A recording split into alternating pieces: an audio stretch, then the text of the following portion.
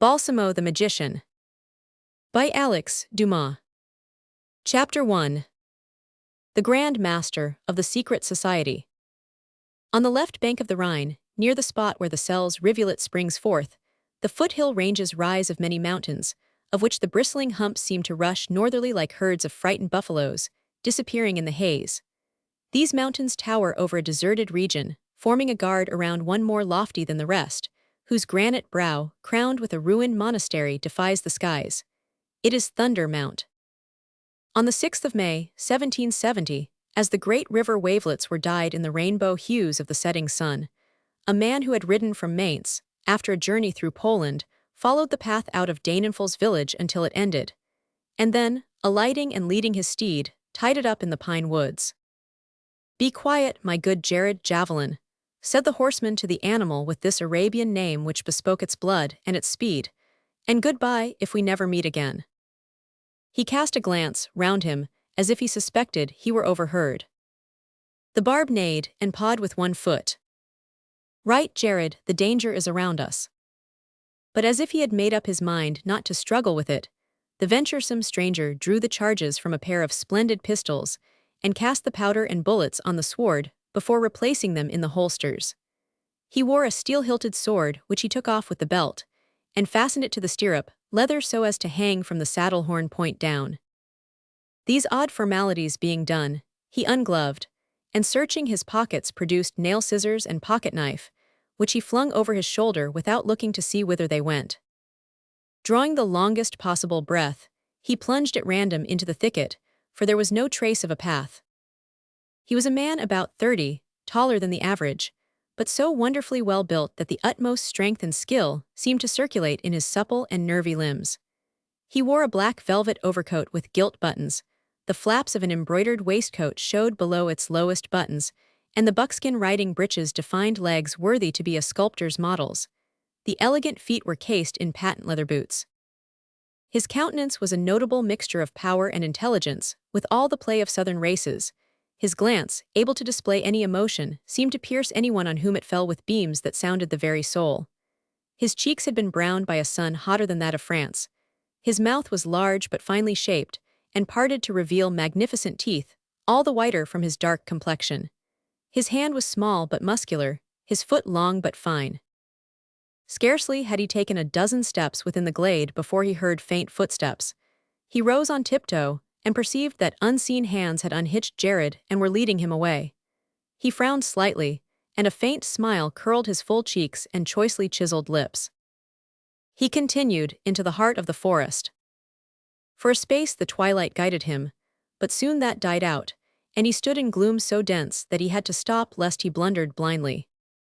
"I reached Dainenfels from Mainz," he said aloud, "as there was a road. I reached this forest as there was a path, I am here as there was some light, but I must stop now as I have no sight."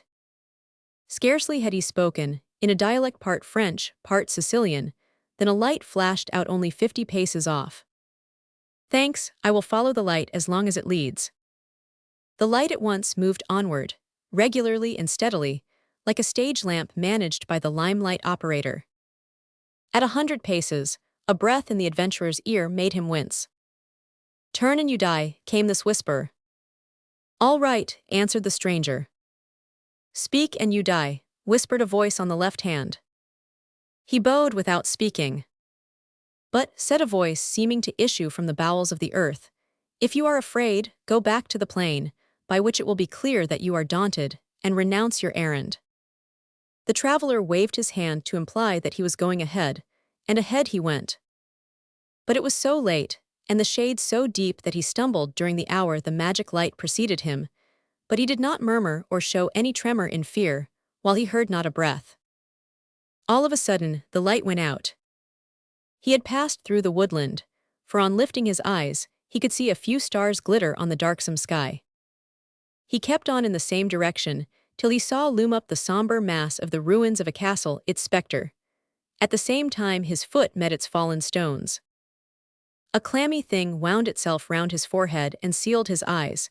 He could no longer see even the shadows. It was a wet linen cloth. It must have been an expected thing, for he made no resistance to being blindfolded, but he put forth his hands silently as a blinded man naturally does to grope. The gesture was understood, for on the instant a cold, dry, bony hand clutched his fingers. He knew it was a skeleton's, but had it possessed feeling, it must have owned that his own hand no more trembled. For 100 yards, the seeker was dragged forward rapidly. All at once the bandage was plucked aloof, and he stopped. He had reached the top of the Thunder Mount. Before him rose the moldy, mossy steps of the portico of the old castle of Donnerberg. On the first slab stood the phantom with the osseous hand which had guided him thither. From head to foot, a long shroud enwrapped it. Through a slit the dead eyes peered without luster. The fleshless hand pointed into the ruins where the goal seemed to be a hall too high up to be viewed, but with the collapsed ceiling flickering with a fickle light. The traveler nodded in consent. Slowly the ghost mounted the steps one by one, till amid the ruins. The man followed with the same solemn and tranquil pace regulating his walk, and he also entered. Behind him slammed the principal door, as noisily as a ringing bronze gate. The phantom guide had paused on the threshold of a round hall hung with black and illumined, with greenish hues of 3 lamps. "Open your eyes," said the ghastly guide. "I see," replied the other, stopping 10 paces from him. Drawing a double-edged sword from his shroud with a swift and haughty gesture, the phantom smote with it a brazen column which boomed a note like a gong.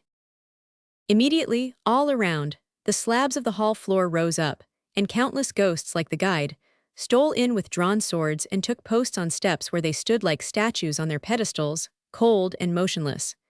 They stood out against the sable drapery. Higher than the steps was a dais for 7 chairs. On these 6 ghosts took place, leaving 1 seat vacant. They were chiefs. "What is our number, brothers?" challenged one of the 6 rising in the middle. 300 is the right tally," answered the specters, with one voice thundering through the hall and dying amid the black hangings. 300, said the presiding chief, representing each 10,000 associates, 300 swords worth 3 millions of daggers. "What do you want, stranger?" he demanded, turning to the intruder.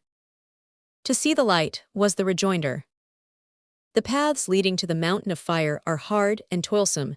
Fear you not to tread them." "I fear nothing." "You cannot turn back once you start. Bear this in mind." "I mean to stop only at the goal." "Are you ready to take the oath?" "Say it and I will repeat." The president lifted his hand, and slowly and solemnly uttered these words. "In the name of the master carpenter, swear to break all carnal bonds tying you to whomsoever, and above all to those to whom you may have pledged faith, obedience, or service." The newcomer in a firm voice repeated what was pronounced. "From this out," continued the president, "you are absolved from plights made to native land and rulers. Swear to reveal to your new leader what you have seen and done, heard or learned, read or guessed, and further to spy and discover all passing under your eyes." On his ceasing, the novice repeated, "Honor and respect the water of death," went on the president without a change of voice, as a prompt means in skilled hands, sure and needful, to purge the globe by the death or insanity of those who strive to stifle the truth or snatch it from our hands. An echo could not more faithfully repeat the vow. "Avoid Spain, Naples, and all accursed lands, and moreover the temptation to let out what you learn and hear, for the lightning is less swift to strike than we with our unseen but inevitable blade, wheresoever you may flee. Now, live in the name of the supernal 3. In spite of the final threat, no emotion could be displayed on the novice's face, as he reiterated the words with as calm a tone as he used at the outset. "Now deck the applicant with the sacred ribbon," said the president. 2 shrouded figures placed on the bent brow of the stranger a sky-blue ribbon with silver letters and female figures. The ends of the badge were tied behind on the nape. They stepped aside, leaving him alone again. "What do you want?" asked the chief officer. 3 things: the iron hand to strangle tyranny, the fiery sword to drive the impure from earth, and the diamond scales to weigh the destinies of mankind. Are you prepared for the tests? Who seeks to be accepted should be ready for everything. "The tests," shouted the ghosts. "Turn round," said the president. The stranger faced a man, pale as death, bound and gagged. Behold a traitor who revealed the secrets of the order after taking such an oath as you did. Thus guilty, what think you he deserves? Death! Death! Cried the 300 sword-bearers. Instantly, the unhappy culprit, despite superhuman resistance, was dragged to the back of the hall. The initiated ones saw him wrestling and writhing in the torturer's hands and heard his voice hissing past the gag. A poniard flashed in the lamplight like lightning, and after it fell, with a slapping sound of the hilt, the dead body landed heavily on the stone floor. Justice has been executed, observed the stranger, turning round to the terrifying circle, whose greedy eyes had gazed on him out of their grave clothes. So you approve of the execution? Yes, if the slain were truly guilty. And would you drink the downfall of anyone who sold the secrets of this ancient association? In any beverage. Bring hither the cup, said the arch-officer. One of the two executioners drew near with a skull brimming with a warm and ruddy liquid. The stranger took the goblet by its brass stem and said, as he held it up, I drink to the death of all false brothers. Lowering the cup to his lips, he drained it to the last drop and calmly returned it to the giver. A murmur of astonishment ran around the assemblage as the phantoms glanced at one another. So far well, the pistol, said the chief. A ghost stole up to the speaker, holding a pistol in one hand and powder and ball in the other, without the novice seeming to deign a glance in that direction.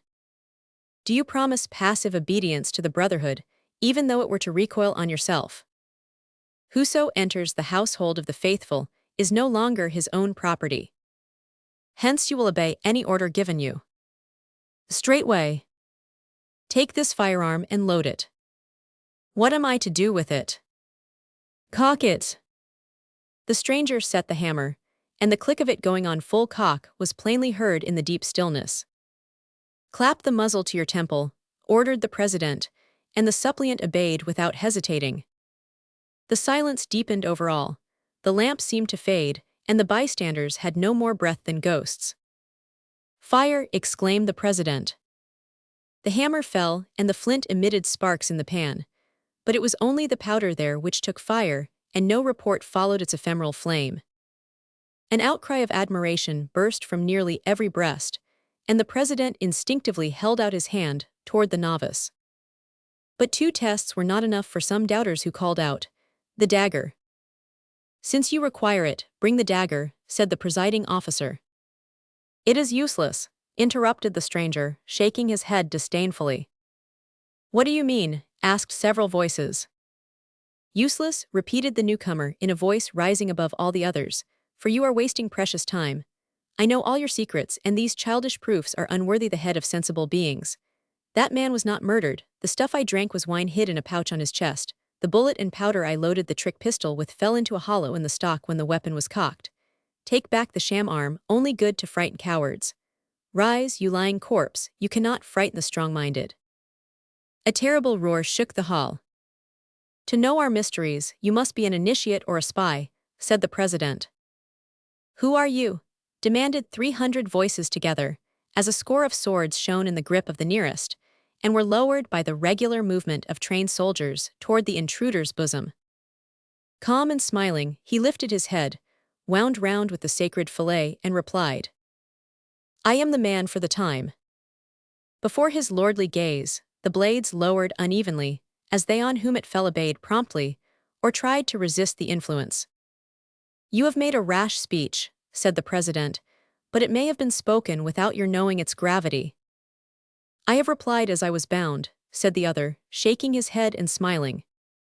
Whence come you then? Questioned the chief. From the quarter whence cometh the light, was the response. That is the east, and we are informed that you come from Sweden. I may have passed through there from the Orient, said the stranger. Still we know you not. A second time, who are you? I will tell you in a while, since you pretend not to know me, but meantime I will tell you who you are. The spectres shuddered, and their swords clanked, as they shifted them from the left to the right hands again, to point them at his breast. To begin with you, said the stranger, pointing to the chief, one who fancies himself a god and is but a forerunner, the representative of the Swedish circles, I will name you, though I need not name the others. Swedenborg, have not the angels who speak familiarly with you revealed that the man you expect was on the way? True, they told me so, answered the principal, parting his shroud the better to look out. This act, against the rule and habit during the rites, displayed the venerable countenance and snowy beard of an old man of 80. And on your left, continued the stranger, sits the representative of Great Britain, the chief of the Scottish rites. I salute your lordship. If the blood of your forefathers runs in your veins, England may hope not to have the light die out. The swords dropped, for anger was yielding to surprise. So this is you, Captain, went on the stranger to the last leader on the president's left. In what port have you left your handsome cruiser, which you love like a lass? The Providence is a gallant frigate, and the name brings good luck to America. Now for your turn, prophet of Zurich, he said to the man on the right of the chief. Look me in the face, since you have carried the science of physiognomy to divination, and tell me if you do not read my mission in the lines of my face. The person addressed recoiled a step. As for you, descendant of Pelagius, for a second time the Moors must be driven out of Spain. It would be an easy matter if the Castilians have not lost the sword of the Cid. Mute and motionless dwelt the fifth chief.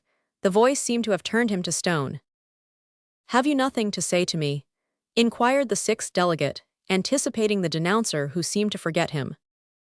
Yea, to you I have to say what the son of the great architect said to Judas, and I will speak it in a while. So replied the traveler, fastening on him one of those glances which pierced to the heart. The hearer became whiter than his shroud, while a murmur ran round the gathering, wishful to call the accused one to account. You forget the delegate of France, observed the chief. He is not among you, as you well know, for there is his vacant place, haughtily made answer the stranger. Bear in mind that such tricks make them smile who can see in the dark, who act in spite of the elements and live though death menaces them. You are a young man to speak thus with the authority of a divinity, resumed the principal. Reflect, your self-impudence only stuns the ignorant or the irresolute. You are all irresolute, retorted the stranger with a smile of supreme scorn, or you would have acted against me. You are ignorant since you do not know me, while I know ye all. With boldness alone I succeed against you, but boldness would be vain against one with irresistible power. Inform us with a proof of this power, said the Swedenborg. What brings ye together? The Supreme Council. Not without intention, went on the visitant, have you come from all quarters to gather in the sanctuary of the terrible faith? Surely not, replied the Swede. We come to hail the person who has founded a mystic empire in the Orient, uniting the two hemispheres in a commonalty of beliefs, and joining the hands of human brotherhood. Would you know him by any token? Heaven has been good enough to unveil it by the intermediation of its angels, answered the visionary. If you hold this secret alone and have not revealed it to a soul, tell it aloud, for the time has come. On his breast, said the chief of the Illuminati, he wears a diamond star, in the core of which shines the three initials of a phrase known to him alone. State those initials. LPD. With a rapid stroke the stranger opened his overcoat, coat and waistcoat, and showed on the fine linen front, gleaming like flame, a jeweled plate on which flared the three letters in rubies. He, ejaculated the Swede. Can this be he? Whom all await, added the other leaders anxiously. The Hierophant of Memphis, the Grand Copt, muttered the 300 voices. Will you deny me now? Demanded the man from the east triumphantly. No, cried the phantoms, bowing to the ground.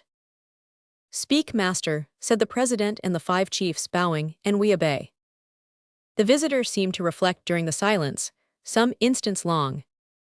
Brothers, he finally said, you may lay aside your swords uselessly fatiguing your arms, and lend me an attentive ear, for you will learn much in the few words I address you.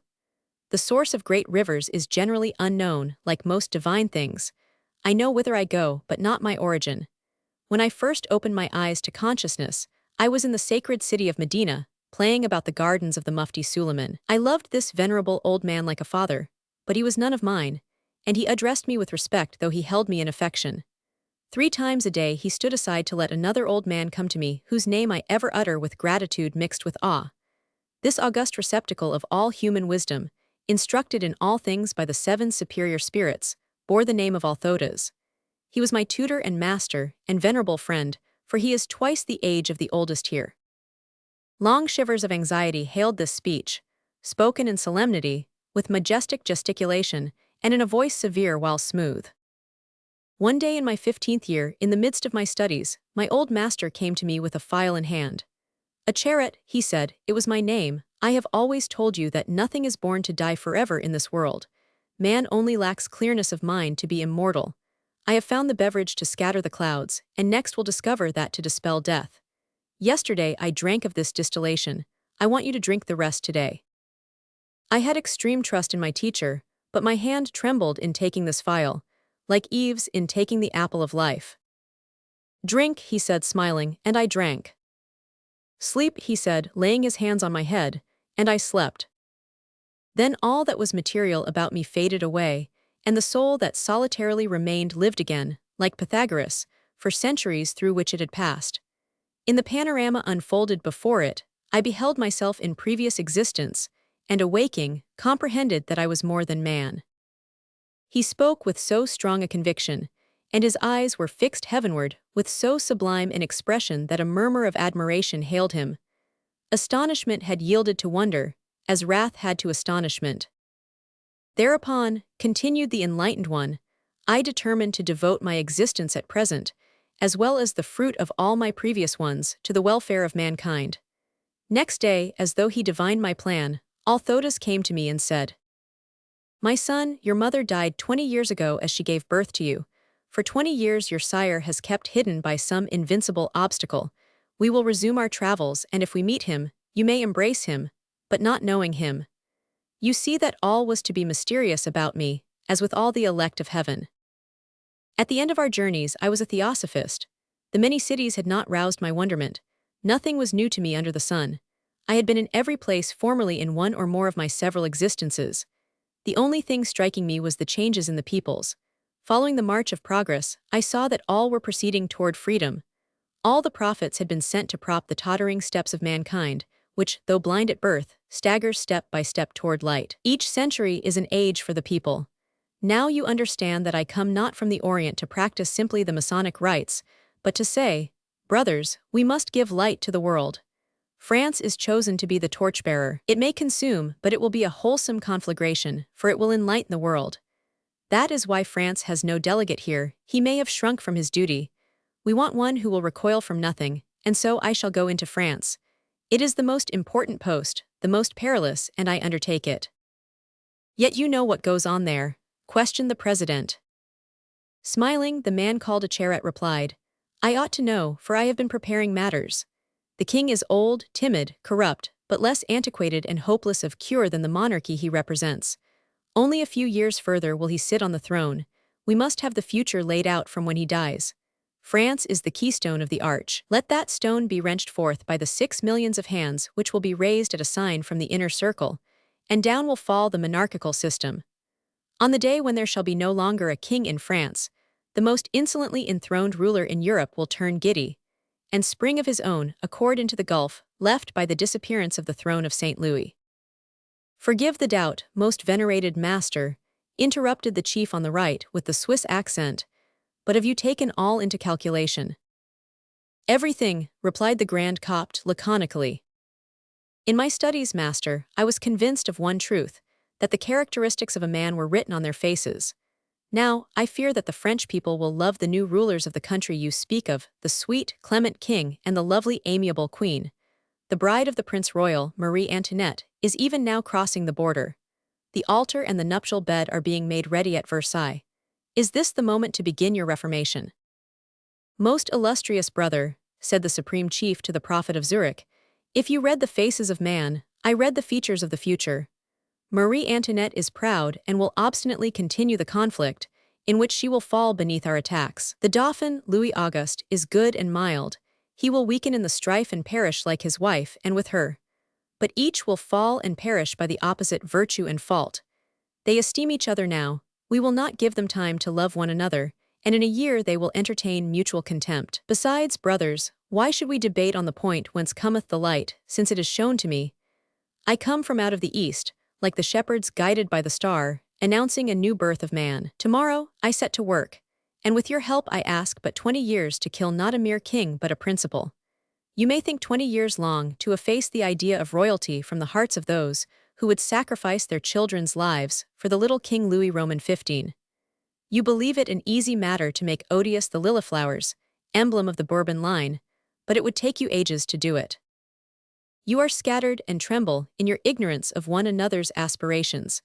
I am the mastering which links you all in one grand fraternal tie. I tell you that the principles which now you mutter at the fireside, scribble in the shadows of your old towers, confide to one another under the rose and the dagger for the traitor, or the imprudent friend, who utters them louder than you dare.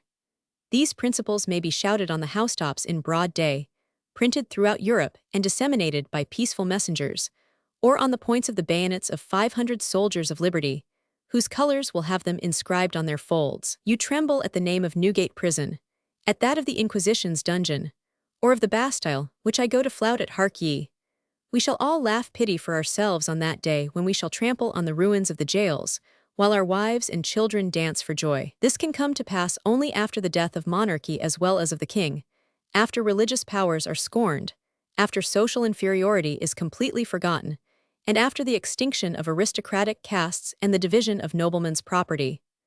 I ask for a generation to destroy an old world and rear a new one, 20 seconds in eternity, and you think it is too much. A long greeting in admiration and assent hailed the somber prophet's speech. It was clear that he had won all the sympathy of the mysterious mandatories of European intellect. Enjoying his victory just a space, the Grand Copt resumed.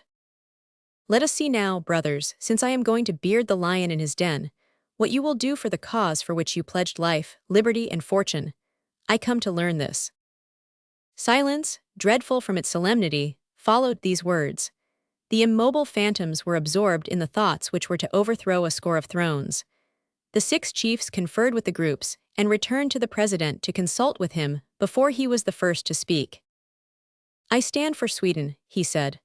I offer in her name the miners who raised the Vasas to the throne, now to upset it, together with 100,000 silver crown pieces. Drawing out tablets, the Hierophant wrote this offer. On the president's left spoke another. I am sent by the lodges of England and Scotland. I can promise nothing for the former country, which is burning to fight us Scots. But in the name of poor Erin and poor Scotia, I promise 3,000 men, and 3,000 crowns yearly. I, said the third speaker, whose vigor and rough activity was betrayed beneath the winding sheet fettering such a form. I represent America, where every stick and stone, tree and running brook, and drop of blood belong to rebellion. As long as we have gold in our hills, we will send it ye. As long as blood to shed, we will risk it, but we cannot act till we ourselves are out of the yoke. We are so divided as to be broken strands of a cable. Let a mighty hand unite but 2 of the strands, and the rest will twist up with them into a hawser to pull down the crowned evils from their pride of place. Begin with us, most venerable master. If you want the French to be delivered from royalty, make us free of British domination. Well spoken, said the Hierophant of Memphis. You Americans shall be free, and France will lend a helping hand. In all languages the grand architect hath said, help each other, wait a while, you will not have long to bide, my brother. Turning to the Switzer, he drew these words from him. I can promise only my private contribution. The sons of our republic have long supplied troops to the French monarchy. They are faithful bargainers, and will carry out their contracts. For the first time, most venerated master, I am ashamed of their loyalty. Be it so, we must win without them and in their teeth. Speak, Spain. I am poor, said the grandee, and have but 3,000 brothers to supply, but each will furnish 1,000 reals a year. Spain is an indolent land, where man would doze though a bed of thorns. Be it so, said the Grand Master. Speak you, brother. I speak for Russia and the Polish clubs. Our brothers are discontented rich men, or serfs doomed to restless labor and untimely death. In the name of the latter, owning nothing, not even life, I can promise nothing, but 3,000 rich men will pay 20 louis a head every year. The other deputies came forward by turns, and had their offers set down in the Copt's memorandum book as they bound themselves to fulfill their plight. The word of command, said the leader, already spread in one part of the world, is to be dispensed through the others. It is symbolized by the 3 letters which you have seen. Let each one wear them in the heart as well as on it. For we, the sovereign master of the shrines of the Orient and the West, we order the ruin of the lilies. LPD signifies lilia pedibus destru, trample lilies under. I order you of Spain, Sweden, Scotland, Switzerland, and America to trample down the lilies of the Bourbon race. The cheering was like the roar of the sea, under the vault, escaping by gusts down the mountain gorges.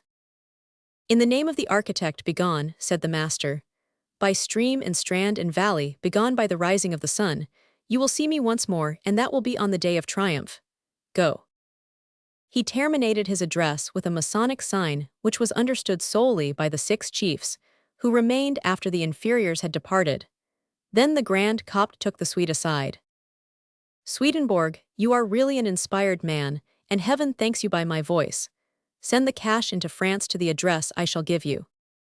The president bowed humbly, and went away amazed by the second sight which had unveiled his name. Brave Fairfax, said the master to another, I hail you as the worthy son of your sire. Remind me to General Washington when next you write to him. Fairfax retired on the heels of Swedenborg. Paul Jones went on the Copt to the American deputy. You have spoken to the mark, as I expected of you. You will be one of the heroes of the American Republic. Be both of you ready when the signal is flying. Quivering as though inspired by a holy breath, the future capturer of the Serapis likewise retired. Lavater, said the master to the Swiss, drop your theories, for it is high time to take up practice. No longer study what man is, but what he may become. Go, and woe to your fellow countrymen who take up arms against us, for the wrath of the people is swift and devouring even as that of the God on high. Trembling, the physiognomist bowed and went his way. List to me, Ximenes, said the Copt to the Spaniard. You are zealous, but you distrust yourself. You say Spain dozes. That is because no one rouses her. Go and awake her, Castile is still the land of the Cid. The last chief was skulking forward, when the head of the Masons checked him with a wave of the hand. Schiefert of Russia, you are a traitor who will betray our cause before the month is over, but before the month is out, you will be dead. The Muscovite envoy fell on his knees, but the other made him rise with a threatening gesture, and the doomed one reeled out of the hall. Left by himself in the deserted and silent hall, the strange man buttoned up his overcoat, settled his hat on his head, pushed the spring of the bronze door to make it open, and went forth. He strode down the mountain defiles as if they had long been known to him, and without light or guide in the woods, went to the further edge. He listened, and hearing a distant neigh, he proceeded thither. Whistling peculiarly, he brought his faithful Jared to his hand. He leaped lightly into the saddle, and the two, darting away headlong, were enwrapped in the fogs rising between Danenfels and the top of the Thunder Mountain. Chapter 2. The Living Wagon in the Storm. A week after the events depicted, a living wagon drawn by 4 horses and conducted by 2 postboys left Pont-à-Mousson, a pretty town between Nancy and Metz. Nothing like this caravan, as show people style the kind, had ever crossed the bridge, though the good folk see theatrical carts of queer aspect. The body was large and painted blue, with a baron's insignia, surmounting a J and a B artistically interlaced. This box was lighted by 2 windows, curtained with muslin, but they were in the front, where a sort of driver's cab hid them from the vulgar eye. By these apertures the inmate of the coach could talk with outsiders. Ventilation was given this case by a glazed skylight in the dickey, or hind box of the vehicle, where grooms usually sit. Another orifice completed the oddity of the affair by presenting a stovepipe, which belched smoke, to fade away in the wake as the whole rushed on. In our times, one would have simply imagined that it was a steam conveyance, and applauded the mechanician who had done away with horses. The machine was followed by a led horse of Arab extraction, ready saddled, indicating that one of the passengers sometimes gave himself the pleasure and change of riding alongside the vehicle. At Saint-Mihiel the mountain ascent was reached. Forced to go at a walk, the quarter of a league took half an hour. Toward evening the weather turned from mild and clear to tempestuous. A cloud spread over the skies with frightful rapidity and intercepted the setting sunbeams. All of a sudden the cloud was stripped by a lightning flash, and the startled eye could plunge into the immensity of the firmament, blazing like the infernal regions. The vehicle was on the mountain's side when a second clap of thunder flung the rain out of the cloud. After falling in large drops, it poured hard. The postboys pulled up. "Hello," demanded a man's voice from inside the conveyance. "What are you stopping for?" "We are asking one another if we ought to go on," answered one postilion, with the deference to a master who had paid handsomely. "It seems to me that I ought to be asked about that. Go ahead." But the rain had already made the road downward slippery. "Please, sir, the horses won't go," said the elder postilion. "What have you got spurs for?" "They might be plunged rowels deep without making the balky creatures budge. May heaven exterminate me if—" The blasphemy was not finished, as a dreadful lightning stroke cut him short. The coach was started and ran upon the horses, which had to race to save themselves from being crushed. The equipage flew down the sloping road like an arrow, skimming the precipice. Instead of the traveler's voice coming from the vehicle, it was his head. "You clumsy fellows will kill us all," he said. "Bear to the left, deuce take ye." "Oh, Joseph," screamed a woman's voice inside. "Help, Holy Madonna, help us." It was time to invoke the Queen of Heaven, for the heavy carriage was skirting the abysm. One wheel seemed to be in the air, and a horse was nearly over when the traveler, springing out on the pole, grasped the postboy nearest by the collar and slack of the breeches. He raised him out of his boots as if he were a child, flung him a dozen feet clear, and taking his place in the saddle, gathered up the reins, and said in a terrifying voice to the second rider, "Keep to the left, rascal, or I shall blow out your brains." The order had a magical effect. The foremost rider, haunted by the shriek of his luckless comrade, followed the substitute impulse and bore the horses toward the firm land. "Gallop," shouted the traveler. "If you falter, I shall run right over you and your horses." The chariot seemed an infernal machine drawn by nightmares and pursued by a whirlwind. But they had eluded one danger, only to fall into another. As they reached the foot of the declivity, the clouds split with an awful roar in which was blended the flame and the thunder. A fire enwrapped the leaders, and the wheelers and the leaders were brought to their haunches as if the ground gave way under them. But the four pair, rising quickly and feeling that the traces had snapped, carried away their man in the darkness. The vehicle, rolling on a few paces, stopped on the dead body of the stricken horse. The whole event had been accompanied by the screams of the woman. For a moment of confusion, none knew who was living or dead. The traveler was safe and sound on feeling himself, but the lady had swooned. Although he guessed this was the case, it was elsewhere that he ran to aid to the rear of the vehicle.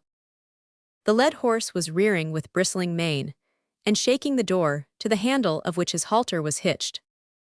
"Hang the confounded beast again," muttered a broken voice within, "a curse on him for shaking the wall of my laboratory." Becoming louder, the same voice added in Arabic, "I bid you keep quiet, devil." "Do not wax angry with Jared, master," said the traveler, untying the steed and fastening it to the hind wheel. "He is frightened, and for sound reasons." So saying, he opened a door, let down the steps, and stepped inside the vehicle, closing the door behind him. He faced a very aged man, with hooked nose, gray eyes, and shaking yet active hands. Sunken in a huge armchair, he was following the lines of a manuscript book on vellum, entitled The Secret Key to the Cabinet of Magic, while holding a silver skimmer in his other hand. The three walls, for this old man had called the sides of the living wagon walls, held bookcases, with shelves of bottles, jars, and brass-bound boxes, set in wooden cases like utensils on shipboard, so as to stand up without upsetting. The old man could reach these articles by rolling the easy chair to them. A crank enabled him to screw up the seat to the level of the highest. The compartment was, in feet, 8 by 6 and 6 in height.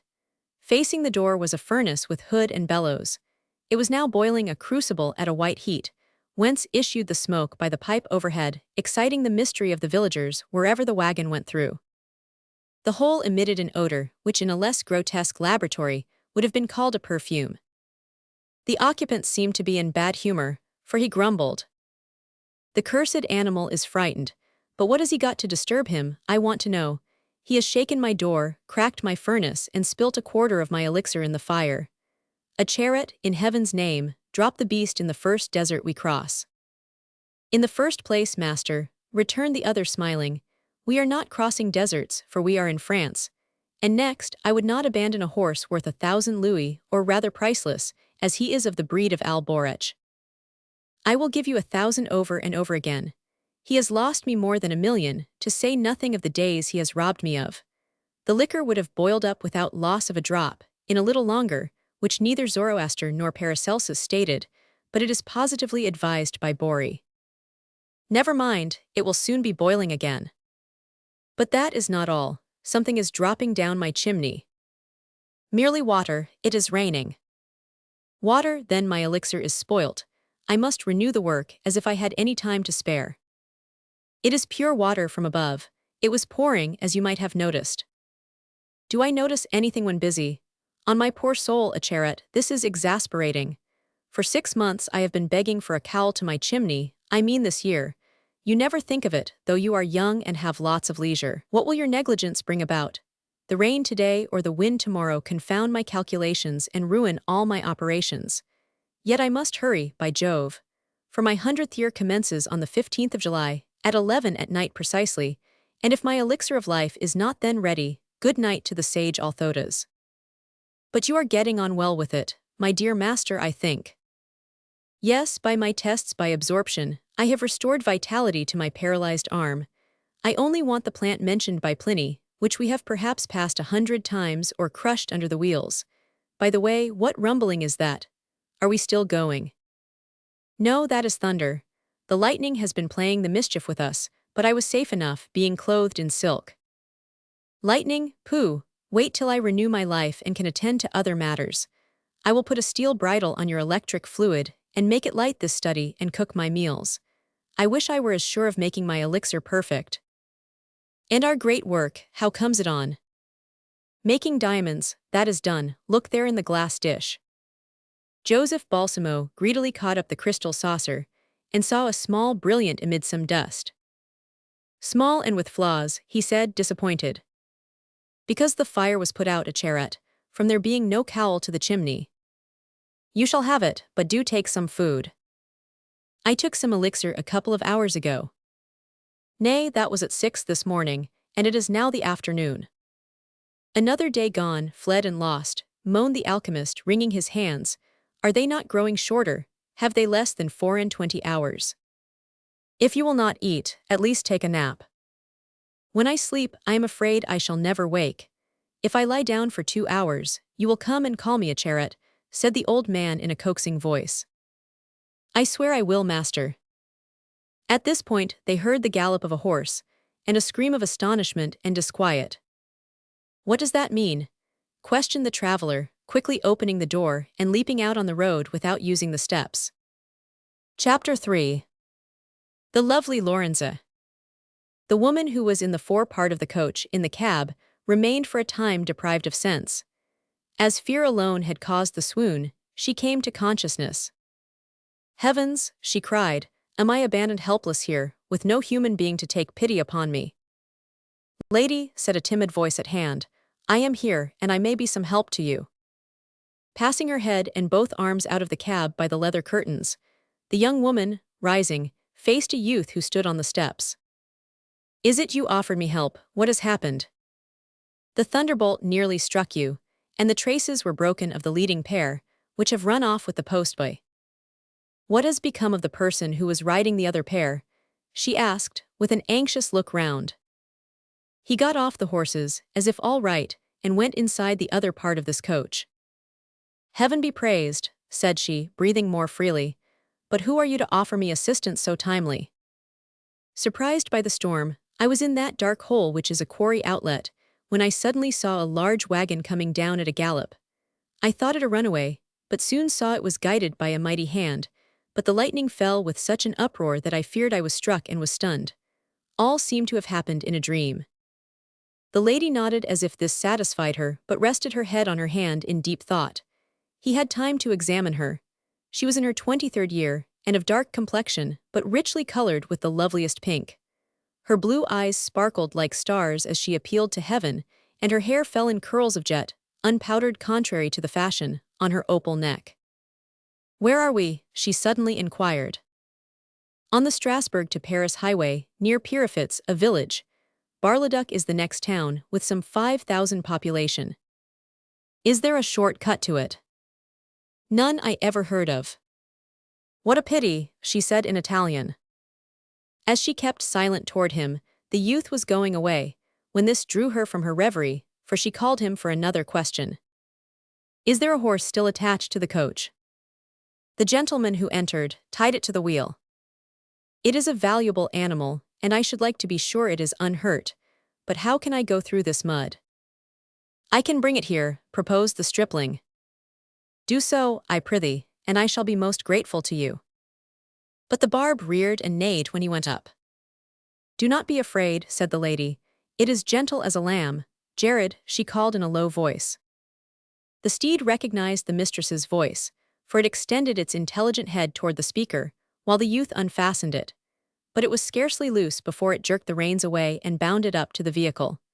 The woman came forth, and almost as quickly leaped on the saddle, with the dexterity of those sylphs in German ballads who cling to riders while seated on the crupper. The youth sprang toward her, but she stopped him with an imperative wave of the hand. List to me, though but a boy, or because you are young you have humane feelings. Do not oppose my flight. I am fleeing from a man I love, but I am above all a good Catholic. This man would destroy my soul were I to stay by him, as he is a magician whom God sent a warning to by the lighting. May he profit by it. Tell him this, and bless you for the help given me. Farewell.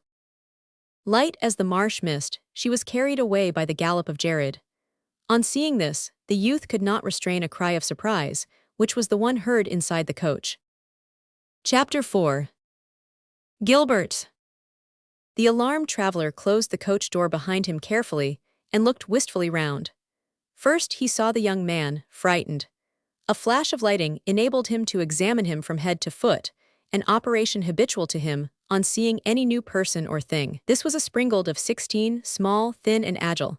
His bold black eyes lacked sweetness but not charm. Shrewdness and observation were revealed in his thin, hooked nose, fine lip, and projecting cheekbones, while the rounded chin stuck out in token of resolution. Was that you screamed just now? What for? Queried the gentleman. The lady from the cab there rode off on the led horse. The traveler did not make any remark at this hesitating reply, not a word. He rushed to the forepart, and saw by the lightning that it was empty. "'S blood," he roared in Italian, almost like the thunder peal accompanying the oath. He looked round for means of pursuit, but one of the coach horses in chase of Jared would be a tortoise after a gazelle. "Still I can find out where she is," he muttered, "unless—" Quickly and anxiously he drew a small book from his vest pocket, and in a folded paper found a tress of raven hair. His features became serene, and apparently he was calmed. "All is well," he said, wiping his streaming face. "Did she say nothing when she started?" "Yes, that she quitted you not through hate but fear, as she is a Christian, while you are an atheist and miscreant, to whom God sought to give a final warning by this storm. If that is all, let us drop the subject." The last traces of disquiet and discontent fled the man's brow. The youth noticed all this with curiosity mingled with keen observation. "What is your name, my young friend?" inquired the traveler. "Gilbert." "Your Christian name, but—" "It is my whole name." "My dear Gilbert, Providence placed you on my road to save me from bother. I know your youth compels you to be obliging, but I am not going to ask anything hard of you, only a night's lodging. This rock was my shelter. I should like a dwelling better, where I could get a good meal and bed. We are a league and a half from Pirifet, the next village. With only 2 horses that would take 2 hours, just think if there is no refuge nearer. Taverny Castle is at hand, but it is not an inn. Not lived in. Baron Taverny lives there. What is he? Father of Mademoiselle Andrea de Taverny. Delighted to hear it, smilingly said the other, but I want to know the kind of man he is. An old nobleman, who used to be wealthy. An old story. My friend, please take me to Baron Taverny's. He does not receive company, said the youth in apprehension. Not welcome a stray gentleman, he must be a bear. Much like it, I do not advise your risking it. Pooh, the bear will not eat me up alive. But he may keep the door closed. I will break it in, and unless you refuse to be my guide. I do not, I will show the way. The traveler took off the carriage lamp, which Gilbert held curiously in his hands. It has no light, he said. I have fire in my pocket. Pretty hard to get fire from flint and steel this weather, observed the youth. But the other drew a silver case from his pocket, and opening the lid plunged a match into it. A flame sprang up and he drew out the match aflame. This was so sudden and unexpected by the youth, who only knew of tinder and the spark, and not of phosphorus, the toy of science at this period, that he started. He watched the magician restore the case to his pocket with greed. He would have given much to have the instrument. He went on before with the lighted lamp, while his companion forced the horses to come by his hand on the bridle. You appear to know all about this Baron of Taverny, my lad. He began the dialogue. I have lived on his estate since a child. Oh, your kinsman, tutor, master. At this word the youth's cheek colored up, though usually pale, and he quivered. I am no man's servant, sir, he retorted. I am son of one who was a farmer for the Baron, and my mother nursed Mademoiselle Andrea. I understand. You belong to the household as foster brother of the young lady. I suppose she is young. She is 16. He had answered only one of the two questions, and not the one personal to him. How did you chance to be on the road in such weather? Inquired the other, making the same reflection as our own. I was not on the road, but in the cave, reading a book called The Social Contract, by one Rousseau. Oh, found the book in the Lord's library? Asked the gentleman with some astonishment. No, I bought it of a peddler who, like others of his trade, has been hawking good books hereabouts. Who told you the contract was a good book? I found that out by reading it, in comparison with some infamous ones in the Baron's library. The Baron gets indecent books, always costly in this hole. He does not spend money on them, as they are sent him from Paris, by his friend, the Marshal Duke of Richelieu. Oh, of course he does not let his daughter see such stuff. He leaves them about, but Mademoiselle Andrea does not read them, rejoined the youth dryly. The mocking traveler was briefly silent. He was interested in this singular character, in whom was blended good and evil, shame and boldness. How came you to read bad books? I did not know what they were until read, but I kept on as they taught me what I was unaware of. But the contract told me what I had guessed, that all men are brothers, society badly arranged, and that instead of being serfs and slaves, individuals are equal. Hugh, whistled the gentleman as they went on, you seem to be hungry to learn. Yes, it is my greatest wish to know everything, so as to rise. To what station? Gilbert paused, for having a goal in his mind, he wanted to keep it hidden. As far as man may go, he answered. So you have studied. How study when I was not rich and was cooped up in Taverny? I can read and write, but I shall learn the rest somehow one of these days. An odd boy, thought the stranger. During the quarter of an hour they had trudged on, the rain had ceased, and the earth sent up the sharp tang, replacing the sulphurous breath of the thunderstorms. Do you know what storms are? Questioned Gilbert, after deep musing. Thunder and lightning are the result of a shock between the electricity in the air and in the earth, he said, smiling. I do not follow you, sighed Gilbert. The traveler might have supplied a more lucid explanation, but a light glimmered through the trees. That is the carriage gateway of Taverny, said the guide. Open it. Taverny gate does not open so easily as that. Is it a fort? Knock, and louder than that. Thus emboldened, the boy dropped the knocker and hung on to the bell, which clanged so lustily that it might be heard afar. That is man barking, said the youth. Man, he names his watchdog after a victory of his friend my Lord Richelieu, I see, remarked the traveler. I did not know that, you see how ignorant I am, sighed Gilbert. These sighs summed up the disappointments and repressed ambition of the youth. That is the goodman Labry coming, said the latter at the sound of footsteps within. The door opened, but at the sight of the stranger, the old servant wanted to slam it. Excuse me, friend, interposed the traveler, don't shut the door in my face. I will risk my travel-stained garb, and I warrant you that I shall not be expelled before I have warmed myself and had a meal. I hear you keep good wine, eh? You ought to know that. Labry tried still to resist, but the other was determined and led the horses right in with the coach, while Gilbert closed the gates in a trice. Vanquished, the servant ran to announce his own defeat. He rushed toward the house, shouting, "Nicole Legge." "Nicole is Mademoiselle Andrea's maid," explained the boy, as the gentleman advanced with his usual tranquility. A light appeared among the shrubbery, showing a pretty girl. "What is all this riot? What's wanted of me?" she challenged. "Quick, my lass," faltered the old domestic. "Announce to master that a stranger, overtaken by the storm, seeks hospitality for the night." Nicole darted so swiftly toward the building as to be lost instantly to sight. Labry took breath, as he might be sure that his lord would not be taken by surprise. "Announce Baron Joseph Balsamo," said the traveler. "The similarity in rank will disarm your lord." At the first step of the portal, he looked round for Gilbert, but he had disappeared. Chapter 5. Taverny and his daughter. Though forewarned by Gilbert of Baron Taverny's poverty, Baron Balsamo was not the less astonished by the meanness of the dwelling which the youth had dubbed the castle.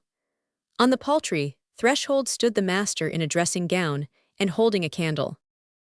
Taverny was a little old gentleman of 65, with bright eye and high but retreating forehead. His wretched wig had lost by burning at the candles what the rats had spared of its curls. In his hands was held a dubiously white napkin, which proved that he had been disturbed at table. His spiteful face had a likeness to Voltaire's, and was divided between politeness to the guest and distaste to being disturbed. In the flickering light he looked ugly. "Who was it pointed out my house as a shelter?" queried the Baron, holding up the light to spy the pilot to whom he was eager to show his gratitude, of course. "The youth bore the name of Gilbert, I believe." I might have guessed that. I doubted, though, he was good enough for that. Gilbert the idler, the philosopher." This flow of epithets, emphasized threateningly, showed the visitor that little sympathy existed between the lord and his vassal. "Be pleased to come in," said the Baron, after a short silence more expressive than his speech. "Allow me to see to my coach, which contains valuable property," returned the foreign nobleman. "Labry," said Lord Taverny, "put my lord's carriage under the shed, where it will be less uncovered than in the open yard, for some shingles stick to the roof. As for the horses, that is different, for I cannot answer for their supper. Still, as they are not yours, but the post's, I dare say it makes no odds." "Believe me, I shall be ever grateful to your lordship." "Oh, do not deceive yourself," said the Baron, holding up the candle again to light Labry executing the work with the aid of the foreign noble. "Taverny is a poor place and a sad one." When the vehicle was under cover, after a fashion, the guest slipped a gold coin into the servant's hand.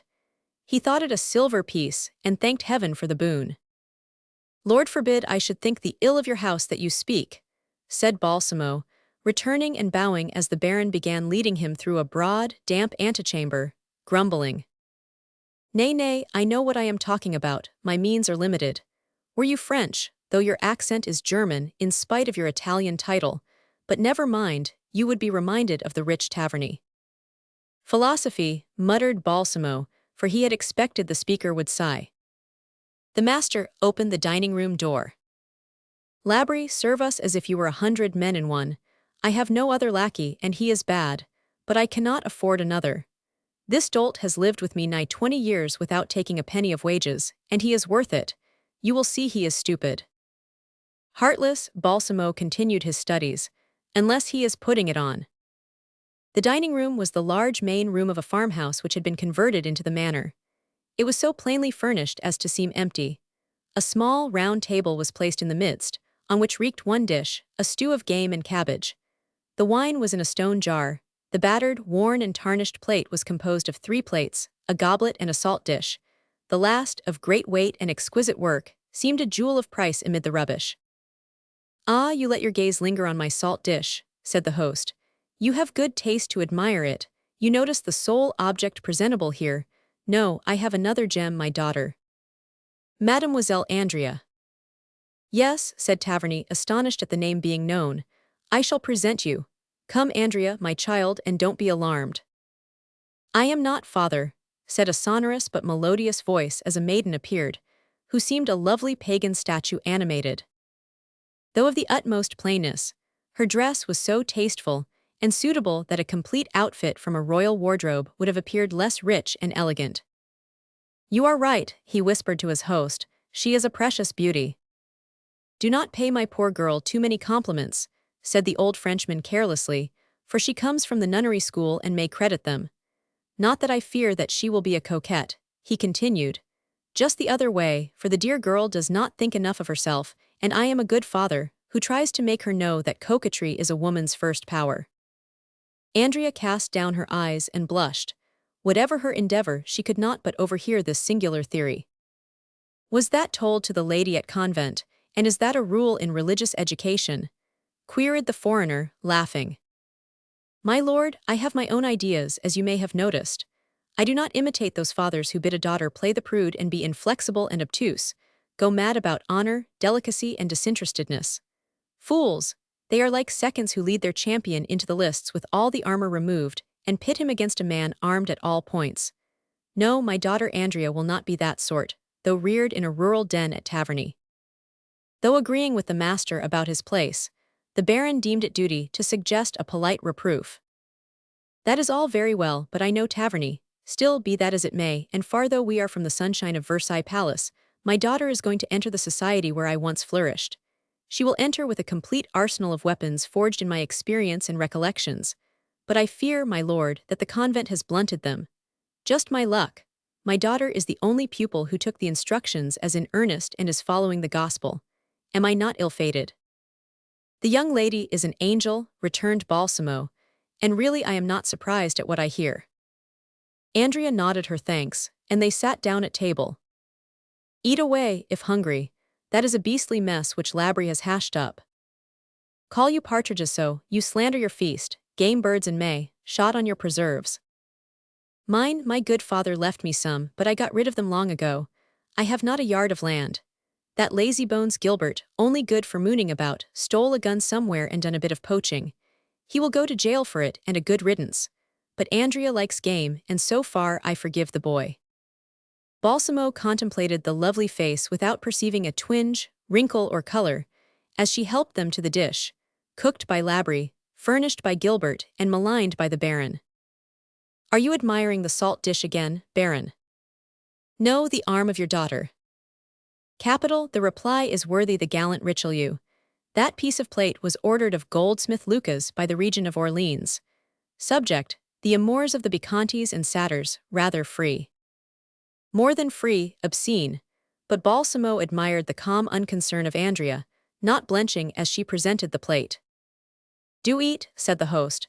"Do not fancy that another dish is coming, for you will be dreadfully disappointed." "Excuse me, father," interrupted the girl with habitual coolness, "but if Nicole has understood me, she will have made a cake of which I told her the recipe." "You gave Nicole the recipe of a cake.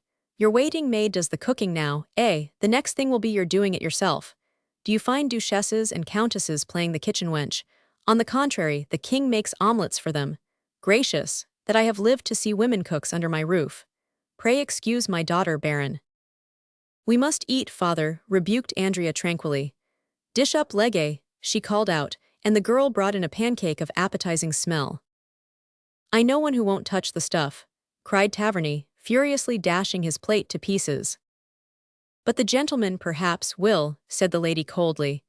"By the way, father, that leaves only 17 pieces in that set, which comes to me from my mother." The guest's spirit of observation found plenty of food in this corner of life in the country.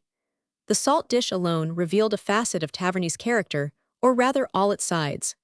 From curiosity or otherwise, he stared at Andrea with such perseverance that she tried to frown him down, but finally she gave way and yielded to his mesmeric influence and command.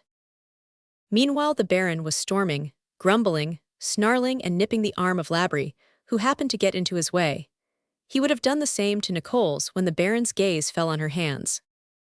"Just look at what pretty fingers this lass has," he exclaimed. "They would be supremely pretty only for her kitchen work having made corns at the tips. That is right, perk up, my girl. I can tell you, my dear guest, that Nicole Legge is not a prude like her mistress and compliments do not frighten her." Watching the Baron's daughter, Balsamo noticed the highest disdain on her beauteous face.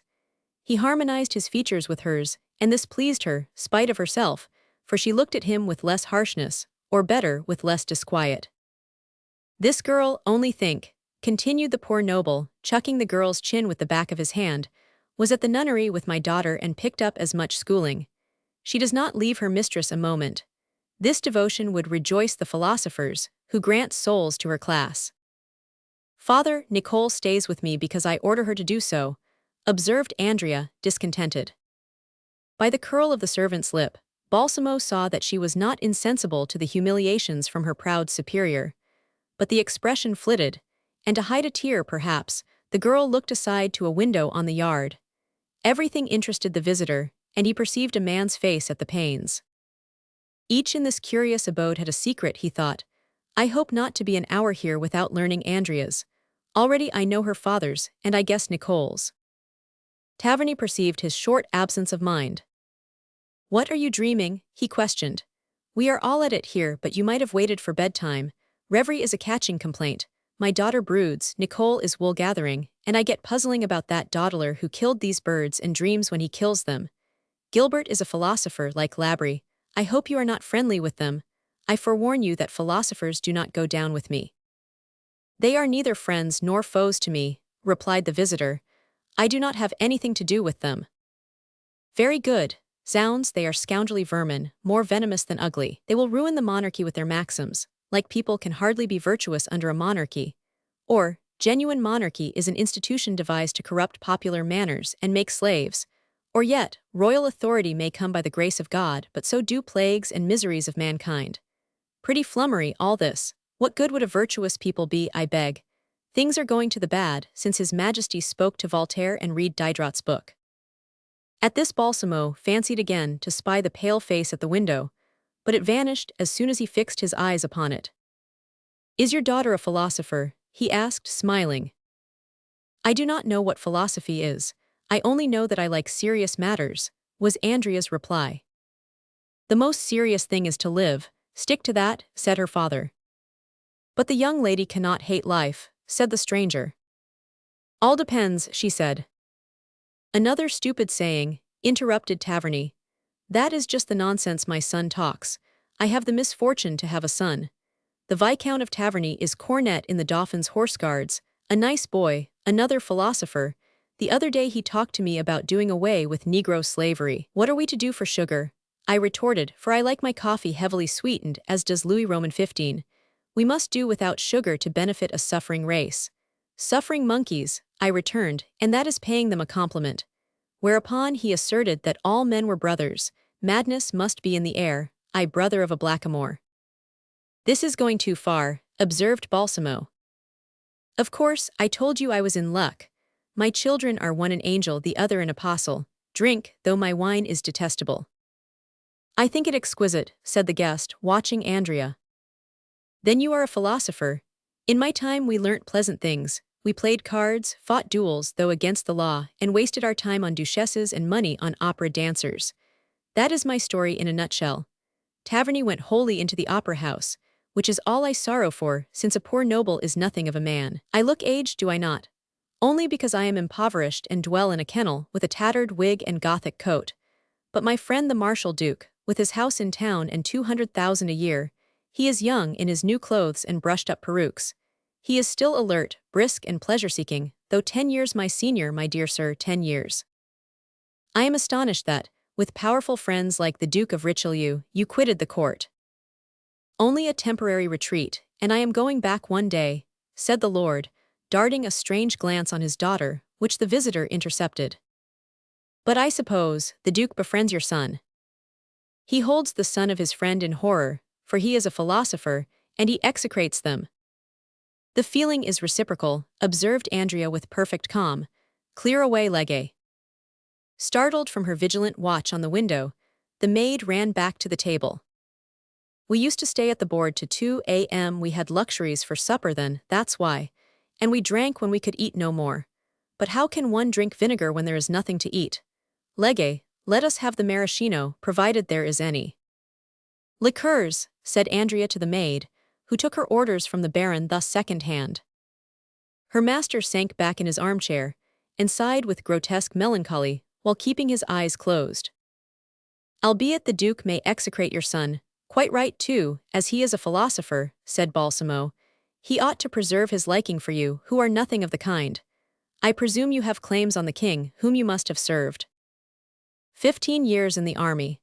I was the marshal's aide-de-camp, and we went through the Man campaign together. Our friendship dates from, let me see, the famous siege of Philipsburg, 1742 to 1743. Yes, I was there and remember you. You remember me at the siege. Why, what is your age? Oh, I am no particular age, replied the guest, holding up his glass to be filled by Andrea's fair hand. The host interpreted that his guest did not care to tell his years. My lord, allow me to say that you do not seem to have been a soldier, then, as it is 28 years ago, and you are hardly over 30. Andrea regarded the stranger with the steadfastness of deep curiosity. He came out in a different light every instant. I know what I am talking about, the famous siege, where the Duke of Richelieu killed in a duel his cousin the Prince of Lixin. The encounter came off on the highway by Maquet. On our return from the outposts, on the embankment to the left, he ran him through the body. I came up as Prince Duponce held the dying man in his arms. He was seated on the ditch bank, while Richelieu tranquilly wiped his steel. On my honor, my lord, you astound me. Things passed as you describe. Stay, you wore a captain's uniform then, in the Queen's Light Horse Guards, so badly cut up at Fontenoy. Were you in that battle too? Jeered the Baron. No, I was dead at that time, replied the stranger calmly. The Baron stared, Andrea shuddered, and Nicole made the sign of the cross. To resume the subject, I recall you clearly now, as you held your horse and the Duke's while he fought. I went up to you for an account and you gave it. They called you the little Chevalier. Excuse me not remembering before, but 30 years change a man. To the health of Marshal Richelieu, my dear Baron. But according to this, you would be upward of 50. I am of the age to have witnessed that affair. The Baron dropped back in the chair so vexed that Nicole could not help laughing. But Andrea, instead of laughing, mused with her looks on the mysterious guest. He seemed to await this chance to dart 2 or 3 flaming glances at her, which thrilled her like an electrical discharge. Her arms stiffened, her neck bent, she smiled against her will on the hypnotizer and closed her eyes. He managed to touch her arm, and again she quivered. Do you think I tell a fib in asserting I was at Philipsburg? He demanded. No, I believe you, she replied with a great effort. I am in my dotage, muttered Taverny, unless we have a ghost here. Who can tell? Returned Balsamo, with so grave an accent that he subjugated the lady and made Nicole stare. But if you were living at the siege, you were a child of 4 or 5. I was over 40. The Baron laughed and Nicole echoed him. You do not believe me. It is plain though, for I was not the man I am. This is a bit of antiquity, said the French noble. Was there not a Greek philosopher? These vile philosophers seem to be of all ages, who would not eat beans because they contain souls, like the negress, according to my son. What the deuce was his name? That is the gentleman. Why may I not be Pythagoras? Pythagoras, prompted Andrea. I do not deny that, but he was not at Philipsburg, or at any rate I did not see him there. But you saw Viscount Jean Barrow, one of the Black Horse Musketeers. Rather, the musketeers and the light cavalry took turns in guarding the trenches. The day after the Richelieu duel, Barrow and you were in the trenches when he asked you for a pinch of snuff, which you offered in a gold box, ornamented with the portrait of a bell. But in the act a cannon ball hit him in the throat, as happened the Duke of Berwick aforetimes, and carried away his head. Gad, just so, poor Barrow. This proves that we were acquainted there, for I am Barrow, said the foreigner. The host shrank back in fright or stupefaction. This is magic, he gasped. You would have been burned at the stake 100 years ago, my dear guest. I seem to smell brimstone. My dear Baron, note that a true magician is never burnt or hanged. Only fools are led to the gibbet or pyre. But here is your daughter sent to sleep by our discussions on metaphysics and occult sciences, not calculated to interest a lady. Indeed, Andrea nodded under irresistible force like a lily on the stalk. At these words, she made an effort to repel the subtle fluid which overwhelmed her. She shook her head energetically, rose, and tottered out of the room, sustained by Nicole. At the same time disappeared the face glued so often to the window glass on the outside, which Balsamo had recognized as Gilbert's. "Eureka!" exclaimed Balsamo triumphantly as she vanished. "I can say it like Archimedes." "Who is he?" inquired the Baron. "A very good fellow for a wizard, whom I knew over 2,000 years ago," replied the guest. Whether the Baron thought this boast rather too preposterous, or he did not hear it, or hearing it, wanted the more to be rid of his odd guest, he proposed lending him a horse to get to the nearest posting house.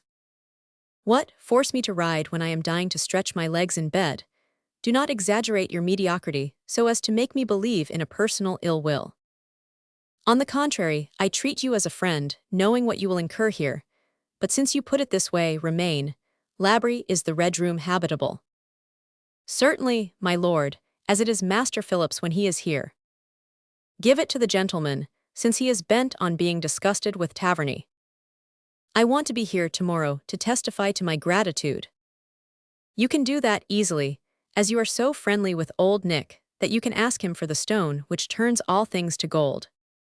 If that is what you want, apply to me direct." "Labri, you old rogue, get a candle and light the gentleman to bed," said the Baron, beginning to find such a dialogue dangerous at the late hour. Labri ordered Nicole to air the Red Room while he hastened to obey. Nicole left Andrea alone, the latter eager for the solitude to nurse her thoughts. Taverny bade the guest good night, and went to bed. Balsamo took out his watch, for he recalled his promise to awake Althotas after 2 hours, and it was a half-hour more.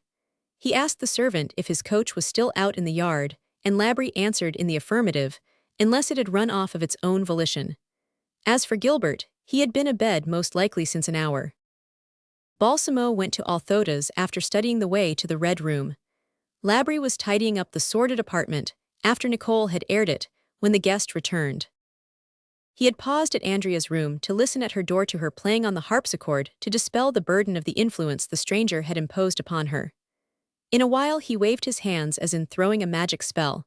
And so it was, for Andrea slowly stopped playing, let her hands drop by her sides, and turned rigidly and slowly toward the door, like one who obeys an influence foreign to will. Balsamo smiled in the darkness as though he could see through the panels.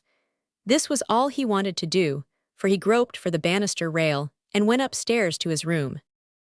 As he departed, Andrea turned away from the door and resumed playing, so that the mesmerist heard the air again from where she had been made to leave off. Entering the Red Room, he dismissed Labri, but the latter lingered, feeling in the depths of his pocket till at last he managed to say, "My lord, you made a mistake this evening, in giving me gold for the piece of silver you intended." Balsamo looked on the old servingman with admiration, showing that he had not a high opinion of the honesty of most men. "And honest," he muttered in the words of Hamlet, as he took out a second gold coin to place it beside the other in the old man's hand. The latter's delight at this splendid generosity may be imagined, for he had not seen so much gold in 20 years. He was retiring, bowing to the floor, when the donor checked him. "What are the morning habits of the house?" he asked. "My lord stays abed late, my lord, but Mademoiselle Andrea is up betimes about 6. "Who sleeps overhead?" "I, my lord, but nobody beneath, as the vestibule is under us. Oh, by the way, do not be alarmed if you see a light in my coach, as an old impotent servant inhabits it. Ask Master Gilbert to let me see him in the morning." "Is my lord going away so soon?" "It depends," replied Balsamo with a smile. "I ought to be at Bar-le-Duc tomorrow evening." Labri sighed with resignation, and was about to set fire to some old papers to warm the room, which was damp and there was no wood, when Balsamo stayed him. "No, let them be. I might want to read them, for I may not sleep." Balsamo went to the door to listen to the servant's departing steps making the stairs creak till they sounded overhead. Labri was in his own room. Then he went to the window. In the other wing was a lighted window, with half-drawn curtains, facing him. Legge was leisurely taking off her neckerchief, often peeping down into the yard. "Striking resemblance," muttered the Baron. The light went out though the girl had not gone to rest. The watcher stood up against the wall. The harpsichord still sounded, with no other noise. He opened his door, went downstairs with caution, and opened the door of Andrea's sitting room. Suddenly she stopped in the melancholy strain, although she had not heard the intruder. As she was trying to recall the thrill which had mastered her, it came anew. She shivered all over. In the mirror she saw movement. The shadow in the doorway could only be her father or a servant, nothing more natural. But she saw with spiritual eyes that it was none of these. "My lord," she faltered, "in heaven's name, what want you?" It was the stranger, in the black velvet riding coat, for he had discarded his silken suit, in which a mesmerist cannot well work his power. She tried to rise, but could not. She tried to open her mouth to scream, but with a pass of both hands Balsamo froze the sound on her lips. With no strength or will, Andrea let her head sink on her shoulder. At this juncture Balsamo believed he heard a noise at the window. Quickly turning, he caught sight of a man's face beyond. He frowned, and strangely enough, the same impression flitted across the medium's face. "Sleep," he commanded, lowering the hands he had held above her head with a smooth gesture, and persevering in filling her with the mesmeric fluid in crushing columns. "I will you to sleep." All yielded to this mighty will. Andrea leaned her elbow on the musical instrument case, her head on her hand, and slept. The mesmerist retired backward, drew the door to, and went back to his room. As soon as the door closed, the face he had seen reappeared at the window. It was Gilbert's. Excluded from the parlor by his inferior position in Taverny Castle, he had watched all the persons through the evening whose rank allowed them to figure in it. During the supper he had noticed Baron Balsamo gesticulate and smile, and his peculiar attention bestowed on the lady of the house, the master's unheard-of affability to him, and Labry's respectful eagerness. Later on, when they rose from table, he hid in a clump of lilacs and snowballs, for fear that Nicole, closing the blinds or in going to her room, should catch him eavesdropping. But Gilbert had other designs this evening than spying. He waited, without clearly knowing for what. When he saw the light in the maid's window, he crossed the yard on tiptoe and crouched down in the gloom to peer in at the window at Andrea playing the harpsichord. This was the moment when the mesmerist entered the room. At this sight, Gilbert started, and his ardent gaze covered the magician and his victim. But he imagined that Balsamo complimented the lady on her musical talent, to which she replied with her customary coldness, but he had persisted with a smile, so that she suspended her practice and answered. He admired the grace with which the visitor retired. Of all the interview which he fancied he read aright, he had understood nothing, for what really happened was in the mind, in silence. However keen an observer he was, he could not divine a mystery, where everything had passed quite naturally.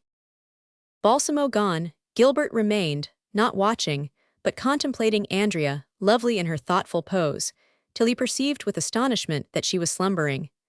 When convinced of this, he grasped his head between his hands like one who fears his brain will burst from the overflow of emotions. "Oh, to kiss her hand," he murmured in a gush of fury. "Oh, Gilbert, let us approach her, I so long to do it." Hardly had he entered the room than he felt the importance of his intrusion. The timid, if not respectful son of a farmer to dare to raise his eyes on that proud daughter of the peers. If he should touch the hem of her dress, she would blast him with a glance. The floorboards creaked under his wary tread, but she did not move, though he was bathed in cold perspiration. "She sleeps, oh happiness, she sleeps," he panted, drawing with irresistible attraction within a yard of the statue, of which he took the sleeve and kissed it. Holding his breath, slowly he raised his eyes, seeking hers. They were wide open, but still saw not. Intoxicated by the delusion that she expected his visit, and her silence was consent, her quiet a favor, he lifted her hand to his lips and impressed a long and feverish kiss. She shuddered and repulsed him. "I am lost," he gasped, dropping the hand and beating the floor with his forehead. Andrea rose as though moved by a spring under her feet, passed by Gilbert, crushed by shame and terror, and with no power to crave pardon, and proceeded to the door. With high-held head and outstretched neck, as if drawn by a secret power toward an invisible goal, she opened the door and walked out on the landing. The youth rose partly and watched her take the stairs. He crawled after her, pale, trembling, and astonished. "She is going to tell the Baron and have me scourged out of the house," No, she goes up to where the guest is lodged. For she would have rung or called if she wanted Labrie. He clenched his fists at the bare idea that Andrea was going into the strange gentleman's room. All this seemed monstrous, and yet that was her end. That door was ajar. She pushed it open without knocking. The lamplight streamed on her pure profile and whirled golden reflections into her wildly open eyes. In the center of the room, Gilbert saw the Baron standing, with fixed gaze and wrinkled brow, and his hand extended in gesture of command, ere the door swung to. Gilbert's forces failed him. He wheeled round on the stairs, clinging to the rail, but slid down, with his eyes fastened to the last on the cursed panel, behind which was sealed up all his vanished dream, present happiness and future hope. Chapter 6. The Clairvoyant. Balsamo had gone up to the young lady, whose appearance in his chamber was not strange to him. "I bade you sleep, do you sleep?" Andrea sighed, and nodded with an effort. "It is well, sit here," and he led her by the hand the youth had kissed to a chair, which she took. "Now see." Her eyes dilated, as though to collect all the luminous rays in the room. "I did not tell you to see with your eyes," said he, "but with those of the soul." He touched her with a steel rod which he drew from under his waistcoat. She started as though a fiery dart had transfixed her, and her eyes closed instantly. Her darkening face expressed the sharpest astonishment. "Tell me where you are." "In the Red Room with you, and I am ashamed and afraid." "What of? Are we not in sympathy, and do you not know that my intentions are pure, and that I respect you like a sister? You may not mean evil to me, but it is not so as regards others." "Possibly," said the magician, "but do not heed that," he added in a tone of command. "Are all asleep under this roof?" "All save my father, who is reading one of those bad books, which he pesters me to read, but I will not." "Good, we are safe in that quarter. Look where Nicole is." "She is in her room, in the dark, but I need not the light to see that she is slipping out of it to go and hide behind the yard door to watch." "To watch you?" "No." "Then it matters not. When a girl is safe from her father and her attendant, she has nothing to fear unless she is in love." "I love," she said sneeringly, and shaking her head she added sadly, "my heart is free." Such an expression of candor and virginal modesty embellished her features that Balsamo radiantly muttered. "A lily, a pupil, a seer," clasping his hands in delight, "but without loving you may be loved." "I know not, and yet since I returned from school, a youth has watched me, and even now he is weeping at the foot of the stairs. See his face. He hides it in his hands. See through them." "Gilbert," she uttered with an effort, "impossible that he would presume to love me." Balsamo smiled at her deep disdain, like one who knew that love will leap any distance. "What is he doing now?" "He puts down his hands, he musters up courage to mount hither. No, he has not the courage, he flees." She smiled with scorn. "Cease to look that way, speak of the Baron of Taverny, he is too poor to give you any amusements." "None." "You are dying of tedium here, for you have ambition." "No." "Love for your father." "Yes, though I bear him a grudge for squandering my mother's fortune, so that poor Redcastle pines in the garrison, and cannot wear our name handsomely." "Who is Redcastle?" "My brother Philip is called the Knight of Redcastle from a property of the eldest son, and will wear it till father's death entitles him to be Taverny." "Do you love your brother?" "Dearly, above all else, because he has a noble heart and would give his life for me." "More than your father would. Where is Redcastle?" "At Strasbourg in the garrison. No, he is gone. Oh, dear Philip," continued the medium with sparkling eyes in joy. "I see him riding through a town I know. It is Nancy, where I was at the convent school. The torches round him light up his darling face." "Why torches?" asked Balsamo in amaze. "They are around him on horseback, and a handsome gilded carriage." Balsamo appeared to have a guess at this, for he only said, "Who is in the coach?" "A lovely, graceful, majestic woman, but I seem to have seen her before. How strange. No, I am wrong, she looks like our Nicole, but as the lily is like the jessamine. She leans out of the coach window and beckons Philip to draw near. He takes his hat off with respect as she orders him, with a smile, to hurry on the horses. She says that the escort must be ready at 6 in the morning, as she wishes to take a rest in the daytime. Oh, it is at Taverny that she means to stop. She wants to see my father. So grand a princess stop at our shabby house. What shall we do without linen or plate? Be of good cheer, we will provide all that. Oh, thank you. The girl, who had partly risen, fell back in the chair, uttering a profound sigh. Regain your strength, said the magician, drawing the excess of magnetism from the beautiful body, which bent as if broken, and the fair head heavily resting on the heaving bosom. I shall require all your lucidity presently.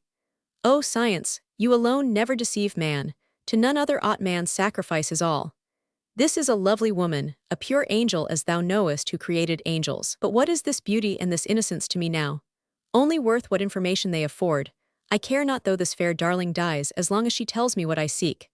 Let all worldly delights perish, love, passion, and ecstasy, if I may tread the path surely and well lighted. Now, maiden, that in a few seconds my power has given you the repose of ages, plunge once more into your mesmeric slumber. This time, speak for myself alone. He made the passes which replaced Andrea in repose. From his bosom, he drew the folded paper containing the tress of black hair, from which the perfume had made the paper transparent. He laid it in Andrea's hand, saying, "A see?" "Yes, a woman." "Joy," cried Balsamo. "Science is not a mere name like virtue. Mesmer has vanquished Brutus. Depict this woman that I may recognize her. Tall, dark, but with blue eyes, her hair like this, her arms sinewy. What is she doing?" "Racing as though carried off on a fine black horse, flecked with foam. She takes the road yonder to Chalons." "Good, my own road," said Balsamo. "I was going to Paris, and there we shall meet. You may repose now," and he took back the lock of hair. Andrea's arms fell motionless again, along her body. "Recover strength and go back to your harpsichord," said the mesmerist, enveloping her, as she rose, with a fresh supply of magnetism. Andrea acted like the racehorse which overtaxes itself to accomplish the master's will, however unfair. She walked through the doorway, where he had opened the door, and still asleep, descended the stairs slowly. Chapter 7. The Maid and the Mistress. Gilbert had passed this time in unspeakable anguish.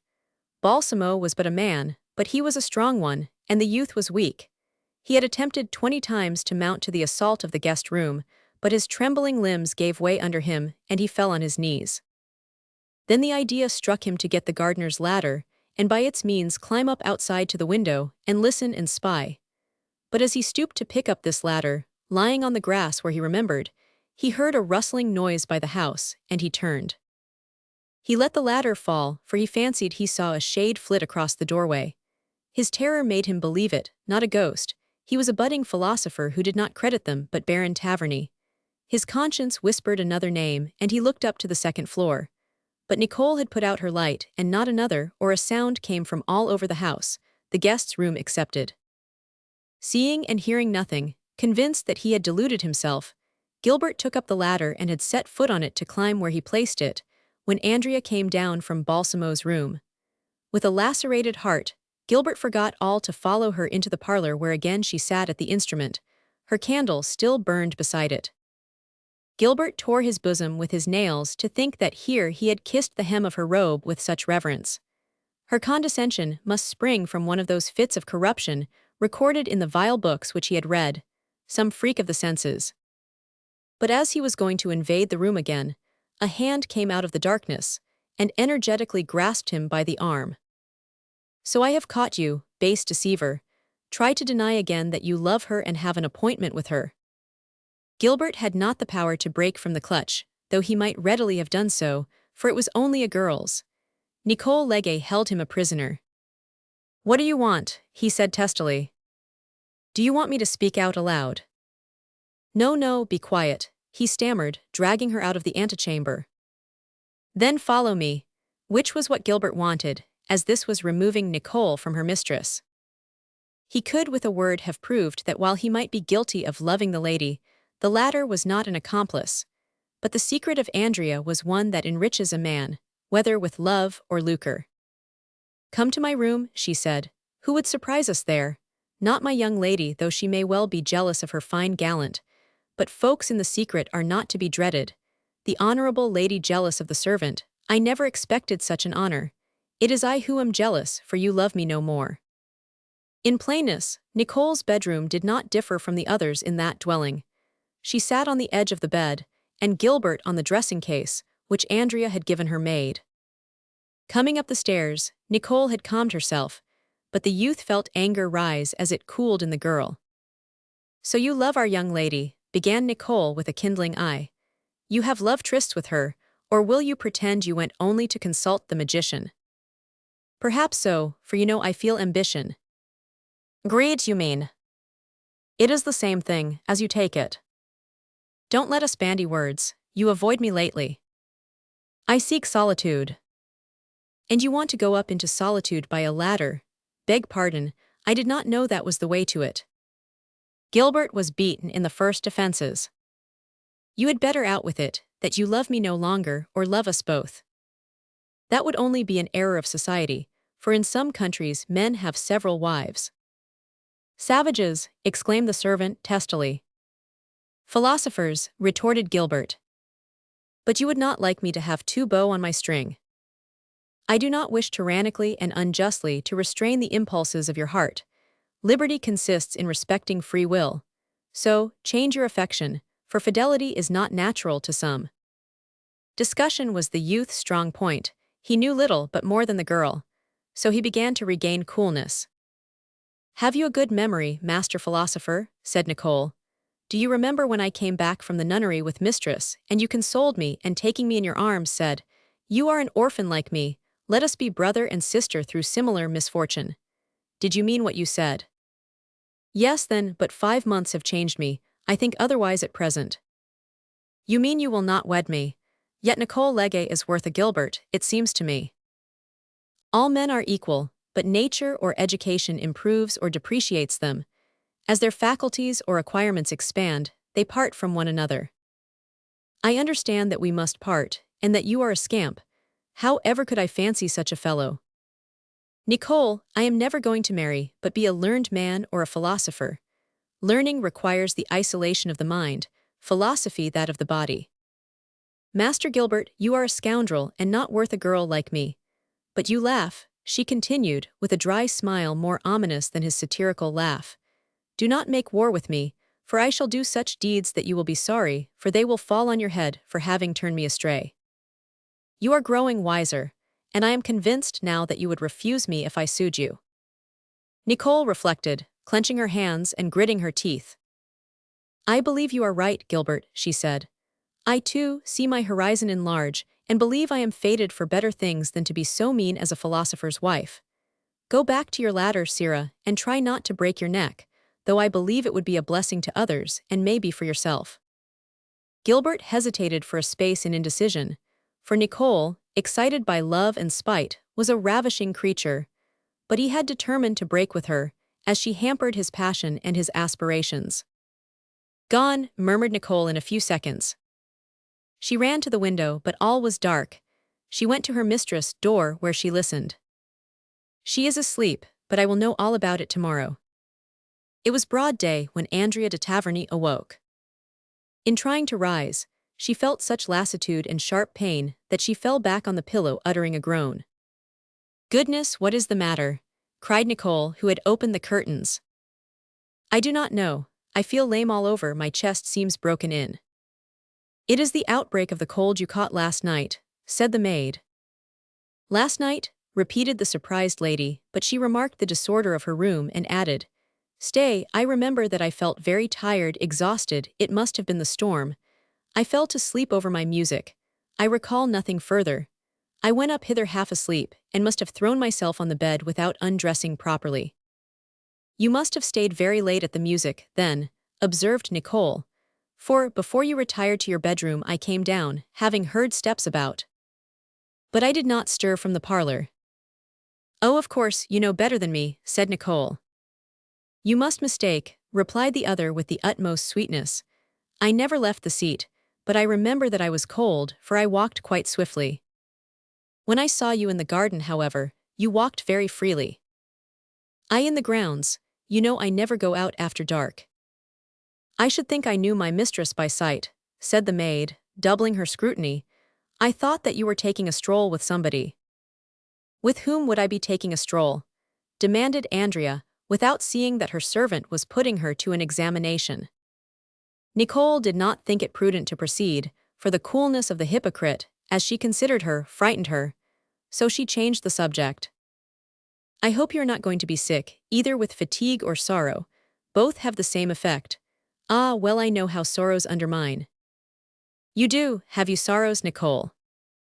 Indeed, I was coming to tell my mistress, when I was frightened to see how queer you looked. No doubt, we both are upset. Really, queried Andrea, offended at the we both. I am thinking of getting married. Why, you are not yet 17. But you are 16 and… She was going to say something saucy, but she knew Andrea too well to risk it, and cut short the explanation. Indeed, I cannot know what my mistress thinks, but I am low-born and I act according to my nature. It is natural to have a sweetheart. Oh, you have a lover then. You seem to make good use of your time here. I must look forward. You are a lady and have expectations from rich kinsfolks going off, but I have no family and must get into one. As all this seemed straightforward enough, Andrea forgot what had been offensive in tone, and said, with her kindness taking the reins. Is it anyone I know? Speak out, as it is the duty of masters to interest themselves in the fate of their servants, and I am pleased with you. That is very kind, it is Gilbert. To her high amaze, Andrea did not wince. As he loves you, marry him, she replied easily. He is an orphan too, so you are both your own masters, only you are both rather young. We shall have the longer life together. You are penniless. We can work. What can he do, who is good for nothing? He is good to catch game for master's table, anyway. You slander poor Gilbert, who is full of attention for you. He does his duty as a servant. Nay, he is not a servant, he is never paid. He is son of a farmer of ours, he is kept and does nothing for it, so he steals his support. But what are you aiming at to defend so warmly a boy whom nobody attacks? I never thought you would attack him, it is just the other way about, with a bitter smile. Something more I do not understand. Because you do not want to. Enough, I have no leisure for your riddles, you want my consent to this marriage. If you please, and I hope you will bear Gilbert no ill will. What is it to me whether he loves you or not? You burden me, miss. I dare say, said Nicole, bursting out in anger at last. You have said the same thing to Gilbert. I speak to your Gilbert, you are mad, girl, leave me in peace. If you do not speak to him now, I believe the silence will not last long. Lord forgive her, the silly jade is jealous, exclaimed Andrea, covering her with a disdainful look and laughing. Cheer up, little Legge, I never looked at your pretty Gilbert, and I do not so much as know the color of his eyes. Andrea was quite ready to overlook what seemed folly and not pertness, but Nicole felt offended, and did not want pardon. I can quite believe that, for one cannot get a good look in the night time. Take care to make yourself clear at once, said Andrea, very pale. Last night I saw. Andrea, came a voice from below in the garden. My lord your father, said Nicole, with the stranger who passed the night here. Go down and say that I cannot answer as I am not well. I have a stiff neck, and return to finish this odd debate. Nicole obeyed, as Andrea was always obeyed when commanding, without reply or wavering. Her mistress felt something unusual, though resolved not to show herself. She was constrained to go to the window left open by Legge, through a superior and resistless power. Chapter 8. The Harbinger. The traveler had risen early to look to his coach, and learn how Althotas was faring. All were still sleeping but Gilbert, who peeped through a window of his room over the doorway, and spied all the stranger's movements. The latter was struck by the change which day brought on the scene so gloomy overnight. The domain of Taverny did not lack dignity or grace. The old house resembled a cavern which nature embellishes with flowers, creepers, and capricious rookeries, although at night it would daunt a traveler seeking shelter. When Balsamo returned after an hour's stroll to the Red Castle ruins, He saw the lord of it all leave the house by a side door to cull roses and crush snails. His slender person was wrapped in his flowered dressing gown. "My lord," said Balsamo, with the more courtesy as he had been sounding his host's poverty, "allow my excuses with my respects. I ought to wait your coming down, but the aspect of Taverny tempted me, and I yearned to view the imposing ruins and pretty garden." "The ruins are rather fine," returned the Baron, "about all here worth looking at. The castle was my ancestors'. It is called the Red Castle, and we long have borne its name together with Taverny, it being the same barony." "Oh, my lord, as you are a magician," continued the nobleman, "you ought with a wave of your wand uprear again the old Red Castle, as well as restore the 2,000-odd acres around it. But I suppose you wanted all your art to make that beastly bed comfortable. It is my son's, and he growled enough at it. I protest it is excellent, and I want to prove it by doing you some service in return." Labry was bringing to his master a glass of spring water on a splendid china platter. "Here's your chance," said the Baron, always jeering. "Turn that into wine as the greatest service of all." Balsamo smiling, the old lord thought it was backing out and took the glass, swallowing the contents at a gulp. "Excellent specific," said the mesmerist. "Water is the noblest of the elements, Baron. Nothing resists it. It pierces stone now, and one of these days will dissolve diamonds." "It is dissolving me. Will you drink with me? It has the advantage over wine of running freely here, not like my liquor. I might make one useful to you." "Labry, a glass of water for the Baron. How can the water which I drink daily comprise properties never suspected by me? As the fellow in the play talked prose all his life without knowing it, have I been practicing magic for 10 years without an idea of it?" "I do not know about your lordship, but I do know about myself," was the other's grave reply. Taking the glass from Labry, who had displayed marvelous celerity, he looked at it steadily. "What do you see in it, my dear guest?" The Baron continued to mock. "I am dying with eagerness. Come, come, a windfall to me, another Red Castle to set me on my legs again. I see the advice here to prepare for a visit. A personage of high distinction is coming, self-invited, conducted by your son Philip, who is even now near us. My dear lord, my son is on military duty at Strasbourg, and he will not be bringing guests at the risk of being punished as a deserter. He is none the less bringing a lady, a mighty dame.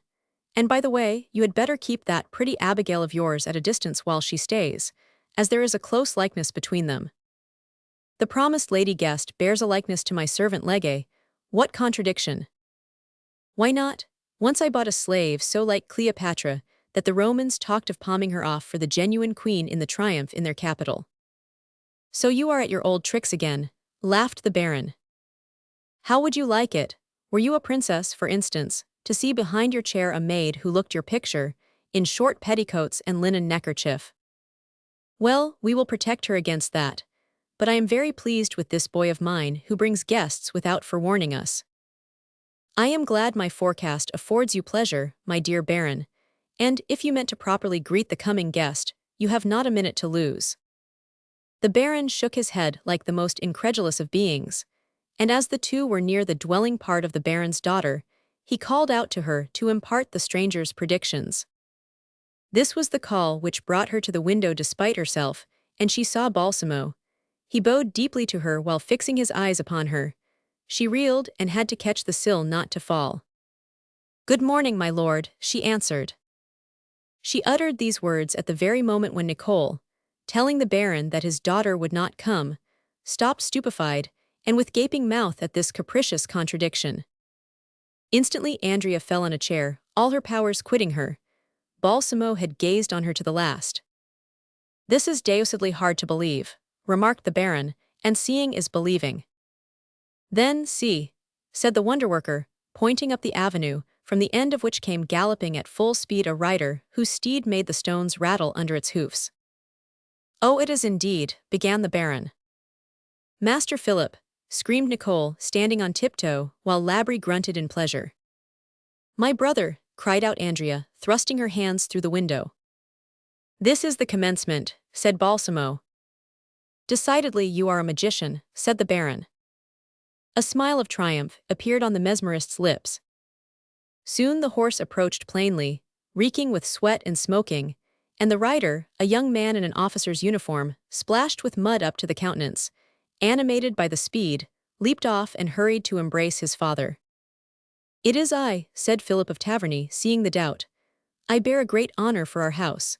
In an hour Marie Antoinette, Archduchess of Austria and bride of the Dauphin of France, will be here."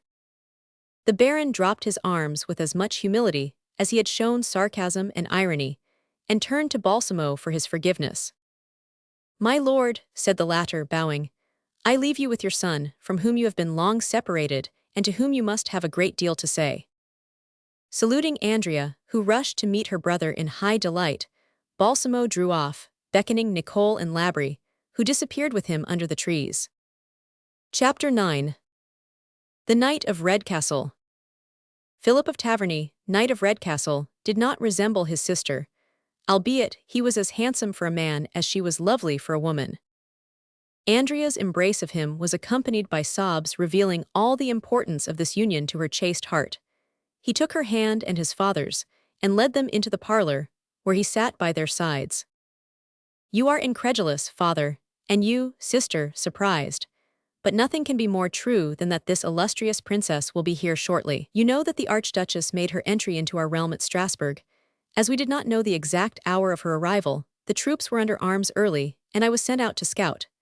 When I came up with the royal party, the lady herself put her head out of the coach window and hailed me. My fatigue vanished as by enchantment. The Dauphiness is young like you, dear, and beautiful as the angels." "Tell me, you enthusiast," interrupted the Baron, "does she resemble anyone you have seen here before?"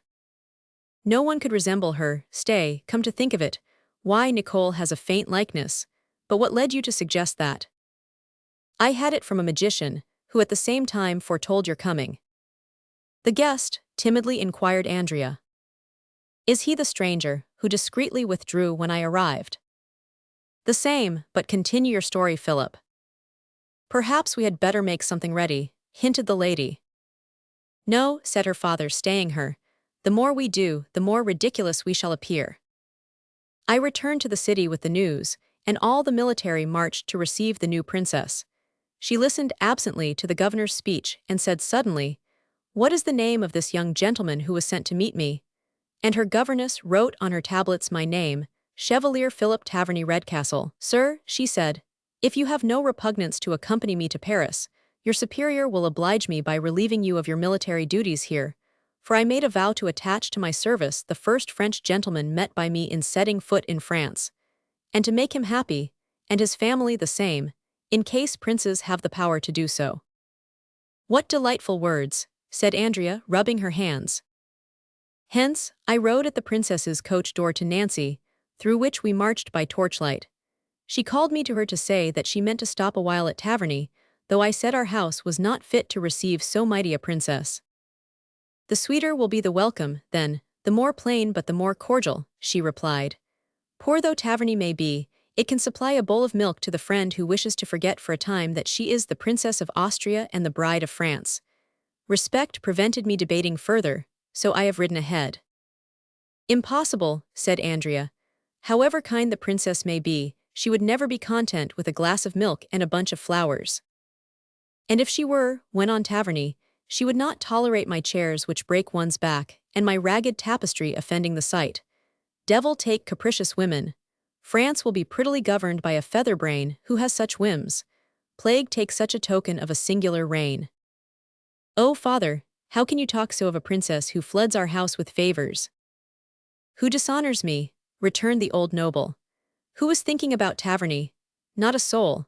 My name slept under Redcastle ruins not to come forth till I arranged the fit time, and here comes the freak of a royal babe to pull us out into public, dusty, tattered and beggarly. The newspapers, always on the lookout for food for fun, will make a pretty comic talk of the brilliant princess's visit to the Taverny hovel. But death of my life, an idea strikes me.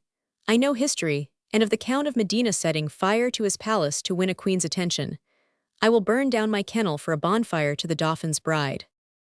As nimble as though 20 once more, the old peer ran into the kitchen and plucking a brand, hurried out and over to the barn, but as he was nearing the trusses of forage, Balsamo sprang forth and clutched his arm. "What are you about, my lord?" he asked, wrenching away the flambeau. "The Archduchess of Austria is no constable of Bourbon, a traitor, whose presence so fouls a dwelling that it must be purified by fire." The old noble paused, pale and trembling, and not smiling as usual. "Go and change your gown, my lord, for something more seemly," continued the mysterious guest.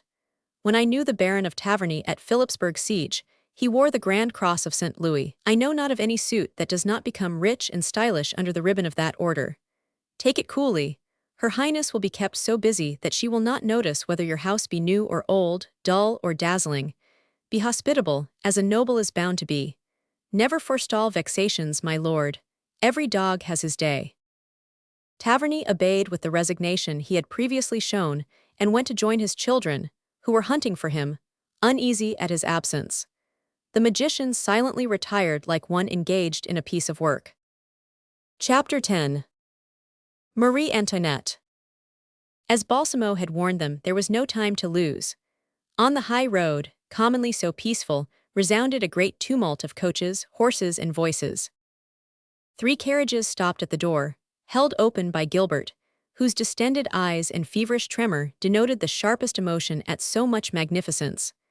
The principal coach, loaded with gilding and mythological carvings, was no less mud-spattered and dusty than the others. A score of brilliant young noblemen ranked themselves near this coach, out of which was assisted a girl of 16 by a gentleman clad in black, with the grand sash of the St. Louis Order under his coat. She wore no hair powder, but this plainness had not prevented the hairdresser building up her tresses a foot above her forehead. Marie Antoinette Josepha, for it was she, brought into France a fame for beauty not always owned by princesses destined to share the throne of that realm. Without being fine, her eyes took any expression she liked, but particularly those so opposite as mildness and scorn. Her nose was well-shaped, her upper lip pretty, but the lower one, the aristocratic inheritance of 17 Kaisers, too thick and protruding, even drooping, did not suit the pretty visage, except when it wanted to show ire or indignation. On this occasion, Marie Antoinette wore her womanly look and womanly smile, more that of a happy woman. If possible, she did not mean to be the royal princess till the following day. The sweetest calm reigned on her face, the most charming kindness enlivened her eyes. She was robed in white silk, and her handsome bare arms supported a heavy lace mantle. She refused the arm of the gentleman in black, and freely advanced, snuffing the air, and casting glances around as though wishful to enjoy brief liberty. "Oh, the lovely sight, what fine old trees, and the pretty little house," she ejaculated. "How happy they must dwell in this nice air and under these trees which hide us in so well." Philip Taverny appeared, followed by Andrea, giving her arm to her father, wearing a fine royal blue velvet coat, last vestige of former splendor. Andrea wore a ruddy gray silk dress and had her hair in long plaits. Following Balsamo's hint, the Baron had donned the insignia of the knightly order. "Your Highness," said Philip, pale with emotion and noble in his sorrow, "allow me the honor to present Baron de Taverny, Redcastle, my sire, and Mademoiselle Claire Andrea, my sister." The old noble bowed, low with the style of one who knew how queens should be saluted. His daughter displayed all the grace of elegant timidity, and the most flattering politeness of sincere respect. Regarding the pair, and recalling what Philip had stated on their poverty, Marie Antoinette felt with them in their suffering. "Your Highness does Taverny Castle too much honor," said the Baron. "So humble a place is nowise worthy to harbor such beauty and nobility." "I know that I am at the doors of an old soldier of France," was the royal response, "and my mother, the Empress Maria Theresa, who often went to the wars, says that in your kingdom the richest in glory are oft the poorest in gold." With ineffable grace, she held out her hand to Andrea, who knelt to kiss it. The Dauphiness suddenly extricated the Baron from his terror about harboring the great number of the retinue. "My lords and gentlemen," she said, "it is not for you to bear the fatigue of my whims or enjoy the privileges of a royal princess. Pray, await me here, in half an hour I shall return. Come with me, Langenschausen," she said to the countess of that house who was her duenna. "Follow me, my lord," she added to the gentleman in black. His plain attire was of remarkable style. He was a handsome person of 30 years and smooth manners. He stood aside to let the princess go by. She took Andrea to her side and motioned Philip to follow. The Baron fell into place next the fashionable gentleman. "So you are a taverny of Redcastle?" queried this fop, as he preened his fine Honiton lace ruffles with aristocratic impertinence. "Am I to answer a gentleman or a nobleman?" returned the Baron with equal sauciness. "Prince will do," said the other, "or Eminence." "Well, yes, your Eminence, I am a real taverny," replied the poor nobleman, without dropping the insolent tone he usually kept. The prince had the tact of great lords, for he readily perceived that he was not dealing with a rustic hobbledehoy. "I suppose this is your summer residence," he continued. "My residence in all seasons," replied the Baron, desiring to finish with this examination, but accompanying his answers with deep bows. Philip kept turning round to his father with uneasiness. The house seemed towering up to exhibit more and more of their penury. The Baron was just holding his hand toward the sill, deserted by visitors, when the Dauphiness turned to him, saying, "Excuse me not going indoors, but these shady spots are so pleasant that I could pass my life beneath them. I am rather weary of interiors. For a fortnight I have been received under roofs, and I like open air, flowers, and the shade of foliage. Might I not have a drink of milk in this bower?"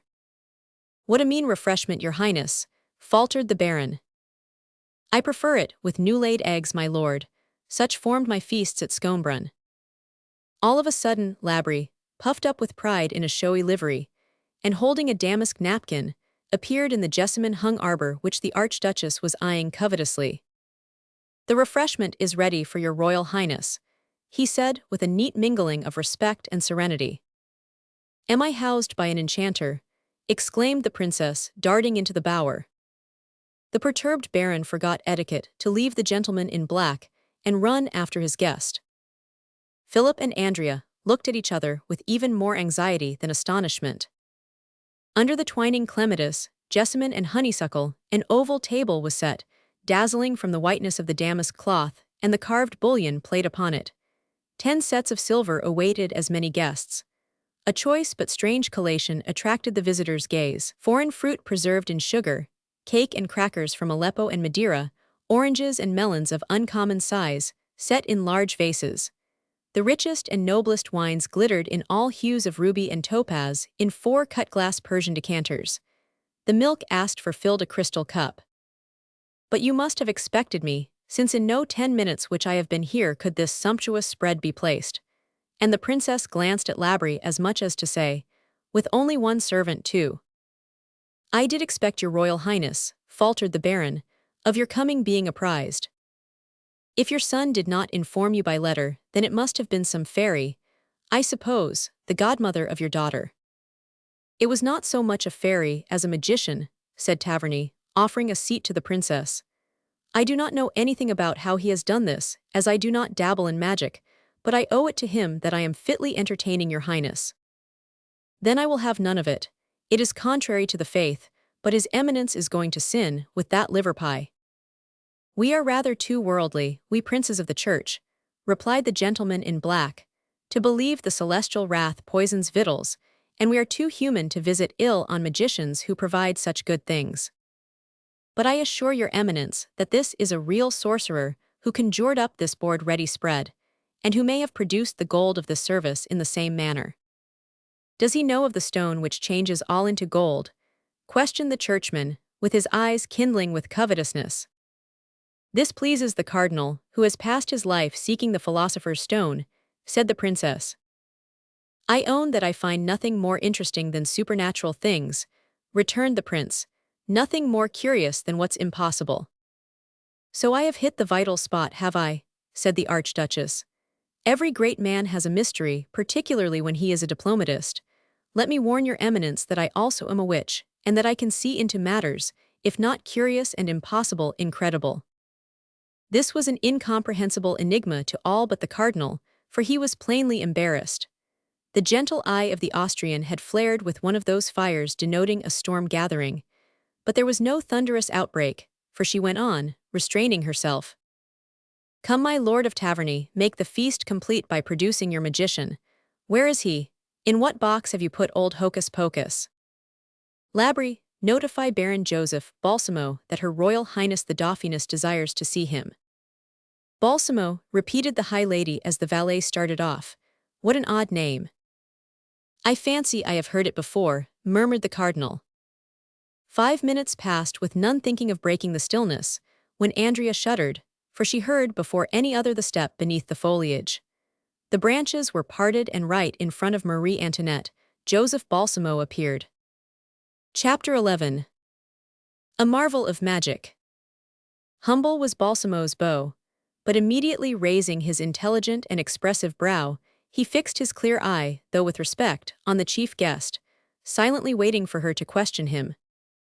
If you are the person Baron Taverny has mentioned, pray draw nigh that we may see what a magician is like. Balsamo came a step nearer, and bowed to Marie Antoinette. So you make a business of foretelling, said the latter, sipping the milk while regarding the newcomer with more curiosity than she liked to betray. I make no business of it, but I do foretell, please your Royal Highness, was the answer. Educated in an enlightened faith, we place faith solely in the mysteries of our religion. Undoubtedly they are worthy of veneration, responded the other dialoguist with a profound conge. But the Cardinal de Rohan here, though Prince of the Church, will tell you that they are not the only ones worthy of respect. The Cardinal started, for his title had not been announced. Not appearing to notice this revelation, Marie Antoinette pursued. But you must allow that they alone cannot be controverted. There can be fact as well as faith, replied Balsamo, with the same respect but with the same firmness. You speak a trifle darkly, my Lord Baron of Magic. I am at heart a good Frenchwoman but not in mind, and do not yet understand all the fineness of the language. They say I shall soon pick it up, even to the puns. Meanwhile, I must urge you to speak more plainly if you want my comprehension. I ask your Highness to let me dwell obscure, said the Baron, with a melancholy smile. I should feel too much regret to reveal to so great a princess a future not equal to her hopes. Dear me, this is becoming serious, said Marie Antoinette, and abracadabra whets my curiosity in order to make me beg my fortune to be told. Heaven forbid my being forced into it, observed Balsamo coldly. Of course, for you would be put to much pains for little result, laughed the princess. But her merriment died away without a courtier's echoing it. All suffered the influence of the mystic man, who claimed the whole attention. Still it was you foretold my coming to Taverny, said the mighty lady, to which Balsamo silently bowed. How was the trick done, my Lord Baron? Simply by looking into a glass of water, my liege lady, was the old noble's answer. If that be truly your magic mirror, it is guileless at any rate. May your words be as clear. The cardinal smiled, and the master of the place said, Your Highness will not have to take lessons in punning. Nay, my dear host, do not flatter me or flatter me better. It seems to me it was a mild quip, but my lord, she resumed, turning toward Balsamo by that irresistible attraction drawing us to a danger, if you can read the future in a glass for a gentleman, may you not read it for a lady in a decanter? Perfectly, but the future is uncertain, and I should shrink from saddening your Royal Highness if a cloud veiled it, as I have already had the honor to say. Do you know me before at times? Where did you first see me? I saw you as a child beside your august mother, that mighty queen. Empress, my lord. Queen by heart and mind, but such have weaknesses when they think they act for their daughter's happiness. I hope history will not record one single weakness in Maria Theresa, retorted the other. Because it does not know what is known solely to your Highness, her mother and myself. Is there a secret among us three? Sneered the lady. I must hear it. In Schönbrunn Palace is the Saxony cabinet, where the Empress sits in private. One morning about 7, the Empress not being up, your Highness entered this study and perceived a letter of hers open on the writing table. The hearer blushed.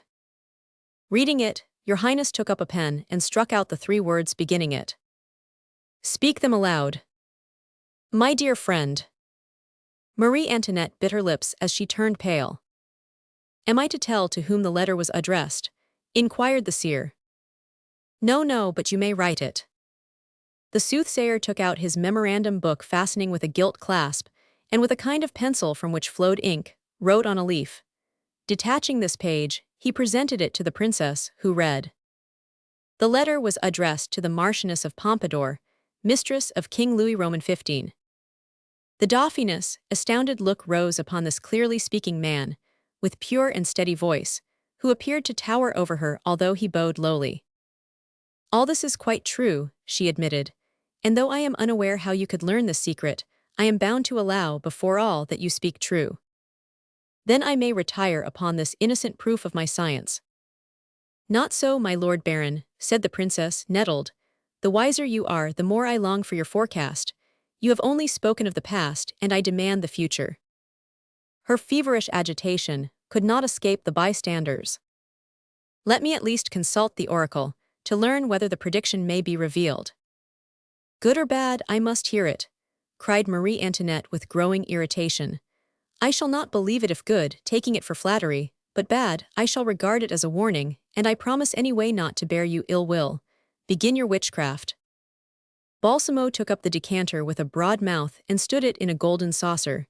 He raised it thus high up, and after looking at it shook his head. I cannot speak. Some things must not be told to princes, he said. Because you have nothing to say, and she smiled scornfully. Balsamo appeared embarrassed, so that the cardinal began to laugh in his face, and the baron grumbled. My wizard is worn out, he said. Nothing is to follow but the gold turning into dry leaves, as in the Arabian tale. I would have preferred the leaves to all this show, for there is no shame in drinking from a nobleman's pewter goblet, while a dauphiness of France ought not to have to use the thimble-rigging cup of a charlatan. Balsamo started erect, as if a viper had bitten him. Your Highness shall know your fate, since your blindness drives you to it. These words were uttered in a voice so steady, but so threatening that the hearers felt icy chills in their veins. The lady turned pale visibly. Do not listen to him, my daughter, whispered the old governess in German to her ward. Let her hear, for since she wanted to know she shall, said Balsamo in the same language, which doubled the mystery over the incident. But to you alone, lady. Be it so, said the latter, stand back. I suppose this is just an artifice to get a private audience, sneered she, turning again to the magician. Do not try to irritate me, said he. I am but the instrument of a higher power, used to enlighten you. Insult fate and it will revenge itself, well knowing how. I merely interpret its moves.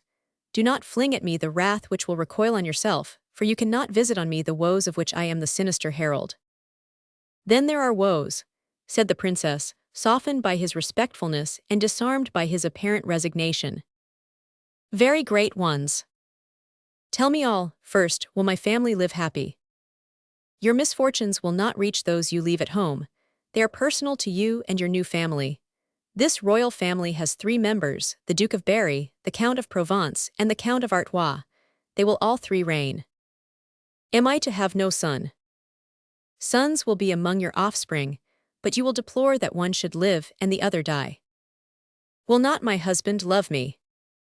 Too well, but his love and your family's support will fail you. Those of the people will yet be mine. Popular love and support, the ocean in a calm, have you seen it in a storm? I will prevent it rising, or ride upon the billows. The higher its crest, the deeper the abyss. Heaven remains to me. Heaven does not save the heads it dooms. My head in danger, shall I not reign a queen? Yes, but would to God you never did. The princess smiled disdainfully. Hearken and remember, proceeded Balsamo. Did you remark the subject on the tapestry of the first room you entered on French ground? The massacre of the innocents, the ominous figures must have remained in your mind. During that storm, did you see that the lightning felled a tree on your left, almost to crush your coach? Such presages are not to be interpreted but as fatal ones. Letting her head fall upon her bosom, the princess reflected for a space before asking, How will those 3 die? Your husband the king will die headless, Count Provence, legless, and Artois heartless. But myself, I command you to speak, or I shall hold all this as a paltry trick. Take care, my lord, for the daughter of Maria Theresa is not to be sported with, a woman who holds in hand the destinies of 30 millions of souls. You know no more, or your imagination is exhausted. Balsamo placed the saucer, and the decanter on a bench in the darkest nook of the arbor, which thus resembled a pythonous cave. He led her within the gloom. "Down on your knees," he said, alarming her by the action, "for you will seem to be imploring God to spare you the terrible outcome which you are to view." Mechanically the princess obeyed, but as Balsamo touched the crystal with his magic wand, some frightful picture no doubt appeared in it, for the princess tried to rise, reeled, and screamed as she fell in a swoon. They ran to her. "That decanter," she cried when revived. The water was limpid and stainless. The wonderworker had disappeared. Chapter 12. Taverney's prospects brighten. The first to perceive the Archduchess's fainting fit was Baron Taverney, who was on the lookout from being most uneasy about the interview. Hearing the scream and seeing Balsamo dart out of the bower, he ran up. The first word of the Dauphiness was to call for the bewitched decanter, her second to bid no harm to be done the sorcerer. It was time to say it, for Philip Taverney had rushed after the latter. She attributed the swoon to fever from the journey. She talked of sleeping for some hours in Andrea's room, but the governor of Strasbourg arrived in hot haste with a dispatch from Versailles, and she had to receive Lord Stainville, who was brother-in-law of the Prime Minister. Opening this missive, the princess read: "The court presentation of Lady Dewberry is fixed on, if she can find a patroness, which we hope will not be. But the surest method of blocking the project is to have your Royal Highness here, in whose presence none will dare suggest such an offense." "Very good, my horses must be put to, we depart at once." Cardinal Rohan looked at Lord Stainville, as if for an explanation of this abrupt change. "The Dauphin is in a hurry to see his wife," whispered the latter with such cunning that the churchman thought it had slipped his tongue and was satisfied with it. Andrea had been trained by her father to understand royal freaks. She was not surprised at the contradiction. So the lady saw only smoothness on her face as she turned to her, saying, "Thank you, your welcome has deeply touched me. Baron, you are aware that I made the vow to benefit the first French gentleman and his family, whom I should meet on the frontier. But I am not going to stop at this point, and Mademoiselle Andrea is not to be forgotten. Yes, I wish her to be my maid of honor. The brother will defend the king in the army, the sister will serve me, the father will instruct the first in loyalty, the other in virtue. I shall have enviable servitors, do you not agree?" She continued to Philip, who was kneeling. "I will leave one of my carriages to bring you in my train. Governor, name somebody to accompany my carriage for the Taverneys, and notify that it is of my household." "Beausire," called out the governor, "come forward." A sharp-eyed cavalier, some 24 years old, rode out from the escort and saluted. "Set a guard over Baron Taverney's coach, and escort it." "We shall meet soon again then," said the princess with a smile. "Let us be off, my lords and gentlemen." In a quarter of an hour, all remaining of the whirling cavalcade was the carriage left in the avenue, and the guardsman whose horse was cropping the dandelions. "Where is the magician?" inquired Taverney. "Gone too, my lord." "I never heard of the like, leaving all that valuable plate." "He left a note, which Gilbert is fretting to deliver." "Father," said Andrea, "I know what is tormenting you. You know I have 30 gold pieces, and the diamond-set watch Queen Maria Lexinska gave my mother." "That is well," said the baron, "but keep it, though we must hunt up means for a handsome robe for your court presentation. Hush, here is Labry." "The note, my lord, which was given Gilbert by the strange gentleman."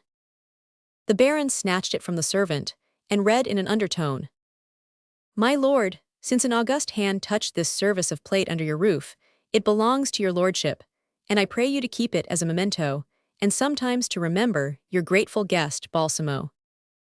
"Labry, is there a good goldsmith at Bar-le-Duc?" "Yes, my lord, the one who mended our young lady's jewelry." "Put aside the cup the princess used, and pack up the rest of the plate in our carriage, and then haste to the cellar and serve that officer with all the liquor left. Come, come, Andrea, courage. We are going to court, a splendid place where the sun never fails. You are naturally lovely and have only to set the gem becomingly to outshine them all." Nicole followed Andrea to her room. "I am off to arrange my titles of nobility and proofs of service," continued the baron, trotting to his room briskly. "We shall be off from this den in an hour, do you hear, Andrea? And we leave by the golden gates, too, What a trump that magician is. Really, I have become as superstitious as the devil's own. But make haste, Labry, he cried to his man groping about in the cellar. I can't get on faster, master, we have not a candle left. It is plain that we are getting out in the right time, thought the Baron. Chapter 13. Nicole's Dower. Nicole aided her young mistress in her traveling preparations with ardor, which speedily dissipated the cloud risen that morning between maid and mistress. The latter smiled, as she found that she would have no need to scold her. She is a good, devoted girl and grateful, she mused.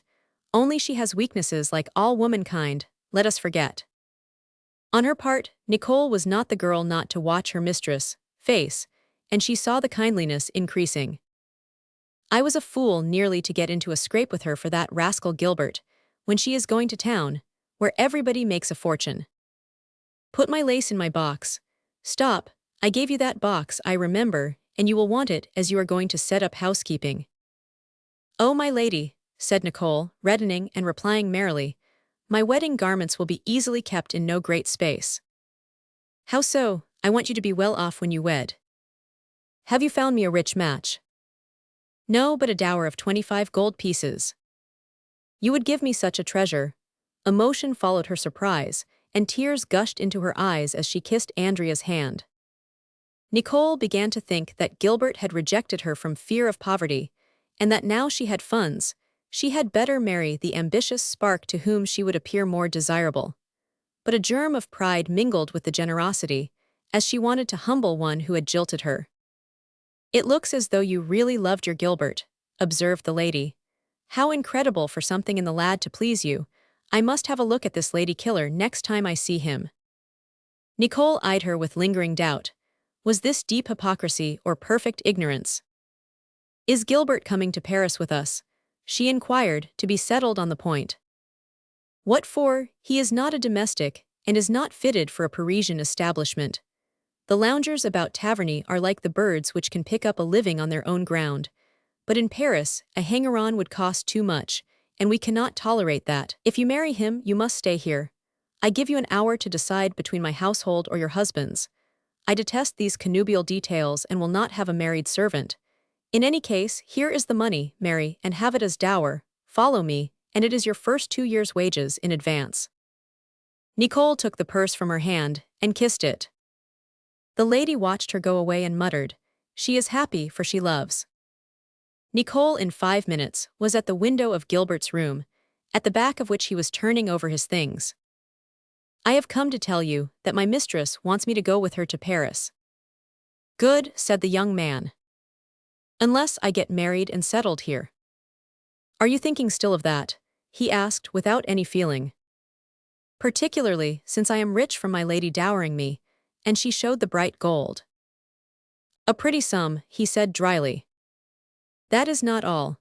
My lord is going to be rich, he will rebuild the castle and the house will have to be guarded. By the happy maid of Nicole, suggested Gilbert with irony, not sufficiently wrapped up not to wound the girl, though she contained herself. I refuse the offer, for I am not going to bury myself here when Paris is open to me also. Paris is my stage, do you understand? And mine, and I understand you. You may not regret me, but you will fear me and blush to see to what you drive me. I long to be an honest woman, but when I was leaning over the verge, you repulsed me instead of pulling me back. I am slipping and I shall fall, and heaven will ask you to account for the loss. Farewell, Gilbert. The proud girl spun round without anger now, or impatience, having exhausted all her generosity of soul. Gilbert quietly closed the window and resumed the mysterious business, which Nicole's coming had interrupted. She returned to her mistress with a deliberate air. I shall not marry, she said. But your great love. It is not worth the kindness your ladyship has done me. I belong to you and shall ever so belong. I know the mistress which heaven gave me, but I might never know the master whom I give myself. Andrea was touched by this display of emotion, which she was far from expecting in the maid. She was of course ignorant that Nicole was making her a pillow to fall back upon. She smiled to believe a human creature was better than she estimated. You are doing right, she said. If bliss befalls me, you shall have your share, but did you settle with your sweetheart? I told him that I would have no more to do with him. She was restored to her former suspicions, and it was fated that the two should never understand each other, one with her diamond purity and the other with her tendency to evil. Meanwhile, the Baron had packed up his scanty valuables, and Labry shouldered the half-empty trunk, containing them, to accompany his master out to where the corporal of guards was finishing the wine to the last drop. This soldier gallant had remarked the fine waist and pretty limbs of Nicole, and he was prowling round the pool to see her again. He was drawn from his reverie by the Baron calling for his carriage. Saluting him, he called in a ringing voice for the driver to come up the avenue. Labry put the trunk on the rack behind with unspeakable pride and delight. "I am going to ride in the royal coaches," he muttered. "But up behind, my old boy," corrected Beausier with a patronizing smile. "Who is to keep taverny if you take Labry, father?" inquired Andrea. "That lazy philosopher Gilbert. With his gun he will have ample to eat, I warrant, for there is plenty of game at taverny." Andrea looked at Nicole, who laughed and added, "He is a sly dog, he will not starve." "Leave him a trifle," suggested Andrea. "It will spoil him, he is bad enough now. If he wants anything we will send him help." "He would not accept money, my lord." "Your Gilbert must be pretty proud then." "Thank heaven, he is no longer my Gilbert." "Deuce take Gilbert, whoever's property he is," said Taverny to cut short what annoyed his selfishness. "The coach is stopping the way, get in, daughter." Andrea gave the house a farewell glance and stepped into the vehicle.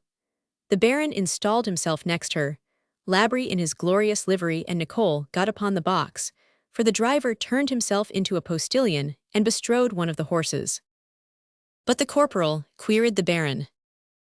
"I ride my charger," responded Beausier, ogling Nicole, who colored up with pleasure at having so soon replaced the rustic lad with a stylish cavalier.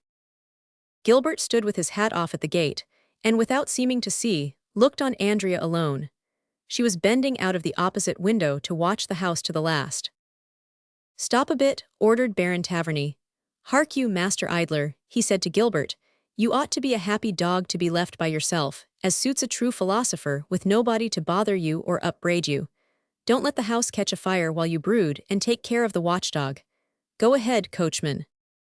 Gilbert slammed the gates, groaning for want of oil, and ran back to his little room, where he had his little bundle ready. It also contained his savings in a silver piece. Man was howling when he came out, and straining at his chain. "Am I not cast off like a dog? Why should not a dog be cast off like a man? No, you shall at least be free to seek your livelihood like myself." The liberated dog ran round the house, but finding all the doors closed, he bounded the ruins. "Now we are going to see who fares the better, man or dog," said Gilbert. "Farewell, mansion where I have suffered and where all despised me, where bread was cast to me with the reproach that I was stealing it by making no return. Farewell, no, curses on you. My heart leaps with joy at no longer being jailed up in your walls. Forever be accursed, prison, hell, lair of tyrants." Chapter 14. The outcast's luck. But in his long journey to Paris, he had often to regret this abode which he had cursed. Sore, wearied, famished, for he had lost his coin, he fell in the dusty highway, but with clenched fists and eyes glaring with rage. "Out of the way there!" yelled a hoarse voice amid cracking of a whip. He did not hear, for his senses left him. He remained before the hoofs of the horses, drawing a post-chaise up a side road between Vauclair and Thieblemont, which he had not perceived. A scream pealed from inside the carriage, which the horses were whirling along like a feather on the gale. The postboy made a superhuman effort and managed to keep his horses from trampling on the boy, though one of the leaders gave him a kick. "Good God!" screamed a woman again, "you have crushed the unhappy child." The lady traveler got out, and the postilion alighted to lift Gilbert's body from under the wheel. "What luck," said the man, dashed if he be hurted, only swooned. "With fright, I suppose." "I'll drag him to the roadside, and let us go on, since your ladyship is in hot haste." "I cannot possibly leave this poor boy in such a plight. So young, poor little thing, it is some truant scholar undertaking a journey beyond his powers. How pale he is, he will die. No, no, I will not abandon him. Put him inside on the front seat." The postboy obeyed the lady, who had already got in the berlin, as were called such carriages. Gilbert was put on a good cushion with his back supported by the padded sides. "Away you go again," said the lady. 10 minutes lost, for which you must make up, while I will pay you the more." When Gilbert came to his senses, he found himself in the coach, swept along by 3 post-horses. He was not a little surprised, too, to be almost in the lap of a young woman who attentively studied him. She was not more than 25. She had cheeks scorched by the southern sun, with a turn-up nose and gray eyes. A clear character of cunning and circumspection was given to her open and jovial countenance by the little mouth of delicate and fanciful design. Her arms, the finest in the world, were molded in violet velvet sleeves adorned with gilt buttons. Nearly the whole vehicle was filled up by the wavy folds of her large flower-patterned gray silk dress. As the countenance was smiling and expressed interest, Gilbert stared for fear he was in a dream. "Well, are you better, my little man?" asked she. "Where am I?" counterqueried Gilbert, who had learned this phrase from novels, where alone it is used. "In safety, my dear little fellow," replied the lady in a southern accent. "A while ago you ran great risk of being smashed under my carriage wheels. What happened you, to drop on the highroad right in the middle?" "I swooned from having walked some 18 leagues since 4 yesterday afternoon, or rather run." "Whither are you bound?" "To Versailles, lady. I come from Taverny, a castle between Pierrefitte and Bar-le-Duc." "Did you not give yourself time to eat?" "I had neither the time nor the means, for I lost a bit of money, and I soon ate the crusts I carried." "Poor boy, but you might have asked for more bread." "I am too proud, lady," said Gilbert, smiling loftily. "Pride is all very well, but not when it lets one die of hunger. Death before disgrace." "Hello, where did you learn such talk?" "Not at home, for I am an orphan. My name is Gilbert and no more." "Some byblow of a country squire," thought the woman. "You are very young to roam the highway," she continued. "I was not roaming," said the youth, who thought the truth would recommend him to a woman. "I was following a carriage." "With your lady love in it. Dear me, there is a romance in your adventure." Gilbert was not enough his own master not to redden. "What was the carriage, my little Cato?" "One of the Dauphiness retinue." "What, is she ahead of us?" exclaimed the woman. "Are they not making a fuss over her along the route?" "They wanted to, but she pressed on after having talked of staying for rest at Taverny Castle, for a letter came from Versailles, they said, and she was off in 3/4 of an hour." "A letter?" "Brought by the governor of Strasbourg. Lord Stainville, Duke Choiseul's brother, the mischief, whip on, postilion, faster, faster." The whip snapped, and Gilbert felt the vehicle jump with more velocity. "We may outstrip her if she stops for breakfast, or at night," meditated the woman. "Postilion, which is the next town of any account?" "Vitry." "Where do we change horses?" "Vaucluse." "Go on, but tell me if you see a string of carriages on the main road. Poor child," she continued, seeing how pale Gilbert was. "It is my fault for making him chatter when he is dying of hunger and thirst." To make up for the lost time, she took out a traveling flask with a silver cap as stopper, into which she poured a cordial. "Drink that and eat a cake," she said, "until you can have a substantial breakfast in an hour or 2. Now, as you are a whit refreshed, tell me, if you have any trust in me, what interest you have in following the carriage belonging to the Dauphiness train." He related his story with much clearness. "Cheer up," she said. "I congratulate you, but you must know that one cannot live on courage at Versailles or Paris. But one can by toil." "That's so, but you have not the hands of a craftsman or laborer." "I will work with my head." "Yes, you appear rather knowing." "I know I am ignorant," said Gilbert, recalling Socrates. "You will make a good doctor then, since a doctor is one who administers drugs of which he knows little into a body of which he knows less. In 10 years, I promise you my custom." "I shall try to deserve the honor, lady," replied Gilbert. The horses were changed without their having overtaken the royal party, which had stopped for the same, and to breakfast at Vitry. The lady offered bounteously for the distance between to be covered, but the postilion dared not outstrip the princess, a crime for which he would be sent to prison for life. "If I might suggest," observed Gilbert, you could cut ahead by a by-road. The vehicle therefore turned off to the right and came out on the main road at Chalons. The princess had breakfasted at Vitry, but was so tired that she was reposing, having ordered the horses to be ready to start again at 3 or 4 p.m. This so delighted the lady traveler that she paid the postboy lavishly and said to Gilbert, "We shall have a feast at the next posting house." But it was decreed that Gilbert should not dine there. The change of horses was to be at Chaussee village. The most remarkable object here was a man who stood in the mid-road, as if on duty there. He looked along it, and on a long-tailed barb which was hitched to a window shutter, and neighed fretfully for its master to come out of the cottage. At length the man knocked on the shutter and called. "I say, sir," he demanded of the man who showed his head at the window, "if you want to sell that horse, here is the customer." "Not for sale," replied the peasant, banging the shutter to. This did not satisfy the stranger, who was a lusty man of 40, tall and ruddy, with coarse hands in lace ruffles. He wore a laced cocked hat crosswise, like soldiers who want to scare rustics. "You are not polite," he said, hammering on the shutter. "If you do not open, I shall smash in the blind."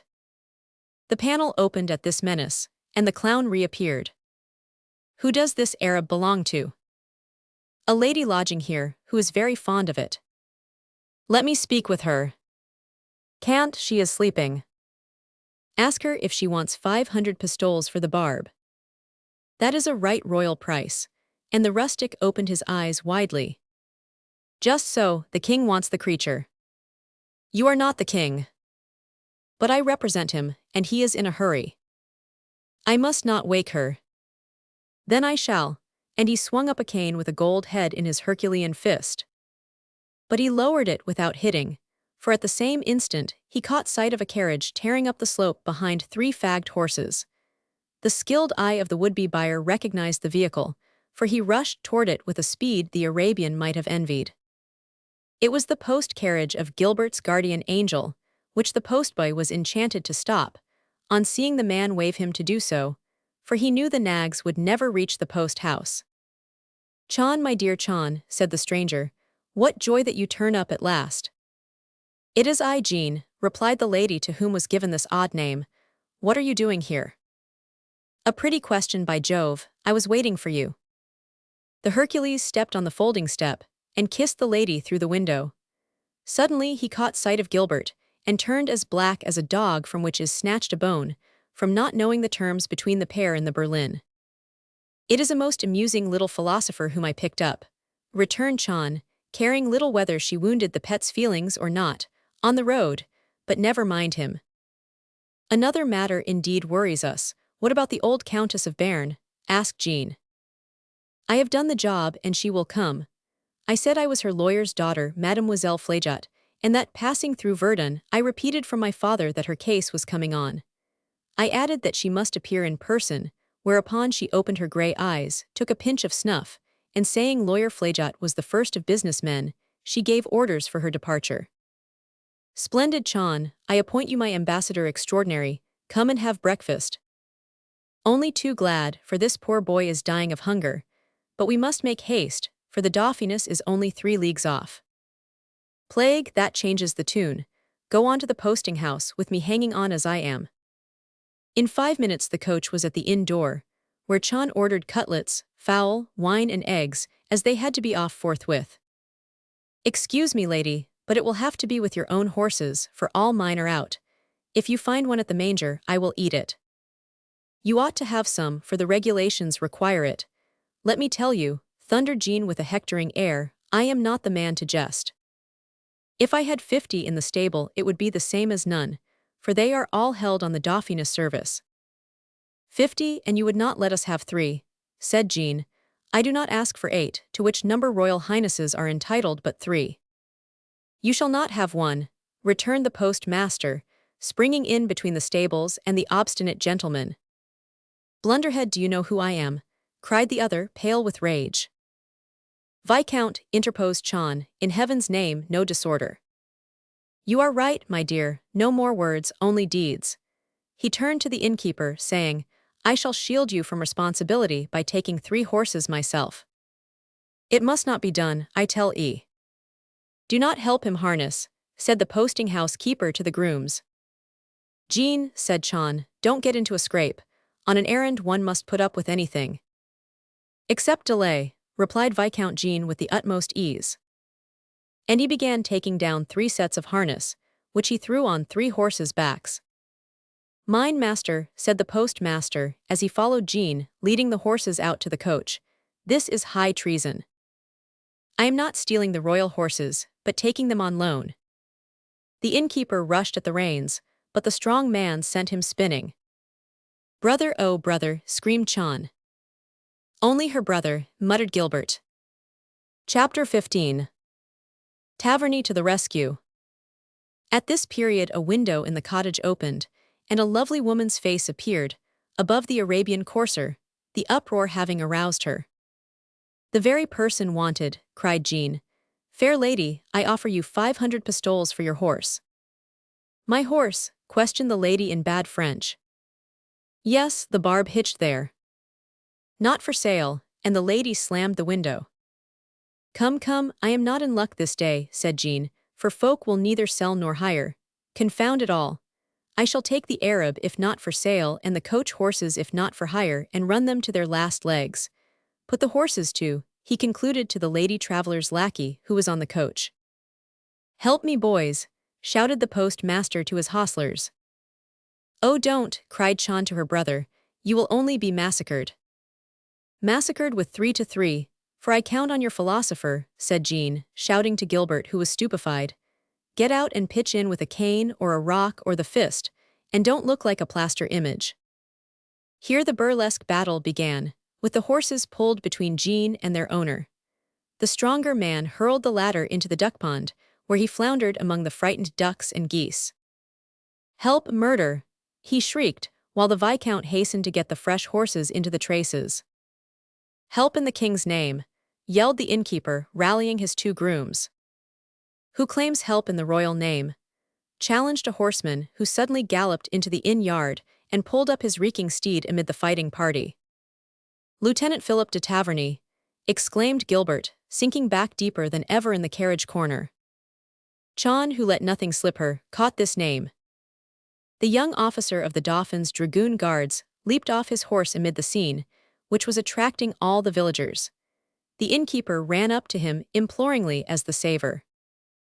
Officer, this gentleman is trying to take away the horses kept for Her Royal Highness, he faltered.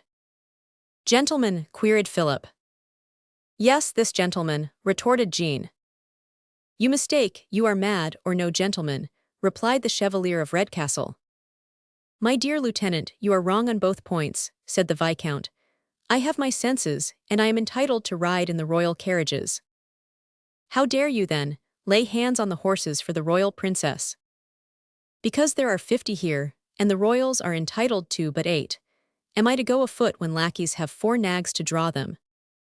If it is the order of His Majesty, they may have what they like, so be good enough to make your fellow take back those horses. Yes, if you are on duty to guard them, lieutenant, replied Jean, but I did not know that the Dauphiness dragoons were set to guard grooms. Better shut your eyes, tell your squad to do the same, and I wish you a pleasant journey. You are wrong, sir. I am on duty, as the Dauphiness has sent me forward to look after the relays. That is different, but allow the remark that you are on paltry duty, and the young Bonnable is shamefully treating the army. Of whom are you speaking in such terms? Interrupted Philip. Oh, only of that Austrian beauty. Taverny turned pale as his cravat, but in his usual calm voice he said, as he caught hold of the bridle, Do me the pleasure to acquaint me with your name. If you are bent upon that, I am Viscount Jean Dubarry. What brother of that notorious? Who will send you to rot in the Bastille prison, if you add a word to the adjective? The Viscount sprang into the coach, up to the door of which went the Baron's son. If you do not come forth in a second, I give you my word of honor that I shall run my sword through your body. Having hold of the door with his left hand, pulling against the Viscount, he drew his sword with the other. The idea, said Chan, this is murder, give up the horses, Jean. Oh, you threaten me, do you? Hissed the Viscount, exasperated, and snatching his sword from the cushion. We shall never get away at this rate, whispered Chan. Do smooth the officer down. Neither violence nor gentleness will stay me in my duty, observed Taverny, politely bowing to the young woman. Advise obedience to the gentleman, or in the name of the king, whom I represent, I shall kill him if he will fight me, or arrest him if he refuses. Shall I lug him out, lieutenant? Asked the corporal, who had Taverny's half-dozen men as escort. No, this is a personal quarrel, said his superior. You need not interfere. There was truly no need, for after 3 minutes, Jean Dewberry drew back from the conflict with Redcastle, his sleeve dyed with blood. Go, sir, said the victor, and do not play such pranks any more. Tush, I pay for them, grumbled the Viscount. Luckily, 3 horses came in which would do for the change, and the innkeeper was only too glad to get rid of the turbulent Viscount at their price. As he mounted the carriage steps, he grumbled at Gilbert's being in the way. Hush, brother, said Chan. He knows the man who wounded you, he is Philip of Taverny. Then we shall be even yet, said the Viscount, with a gleam of gladness. You are on the high horse at present, my little dragoon, he shouted out to Taverny, but turn about is fair play. To the return, if you please, replied the officer. Yes, Chevalier Philip de Taverny, called Jean, watching for the effect of the sudden declaration of his name. Indeed, his hearer raised his head with sharp surprise, in which entered some unease, but recovering himself and lifting his hat, he rejoined with the utmost grace. A pleasant journey, Chevalier Jean Dewberry. 1,000 thunders, swore the Viscount, grinning horribly as the coach started. I am in acute pain, Chan, and shall want a surgeon sooner than breakfast. We will get one at the first stop, while this youth has his meal. Excuse me, said Gilbert, as the invalid expressed a desire to drink, but strong drink is bad for you at present. What, are you a doctor as well as philosopher? Queried Jean. Not yet, my lord, though I hope to be one some day. But I read that wounded patients must not take anything heated. But if you will let me have your handkerchief, I will dip it in water at the first spring and cool the wound by bandaging it. The carriage was stopped for Gilbert to get out and wet the cambric. This youngster is dreadfully in the way for us to talk business, said Dewberry. Pshaw, we will talk in the southern dialect, said Chan, and it was thanks to this precaution that the two communed to the puzzlement of the youth on the rest of the journey. But he had the consolation of thinking that he had comforted a Viscount who stood in the king's favor. If Andrea only saw him now, he did not think of Nicole. Hello, broke off the Viscount, as he looked behind out of the window. Here comes that Arab with the strange woman on its back. I would give 1,000 pistoles for that steed, and a fortune for the beauty. The black-eyed woman wrapped in a white cloak, with her brow shaded by a broad-brimmed felt hat with long feathers, flew by like an arrow along the roadside, crying, Avanti, Jared. She says forward, in Italian, said the Viscount. Oh, the lovely creature, if I were not in such pain, I would jump out and after her. You could not catch her on that horse. It is the magician, and she is his wife. Magician, questioned the Dewberrys together. Yes, Baron Joseph Balsamo. The sister looked at the brother as much as to say, was I not right to keep him? And he nodded emphatically. Chapter 16. The King's Favorite. In the apartments of Princess Adelaide, daughter of King Louis X, he had housed the Countess Jean Dewberry, his favorite since a year, not without studying the effect it would have on the realm. The jolly, mirthful, devil-may-care madcap had transformed the silent palace into a monkey house, where anyone was tolerated who kept the fun alive. At about 9 in the morning, the hour of her reception, Jean Vaubernier, to give her her true name, stepped out of her couch, wrapped in an embroidered gauze gown which allowed a glimpse through the floating lace of her alabaster arms. This seductive statue, awakening more and more, drew a lace mantle over her shoulders and held out her little foot for a slipper which, with its jewels, would enrich a woodcutter in her native woods had he found it. Any news of Chan or the Viscount Jean? She asked at once of her chambermaid. None, and no letters, my lady. What a bore to be kept waiting, pouted the royal pet with a pretty wry face. Will they never invent a method of corresponding 100 miles apart? Faith, I pity anybody I visit with my vexation this day. But I suppose that, as this star the Dauphiness is coming, I the poor glowworm will be left alone. Who is waiting, tell me? Duke d'Aiguillon, Prince Soubise, Count Sartines and President Maupeou. But the Duke of Richelieu. He has not yet come. No more than yesterday, that political weathercock has turned from me. He is afraid to be injured, Doris. You must send to his house to ask after him. Yes, my lady, but the king is here. Very well, I am ready. The 15th Louis entered the room with a smile on his lips and his head upright. He was accompanied solely by a gentleman in black, who tried by a smile to counteract the baleful effect of thin, hard lips and severe gray eyes. It was Lieutenant of Police Sardines. The waiting maid and a little Negro boy were in the room, but they were not counted. Good morning, Countess, hailed the monarch. How fresh we are looking today. Don't be afraid of Sardines, he is not going to talk business, I trust. Oh, how magnificent Zamor is looking. The blackamoor was apparelled with the barbaric splendor in which Othello was attired at that period. Sire, he has a favor to crave of your majesty. He seems to me very ambitious, after having been granted by you the greatest boon one can desire, being your slave like myself. Sardines bowed, smiling, but bit his lips at the same time. How delightful you are, sire, said the countess.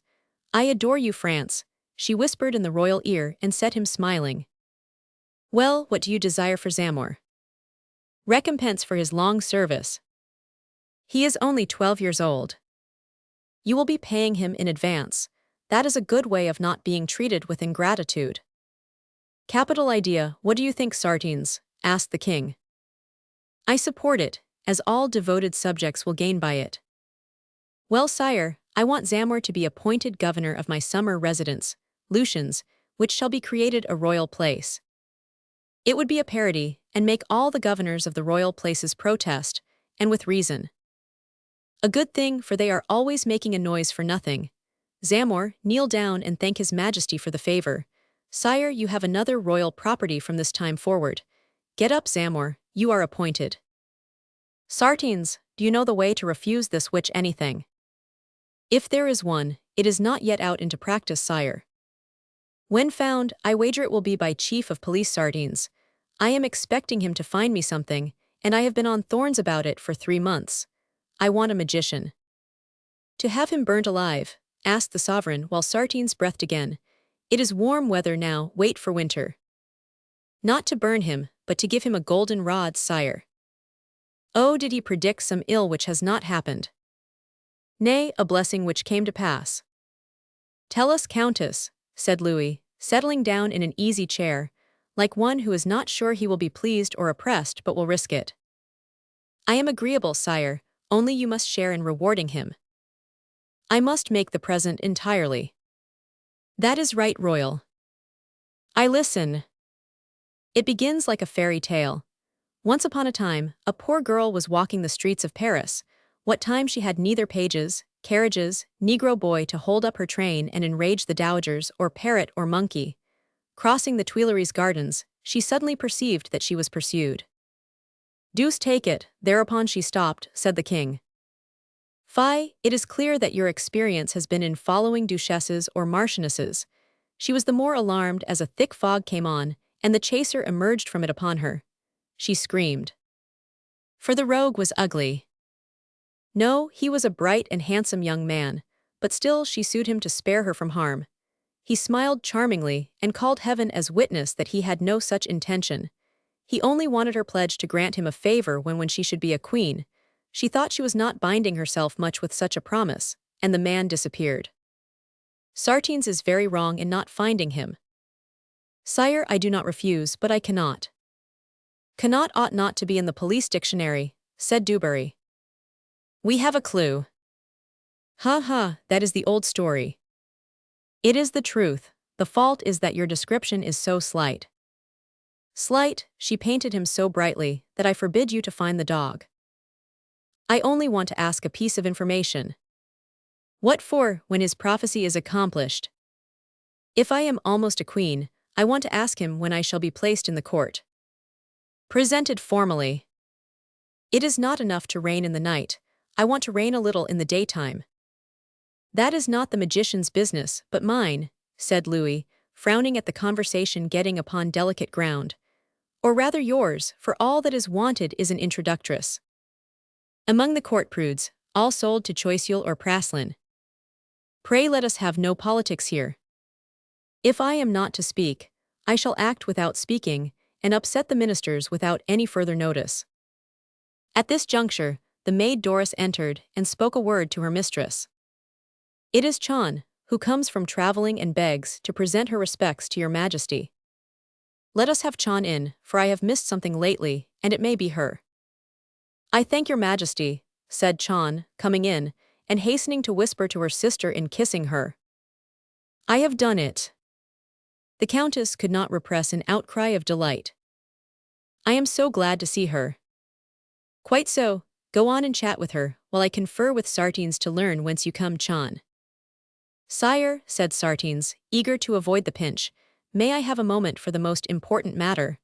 About these seers, Illuminati miracle workers. Quacks, make them take out licenses as conjurers at a high figure, and they will not be any cause of fear. Sire, the situation is more serious than most believe. New Masonic lodges are being opened.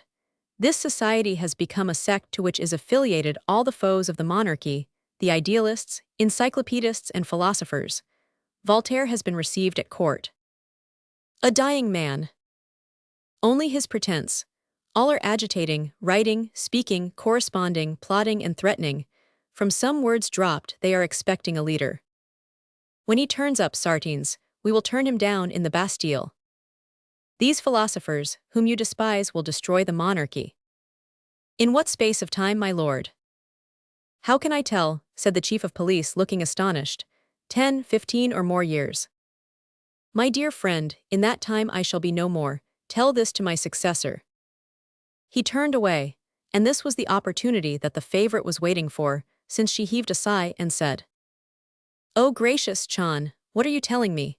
My poor brother Jean's so badly wounded that his arm will have to be amputated. Oh, wounded in some street affray, or in a drinking saloon quarrel. No, sire, attacked on the king's highway and nearly murdered.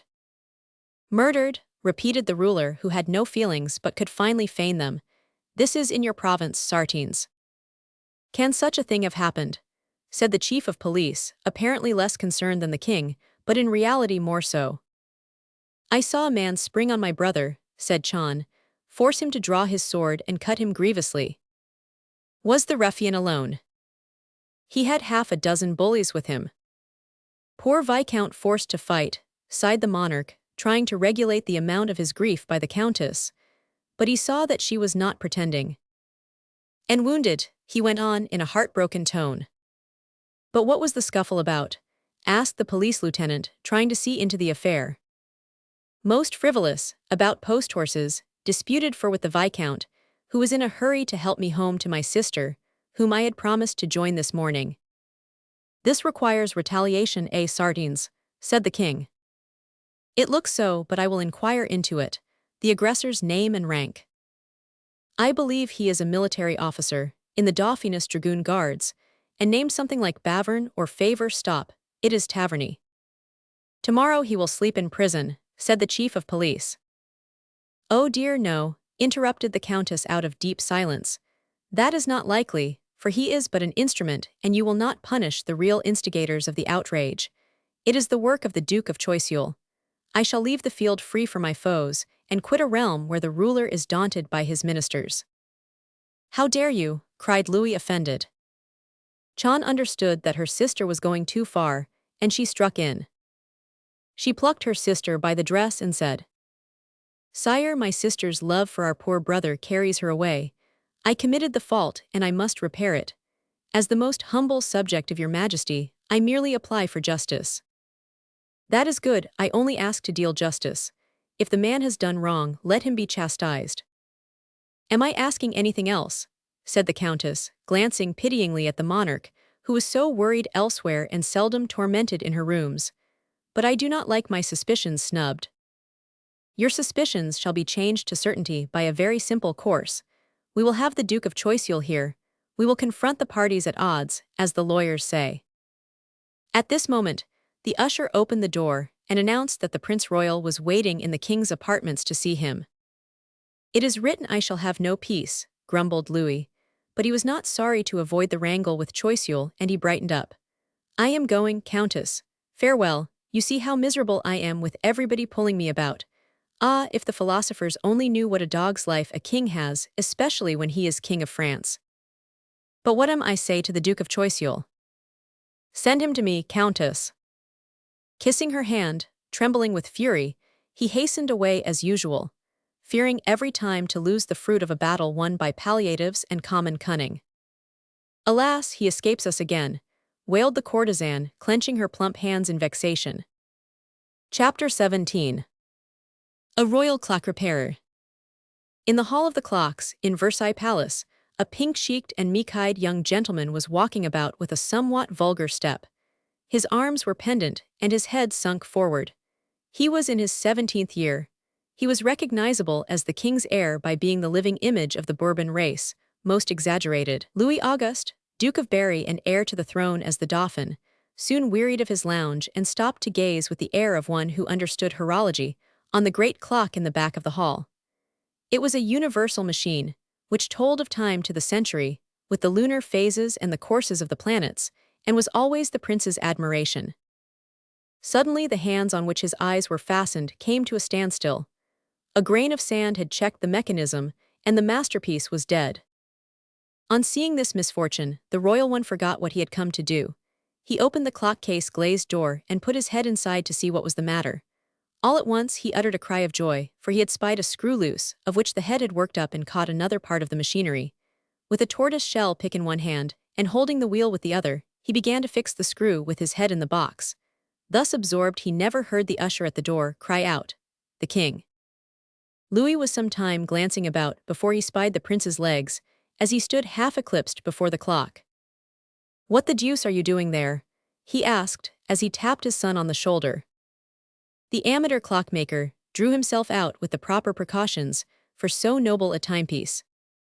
"Oh, your majesty, I was just killing time while you were not present. By murdering my clock, pretty amusement." "Oh no, only setting it to rights. A screw was loose and—" "Never mind mechanics, what do you want of me? I am eager to be off to Marley." He started for the door, always trying to avoid awkward situations. "Is it money you are after? I will send you some." "Nay, I have savings out of my last quarter's money." What a miser, and yet a spendthrift was his tutor. I believe he has all the virtues missing in me. "Sire, is not the bride near at hand yet?" "Your bride, I should say 50 leagues off. Are you in a hurry?" The Prince Royal blushed.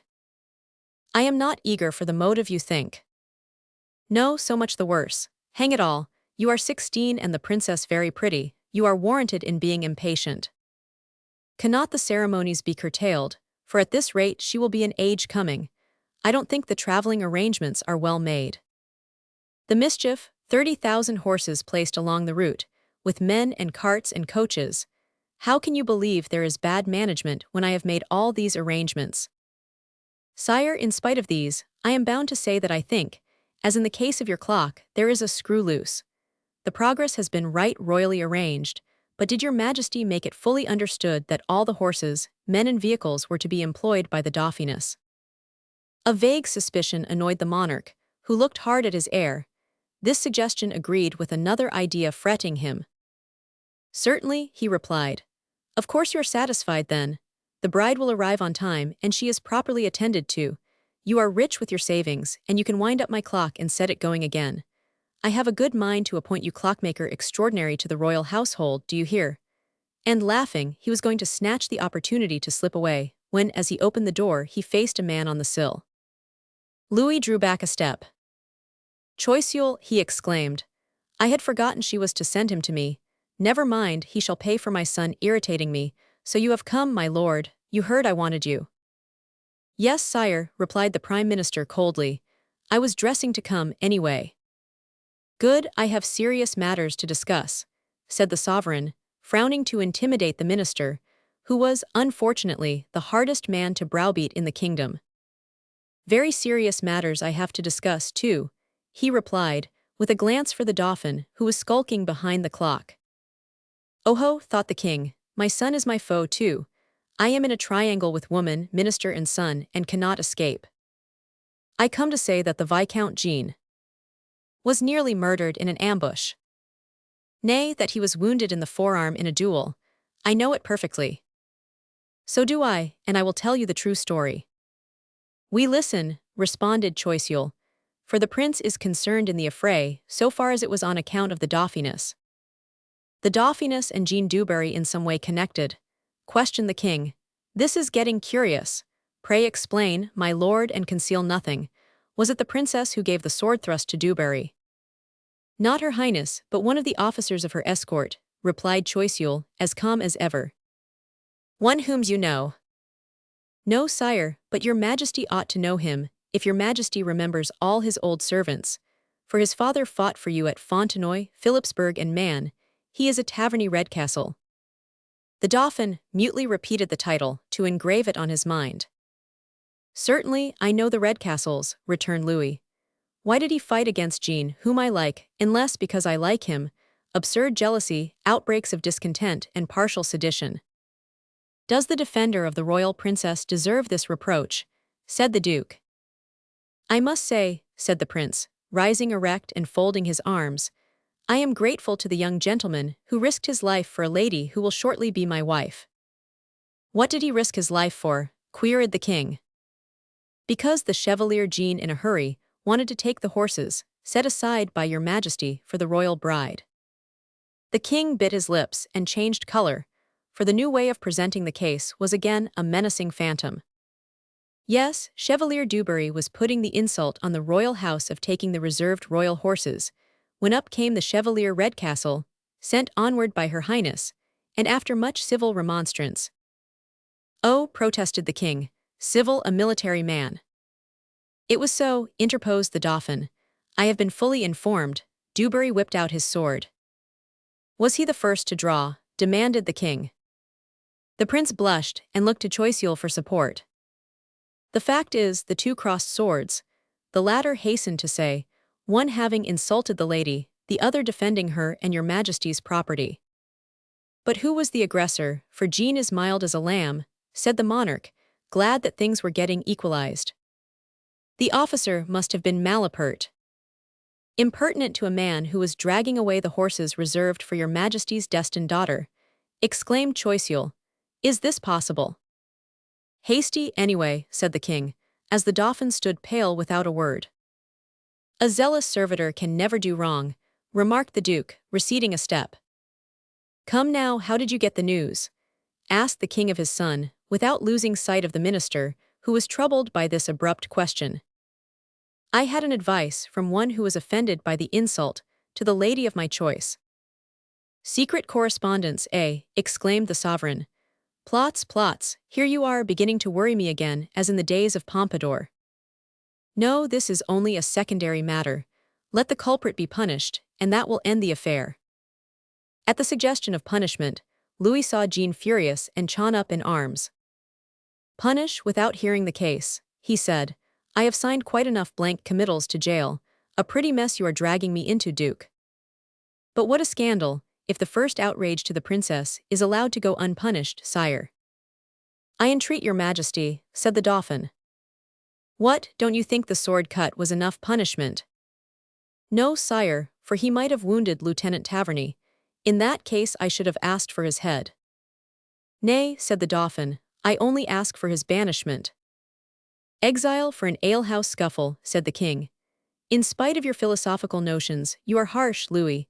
It is true that you are a mathematician, and such are hard as, well, they would sacrifice the world to have their ciphering come out correct. Sire, I am not angry with Chevalier Dubarry personally, but as he insulted the Dauphiness. What a model husband, sneered the king. But I am not to be gulled in this way. I see that I am attacked under all these blinds. It is odd that you cannot let me live in my own way, but must hate all whom I like and like all I dislike. Am I mad or sane? Am I the master or not? The prince went back to the clock. Choiseul bowed as before. No answer, eh? Why don't you say something? Do you want to worry me into the grave with your petty hints and strange silence, your paltry spites and minute dreads? I do not hate Chevalier Dubarry, said the prince. I do not dread him, added Choiseul. You are both bad at heart, went on the sovereign, trying to be furious but only showing spite. Do you want me to realize the fable with which my cousin of Prussia jeers me, that mine is the court of King Petard? No, I shall do nothing of the kind. I stand on my honor in my own style and will defend it similarly. Sire, said the prince with his inexhaustible meekness but eternal persistency, your majesty's honor is not affected. It is the dignity of the royal princess which is struck at. Let Chevalier Jean make excuses then, as he is free to do, but he is free to do the other thing. I warn your majesty that the affair will be talked of, if thus dropped, said the prime minister. Who cares, do as I do. Let the public chatter and heed them not, unless you like to laugh at them. I shall be deaf to all. The sooner they make such a noise as to deafen me, the sooner I shall cease to hear them. Think over what I say, for I am sick of this. I am going to Marly, where I can get a little quiet, if I am not followed out there. At least, I shall not meet your sister the Lady Louise there, for she has retired to the nunnery of St. Denis. But the Dauphin was not listening to this news of the breaking up of his family. It is going, he exclaimed in delight, real or feigned, as the clock resumed its regular tickings. The minister frowned and bowed himself out backward from the hall, where the heir to the throne was left alone. The king, going into his study, paced it with long strides. I can clearly see that Choiseul is railing at me. The prince looks on himself as half the master, and believes he will be entirely so when he mounts with this Austrian on the throne. My daughter Louise loves me, but she preaches morality and she gives me the go-by to live in the nunnery. My 3 other girls sing songs against me and poor Jean. The Count of Provence is translating Lucretius. His brother of Artois is running wild about the streets. Decidedly none but this poor countess loves me. Devil take those who try to displease her. Sitting at the table where his father signed papers, his treaties and grandiloquent epistles, the son of the great king took up the pen. I understand why they are all hastening the arrival of the Archduchess, but I am not going to be perturbed by her sooner than can be helped, and he wrote an order for Governor Stainville to stop 3 days at one city and 3 at another. With the same pen he wrote, Dear Countess, this day we install Zamor in his new government. I am off for Marly, but I will come over to Lucian's this evening to tell you all I am thinking about at present. France. Lebel, he said to his confidential valet, away with this to the Countess, and my advice is for you to keep in her good graces. Chapter 18. The Countess of Béarn. A hackney coach stopping at the doorway of Chancellor Maupeou, President of Parliament, induced the porter to deign to stalk out to the door of the vehicle and see why the way was thus blocked. He saw an old lady in an antiquated costume.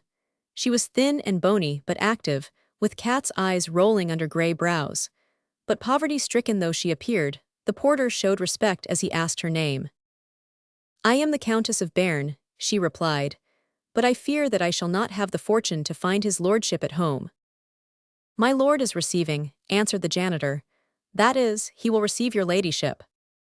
The old lady stepped out of the carriage, wondering if she did not dream, while the porter gave 2 jerks to a bell rope. An usher came to the portals, where the first servant motioned that the visitor might enter. If your ladyship desires speech with the Lord High Chancellor, said the usher, step this way, please. They do speak ill of this official, uttered the lady, but he has the good trait that he is easily accessible. But it is strange that so high an officer of the law should have open doors. Chancellor Maupeou, buried in an enormous wig and clad in black velvet, was writing in his study, where the door was open. On entering, the old countess threw a rapid glance around, but to her surprise there was no other face than hers, and that of the law lord, thin, yellow and busy, reflected in the mirrors. He rose in one piece, and placed himself with his back to the fireplace. The lady made the 3 courtesies, according to rule. Her little compliment was rather unsteady. She had not expected the honor. She never could have believed that a cabinet minister would give her some time out of his business, or his repose. Maupeou replied that time was no less precious to subject than His Majesty's ministers, although preference had to be given to persons with urgent affairs. Consequently, he gave what leisure he had to such clients. My lord, said the old lady, with fresh courtesies, I beg most humbly to speak to your excellency of a grave matter on which depends my fortune. you know that my all depends, or rather my son's, on the case sustained by me against the Salus's family. You are a friend of that family, but your lordship's equity is so well known that I have not hesitated to apply to you." The chancellor was fondling his chin, but he could not help a smile to hear his fair play extolled.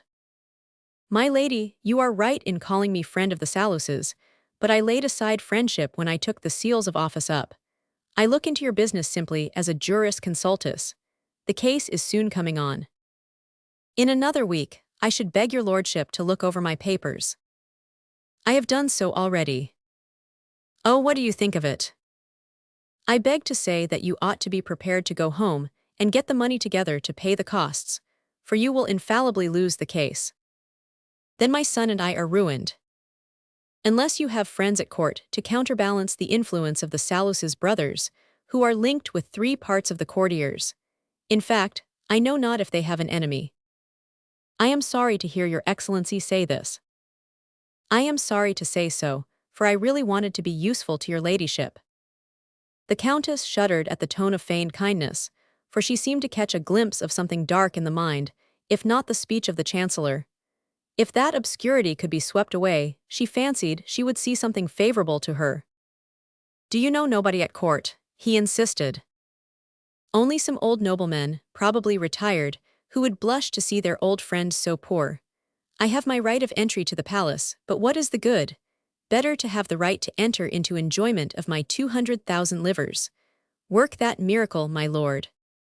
"Judges cannot be led astray by private influence," he said, forgetting that he was contradicting himself.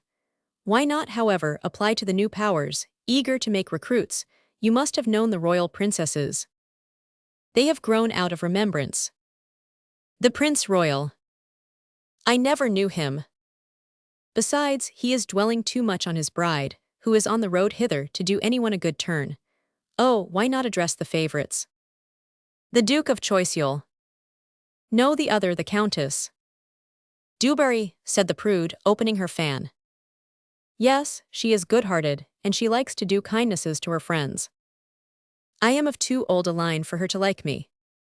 "That is where you are wrong, for she is trying to ally herself with the old families." "But I have never seen her." "What a pity! Or her sister, Chan, the other sister Biscay, her brother Jean, or her Negro boy Zamor." "What, is her Negro a power at court?" "Indeed he is. A black who looks like a pug dog, for they sell his picture in the streets. How was I to meet this blackamoor, my lord?"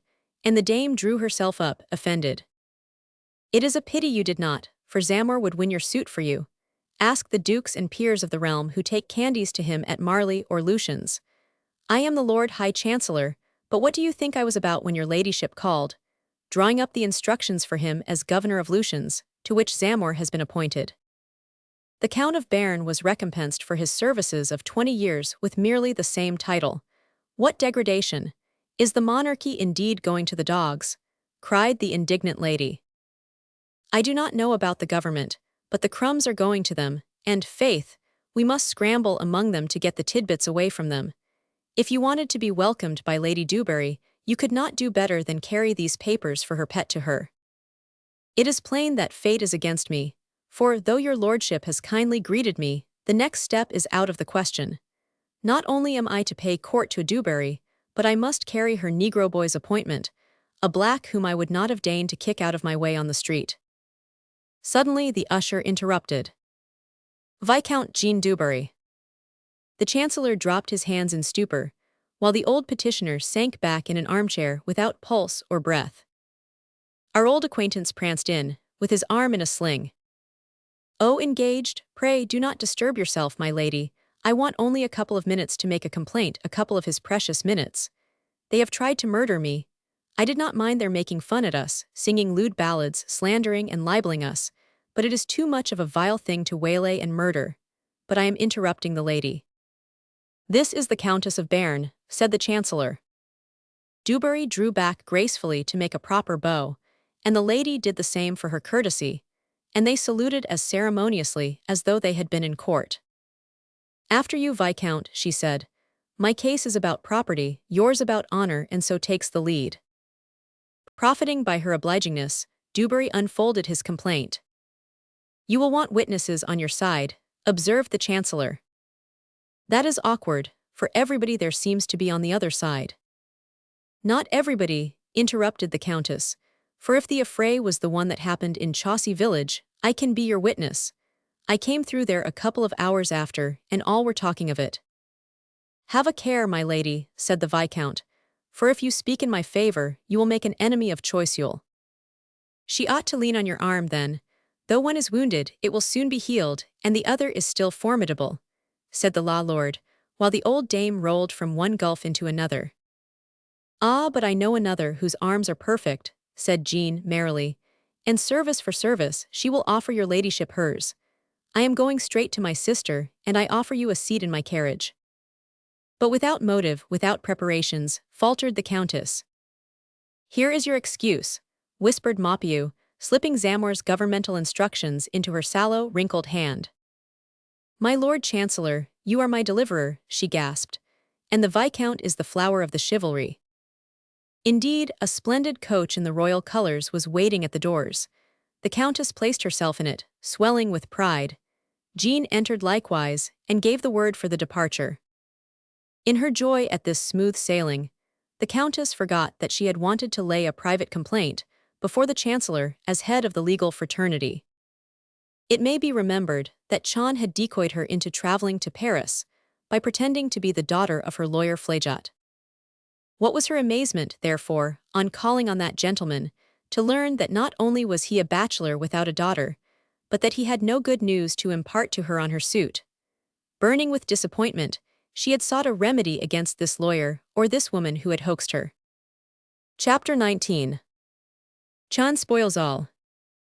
After the king's departure from the short and unpleasant call, as he termed it to the courtiers, the Countess Dewberry remained closeted with Chon and her brother, who had kept in the background for fear that his wound would be found to be but a scratch. The outcome of this family council was that the countess, instead of going to Lucian's, went to a private house of hers in Valois Street, Paris. Jean read a book while Zamor, at the window, watched for the carriage to return. When the Viscount brought the old countess, he left her in the anteroom while he ran to tell his sister of his success. Where is Chon? He asked. At Versailles, where I bade her keep close. Then go in, my princess. Lady Dewberry opened the boudoir door and walked into her visitor's presence. I have already thanked my brother, she said, for having procured me the honor of your ladyship's visit, but I must thank you at present for making it. I cannot find expressions, said the delighted suitor, to show my gratitude for the kind reception granted me. Allow me, said Jean, as the ladies took seats. The countess must not seem to be applying to you for a favor. The chancellor has confided a commission for you, that is all. The visitor gave the speaker a thankful look, and handed the letters patent from the chancellor, which created Lucian's a royal castle, and entrusted Zamor with the governorship. It is I who am obliged, said the younger countess, and I shall consider myself happy when the chance comes for me to do something in my turn. That will be easy, cried the other with a quickness delighting the pair of plotters. You will not be ignorant of my name. How could we? The name of the princess to whom we owe King Henry IV. Then you may have heard of a lawsuit which ties up my property. Claimed by the Saluses. Yes, the king was talking of the matter with Chancellor Maupeou, my cousin, the other evening. The king talked of my case. In what terms, pray? Alas, he seemed to think that it ought to be the Saluses. Good heavens, then we would have to pay twice over a sum which morally was paid. I have not the receipt, I grant, but I can prove payment morally. I think moral proofs are accepted, said Jean gravely. The claim of 200,000 livres, with interest, now amounting to a capital of over 1 million, date it must have been settled by Guy Gaston Roman IV, Count of Béarn, because on his deathbed in 1417 he wrote in his will owing no debts, and so on. That settles it, said Jean. But your adversaries hold the note, said the countess, pretending to take an interest in the subject. Yes, that embroils it, said the old lady who ought to have said, this clears it up. It terribly changes the position for the Saluses. Oh, my lady, I would that you were one of the judges. In olden times, you might have claimed a champion to do battle for you. I have such belief in your case that I would go into the lists for you. Unfortunately, we have not to do with knights but a gang of robbers in black gowns, who will not understand so plain an expression as I die owing no debts. Stay, though, as the words were spoken 300 years ago they would be outlawed, I think, ventured Countess Dewberry. But you would be convinced of the lady's rights, sister, if you were to hear her, as I have heard coming along. Then do me the favor of coming out to my place at Lucian's, where, by the way, the king drops in now and again. But I cannot rely on such a chance, for the case is called Monday, and this is Friday. What the deuce can be done? Grumbled the Viscount, appearing to meditate profoundly. If I could have a royal hearing at Versailles through your introduction, suggested the old lady. Not to be thought of. The king does not like me to meddle with law or politics, and at present he is worried about my presentation to the court. Oh, exclaimed the aged litigant. The king wants it to come off before the new Dauphiness arrives, so that my sister can go to the festivities at Campigny, in spite of Choiseul's opposition, Praslин's intrigues, and Lady Gramont's intervention. I understand, the countess has no introductress, queried Lady Bairn timidly. Beg pardon, we have Baroness Alogny, only the king would prefer somebody with a historical name. I cannot say that I ever heard of the Alognys, hissed the old descendant of kings with incredible envy. It will be a grand thing for her, for the king is tired of the jades who put on airs prouder than himself, said Jean. I could make Lady Alogny draw off by telling her what the king said. It would be unfair, said the Viscount. What a pity, for in that case, here is a lady of ancient lineage and regal. She would win her lawsuit, her son could have a lieutenancy in the household troops, and as Lady Bairn must have gone to much outlay in her trips to Paris, she would have compensation out of the privy purse.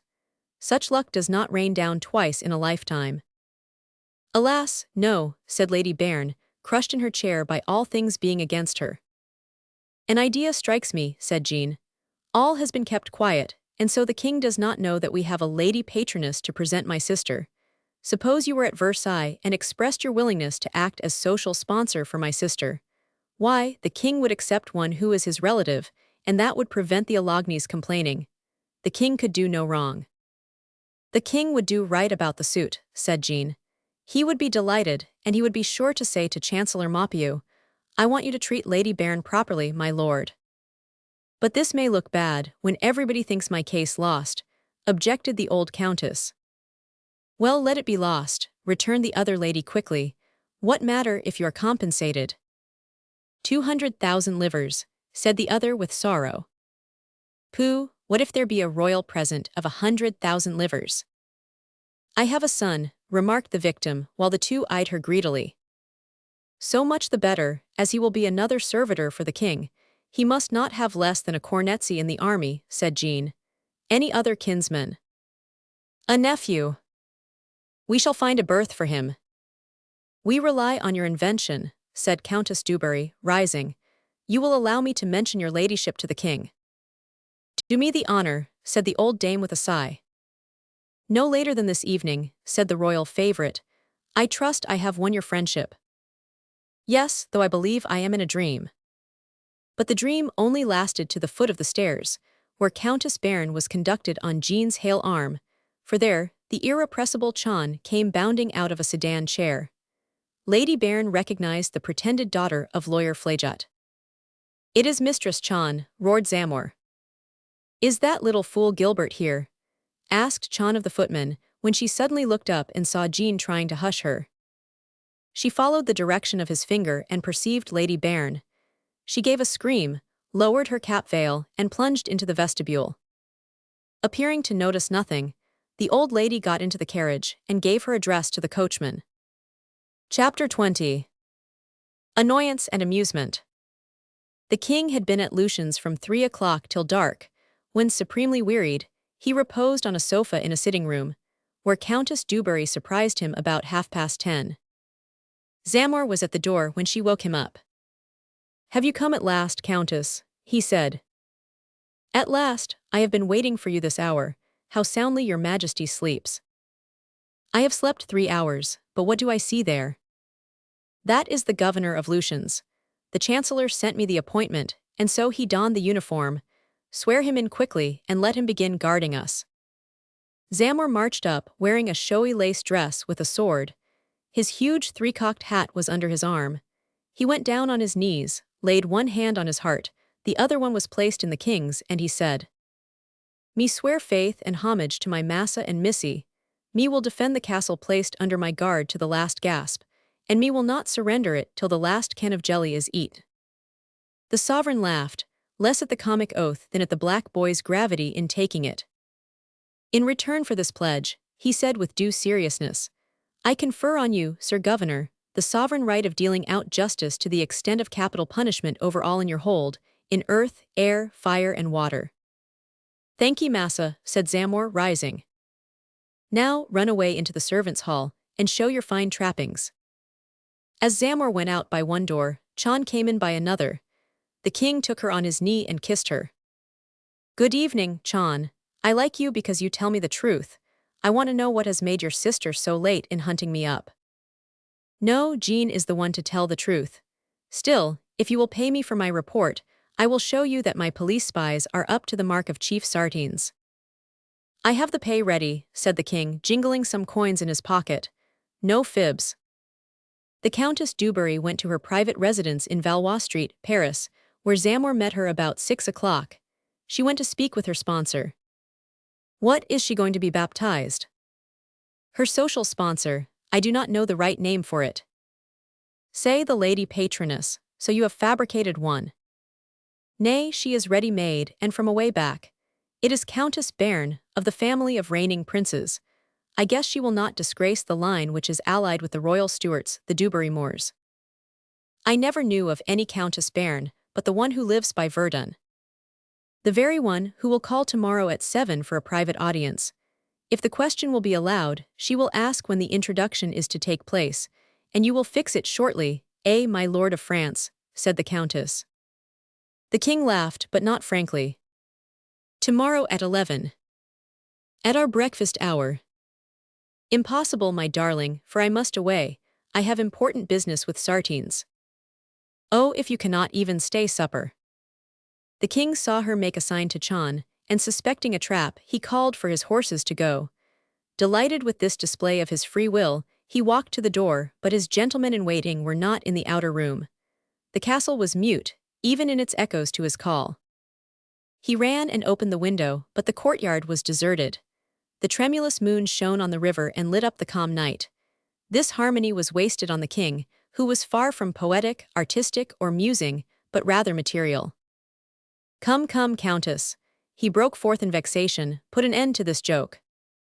"Sire, I have no authority here," said the countess.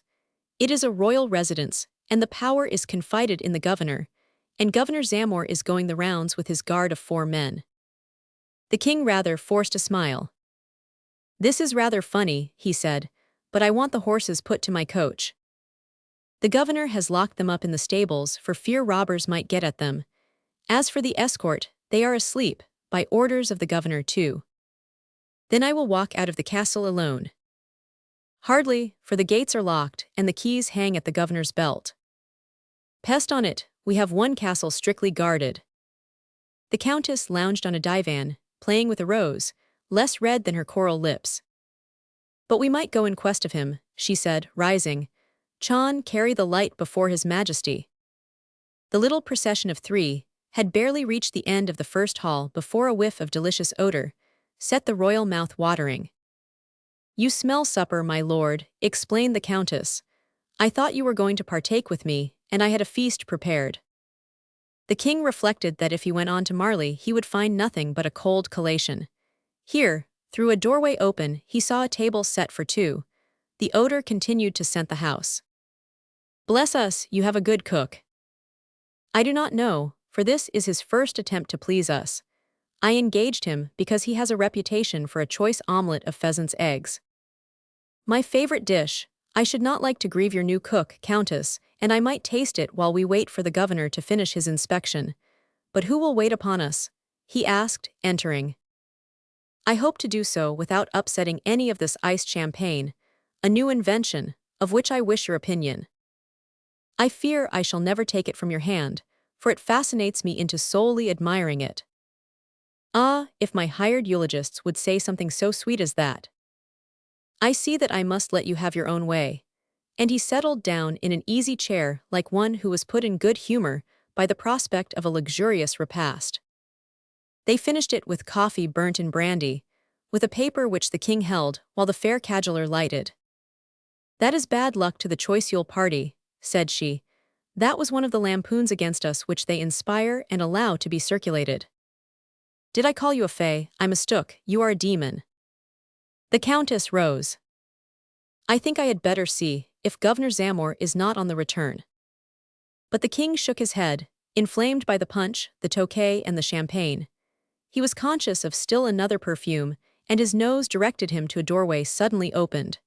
It led into a tempting chamber, hung with sky-blue satin, embroidered with flowers in their natural colors, an alcove where a mysterious soft light reigned. "Well, sire, the governor seems to have locked us in, and unless we save ourselves out of window with the curtains. No, do not let us pull them down, rather draw them close." He opened his arms, laughing, and the beauty let the rose fall from her teeth, and it burst all its petals open as it reached the carpet. Chapter 21. Countess cut Countess. On the road to Paris from Lucian's, the poor Countess Dubarry was racing along like a disembodied spirit. An advice from her brother Jean had dashed her down when she had brought the king to the point of arranging for her presentation day. "So the old donkey has fooled us," she cried when she was alone with him. "I am afraid so. But listen, I stayed in town because I am not trustful like you, and I am not wrong. An hour before the time when I ought to call for the old countess at her inn, I met my man Patrick at the door where I had sent him to stand sentry since daybreak. He had seen nothing wrong, and I left the carriage and went upstairs quite assured. At her door a woman stopped me to say that her mistress had upset the chocolate, which she boiled herself on her foot and was crippled. Oh heavens, you drive me to despair, Jean. I am not in despair. You can do what I could not. If there be any imposture you can discover it, and somehow we will punish her. I was consulting a lawyer. He says we must not thrash a person in a house. It is fine and prison while without. Beat a woman, a countess of the old stock. You mad rogue, let me rather see her and try another method." Jean conducted her to the Chanticleer Inn, where the old lady dwelt. At the foot of the stairs, she was stopped by the landlady. "Countess Bern is ill," she said. "Just so, I am coming to see how she is." And Jean darted by her as nimble as a fawn. "Your ladyship here," ejaculated the old lady, on seeing the court beauty's face screwed up into the conventional expression of condolence. "I have only just learned of the accident. You seem to be in much pain." "My right foot is scalded, but misfortunes will happen." "But you know the king expected you this morning." "You double my despair, lady." "His Majesty was vexed at your not coming." "My excuse is in my sufferings, and I must present my most humble excuses to His Majesty." "I am not saying this to cause you pain," said Lady Dubarry, seeing that the old noblewoman was angry, "but just to show you how set His Majesty was on seeing you for the step which made him grateful. I regret the accident the more as I think it was due to your excitement from meeting a certain person abruptly at my house." "The lady who came as I went away." "The same, my sister, Mademoiselle Dubarry, only she bore another name when you met her, that of Mademoiselle Flageot." "Oh, indeed," said the old dame with unhidden sourness. "Did you send her to deceive me?" "No, to do you a service at the same time as you did me one. Let us speak seriously. In spite of your wound, painful but not dangerous, could you make the effort to ride to Lucian's and stand up a short while before the king?" "Impossible, if you could bear the sight." "I wish to assure myself of its extent." To her great surprise, while writhing in agony, the lady let Jean undo the bandage and expose a burn, horridly raw. It spoke eloquently, for, as Lady Bern had seen and recognized Chon, this self-inflicted hurt raised her to the height of Mutius Scaevola. The visitor mutely admired. Come to consciousness, the old countess fully enjoyed her triumph. Her wild eye gloated on the young woman kneeling at her foot. The latter replaced the bands with the tenderness of her sex to the ailing, placed the limb on the cushions as before, and said as she took a seat beside her, "You are a grander character than I suspected. I ask your pardon for not having gone straight to business at the start. Name your conditions. I want the 200,000 livres at stake in my lawsuit to be guaranteed me, replied the old dame, with a firmness clearly proving that one queen was speaking with another. But that would make double if you won your case. No, for I look upon the sum I am contesting with the Saluses for as mine own. The like sum is something to thank you for in addition to the honor of your acquaintance. I ask a captaincy and a company for my son, who has martial instincts inborn, but would make a bad soldier because he is fit for officership alone. A captaincy now, with a promotion to a colonelcy next year. Who is to raise the regiment? The king, for if I spent my money in so doing I should be no better off. I ask the restitution of my vineyard in Touraine. The royal engineers took 6 acres for the Grand Canal, and condemning it at the expert's valuation, I was cheated out of half price. I went to some law expenses in the matter, and my whole bill at lawyer Flajot's is nearly 10,000 livres. I will pay this last bill out of my own purse, said Jean. Is this all? Stay, I cannot appear before our great monarch thus. Versailles and its splendors have been so long strange to me that I have no dresses. I foresaw that, and ordered a costume at the same maker's as mine own. It will be ready by noon tomorrow. I have no jewels. The court jewelers will loan you my set called the Louise, as I bought them when the Princess Louise sold her jewels to go into the nunnery. They will charge you 200,010 livres, but will take it back in a day or two for 200,000, so that thus you will receive that sum in cash. Very well, Countess, I have nothing to desire. I will write you my pledges, but first, the little letter to the king which I beg to dictate. We will exchange the documents. That is fair, said the old fox, drawing the table toward her, and getting the pen and paper ready as Lady Dubarry spoke. Sire, the happiness I feel at seeing your Majesty's acceptance of my offer to present the Countess Dubarry at court. The pen stuck and spluttered. A bad pen, you should change it. Never mind, it must be broken in. Emboldens me, the letter proceeded, to solicit your Majesty's favorable eye when I appear at Versailles tomorrow under permission. I venture to hope for a kind welcome from my kinship to a house of which every head has shed his blood in the service of your august ancestors. Anastasie Euphramie Rodolphe, Countess of Béarn. In return, the plotter handed over the notes and the order on her jewelry. Will you let me send my brother for you at 3 o'clock with the coach? Just so. Mind you take care of yourself. Fear nothing. I am a noblewoman, and as you have my word, I will keep it tomorrow though I die for it. So they parted, the old countess, lying down, going over her documents, and the young one lighter than she arrived, but with her heart aching at not having baffled the old litigant who easily defeated the King of France. In the main room, she perceived her brother, draining a second bottle of wine in order not to rouse suspicions on his reasons for staying in the inn. He jumped up and ran to her. How goes it? He asked. As Marshal Saxe said to the king on showing him the field of Fontenoy, Sire, learn by this sight how dear and agonizing a victory is. But you have a patroness. Yes, but she costs us 1,000,000.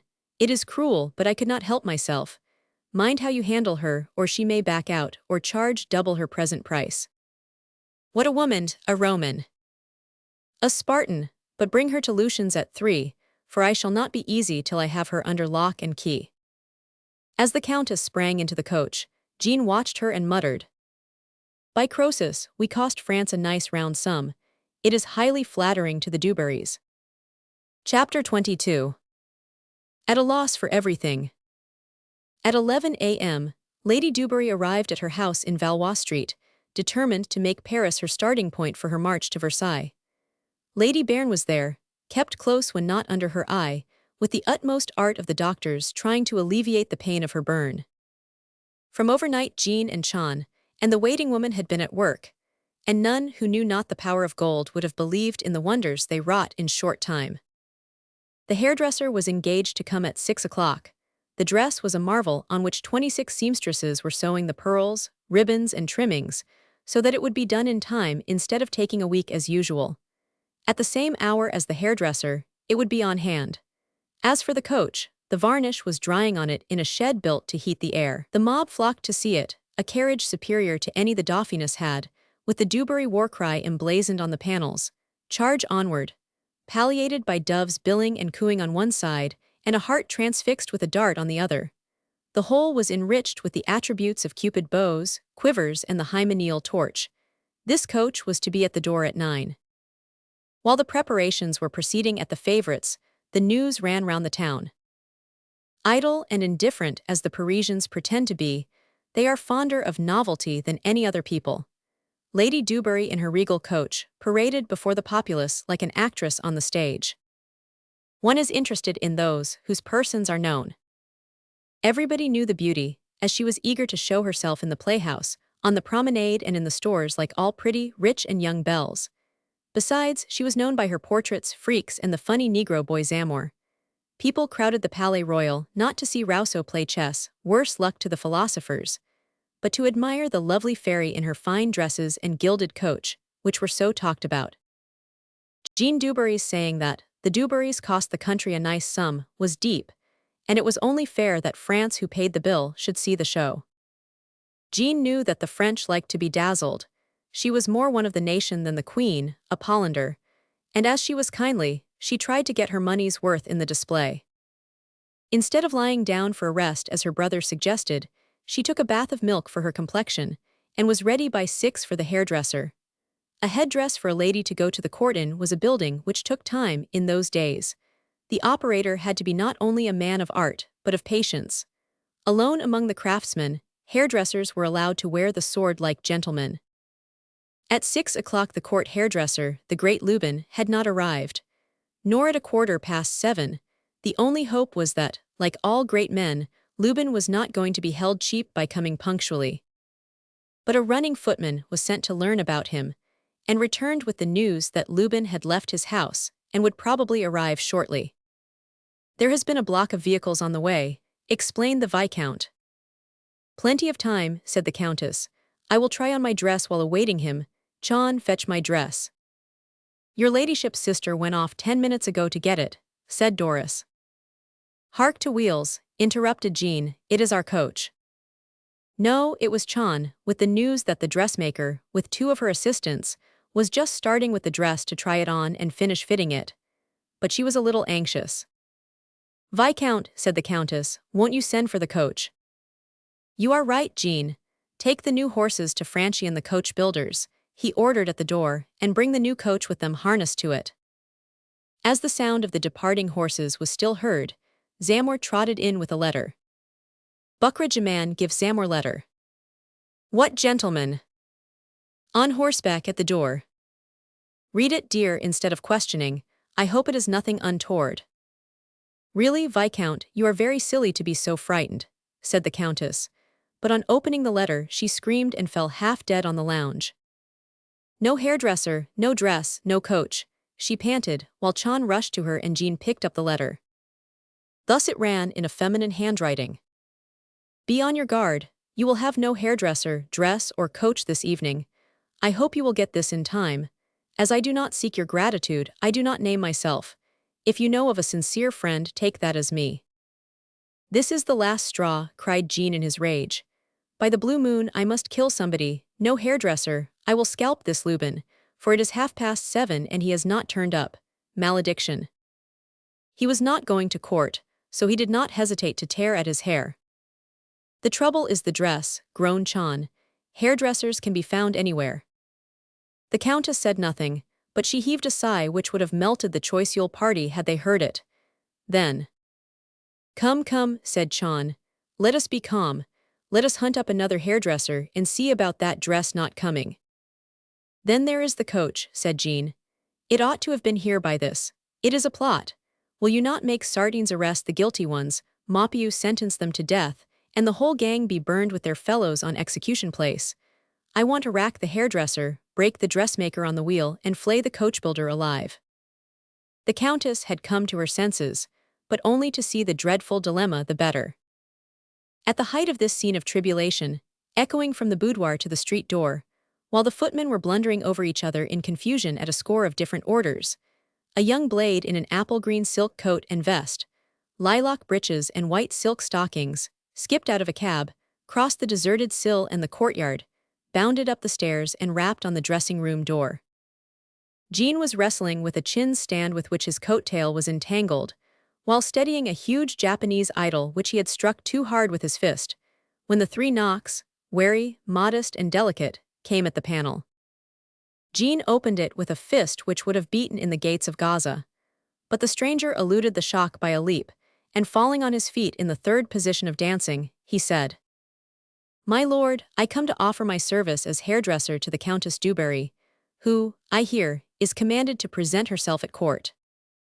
"A hairdresser," cried the Dubarrys, ready to hug him and dragging him into the room. "Did Lubin send you?" "You are an angel," said the Countess. "Nobody sent me," returned the young man. "I read in the newspapers that your ladyship was going to court this evening, and I thought I might have a chance of showing that I have a new idea for a court headdress." "What might be your name, Junker?" demanded Jean distrustfully. "Leonard, unknown at present, but if the lady will only try me, it will be celebrated tomorrow. Only I must see her dress, that I may create the headdress in harmony." "Oh, my dress, my poor, poor dress," moaned the Countess, recalled to reality by the illusion.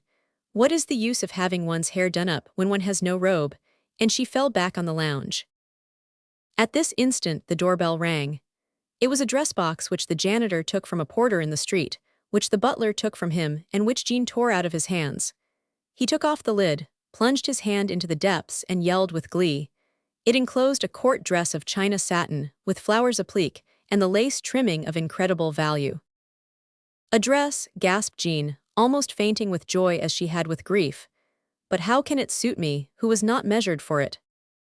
Chan tried it with the tape measure. "It is right in length and width of the waist," said Chan. "This is fabulous." "The material is wonderful," said Jean. "The whole is terrifying," said the Countess. "Nonsense. This only proves that if you have bitter enemies you have some sweet friends." "It cannot be a mere human friend, Jean," said Chan, "for how would such know the mischief set against us? It must be a sylph." "I don't care if it is the old Harry, if he will help me against the Grammonts. He is not so black as those wretches," said the Countess. "Now I think of it, I wager you may entrust your hair to this hairdresser, for he must be sent by the same friend who furnishes the dress," suggested Jean. "Own up that your story was pure gammon." "Not at all," protested the young man, showing the newspaper. "I kept it to make the curls for the hair." "It is no use, for I have no carriage." "Hark, here it is rolling up to our door," exclaimed Chan. "Quick," shouted Jean, "do not let them get away without our knowing to whom we owe all these kindnesses." And he rushed with janitor, steward and footman out on the street. It was too late. Before the door stood two magnificent bay horses, with a gilded coach, lined with white satin. Not a trace of driver or footman. A man in the street had run up to get the job of holding the horses, and those who brought them had left him in charge. A hasty hand had blotted out the coat of arms on the panels and painted a rose. All this counteraction to the misadventures had taken place in an hour. Jean had the horses brought into the yard, locking the gates and pocketing the key. Then he returned to the room where the hairdresser was about to give the lady the first proofs of his skill. "Miracle," said Chan.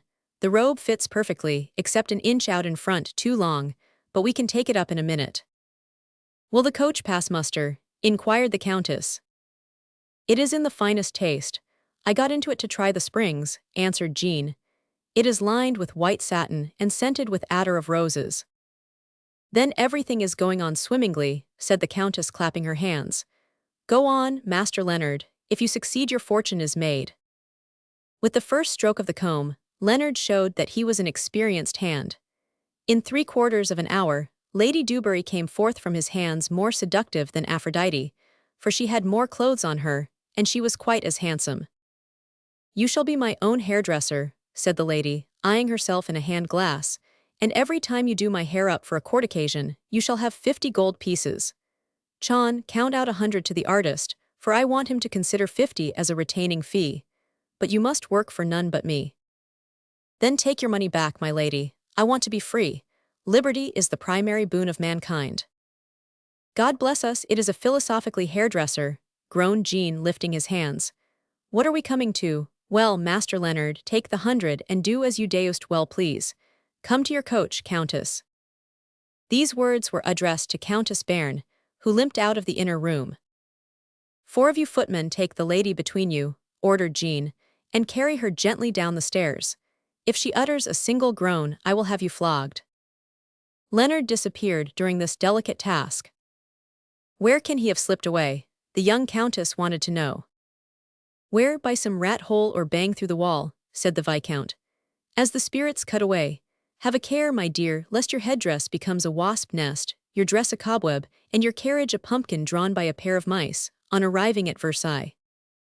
Enunciating this dreadful threat, Viscount Jean got into the carriage, in which was already placed Countess Bern and the happy woman to whom she was to stand sponsor. Chapter 23. The Presentation. Versailles is still fine to look upon, but it was splendid to view in the period of its glory. Particularly was it resplendent when a great ceremony was performed, when the wardrobes and warehouses were ransacked to display their sumptuous treasures, and the dazzling illuminations doubled the magic of its wealth. It had degenerated, but it still was glowing when it opened all its doors and lit up all its flambeaux to hail the court reception of Countess Dubarry. The curious populace forgot its misery and its rags before so much bewildering show, and crammed the squares and Paris road. All the palace windows spouted flame, and the skyrockets resembled stars floating and shooting in a golden dust. The king came out of his private rooms at 10 precisely, dressed with more care than usual, his lace being richer and the jewels in his garter and shoe buckles being worth a fortune. Informed by satins that the court ladies were plotting against his favorite, he was careworn and trembled with fury when he saw none but men in the antechamber. But he took heart when, in the queen's drawing-room, set aside for the reception, he saw in a cloud of powder and diamond luster his 3 daughters, and all the ladies who had vowed the night before to stay away. The Duke of Richelieu ran from one to another, playfully reproaching them for giving in and complimenting them on thinking better of it. "But what has made you come, Duke?" they naturally challenged him. "Oh, I am not here really, I am but the proxy for my daughter, Countess Egmont. If you will look around you will not see her, she alone, with Lady Grammont and Lady Gemini, has kept the pledge to keep aloof. I am sure what will happen to me for practically staying away. I shall be sent into exile for the 5th time, or to the Bastille for the 4th. That will end my plotting, and I vow to conspire never again." The king remarked the absentees, and he went up to the Duke of Choiseul, who affected the utmost calm and demanded, "I do not see the Duchess of Grammont." "Sire, my sister is not well, and she begs me to offer her most humble respects," said Choiseul, only succeeding in flimsy indifference. "That is bad for her," ominously said the sovereign, turning his back on the duke and thus facing Prince Gemini. "Have you brought your wife?" he questioned. "Impossible, your majesty. When I went to bring her, she was sick abed." "Nothing could be worse," said the king. "Good evening, Marshal," he said to Richelieu, who bowed with the suppleness of a young courtier. "You do not seem to have a touch of the complaint." "Sire, I am always in good health, when I have the pleasure of beholding your majesty." "But I do not see your daughter, the Countess of Egmont. What is the reason of her absence?" "Alas, sire," responded the old duke, assuming the most sorrowful mien, "my poor child is the more indisposed from the mishap depriving her of the happiness of this occasion. But Lady Egmont unwell, whose health was the most robust in the realm, this is sad for her." And the king turned his back on the old courtier as he had on the others whom he snubbed. Gloomy, anxious, and irritated, the king went over to the window, and seizing the carved handle of the sash with one hand, he cooled his fevered brow against the pane. The courtiers could be heard chattering, like leaves rustling before the tempest, while all eyes stared at the clock. It struck the half-hour, when a great uproar of vehicles rumbling on the yard cobblestones resounded under the carriageway vault. Suddenly the royal brow brightened and a flash shot from his eyes. "The Right Honourable Lady the Countess of Dubarry," roared the usher to the Grand Master of Ceremonies. "The Right Honourable the Countess of Bern." Different sensations were making all hearts leap. Invincibly drawn by curiosity, a flood of courtiers moved toward the monarch. The wife of the Marshal of Mirepoix was carried close up to the king, and though she had been in the front of the anti-Dubarryists, she clasped her hands ready for adoration, and exclaimed, "Oh, how lovely she is!" The king turned and smiled on the speaker. But she is not a mere mortal, said Richelieu. She is a fairy, which won him the end of the smile. In truth, never had the countess been fairer, more winsome in expression, more modest in bearing, more noble in figure, more elegant in step, or more cunning in showing emotion. Her like had never excited admiration in the queen's drawing-room. Charmingly beautiful, richly but not flauntingly dressed and notable for a tastefully novel headdress, she advanced held by the hand of Countess Béarn. Spite of atrocious pangs, the latter did not hobble or even wince, though the rouge fell in flakes from her face as each step wrung her to the core. All eyes turned on the singular pair.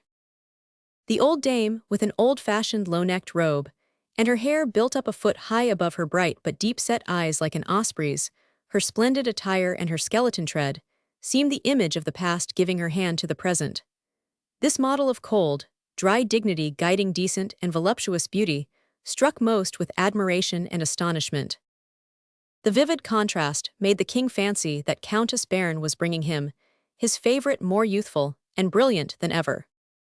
"You have a very fair novice to present, my lady," said he, "but she also has a noble introductress, than whom there is not one whom I am more pleased to see again at court."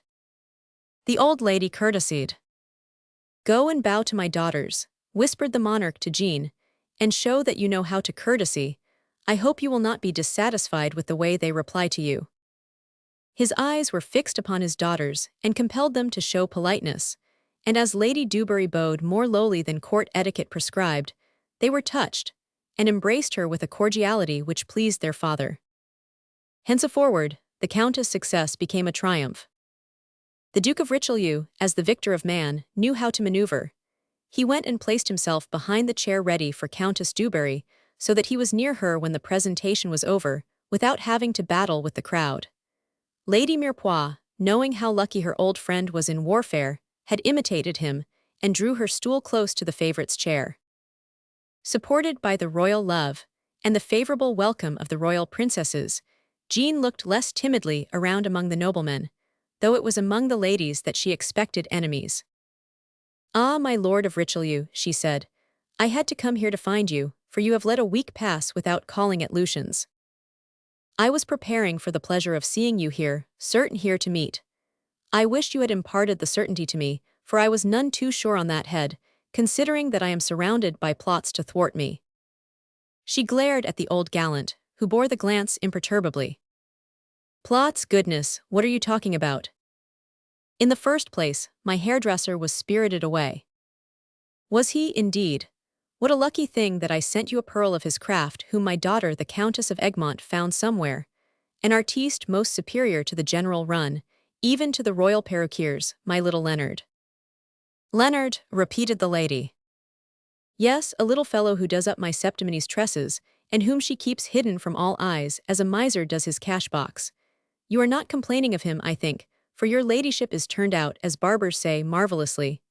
Curiously enough, the style reminds me of a sketch which the court painter Boucher gave my daughter, for her to be dressed in accord with it, had she not fallen ill.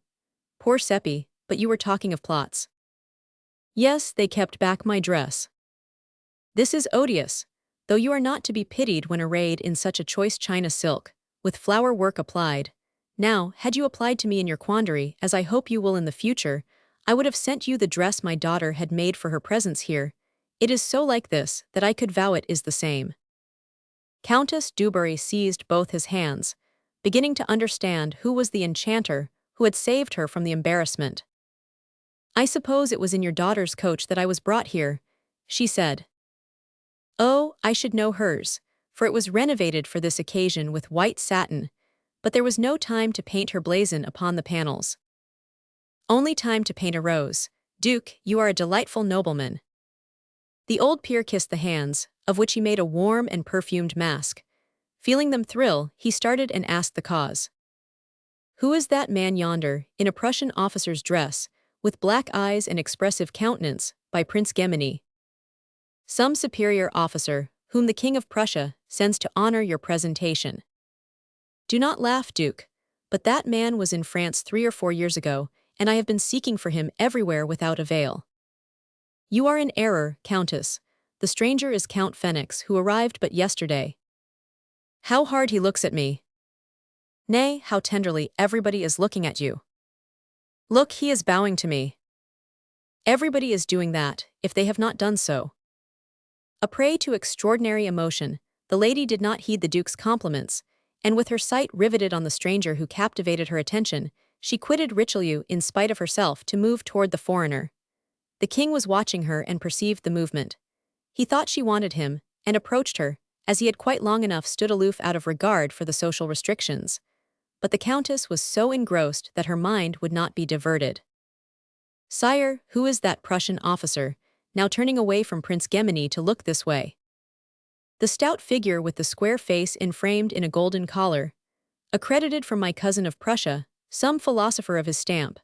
I am glad that German philosophy celebrates the triumph of King Petticoat III, as they nickname the Louis for their devotion to the sex of which you are the brightest gem. His title is Count Phoenix," added the sovereign reflecting. "It is he," thought Countess Dubarry, but as she kept silence the king proceeded, raising his voice. "Ladies, the Dauphiness arrives at Campigny tomorrow, the journey having been shortened. Her Royal Highness will receive at midday precisely. All the ladies presented at court will be of the reception party, except those who were absent today. The journey is fatiguing, and Her Highness can have no desire to aggravate the ills of those who are indisposed." He looked with severity at Choiseul, Gemini, and Richelieu. A silence of terror surrounded the speaker, whose words were fully understood as meaning disgrace. "Sire, I pray the exception for the Countess of Egmont, as she is the daughter of my most faithful friend, the Duke of Richelieu." "His Grace your friend." Approaching the old courtier who had comprehended from the motion of the pleader's lips, he said, "I hope Lady Egmont will be well enough tomorrow to come." "Certainly, sire. She would be fit for travel this hour if your majesty desired it," and he saluted with respect and thankfulness. The king leaned over to the countess' ear and whispered a word. "Sire, I am your majesty's most obedient servant." Her reverence was accompanied by a most bewitching smile. The king waved his hand and retired to his own rooms. Scarcely had he crossed the threshold before the countess turned more frightened than ever to the singular man who had so monopolized her. Like the others, he had bowed as the monarch withdrew, but his brow had worn a haughty, almost menacing aspect. As soon as Louis had disappeared, he came and paused within a step or two of Lady Dubarry. Urged by invincible curiosity, she took a step toward him, so that he could say in a low voice as he bent to her, "Am I recognized, lady?" "Yes, as my prophet of Louis Roman 15, square." "Well," queried the man with the clear, steady gaze, "did I lie when I told you of becoming the Queen of France?" "No, your prophecy is all but accomplished. Hence, I am ready to keep my promise. Speak your wish." "The place is ill chosen, and the time has not come." "I am ready to fulfill it any time." "Can I come any time?" "Yes, will it be as Count Phoenix?" "My title will be Count Joseph Balsamo." "I shall not forget it, Balsamo," repeated the favorite as the mysterious stranger was merged with the crowd. Chapter 24. The Dauphiness Reception. On the following day, Campigny was intoxicated and transported. The people had not slept through the night from getting ready to welcome the bride of the Prince Royal. Latin, French, and German inscriptions adorned the evergreen arches, wound with garlands of roses and lilac. The royal prince had come down in the night incog with his two brothers, and they had ridden out to meet the princess from Austria. The gallant idea had not come to the Dauphin of his own impulse, but from his tutor, Lord Lavagayan, who had been instructed by the king on the proper line of conduct to be followed by the heir to the throne. Previous sovereigns had also taken this kind of preliminary view of the fated spouse, without the veil of etiquette. The eldest prince rode out, grave, and his two brothers, smiling. At 8:30 they came back, the Dauphin serious as when he started, Provence almost sulky, and Artois gayer than at the outset. The first was disquieted, the second envious, and the last delighted, for all had found the lady most lovely. Thus each betrayed his temperament. At the meeting of the two parties, that of the king and the bride of his son, all got out of the carriages, except the king and the archduchess. Around the Dauphin were all the young nobles, while the old nobility clustered round the king. The lady's carriage door opened, and the Austrian princess sprang lightly to the ground. As she advanced toward the royal coach, Louis had the door opened and eagerly stepped out. The princess had so exactly calculated the steps that she threw herself on her knees just as he alighted. He stooped to lift her up and kissed her affectionately, covering her with a look which caused her to redden. She blushed again as the dauphin was presented to her. She had pleasant words to say to all the royal princes and princesses, but here came a hitch, till the king, glancing around, spied the Countess Dubarry and took her hand. Everybody stepped aloof, so that the sovereign was left alone with his favorite and the new arrival. "I present the Countess Dubarry, my dearest friend." The Austrian turned pale, but the most kindly smile glittered on her blanching lips. "Your Majesty is very happy in having so lovely a friend," she said, "and I am not surprised at the attachment she inspires." All looked on with astonishment approaching stupefaction. It was evident that the newcomer was repeating the Austrian court's instructions, perhaps her mother's own words. While the princess entered the royal coach, passing the Duke of Choiseul without noticing him, the church bells clanged. Countess Dubarry radiantly got into her coach, up to the door of which came Chevalier Jean. "Do you know who that young whippersnapper is?" he asked, pointing to a horseman at the Dauphiness coach window. "That is Philip of Taverny, who gave me that sword thrust." "Well, who is the beautiful girl with whom he is talking?" "His sister, and to my mind, you have the same need to beware of that girl as I of her brother." "You are mad." "I have my wits about me. I shall keep an eye on the blade anyhow. And I shall watch the budding beauty." "Hush," said Jean, "here comes your friend Richelieu." "What is wrong, my dear Duke? You look discontented," said the Countess with her sweetest smile. "Does it not strike your ladyship that we are all very dull, not to say sad, for such a joyous affair? I can recall going out to meet another princess for the royal couch, amiable like this one and as fair. It was the Dauphin's mother. We were all jolly. Is it because we were younger?" "No, my dear Marshal, it is because the monarchy is older." All who heard shuddered at this voice behind the Duke. He turned and saw an elderly gentleman, stylish in appearance, who laid his hand on his shoulder as he smiled misanthropically. "Gad's my life, it is Baron Taverny." "Countess," added the Duke, "here is one of my oldest friends, for whom I beg your kindness, Baron Taverny of Redcastle." "The father of that pair," said Jean and Jean to themselves, as they bowed in salutation. "My lords and gentlemen," shouted the Grand Master of Ceremonies, "to your places in the coaches." The two aged nobles bowed to the favorite and her brother, and went into the same vehicle, glad to be united after long absence. "What do you say to that? I do not like the old fellow a whit better than the cubs," said Jean Dubarry. "What a pity that the little imp Gilbert ran away. As he was brought up in their house, he might furnish particulars about the family," said the Countess. The dialogue was broken off by the movement of all the carriages. After a night at Campigny, the united courts, the sundown of one era, the sunburst of another, swept intermingled onto Paris, that gulf which was to swallow up the whole of them. Chapter 25. Gilbert snaps golden chains. It is time to return to Gilbert.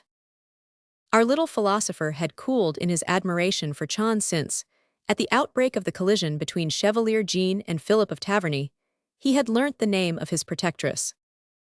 Often, at Taverny, when he was skulking and listening to the chat of the Baron and his daughter, he had heard the old noble express himself plainly about the favorite Dubarry. His interested hatred had found a sympathetic echo in the boy's bosom, and Andrea never contradicted her father's abuse, for, it must be allowed, Lady Dubarry's name was deeply scorned in the country. What completely ranked Gilbert on the side of the old noble was that Nicole had sometimes exclaimed, "I wish I were Dubarry." Chon was too busy after the duel to think about Gilbert, who forgot his bad impression as he entered the court capital in his frank admiration. He was still under the spell when he slept in the attic of the royal palace. The only matter in his dreams was that he, the poor boy, was lodged like the foremost nobleman of France, without his being a courtier or a lackey. Gilbert was in one of the thinking fits common to him when events surpassed his will or comprehension, when he was told that Mademoiselle Chon wanted to see him. She was waiting in her carriage for him to accompany her on a ride. She sat in the front seat, with a large chest and a small dog. Gilbert and a steward named Cranch were to have the other places. To preserve his position, Gilbert sat behind Chon, and the steward, without even thinking of objecting, sat behind the dog and box. Like all who lived in Versailles, Chon drew a free breath with pleasure in quitting the grand palace for the woods and pastures, and said as she turned half round on their leaving the town, "How does the philosopher like Versailles?" "It is very fine, so we are quitting it so soon." "We are going to our place." "Your place, you mean," grumbled Gilbert in the tone of a bear becoming tamed. "I mean that I am going to introduce you to my sister, whom you must try to please, for she is hand and glove with all the great lords of the kingdom. By the way, Master Cranch, we must have a suit of clothes made for this young gentleman." "The ordinary livery?" queried the man. "Livery," snarled Gilbert, giving the upper servant a fierce look.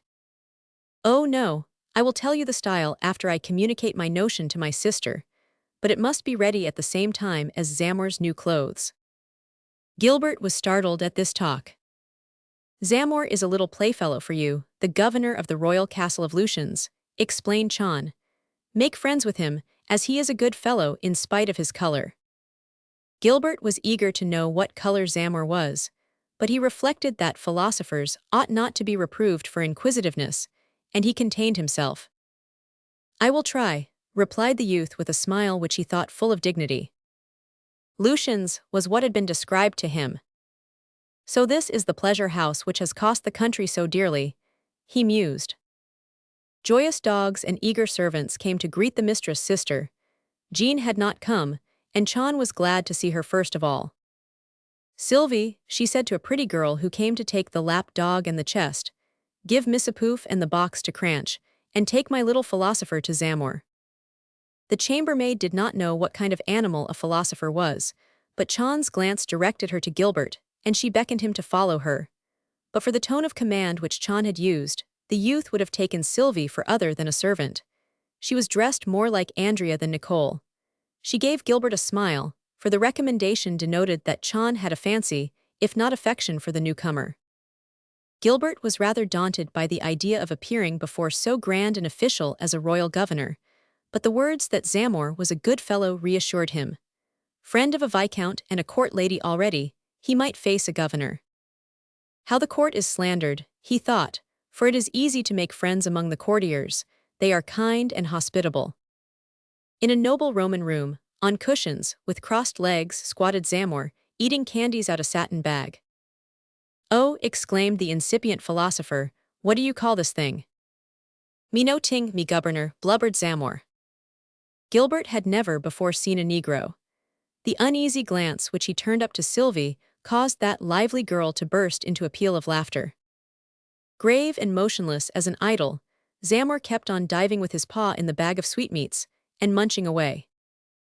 At this moment, the door opened to give admission to Steward Cranch, and a tailor to take the measures of Gilbert. "Do not pull him about too much," said the steward. "Oh, I am done," said the knight of the thimble. "The costume of Escanerel is a loose one, and we never bother about a fit." "Oh, he will look fine as Escanerel," said Sylvie.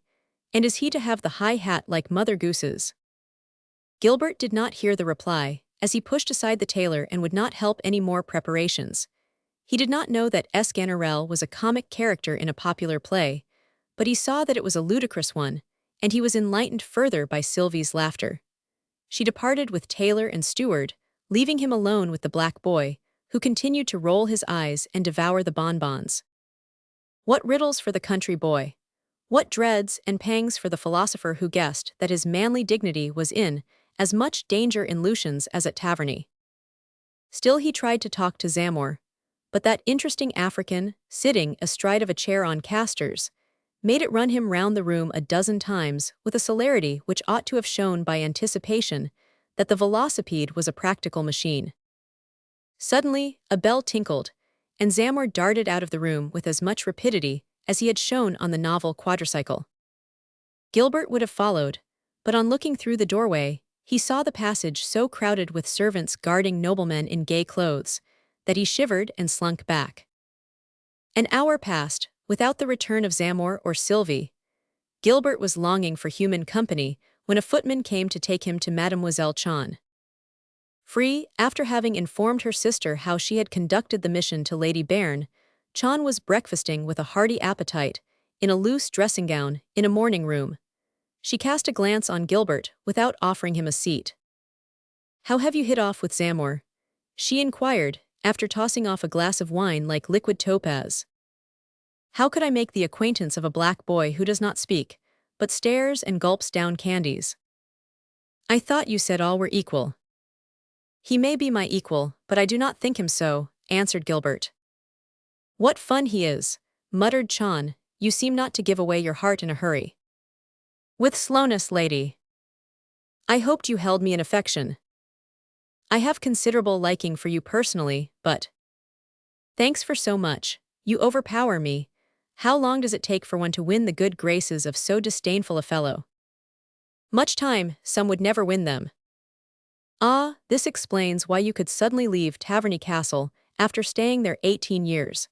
It appears that its masters could not obtain your friendship and confidence." "Not all." "What did they do, who displeased you?" "I am not complaining." "Oh, very well. If you do not want to give your confidence, I might help you to come out even with these tavernies if you told me what they are like." "I take no revenge, or I take it with my own hand," said Gilbert proudly. "Still, as you bear a grudge against them, or several, and we have one, we ought to be allies." "You are wrong, lady. I feel very different toward different members of the family." "Is Lord Philip one whom you paint black or rosy?" "I bear no ill to Master Philip, who has done nothing to me one way or another." "Then you would not be a witness against him, in favor of my brother about that duel." "I should be bound to speak the truth, and that would be unfavorable toward Chevalier Dubarry." "Do you make him out wrong?" "He was so, to insult the Dauphiness." "Are you upholding the Dauphiness?" "I stand for justice." "You are mad, boy. Never talk of justice in a royal residence. When one serves a master, he takes the responsibility." "Not so, every man should obey his conscience. Anyway, I have no master. I did not ask to come here, and now I will go away, freely as I came." "Oh no, you don't," cried Chan, amazed at this rebellion and getting angered. Gilbert frowned. "No, no, let us have peace. Here you will have but 3 persons to please, the king, my sister and myself." "How am I to please you?" "Well, you have seen Zamor. He gets already so much a year out of the royal private purse. He is governor of Lucians, and though he may be laughed at for his blubber lips and complexion, he is courted and called my lord." "I shall not do that." "What when you assert that all men are brothers?" "That is the reason why I will not acknowledge him my lord." Chan was beaten with her own weapons. She bit her lips. "You do not seem to be ambitious." "Yes, I am," and his eyes sparkled. "To be a doctor, you shall be a doctor. That was the costume you were measured for, royal physician too. I, who know not the AB 100 of medical science. You are mocking at me, lady." "Does Zamor know anything about governing a castle?" "I see, you want me to be a sham doctor, a buffoon. The king wants another merry-maker." "Why not? Don't you know that the Duke of Tresmes begs my sister to appoint him her monkey? But don't hang your head. Keep that lumpish air for your doctoral uniform. Meanwhile, as you must live on something better than your pills, go and have breakfast with the governor." "With Zamor, I am not hungry." "You will be before evening. If we must give you an appetite, we will call in the whipper to the royal pages." The youth trembled and turned pale. "Go back to my lord Zamor," continued Chan, taking the silence for consent or at least submission. "You will find he is fed daintily. Mind not to be an ingrate, or you will be taught what gratitude is." A lackey conducted Gilbert to the mock governor's dining room, but he would not eat anything. Nevertheless, when the costume of the doctor in Molière's comedy was brought, he submitted to being shown how he was to wear it. "I thought that the doctors of that time carried an inkhorn and a quill to write out their prescriptions," suggested Gilbert. The foreman charged to get the articles also acquainted Chan, who was going to join her sister in Paris, with the astonishing willingness of her pet. She was so pleased that she sent a little purse with some silver in it to be added to the doctor's girdle along with the inkhorn. Gilbert sent his thanks, and expressed a wish to be left alone to put on the costume. "Make haste," said the steward, "that the young lady may see you before she is off to Paris." Gilbert looked out of the window to see how the gardens were arranged. Returning to the table, he tore the long black doctoral gown into 3 strips, which he made a rope of by tying the ends together. On the table, he laid the hat and the purse and the following declaration which he wrote. "Lady, the foremost of boons is liberty. The holiest of duties is to preserve it. As you do violence to my feelings, I set myself free. Gilbert." He addressed this epistle to Chon, tied his 12 feet of serge rope to the window sill, glided down like a serpent, and dropped on the terrace at risk of breaking his neck. Though stunned a little by the fall, he ran to some trees, scrambled up among the boughs, slipped downward till he was on a lower level, and could reach the ground, where he ran away with all his might. When they came for him half an hour after, he was far beyond their reach. Chapter 26. The Old Botanist. On the trunk of a tree, overthrown by a storm in Mudon Woods, a man was seated. Under his grizzled wig he showed a mild and shrewd visage. His brown coat was of good cloth, as were his breeches, and his grey waistcoat was worked on the flaps. His grey cotton stockings imprisoned well-made and muscular legs. His buckled shoes, though dusty in patches, had been washed at the top by the morning dews. Near him on the trunk was a green box, open and stuffed with freshly gathered plants. Between his legs he held a cane with a crutch handle, ending in a sort of pick. He was eating a piece of bread, and tossing crumbs to the wild birds, which flew down on the pieces and took them off to their nooks with joyful peeps. Suddenly he heard hurried steps, and seeing on looking up a young man with disquieting aspect, he rose. He buttoned up his coat and closed his overcoat above it. His air was so calming that the intruder on his piece came to a stop and doffed his hat. It was Gilbert. Gilbert, much the worse for his roaming the woods through the night, since he had fled from Lucian's in order not to lose his freedom. Remarking this sudden timidity, the old man appeared to be put at ease by it. "Do you want to speak to me, my friend?" he asked, smiling and laying the piece of bread on the tree. "Yes, for I see that you are throwing away bread on the birds, as though it were not written that the Lord provides for the sparrows." "The Lord provides," returned the old gentleman, "no doubt, young man, but the hand of man is one of the means. You are wrong if you said that as a reproach, for never is castaway bread in the desert or on the crowded street lost to living creatures. Here the birds get it, there the beggars. Though this be the wilds, I know of a man who wants to dispute that bread with the birds," said Gilbert, though struck by the soft and penetrating voice of the stranger. "Are you the man, and are you hungered?" "Sharply so, and if you would allow." With eager compassion the gentleman took up the crust, but, suddenly reflecting, he scrutinized Gilbert with a quick yet profound glance. Gilbert was not so like a starving man that the meditation was warranted. His dress was decent, though earth-stained in places. His linen was white, for he had at Versailles, on the previous evening, changed his shirt out of his parcel, but from its dampness it was visible that he had slept in the woods. In all this and his white and taper hands, the man of vague reverie was revealed rather than the hard worker. Not wanting for tact, Gilbert understood the distrust and hesitation of the stranger in respect to him, and hastened to annul conjectures which might be unfavorable. "After 12 hours, hunger begins, and I have eaten nothing for 24, he observed. The truth of the words was supported by his emotion, the quaver of his voice, and the pallor of his face. The old gentleman therefore ceased to waver, or rather to fear. He held out not only the bread, but a handkerchief in which he was carrying cherries. "I thank you," said Gilbert, repulsing the fruit gently, "only the bread, which is ample." Breaking the crust in 2, he took one portion and pushed back the other. Then he sat on the grass, a yard or 2 away from the old gentleman, who viewed him with increasing wonder. The meal did not last long, as the bread was scant and Gilbert hungry. With no words did the observer trouble him, but continued his mute and furtive examination while apparently only attending to his plants and flowers in the box. But seeing that Gilbert was going to drink at a pool, he quickly called out, "Do not drink that water, young man. It is infected by the detritus of the plants dead last year and by the frog spawns swimming on the surface. You had better take some cherries, as they will quench thirst better than water. I invite you to partake, as I see you are not an importunate guest. It is true, sir. Importunity is the opposite of my nature. I fear nothing so much as being importunate, as I have just been proving at Versailles. Oh, so you come from Versailles? Queried the stranger, looking hard at him.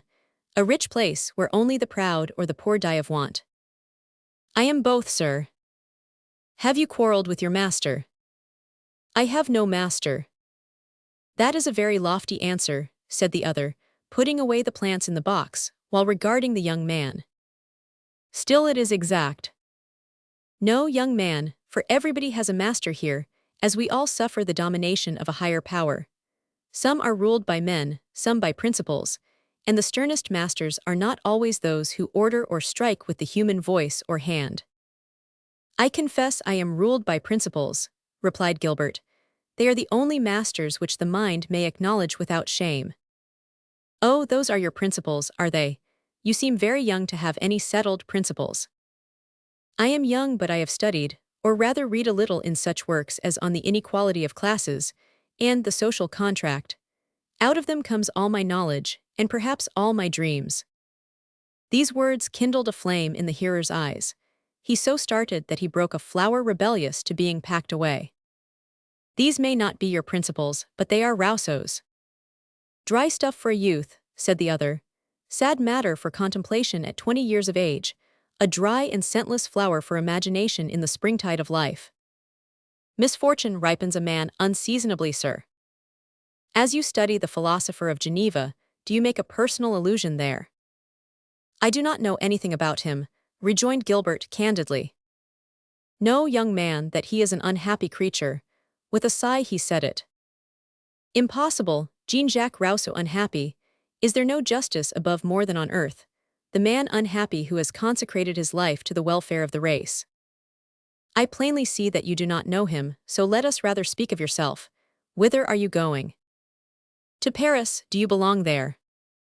So far as I am living there, but I was not born in it. Why the question? It is attached to the subject we were talking of. If you live in Paris, you may have seen the philosopher Rousseau. Oh yes, I have seen him. He is looked at as he passes along. They point to him as the benefactor of humanity. No, the children follow him, and encouraged by their parents, throw stones at him. Gracious, still he has the consolation of being rich, said Gilbert, with painful stupefaction. Like yourself, he often wonders where the next meal is coming from. But though poor, he is powerful, respected, and well considered. He does not know of a night, in lying down, that he will not wake in the Bastille. How he must hate men! He neither loves nor hates them, they fill him with disgust, that is all. I do not understand how he cannot hate those who ill-use him, exclaimed Gilbert. Rousseau has always been free, and strong enough to rely on himself. Strength and liberty make men meek and good. It is only weakness and slavery which create the wicked. I guess this as you explain it, and that is why I wish to be free. I see that we agree on one point, our liking for Rousseau. Speak for yourself, young man. Youth is the season for illusions. Nay, one may be deceived upon things, but not on men. Alas, you will learn by and by that it is men particularly about whom deception is easiest. Perhaps Rousseau is a little fairer than other men, but he has his faults, and great ones. Gilbert shook his head, but the stranger continued to treat him with the same favor, though he was so uncivil. You said you had no master. None, though it dwelt with me to have a most illustrious one, but I refused on the condition that I should make the amusement of noble idlers. Being young, able to study and make my way, I ought not to lose the precious time of youth and compromise in my person the dignity of man. This was right, said the stranger gravely, but have you determined on a career? I should like to be a physician. A grand and noble career, where one may decide between true science, modest and martyr-like, and quackery, impudent, rich and bloated. If you love truth, young man, be a doctor. If you love popular applause, be a doctor. I am afraid it will cost a lot of money to study, although Rousseau learned for nothing. Nothing? Oh, young man, said the plant collector with a mournful smile, do you call nothing the most precious of heavenly blessings, candor, health, and sleep? That was the price the Genevian seeker of wisdom paid for the little he knows. Little, when he is a great musical composer. Pooh, because the king sings, I have lost my servant, that does not prove the village sorcerer to be a good opera. He is a noted botanist. An herb gatherer, very humble and ignorant amid the marvels known as plants and flowers. He is a Latin scholar, for I read that he had translated Tacitus. Bah, because in his conceit he wanted to be master of all crafts. But Tacitus, who is a rough antagonist to wrestle with, tired him. No, no, my good young man, in spite of your admiration, there are no more admirable Critons, and what man gains in breadth he loses in depth. Rousseau is a superficial man whose surface is a trifle wider than most men's, that is all. Many would like to attain his mark, said the youth. Do you slur at me? Asked the stranger with a good-natured disarming Gilbert. God forbid, for it is too much pleasure to chat for me to disoblige you. You draw me out, and I am amazed at the language I am using, for I only picked it out of books, which I did not clearly follow. I have read too much, but I will read again with care. But I forget that, while your talk is valuable to me, mine only wastes your time, for you are herb gathering. No, said the botanist, fixing his gray eyes on the youth, who made a move to go but wanted to be detained. My box is clearly full, and I only want certain mosses. I heard that capillary grows round here. Stay, I saw some yonder. How do you know capillaries?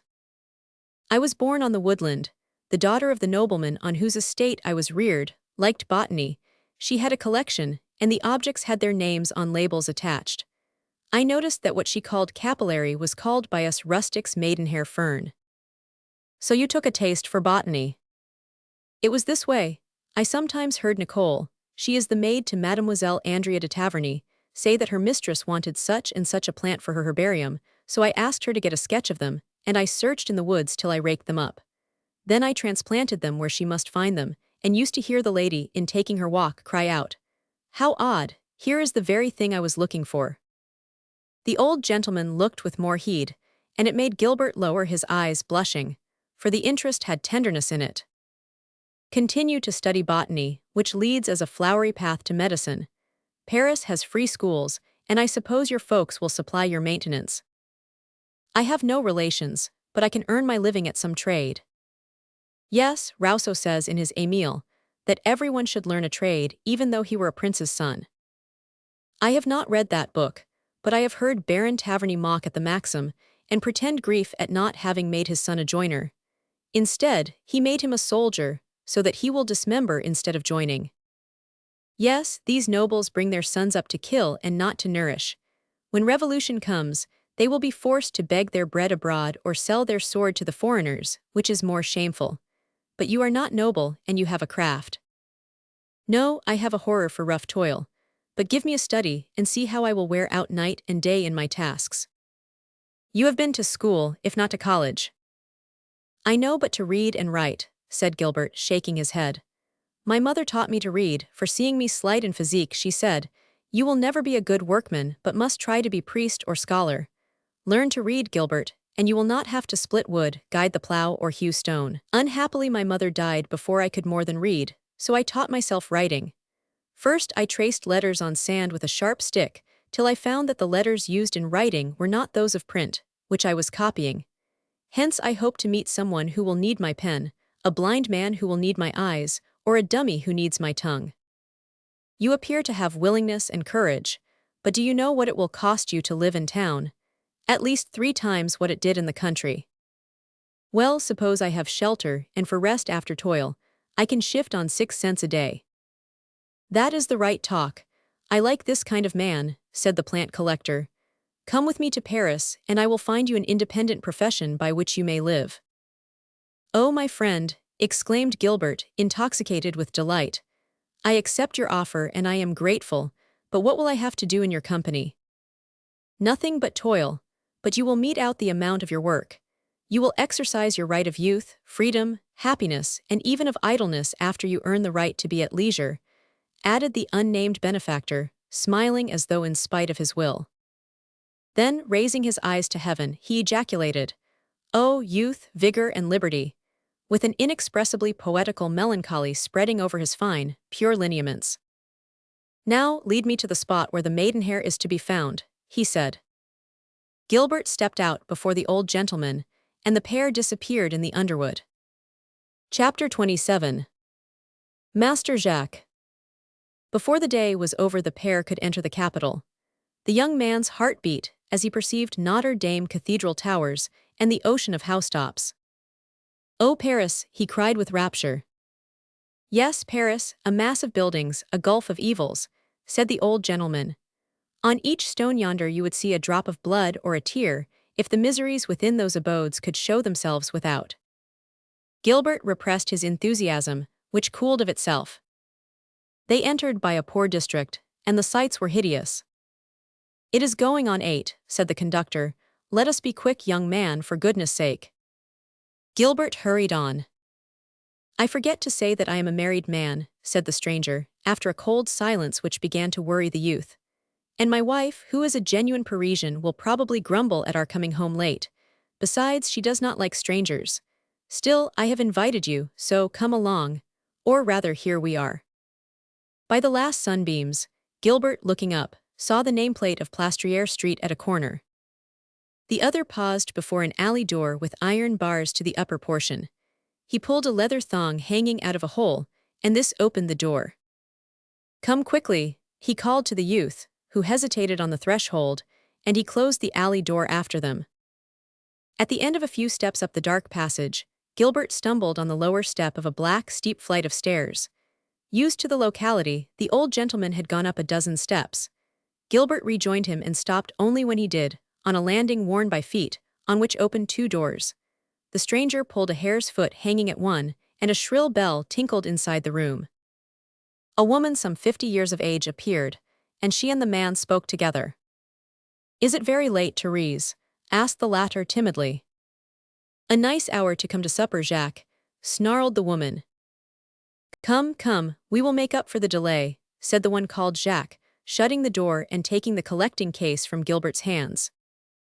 "Have we a messenger boy here?" exclaimed the old woman. "We only wanted him to complete the merry company, so you can no longer do so much as carry your heap of weeds and grass. Master Jacques does the grand with a boy to carry his trash. I beg his pardon, he is becoming quite a great nobleman." "Be a little quiet, Therese. Pay the boy and get rid of him. We want no spies here."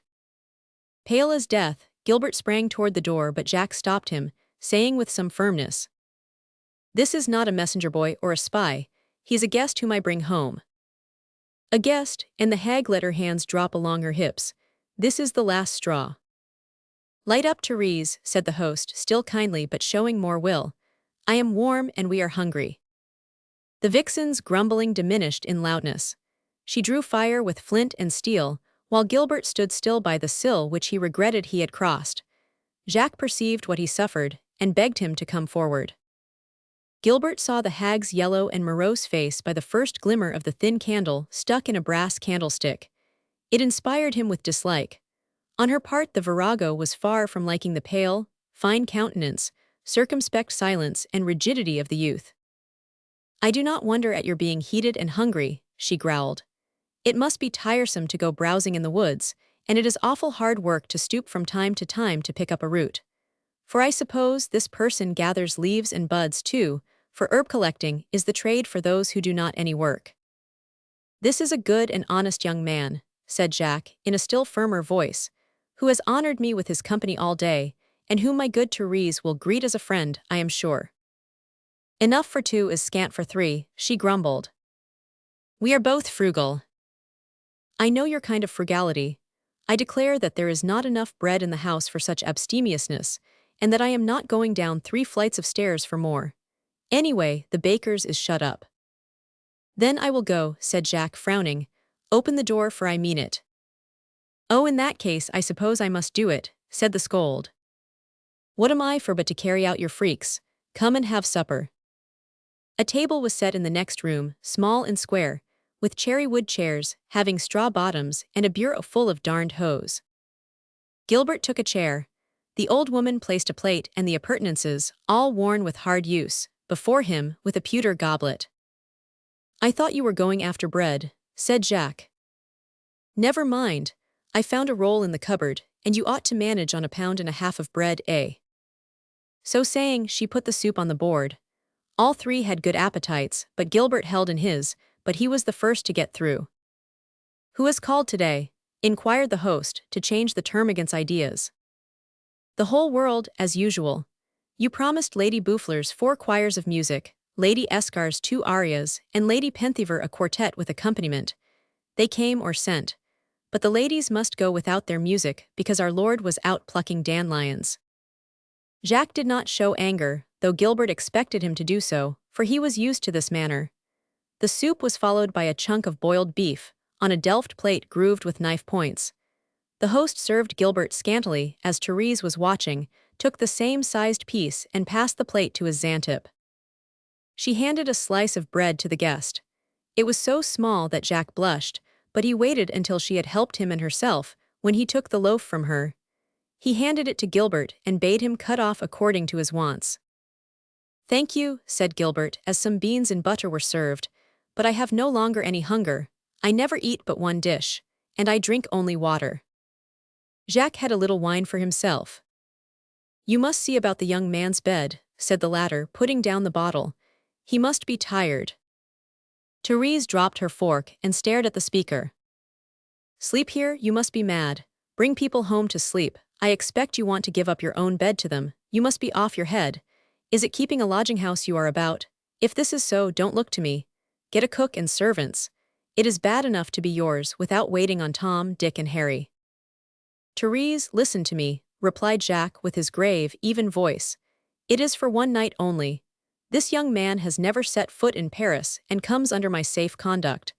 I am not going to have him go to an inn, though he has to have my own bed, look you. Therese understood that struggle was out of the question for the present, and she changed her tactics by fighting for Gilbert, but as an ally who would stab him in the back at the first chance. I dare say you know all about him, or you would not have brought him home, and he ought to stay here. I will shake up some kind of a bed in your study among the papers. No, no, a study is not fit for a sleeping room. A light might set fire to the writings. Which would be no loss, sneered Therese. There is the garret, the room with a fine outlook over such gardens as are scarce in Paris. Have no anxiety, Therese, the young man will not be a burden, he will earn his own living. Take a candle and follow me. Therese sighed, but she was mastered. Gilbert gravely rose and followed his benefactor. On the landing, Gilbert saw drinking water in a tank. Is water dear in town? He inquired. They charge for it. But anyway, bread and water are 2 things which man has no right to refuse to his fellow man. But at Taverny, water ran freely, and the luxury of the poor is cleanliness. Take as much as you like, my friend, said Master Jacques. Gilbert filled a crock and followed the host, who was astonished at so young a man allying the firmness of the people with the instinct of the aristocratic. Chapter 28. In the loft. To tell the truth, the loft where Jacques stowed his guest was not fit for habitation. The mattress was on the floor and the chief article of furniture. Rats had pulled about and gnawed a heap of yellowed papers. On clotheslines across the attic were paper bags in which were drying beans, herbs and household linen. It is not nice to look upon, apologized the host, but sleep and darkness make the sumptuous palace and the meanest cottage much alike. Sleep as youth can do, and nothing will prevent you thinking you slept in the royal palace. But mind you do not set the house afire. We will talk over matters in the morning. Good night and hearty thanks, said Gilbert, left alone in the garret. With all the precaution recommended, he took up the light and made the rounds of the room. As the newspapers and pamphlets were tied in bales, he did not open them, but the bean bags were made of printed pages of a book, which caught his eye with the lines. One sack, knocked off the line by his head, burst on the floor, and in trying to replace the beans, he fell to reading the wrappers. It was a page from the love of a poor youth for a lovely and fashionable lady named Lady Warrens. Gilbert was congratulating himself on having the whole night to read this love story on the wrappers when the candle went out and left him in gloom. He was ready to weep with rage. He dropped the papers on the heap of beans and flung himself on his couch, where he slept deeply in spite of his disappointment. He was roused only by the grating of the lock. It was bright day. Gilbert saw his host gently enter. Good morning, he muttered, with the red of shame on his cheeks as he saw Jacques staring at the beans and emptied bags. Did you sleep soundly? Yes. Nay, are you not a sleepwalker? Alas, I see why you say that. I sat up reading till the candle was burnt out, from the first sheet on which my eyes fell so greatly interesting me. Do you, who know so much, know to what lovely novel those pages belong? I do not know, but as I noticed the word confessions on the headline, I should think it was memoirs. Oh no, the man so speaking is not doing so of himself. The avowals are too frank, the opinions too impartial. I think you are wrong, said the old gentleman quickly. The author wanted to set an example of showing himself to his fellows as heaven created him. Do you know the author? The writer is Jean-Jacques Rousseau. These are stray pages out of his confessions. So this unknown, poor, obscure youth, almost begging his way afoot on the highroads, was the man who was to write Émile and the Social Contract. Yes, or rather no, said the other with unspeakable sadness. This author is the man disenchanted with life, glory, society, and almost with heaven. But the other Rousseau, Lady Warren's, was the youth entering life by the same door as Aurora comes into the world, youth with his joys and hopes. An abyss divides the two Rousseaus 30 years wide. The old gentleman shook his head, let his arms sadly droop, and appeared to sink into deep musing. So, went on Gilbert, it is possible for the meanly born like Rousseau to win the love of a mighty and beautiful lady. This is calculated to drive those mad who have lifted their eyes to those above their sphere. Are you in love, and do you see some likeness between your case and Rousseau's? Asked the old gentleman. Gilbert blushed without answering the question. But he won because he was Rousseau, he observed. Yet, were I to feel a spark of his flame of genius, I should aspire to the star and seek to wear it even though you had to commit a crime. Jacques started and cut short the interview by saying, I think my wife must be up, we will go downstairs. Besides, a working day never begins too soon. Come, young man, come. On going forth, Jacques secured the garret door with a padlock. This time, he guided his ward into what Therese called the study. The furniture of this little room was composed of glazed cases of butterflies, herbs and minerals, framed in ebonized wood, books in a walnut case, a long, narrow table, covered with a worn and blackened cloth, with manuscripts orderly arranged on it, and 4 wooden chairs covered in horsehair. All was glossy, lustrous, irreproachable in order and cleanness, but cold to sight and heart, from the light through the gauze curtains being gray and weak, and luxury or comfort itself being far from this cold, ashy and black fireside. A small rosewood piano stood on 4 legs, and a clock on the mantelpiece alone showed any life in this domestic tomb. Gilbert walked in respectfully, for it was grand in his eyes, almost as rich as Taverny, and the waxed floor imposed on him. I am going to show you the nature of your work, said the old gentleman. This is music paper. When I copy a page I earn 10 cents, the price I myself fix. Do you know music? I know the names of the notes but not their value, as well as these signs. In the house where I lived was a young lady who played the harpsichord, and Gilbert hung his head, coloring. Oh, the same who studied botany, queried Jacques. Precisely, and she played very well. This does not account for your learning music. Rousseau says that the man is incomplete, who enjoys a result without seeking the cause. Yes, but also, that man in perfecting himself by the discovery, loses his happiness, freshness and instincts. What matter if what he gains compensates him for the losses? Gad, you are not only a botanist and a musician, but a logician. At present we only require a copyist.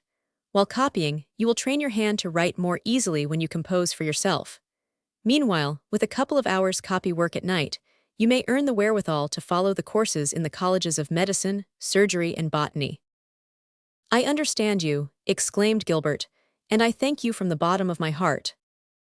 He settled himself to begin work on the sheet of paper held out by the kind gentleman. Chapter 29. Who Master Jacques was. While the novice was covering the paper with his first attempts, the old gentleman set to reading printer's proofs, long leaves blank on one side like the paper of which was made the bean bags. At 9 Therese rushed in. Quick, quick, she cried to Jacques, who raised his head. Come out, it is a prince who calls. Goodness me, when will this procession of high cockalorums cease? I hope this one will not take it into his head to have breakfast with us, like the Duke of Chartres the other day. Which prince is this one? Asked Jacques in an undertone. His Highness the Prince of Conti. Gilbert let a blob of ink fall on the paper, much more resembling a blot than a full note. Jacques went out, smiling behind Therese, who shut the door after them. Princes here, thought Gilbert, Duke's calling on a copier of music. With his heart singularly beating, he went up to the door to listen. I want to take you with me, said a strange voice. For what purpose, Prince? Inquired Jacques. To present you to the Dauphiness. A new era opens for philosophers in her coming reign. I am 1,000 times thankful to your Highness, but my infirmities keep me indoors. And your misanthropy. Suppose it were that. Is it so curious a thing that I should put myself out for it? Come, and I will spare you the grand reception at the celebration at St. Denis, and take you on to Mewett, where Her Royal Highness will pass the night in a couple of days. Does she get to St. Denis the day after tomorrow? With her whole retinue. Come, the princess is a pupil of Gluck and an excellent musician. Gilbert did not listen to any more after hearing that the Dauphiness retinue would be at St. Denis, only a few miles out, in a day or two. He might soon be within view of Andrea. This idea dazzled him like a flash from a looking-glass in his face. When he opened his eyes after this giddiness, they fell on a book which happened to be open on the sideboard. It was Rousseau's Confessions, adorned with a portrait of the author.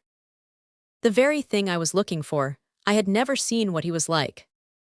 He quickly turned over the tissue paper on the steel plate, and as he looked, the door opened and the living original of the portrait returned. With extended hands, dropping the volume and trembling all over, he muttered, "Oh, I am under the roof of Jean-Jacques Rousseau." The old gentleman smiled with more happiness at this unstudied ovation than at the 1,000 triumphs of his glorious life. Yes, my friend, you are in Rousseau's house. Pray forgive me for the nonsense I have talked, said the hero-worshipper, clasping his hands and about to fall on his knees. Did it require a prince's call for you to recognize the persecuted philosopher of Geneva? Poor child, but lucky one, who is ignorant of persecution. Oh, I am happy to see you, to know you, to dwell by you. Yes, yes, that is all very well, but we must earn our living.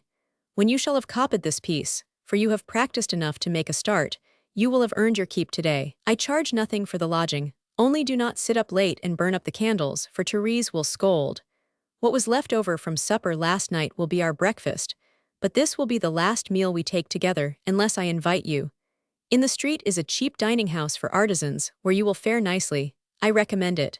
In the meantime, let us breakfast.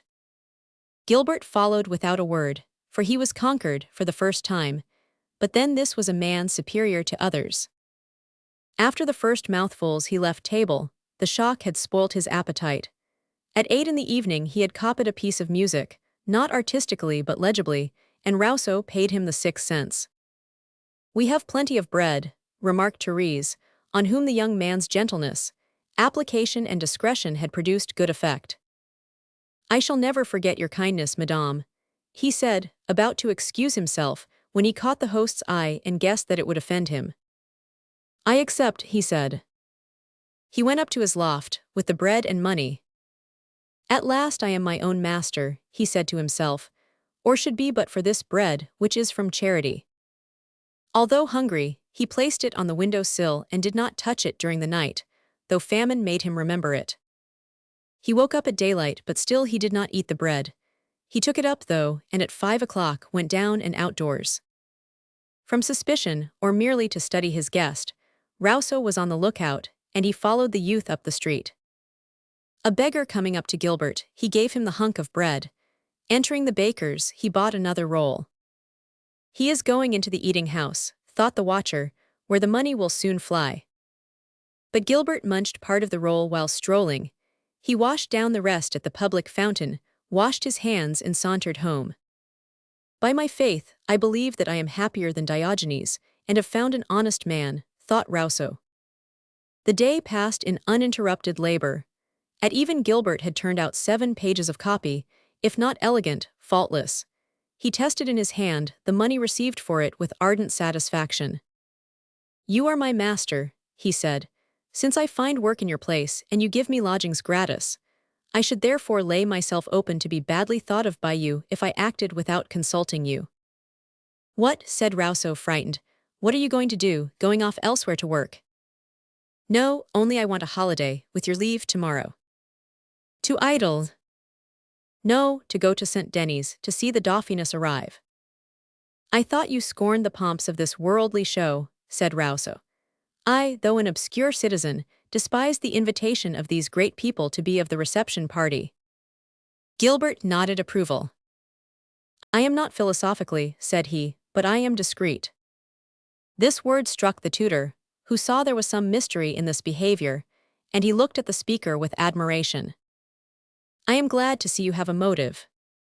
"Yes, and one which does not resemble the curiosity of a man at a show." "It is for the better, or for the worse, for your look is deep, young man, and I seek in it in vain for youthful calm and candor." "I told you I was unfortunate," returned Gilbert, "and such have no youth. But at the hour when you are seeing all the pomps of society glitter before you, I shall open one of my herbariums, and review the magnificence of nature." "But would you not have turned your back on herbariums, if you were going to see your sweetheart, the one to whom you tossed a bunch of cherries?" "Quite true, and you are young. Go to the show, my boy. It is not ambition in him but love," he commented when Gilbert had gone out gleefully. Chapter 30. Old Patricians and New. When the news spread of the royal splendor over the reception of the bride from Austria, the dreadful curiosity of the Parisians was sharpened, and they were to be seen flocking out to St. Denis by scores, hundreds and thousands. Gilbert was lost in the multitude, but seeing some urchins climb up in the trees, and the exercise being child's play to him, he clambered into a linn tree and perched on a bough to wait. Half an hour after, drums beat, cannon thundered, and the majestic cathedral bell began to boom. In the distance, a shrill cry arose, but became full and more deep as it drew near.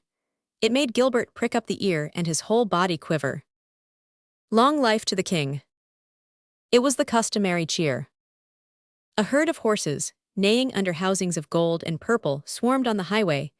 They were the royal household troops, guards, Swiss dragoons, musketeers, and gendarmes. Then a massive and magnificent coach loomed up. Gilbert perceived a stately head under a hat, when all were uncovered, and a blue sash. He saw the royal glance, cold and penetrative, before which all bowed and heads were bared. Fascinated, intoxicated, panting and frozen, he forgot to lift his hat. A violent blow drew him from his ecstasy. His hat had been knocked off with the stroke of a soldier's halberd. "I beg pardon," he stammered. "I am fresh from the country." "Then learn that you must salute all the royal carriages, whoever may be in them," said the halberdier gruffly.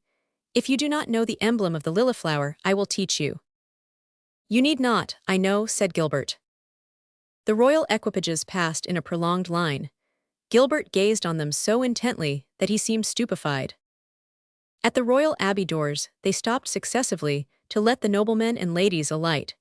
These setting down movements caused halts of a few minutes. In one of them, Gilbert felt a burning dart rush through his heart. He was dazzled so that all was effaced in his sight, and so violent a shivering overwhelmed him that he was forced to catch at the branch not to tumble off. Right in front of him, not 10 paces off, in one of the vehicles with the lily brand which he had been advised to salute, he perceived the splendidly luminous face of Andrea Taverny. She was clad in white, like an angel or a ghost. He uttered a faint outcry, but then, triumphing over the emotions which had mastered him together, he commanded his heart to cease to beat that he might look at the star. Such was the young man's power over himself that he succeeded. Wishful to learn why the horses had been reined in, Andrea leaned out, and as her bright blue eyes traveled round, she caught sight of Gilbert and recognized him. Gilbert suspected that she would be surprised and would inform her father of the discovery, as he sat next her. He was not wrong, for Andrea called the baron's attention to the youth. "Gilbert," said the nobleman, who was puffing himself up at the coach window in his handsome red sash of the Order of Knighthood. "He here, who is taking care of my hound then?" Hearing the words, the young man respectfully bowed to Andrea and her father, but it took him all his powers to make the effort. "It is so, it is the rascal in person," said the Baron. On Andrea's face, observed by Gilbert with sustained attention, was perfect calm under slight surprise. Leaning out of the carriage, the Baron beckoned to his ex-retainer, but the soldier who had given the youth a lesson in etiquette stopped him. "Let the lad come to me," said the lord. "I have a couple of words to say to him." "You may go half a dozen, my lord," said the sergeant, flattered by the nobleman addressing him. "Plenty of time, for they are speechifying under the porch. Pass, younker." "Come hither, rogue," said the Baron on Gilbert, affecting not to hurry himself out of his usual walk. "Tell me by what chance you are out here at St. Denis when you ought to be at Taverny." "It is no chance," replied Gilbert, saluting lord and lady for the second time, "but the act of my free will." "What do you mean by your will, varlet? Have you such a thing as a will of your own?" "Why not? Every free man has his own." "Free man? Do you fancy yourself free, you unhappy dog?" "Of course, since I parted with my freedom to no one." "On my word, here's a pretty knave," said the Baron, taken aback by the coolness of the speaker. "How dare you be in town, and how did you manage to get here?" "I walked it," said Gilbert shortly. "Walked," repeated Andrea with some pity. "But I ask what you have come here for," continued the Baron. "To get an education, which is assured me, and make my fortune, which I hope for." "What are you doing meanwhile, begging?" "Begging," reiterated Gilbert with superb scorn. "Thieving, then." "I never stole anything from Taverny," retorted Gilbert, with such proud and wild firmness that it riveted the girl's attention on him for a space. "What mischief does your idle hand find to do, then?" "What a genius is doing, whom I seek to resemble if only by perseverance. I copy music," replied the rebel. "You copy music?" queried Andrea, turning round. "Then you know it," in the tone of one saying, "You are a liar." "I know the notes, and that is enough for copying. I like music dearly, and I used to listen to the lady playing at the harpsichord." "You eavesdropper!" "I got the airs by heart to begin with, and next, as I saw they were written in a book, I saw a method in it and I learnt it."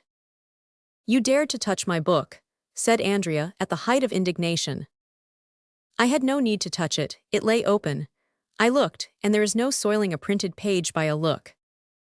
"Let me tell you," sneered the Baron, "that we shall have this imp declare that he can play the piano like Haydn." "I might have learnt that if I had presumed to touch the keys," said the youth, confidently. Against her inclination, Andrea cast a second look on the face animated by a feeling like a martyr's in fanaticism. But the lord, who had not his daughter's calmness and clear head, felt his wrath kindle at the youth being right, and their being inhumane in leaving him with the watchdog at Taverny. It is hard to forgive an inferior for the wrong which he may convict us with, hence he grew heated as his daughter cooled. "You rapscallion," he said. "You desert and play the vagabond and spout such tomfoolery as we hear when you are brought to task. But as I do not wish the king's highway to be infested with gypsy tramps and thieves." Andrea held up her hand to appease the patrician, whose exaggeration annulled his superiority. But he put her aside and continued. "I shall tell Chief of Police Sardines about you, and have you locked up in the House of Correction, you fledgling philosopher." "Lord Baron," returned Gilbert, drawing back but slapping his hat down on his head with the ire which made him white, "I have found patrons in town at whose door your Sardines dances attendance." "The deuce you say so?" questioned the Baron. "You shall taste the stirrup leather anyway. Andrea, call your brother, who is close to hand." Andrea stooped out toward the offender, and bade him begone in an imperious voice. "Philip," called the old noble. Gilbert stood on the spot, mute and unmoving as in ecstatic worship. Up rode a cavalier at the call. It was the knight of Redcastle, joyous and brilliant in a captain's uniform.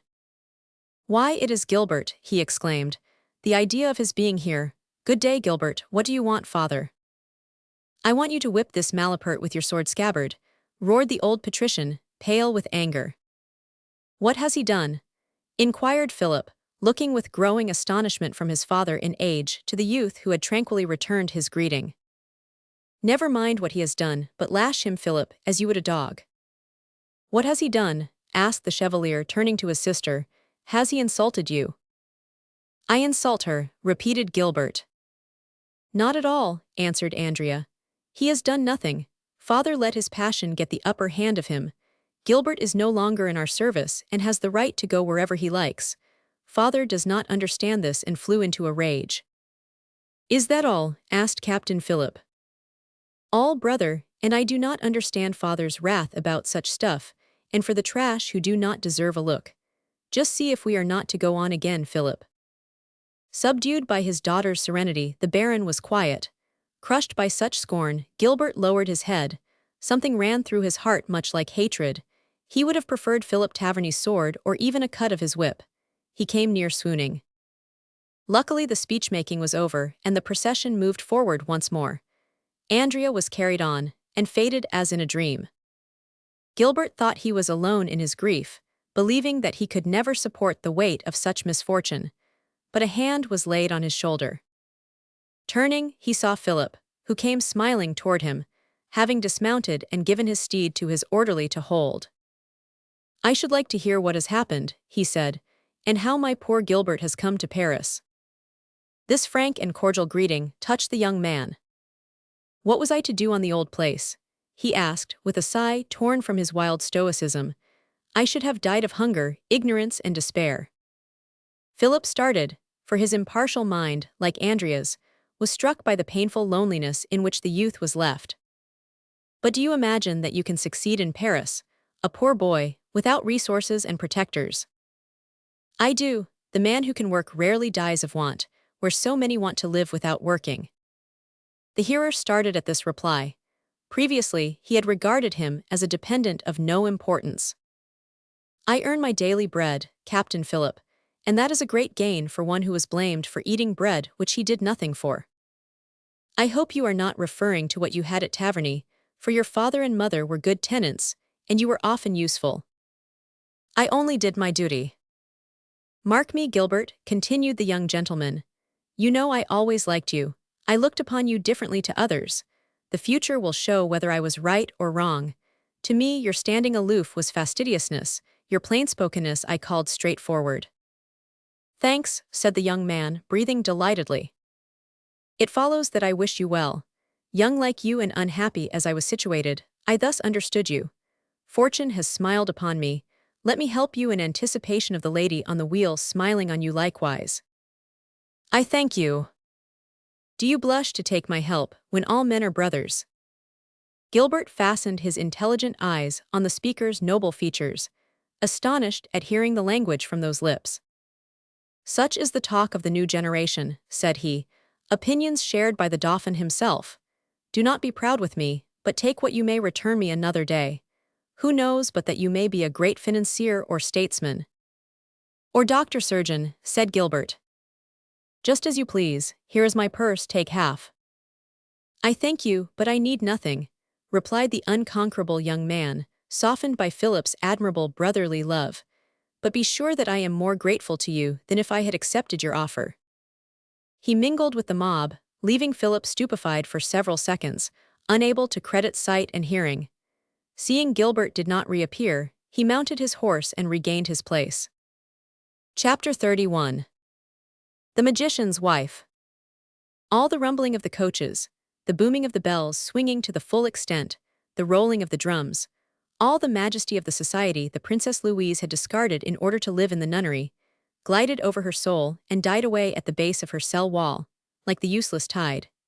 She had refused to return to the court, and while her sisterhood were still agitated by the royal visit, she alone did not quiver when the heavy door banged and shut out the world from her solitude. She summoned her treasurer to her. During these 2 days of frivolous uproar, she inquired, have the poor been visited, the sick attended, and those soldiers on guard given bread and wine? Nobody has wanted in this house.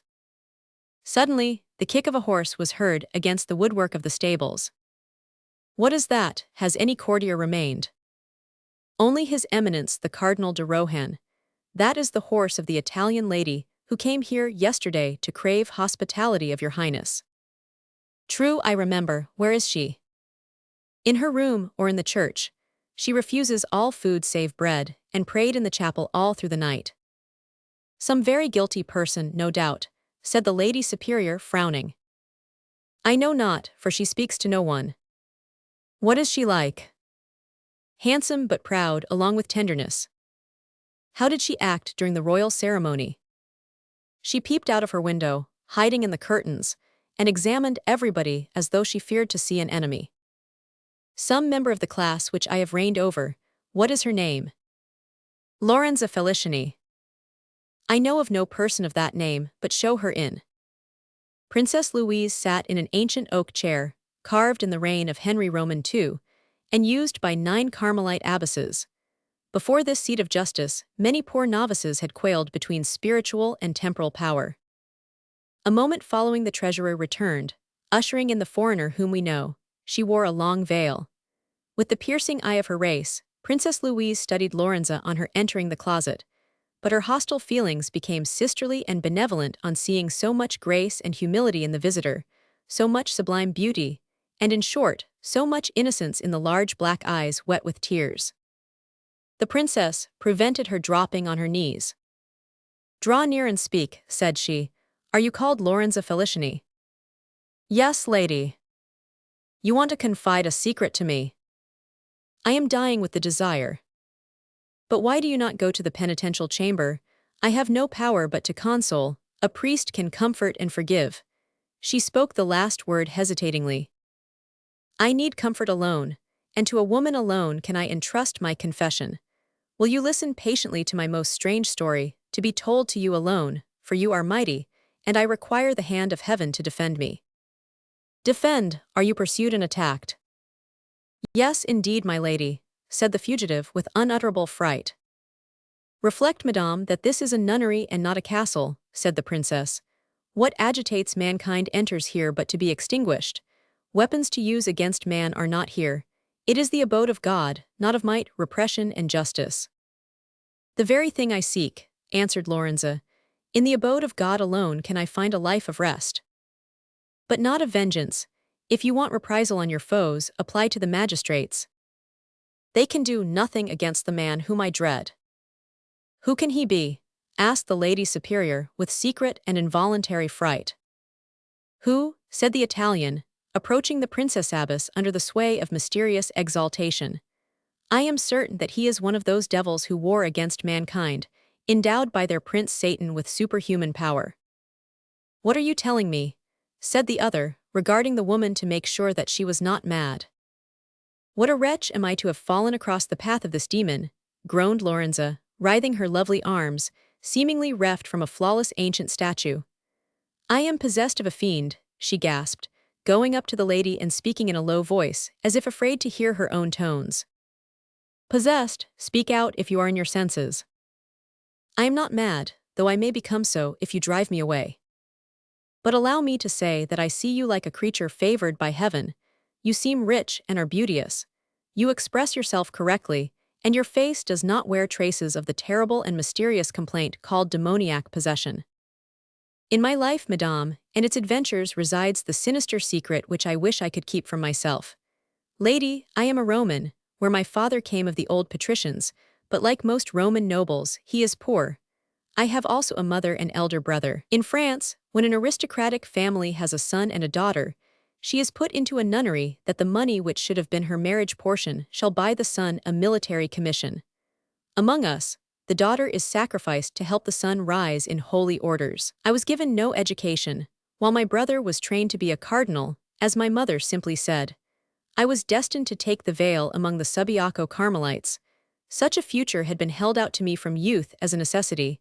I had no will or strength in the matter. I was not consulted but ordered, and had to obey. We Roman girls love society without knowing anything about it, as the suffering souls in paradise love heaven. I was surrounded by examples which would have doomed me, had the idea of resistance come to me, but none such came. But my mother fondled me a little more than usual when the fatal day dawned. My father gathered 500 Roman crowns to pay my entrance fee into the convent, and we set out for Subiaco. It is some 9 leagues from Rome, but the mountain roads were so bad that we were 5 hours getting over 3 of them. But the journey pleased me, though it might be fatiguing. I smiled on it as my last pleasure, and along the road bade farewell to the trees, bushes, stones, and the dried grass itself. I feared that in the nunnery would be not even grass and flowers. Suddenly, amid my dreams, and as we were passing between a grove and a pile of rocks, the carriage stopped. I heard my mother scream, and my father jumped to get his pistols. My eyes and mind dropped from the skies to the earth, for we were stopped by highwaymen. "Poor girl," exclaimed Princess Louise, interested in the tale. I was not frightened, for the brigands waylaid us for money, and what they took was to pay my way into the nunnery. Hence there would be a delay until it was made up again, and I knew that it would take time and trouble. But when, after sharing this plunder, the bandits, instead of letting us go our way, sprang upon me, and I saw my father's efforts to defend me and my mother's tears in entreaty, then I comprehended that a great though unknown misfortune threatened me, and I began to call for mercy. It was natural, though I knew that it was useless calling and that nobody would hear in this wild spot. Hence, without heeding my father's struggles, my mother's weeping, or my appeals, the banditti tied my hands behind my back and began throwing dice on one of their handkerchiefs spread on the ground, while burning me with hideous glances, which I understood from terror giving me clearness of sight. What most frightened me was not to see any stake on the board. I shuddered as the dice cup passed from hand to hand at the thought that I was the stake. All of a sudden, one of them, with a yell of triumph, jumped up, while the others ground their teeth and swore. He ran up to me, took me in his arms and pressed his lips to mine. The contact of red-hot iron could not have drawn a more heartrending scream from me. "Rather death, O God," I shrieked. My mother writhed on the ground where my father lay, in a dead swoon. My only hope was that one of the losing villains would kill me out of spite with the dagger he held in his clenched fist. I waited for this stroke, longed, prayed for it. Suddenly a horseman rode up the path. He spoke to one of the sentinels, who let him pass, exchanging a sign with him. He was of medium stature, imposing in mien and resolute in gaze. He came on at the walking pace of his horse, calm and tranquil. He stopped in front of me. The bandit who had clutched me turned round sharply at the first blow of the whistle which the stranger carried in the handle of his riding whip. He let me drop to the ground. "Come here," said the horseman, and as the bandit hesitated, he formed a triangle with his arms, crossing his forefingers upon his breast. As though this were the token of a mighty master, the robber went up to the stranger, who stooped down to his ear and said, "Mac." I am sure he uttered but this single word, for I looked at him as one looks at the knife about to slay oneself, and listened as one does for the sentence of life or death. "Benek," answered the highwayman. Subdued like a lion, with growling, he returned to me, untied the rope round my wrists, and did the same release for my parents. As the coin had been shared, every man went and put his portion on a flat rock. Not a piece was missing. Meanwhile I felt myself coming to life again in the hands of my father and mother. "Be off," said the deliverer to the robbers, who obeyed and dived into the wood to the last man. "Lorenza Felicini," said the stranger, covering me with a superhuman gaze, "you are free to go your way." My father and mother thanked the stranger who knew me and yet was unknown to us. They stepped into the carriage where I followed them with regret, for some unknown power irresistibly attracted me toward my savior. He remained unstirring in the same spot, as if to continue between us and harm. I looked at him as long as I could, and the oppression on my bosom did not go off until he was lost to view. In a couple of hours we reached Subiaco. "But who was this extraordinary man?" cried Princess Louise, moved by the simplicity of the story. "Kindly let me finish. Alas, this is not the whole of it. On the road, we three did nothing but talk about the singular liberator who had come mysteriously and powerfully like an agent of heaven. Less credulous than me, my father suspected him to be one of those heads of the robber leagues infesting the suburbs of Rome, who have absolute authority to reward, punish, and share. Though I could not argue against my father's experience, I obeyed instinct and the effect of my gratitude, and did not believe him a robber. In my prayers to the Madonna, I set aside a special one for her to bless my Savior. That same day I entered the convent. As the money was ready, nothing prevented my reception. I was sad but more resigned than ever. A superstitious Italian, I believed that heaven had protected me from the devils to hand me over pure to the religious haven. So I yielded with eagerness to the wishes of my parents and the Lady Superior. A petition to be made a nun, without having to go through the novitiate in the white veil, was placed before me, and I signed it. My father had written it in such fervent strains that the Pope must have thought the request was the ardent aspiration of a soul disgusted with the world and turning to solitude. The plea was granted, and I only had to be a novice for 1 month. The news caused me neither joy nor displeasure. I seemed already to be dead to the world, and a corpse with simply the impassible spirit outliving it. They kept me immured a fortnight for fear the worldly craving would seize me, and on the 15th morning ordered me to go down into the chapel with the other sisters. In Italy, the convent chapels are public churches. The Pope, not believing that priests should make a private house of any place set aside for the worshippers of the divine. I went into the choir and took my place. Between the green screens supposed to veil the choir in was a space through which the nave could be viewed. By this peep crack out on the world, I saw a man standing by himself among the kneeling crowd. The previous feeling of uneasiness came over me once more, the superhuman attraction to my soul to draw it forth, as I have seen my brother move iron filings on a sheet of paper by waving a magnet underneath it.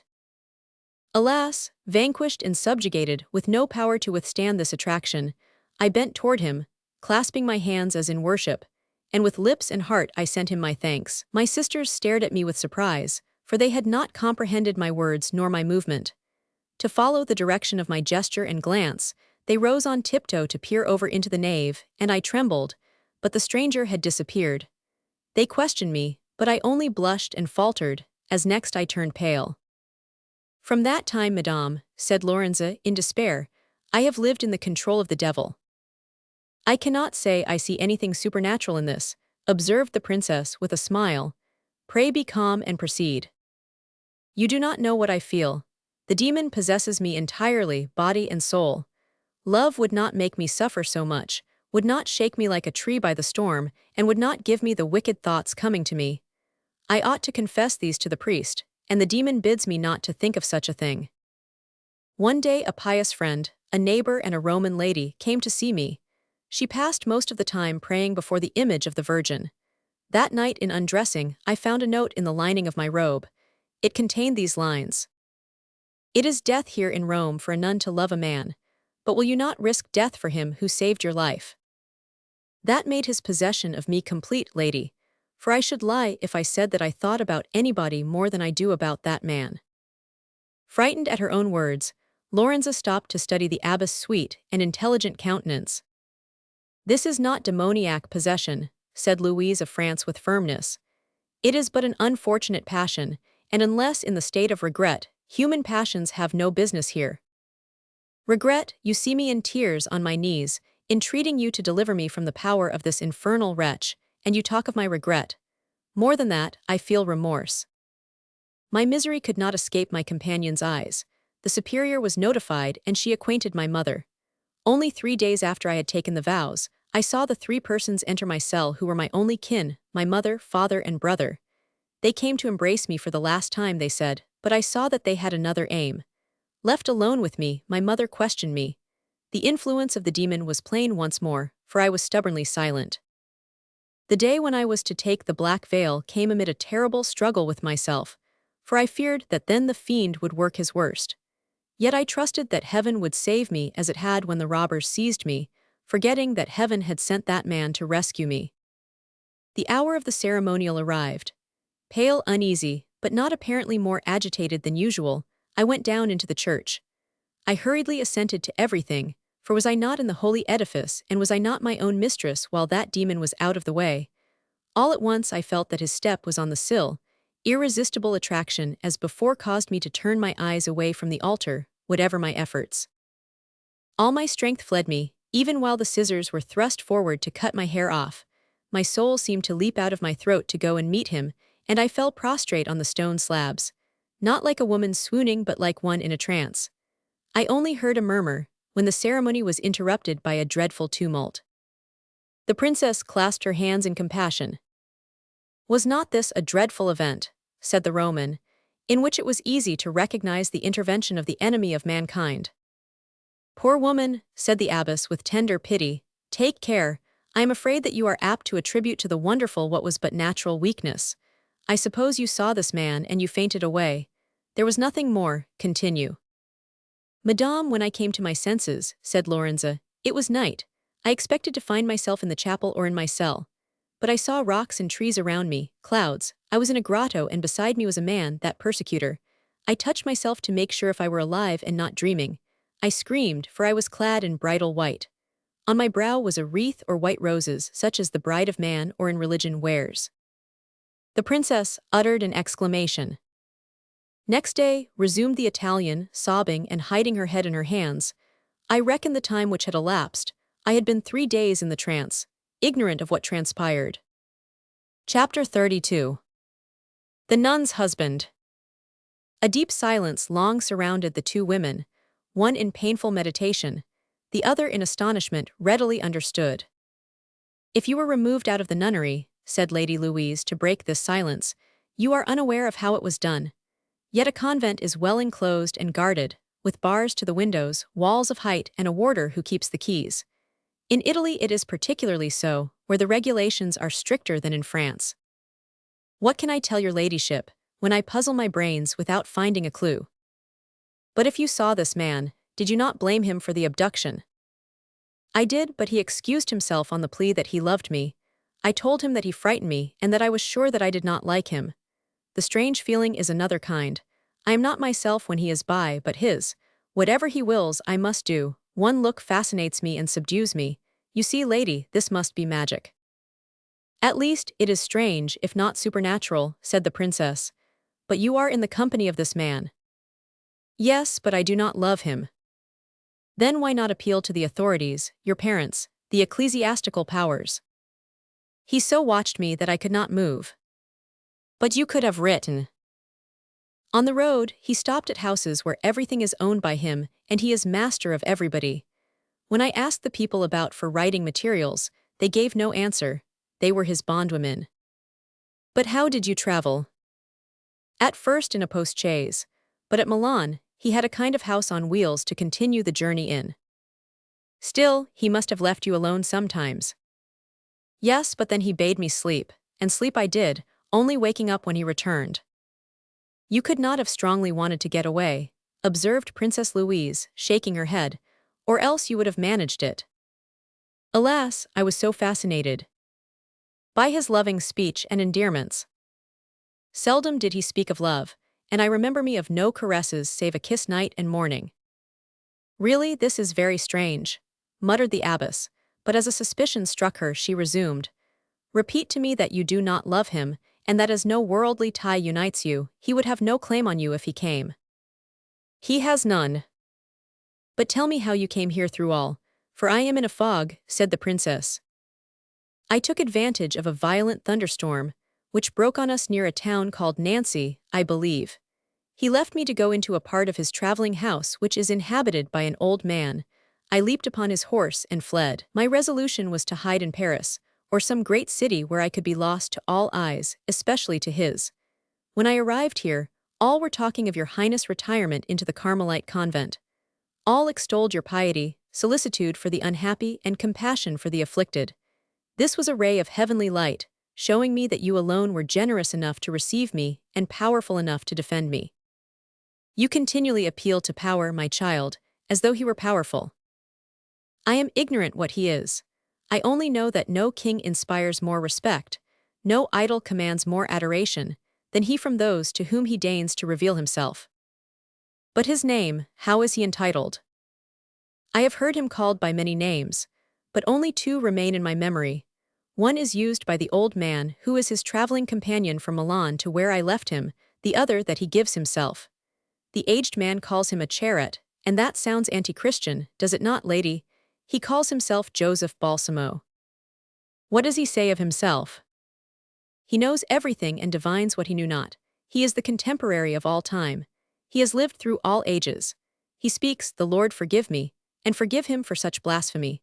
Not only of Alexander the Great, Caesar and Charlemagne as though he had known them, albeit I believe they were dead ever so long ago, but also of the high priest Caiaphas, Pontius Pilate and our Lord himself, whose martyrdom he claims to have witnessed.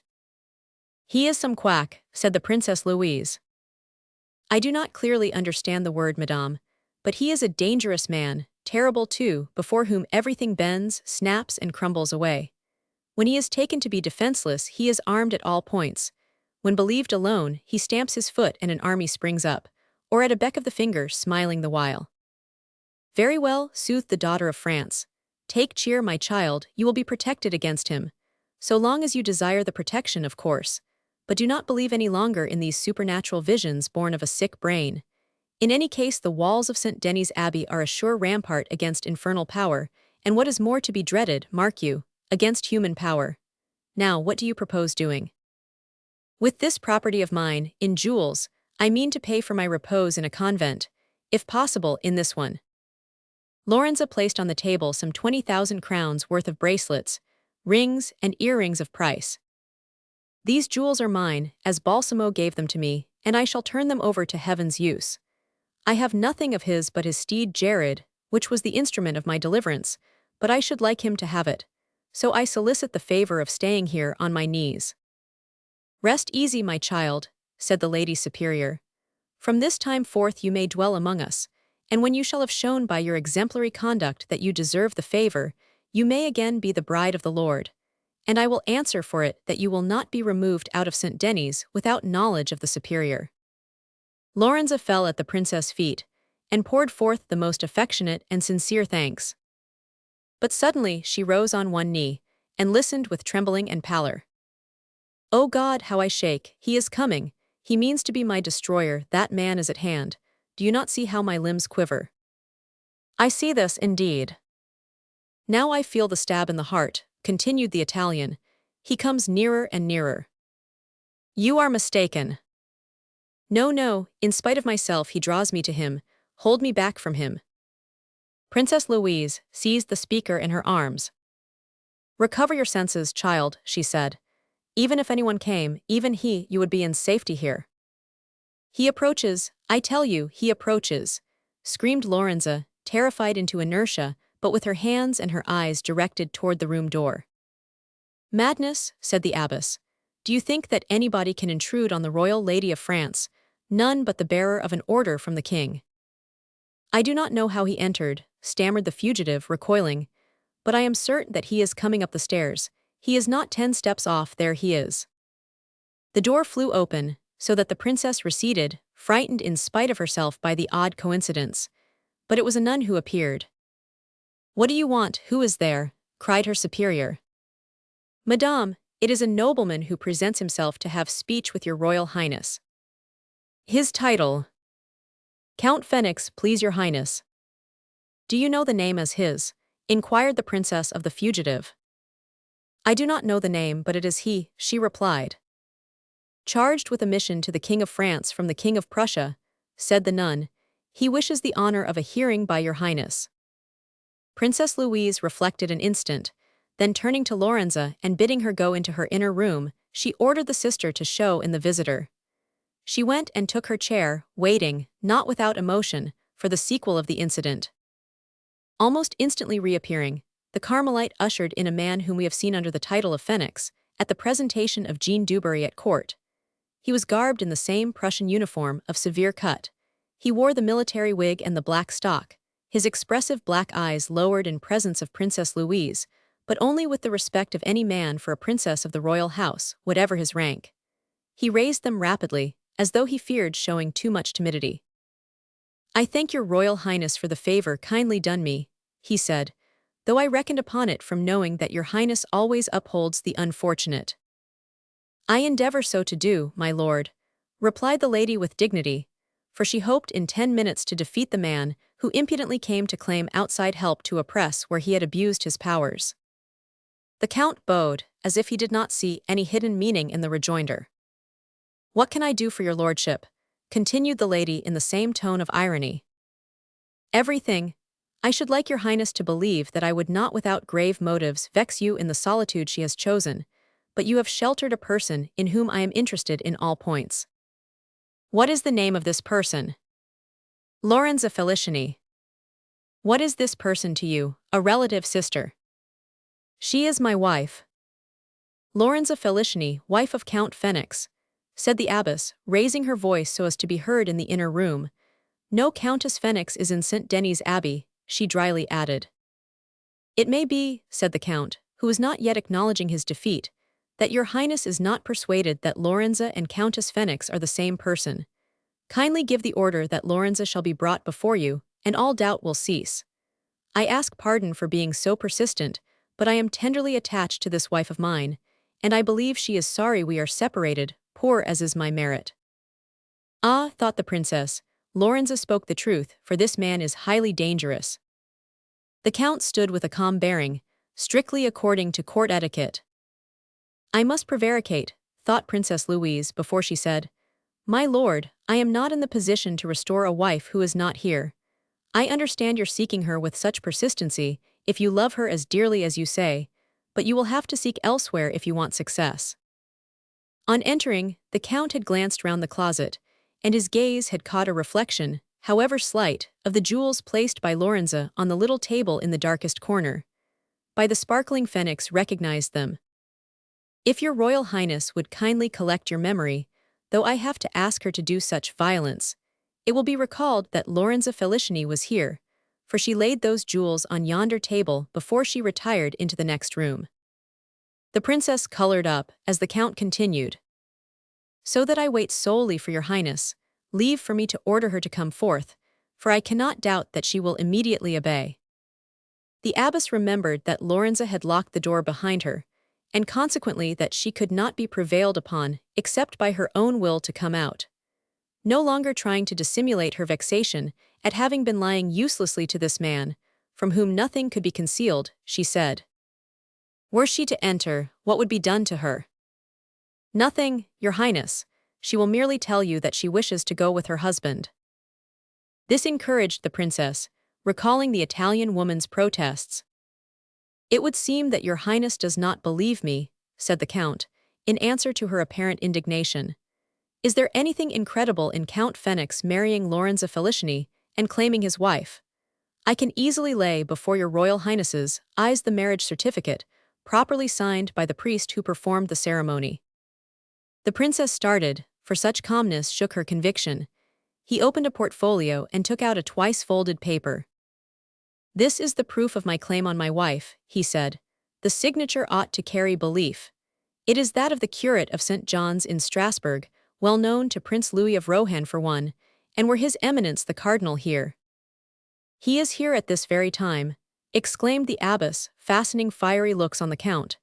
"His Eminence has not left the abbey, where he is with the cathedral canons, so nothing is more easy than the verification you challenge."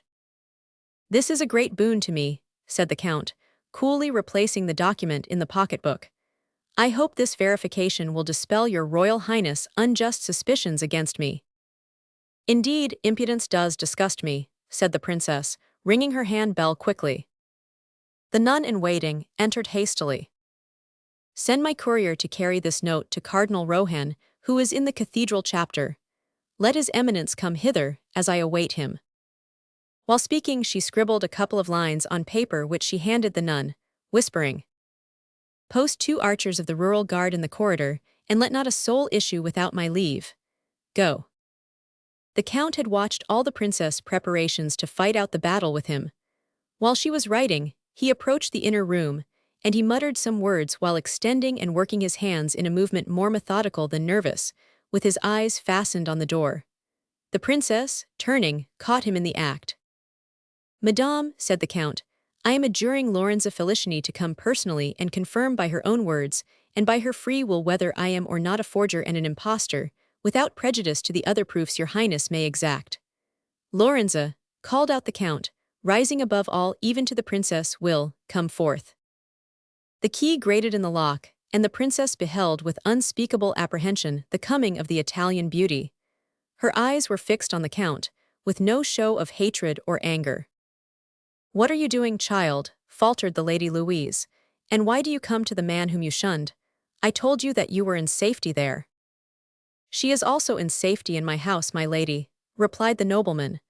"Are you not in safety there, Lorenza?" he demanded of the refugee. "Yes," was the other's answer. At the height of amazement, the princess clasped her hands and dropped into her chair. "Lorenza," went on the count, in a soft voice but one with the accent of command, "I am accused of doing you violence. Tell me if I have ever acted so toward you." "Never," replied the woman, in a clear and precise voice, but without any gesture accompanying the denial. "Then what did the story about the abduction mean?" questioned the princess. Lorenza remained dumb, but looking at the count as though all her life and speech, which is its expression, must come from him. "Her Highness doubtless wishes to know how you came to leave your nunnery. Relate what happened from your fainting in the choir until you awoke in our postchaise." "I remember," said Lorenza in the same monotonous voice. "Speak, for I wish it." "When I fainted, as the scissors touched my hair, I was carried into my cell and placed in bed. My mother stayed with me until evening, when the village doctor declared that I was dead." "How did you know this?" inquired the princess. "Her Highness wishes to know how you were aware of what went on," said the count. "Strange thing," said Lorenza. "I could see and hear but without having my eyes open. I was in a trance." "In fact," said the abbess, "I have heard Dr. Tronchen speak of patients in catalepsy who were buried alive." "Proceed, Lorenza." "My mother was in despair and would not believe in my death. She passed 36 hours beside me, without my making a move or uttering a sigh. The priest came 3 times, and told my mother that she was wrong to dispute the interment as her daughter had passed away just as she was speaking the vow, and that my soul had gone straight from the altar to heaven. But my mother insisted on watching all Monday night. Tuesday morning I was in the same insensibility, and my mother retired, vanquished. The nuns hooted her for the sacrilege. The death candles were lighted in the chapel, where the custom was for the exposure of the body to repose a day and a night. I was shrouded, dressed in white, as I had not taken the vow, my hands crossed on my bosom, and a wreath of white blossoms placed on my brow. When the coffin was brought in, I felt a shiver pass over my body, for, I repeat, I saw all that happened as though I were my second self standing invisibly beside my counterpart. I was placed in the coffin, and after my time of lying in state, left with only the hospital sister to watch me. A dreadful thought tormented me in this lethargy, that I should be buried living on the morrow, unless some interposition came. Each stroke of the time bell echoed in my heart, for I was listening, doleful idea, to my own death knell. Heaven alone knows what efforts I made to break the iron bonds which held me down on the bier, but it had pity on me in my frozen sleep, since here I am. Midnight rang.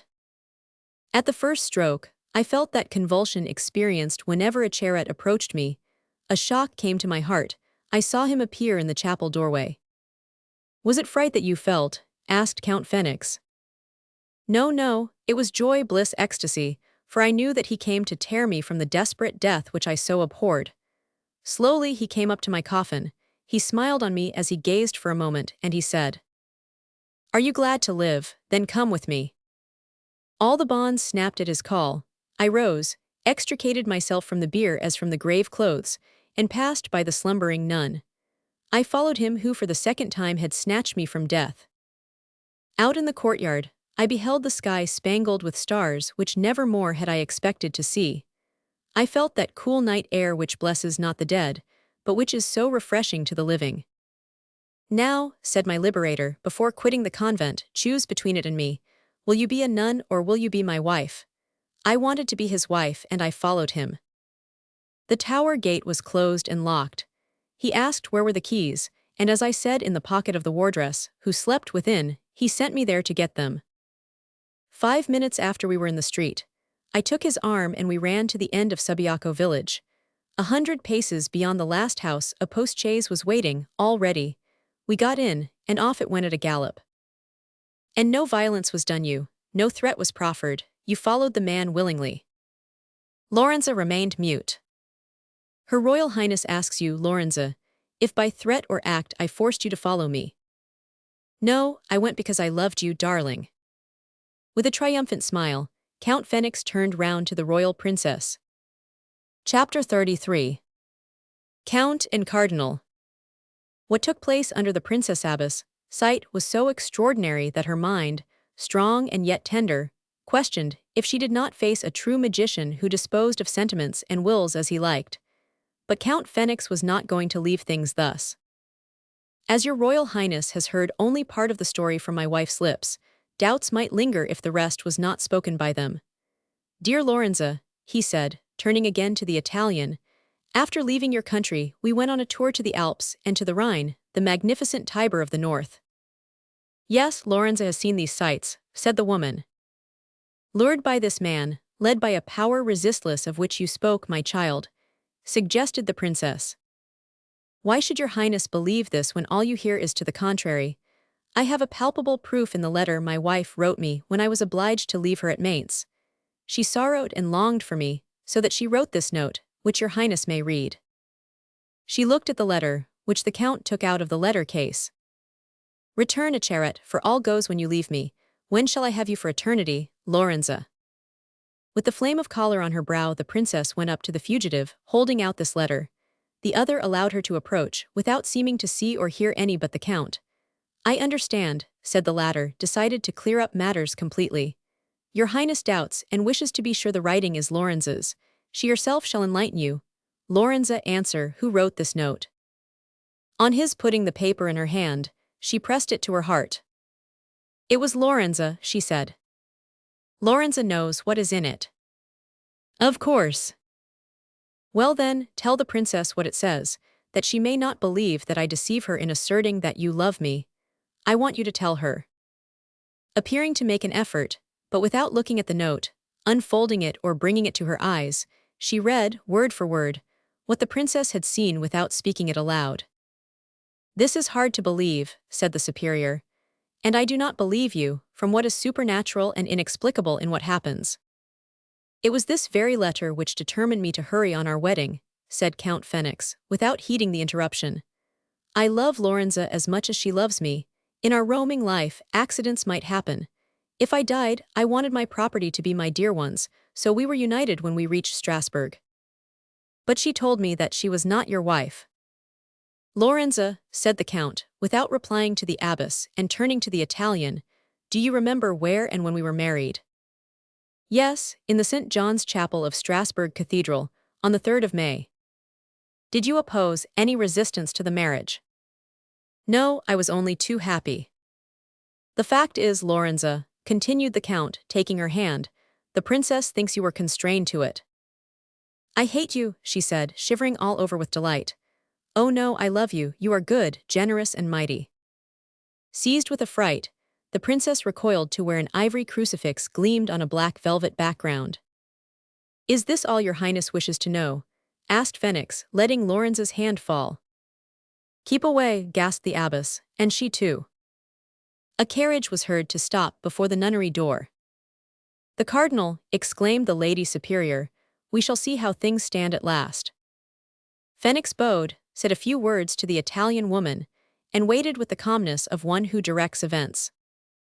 In another instant the door opened, and Cardinal Rohan was announced. Show him in, said the abbess, encouraged by the new addition to the party being a churchman. The prince had no sooner saluted the princess than he exclaimed with surprise on seeing Balsamo. Are you here, my lord? Are you acquaintances? Cried the princess, more and more astonished. Then you can tell me who this is. Nothing is easier, the gentleman is a magician. His eminence will make this clear presently, and to everybody's satisfaction, said the count. Has the gentleman been telling your highness fortune, that I see you so affected? Questioned the cardinal. The marriage certificate at once, cried the princess, to the astonishment of the newcomer, ignorant of the allusion. What is this? My lord, the question is, whether this paper is real and the signature valid, said the princess, as Balsamo held out the document. Rohan read the paper, as presented by the abbess, and nodded. It is in proper form, and the signature is Curate Saint-Tremise, of St. John's, Strasbourg, one of my appointees. But what does this matter to your highness? Considerable, but the signature might have been extorted. True, that is possible, said the princess. How about Lorenza's consent, then? Said the count sarcastically. By what means could a priest have been induced? By the magic in the gentleman's powers.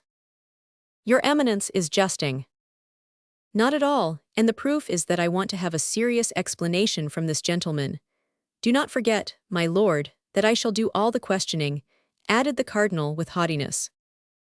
And remember that I was quite willing to answer aloud, even before Her Royal Highness, if your eminence desired so, but I am certain you will not desire it." The cardinal had to smile. "My lord," said he, "it is hard to play the wizard nowadays. I have seen you perform, and with great success, but everybody has not the patience, and still less the generosity of the Dauphiness." "The Dauphiness?" queried Princess Louise. "Yes, your highness, I had the honor of presentation to her," said the count. "But how did you repay the honor? Answer that, my lord." "Alas, with more evil than I liked," said Phoenix, "for I have no personal hate to men, and less to women. My misfortune was that I was compelled to tell your august niece the truth she craved. A piece of truthfulness which caused her to faint."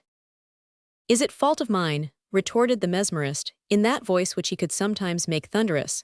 "That truth is so awful as to produce such effects. Did I seek out the princess, and beg to be presented to her? No, I was avoiding her, when they almost dragged me before her, and she ordered me to answer her interrogation." "But what was the dreadful truth you told her, my lord?" inquired the princess. "She saw it in the gap which I tore in the veil over the future," rejoined the mysterious man. "That future which has appeared so awful to your royal highness that you have fled into a cloister to wrestle against it at the altar with tears and prayers. Is it fault of mine, I say, if this future, revealed to you as a holy woman, should be shown to me as a precursor? And if the Dauphiness, alarmed at the fate personally threatening her, swooned when it loomed upon her?" "Do you hear this?" said the cardinal. "Woe is me," moaned the Carmelite superior. "For her reign is doomed as the most fatal and unfortunate of the entire monarchy," continued the count. "My lord," cried the abbess. "Perchance your prayers will earn your grace," proceeded the prophet, "but then you will see nothing of what comes to pass, as you will rest in the arms of the angels. Pray, lady, continue to pray." Overcome by this prophetic voice, which harmonized so well with the terrors in her soul, the princess dropped kneeling before the crucifix and began indeed to pray, and with fervor. "Now our turn, cardinal," said the count, turning to the prince, and leading him into a window recess. "Speak as to your want of me. I want to know what you are." "You do know, you say that I am a magician." "I mean that you are called Joseph Balsamo in the south, and here Count Phoenix." "That merely proves that I change my name." "Yes, but I would have you know that such changes on the part of such a man will set Chief of Police Sardines to thinking." "This is petty warfare for a Rohan," said the other, smiling. "Your eminence stoops to wrangle over words. Verba et voces, says the Latin. Is there nothing worse to fling at me?" "You are railing, my lord." "Always, it is my style." "Then I shall make you change your note, which will help me in the good graces of the Dauphiness, whom you have offended." "Do so, as it will not be a useless act, considering the delicate ground on which you stand as regards her," returned Balsamo phlegmatically. "What will you say if I have you arrested straightway, my lord the horoscopist?" "You would do yourself injury, my lord cardinal." "Really, how do you make that out?" demanded the proud peer with crushing scorn. "You would unmake yourself." "At least, we shall know who really is Baron Joseph Balsamo, alias Count Phoenix, a sprig of a family tree of which I have never seen the picture in any heraldic work in Europe. You should have asked to see it in the portfolio of the Duke of Bretuil, your friend." "His Grace is no friend of mine." "He was, and an intimate one, or your eminence would never have written him that letter. But draw closer, my lord, lest we are overheard in what may compromise you. That letter written from Vienna to Paris to dissuade the Dauphin from making his marriage." "That letter," gasped the prince, starting with fright. "I know it by heart. Bretuil has betrayed, because he said it was burned when I asked it back, when the marriage was settled. He did not like to admit that he had lost it. A lost letter may be found, and indeed I found it in the marble court at Versailles. I took good care not to restore it to the Duke, for I knew your eminence was ill-disposed toward me. If you were going through the woods and expected highwaymen to attack you, and you found a loaded pistol, would you not pick it up to use it? A man would be an idiot not to do so." The cardinal felt giddy and leaned on the windowsill. After hesitation, during which the count watched the play of his features, he said, "Granted thus, but it shall never be said that a prince of my line yielded to the threats of a mountebank. Though this letter may have been lost and found, and will be shown to the Dauphiness herself, and may ruin me as a politician, I will stand to it that I am still a loyal subject and a faithful ambassador. I will speak the truth, that I thought the alliance injurious to the interests of my country, and let it defend me or blame me. But what will be the answer of this faithful subject and loyal envoy if somebody asserts that this gallant young beau of an ambassador, never doubting his winning all before him with his title of prince and name of Rohan, did not say this from any opinion that the alliance would be hurtful to his country, but because, being graciously welcomed by Marie Antoinette, this coxcomb of an envoy had the vanity to think the feast was fitter for Jack than his master. He would deny, for of this feeling which you pretend to have existed, no proof can be exhibited. You are wrong, the token is in the Dauphiness' coldness toward you. The cardinal wavered. Believe me, Prince, went on the Count, instead of quarreling as we should have done, only for my having more prudence than you, we had better be friends, good ones, for such do one another service. Have I ever asked aught of your lordship? Just there you are wrong, for you might have called on me during the 2 days you spent in town. You cannot conceal from a sorcerer what you have been about. You left the Austrian princess at Soissons, whence you rushed post-haste to Paris, where you dunned your friends for help, which they all refused you. This left you desperate. What kind of help could I expect from you had I applied? Asked the Rohan, confounded. Such as a man gives who can make gold, and you ought to want gold when you have to pay 500,000 francs in 48 hours. You want to know what good a man is who makes gold? Why, he is the very one where you will find the cash demanded. You could easily tell my house in St. Claude Street in the swamp, as the knocker is a brass griffin. When could I call? 6 tomorrow afternoon, please your eminence, and whenever after you like. But we have finished our chat in time, for the princess has concluded her devotions. The cardinal was conquered. Your Highness, he said, I am forced to acknowledge that Count Fenix is quite right. The document he produces is most reliable, and the explanations he has furnished have completely satisfied me. Your Highness orders, asked the Count, bowing. Let me put one last question to this young lady. Again the Count bowed in assent. Is it of your own free will that you quit the Abbey of St. Denis, where you came to seek refuge? Her Highness, repeated Fenix quickly, asks you whether you are leaving this place of your own free will. Speak out, Lorenza. I go of my own free will, replied the Italian. In order to accompany Count Fenix, your husband, prompted the magician. To accompany my husband. In this case I retain neither of you, said the princess, for it would be running counter to my feelings. But if there be anything in all this out of the natural order of things, may the divine punishment fall on whomsoever disturbs the harmony of nature for his profit or interests. Go, my lord Count Fenix, and you, Lorenza Felicini, I detain you no more, but take back your jewels. They are for the poor, replied Balsamo. Distributed by your hands, the alms will be doubly agreeable to God. All I ask is to have my horse Jared. Take him as you go forth, begone. Bowing to the speaker, the Count presented his arm to Lorenza, who leaned upon it and walked out without a word. Alas, my lord cardinal, sighed the abbess, sadly shaking her head, in the very air we breathe are fatal and incomprehensible things. Chapter 34. Near Neighbors. On parting from young Taverny, Gilbert had plunged into the crowd, but not with a heart bounding with glee and expectation, rather with the soul ulcerated by grief, which the noble's kind welcome and obliging offers of assistance could not mollify. Andrea never suspected that she had been cruel to the youth. The fair and serene maiden was completely unaware that there could be any link between her and her foster brother, for joy or sorrow. She soared over earthly spheres, casting on them shine or shadow according to her being smiling or gloomy. This time it chanced that her shade of disdain had chilled Gilbert. As she had merely followed the impulse of her temper, she was ignorant that she had been scornful. But Gilbert, like a disarmed gladiator, had received the proud speech, and the scorning look straight in the heart. He was not enough of a philosopher yet not to console himself with despair while the wound was bleeding. Hence he did not notice men or horses in the press. Gathering up his strength, he rushed into it, at the risk of being crushed, like a wild boar cutting through the pack of hounds. At length breathing more freely, he reached the green sward, water-side and loneliness. He had run to the river Seine and came out opposite St. Denis Island. Exhausted not by bodily fatigue but by spiritual anguish, he rolled on the grass and roared like a lion transfixed by a spear, as if the animal's voice better expressed his woes than human tongue.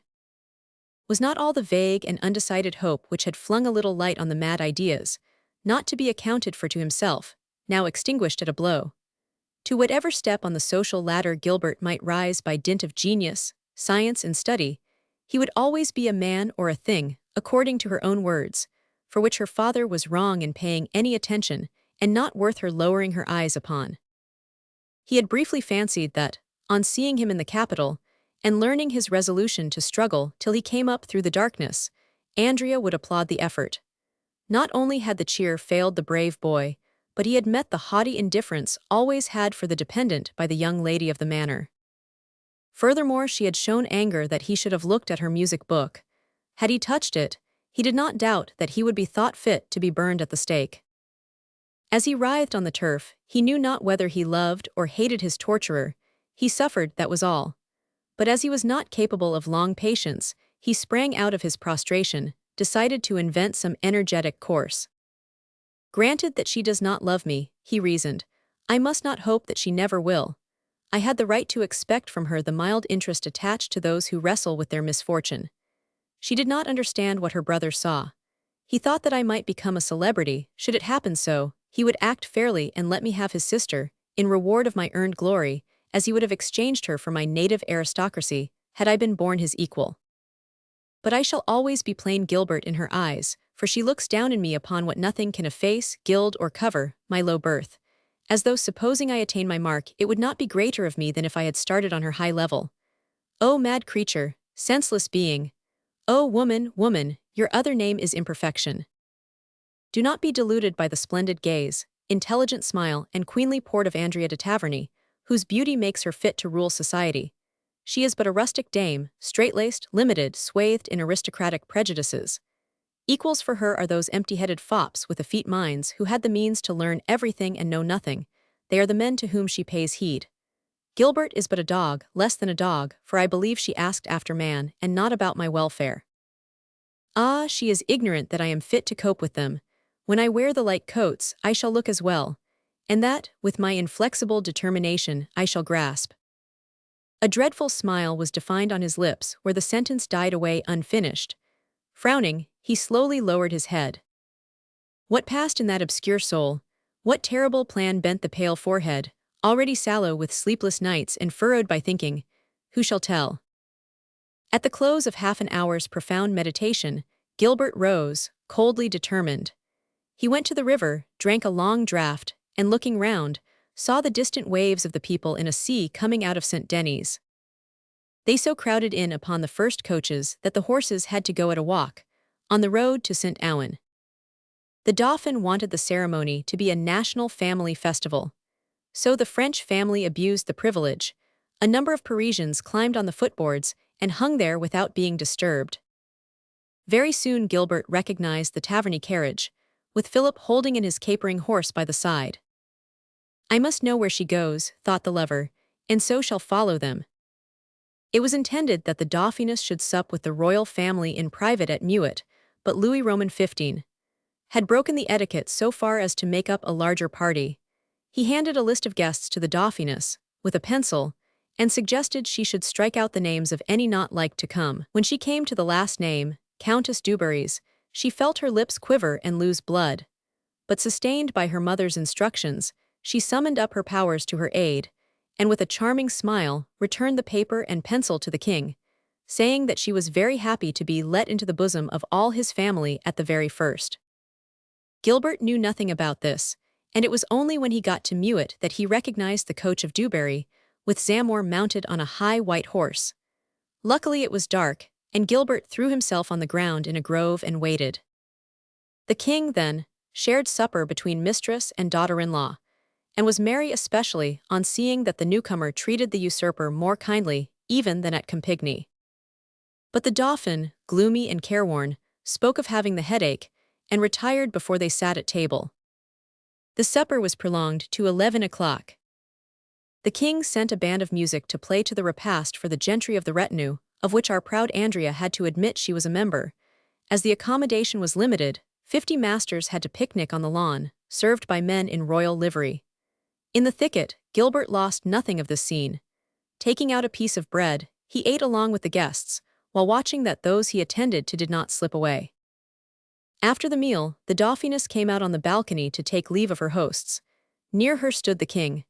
Countess Dewberry kept out of sight in the back of the room, with that exquisite tact which even her enemies allowed she had.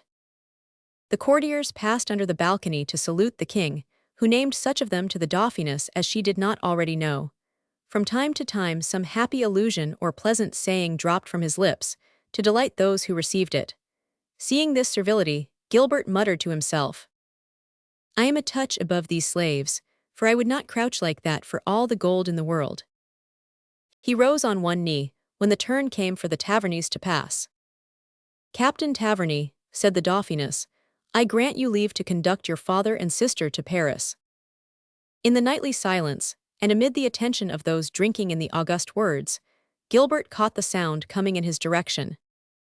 "My Lord Baron," continued the princess, "I have no accommodation yet for you among my household, so guard your daughter in town until I set up my establishment at Versailles. Keep me in mind, my dear young lady." The baron passed on with son and daughter. Others came up for whom the princess had pretty stuff to say, but that little mattered to Gilbert. Gliding out of the covert, he followed the baron among the 200 footmen shouting out their masters' names, 50 coachmen roaring out in answer to the lackeys, while 60 coaches rolled over the pavement like thunder. As Taverny had a royal carriage, it waited for him aside from the common herd. He stepped in, with Andrea and Philip, and the door closed after them. "Get on the box with the driver," said Philip to the footman. "He has been on his feet all day and must be worn out." The baron grumbled some remonstrance not heard by Gilbert, but the lackey mounted beside the driver. Gilbert went nearer. At the time of starting, a trace got loose, and the driver had to alight to set it right. "It is very late," said the baron. "I am dreadfully tired," sighed Andrea. "I hope we shall find a sleeping place somewhere." "I expect so," replied her brother. "I sent Labri and Nicole straight to Paris from Soissons. I gave him a letter to a friend for him to let us have a little house in the rear of his, where his mother and sister live when they come up from the country. It is not luxury, but it is comfortable. You do not want to make a show while you are waiting for the coming out in the suitable style." "Anything will easily beat Taverny," said the old lord. "Unfortunately, yes," added the captain. "Any garden?" asked Andrea. "Quite a little park, for town, with fine trees. However, you will not long enjoy it, as you will be presented as soon as the wedding is over." "We are in a bright dream, do not waken us. Did you give the coachman the address?" "Yes, father," replied the young noble, while Gilbert greedily listened. He had hoped to catch the address. "Never mind," he muttered. "It is only a league to town, I will follow them." But the royal horses could go at a rattling gait when not kept in line with others. The trace being mended, the man mounted his box and drove off rapidly, so rapidly that this reminded poor Gilbert of how he had fallen on the road under the hoofs of Chon's post horses. Making a spurt, he reached the untenanted footboard and hung on behind for an instant. But the thought struck him that he was in the menial's place behind Andrea's carriage, and he muttered, "No, it shall not be said that I did not fight it out to the last. My legs are tired, but not my arms."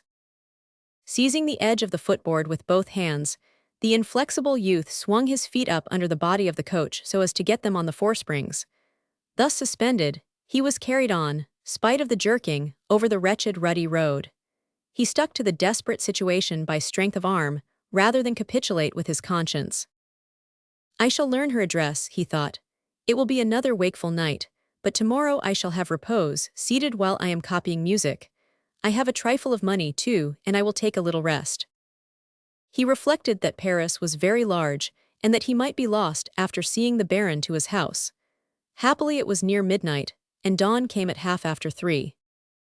As he was pondering, he remarked that they crossed an open place where stood an equestrian statue in the midst. "Victory's place," he thought gleefully, "I know it." The vehicle turning partly round, and Andrea put her head out to see the statue. "The late king," explained her brother. "We are pretty nearly there now." They went down so steep a hill that Gilbert was nearly scraped off. "Here we are," cried the dragoon captain. Gilbert dropped and slipped out from beneath to hide behind a horse-block on the other side. Young Taverny got out first, rang at a house doorbell, and returned to receive Andrea in his arms. The Baron was the last out. "Are those rascals going to keep us out all night?" he snarled. At this, the voices of Labrie and Nicole were heard, and a door opened. The three Tavernies were engulfed in a dark courtyard where the door closed upon them. The vehicle and attendants went their way to the royal stables. Nothing remarkable was apparent on the house, but the carriage lamps had flashed on the next doorway, which had a label. "This is the mansion of the Armenonvilles." Gilbert did not know what street it was as yet, but going to the far end, the same the carriage had gone out of, he was startled to see the public fountain at which he drank in the mornings. Going 10 paces up the street, he saw the baker's shop where he supplied himself. Still doubting, he returned to the corner. By the gleam of a swinging lamp, he could read on a white stone the name read 3 days before when coming from Meudon Wood with Rousseau. Plastriere Street. It followed that Andrea was lodged 100 steps apart, nearer than she was to him at Taverny. So he went to his own door, hoping that the latchet might not be drawn altogether within. It was pulled in, but it was frayed and a few threads stuck out. He drew one and then another so that the thong itself came forth at last. He lifted the latch and entered, for it was one of his lucky days. He groped up the stairs one by one, without making any noise, and finally touched the padlock on his own bedroom door, in which Rousseau had thoughtfully left the key. Chapter 35. The Garden House.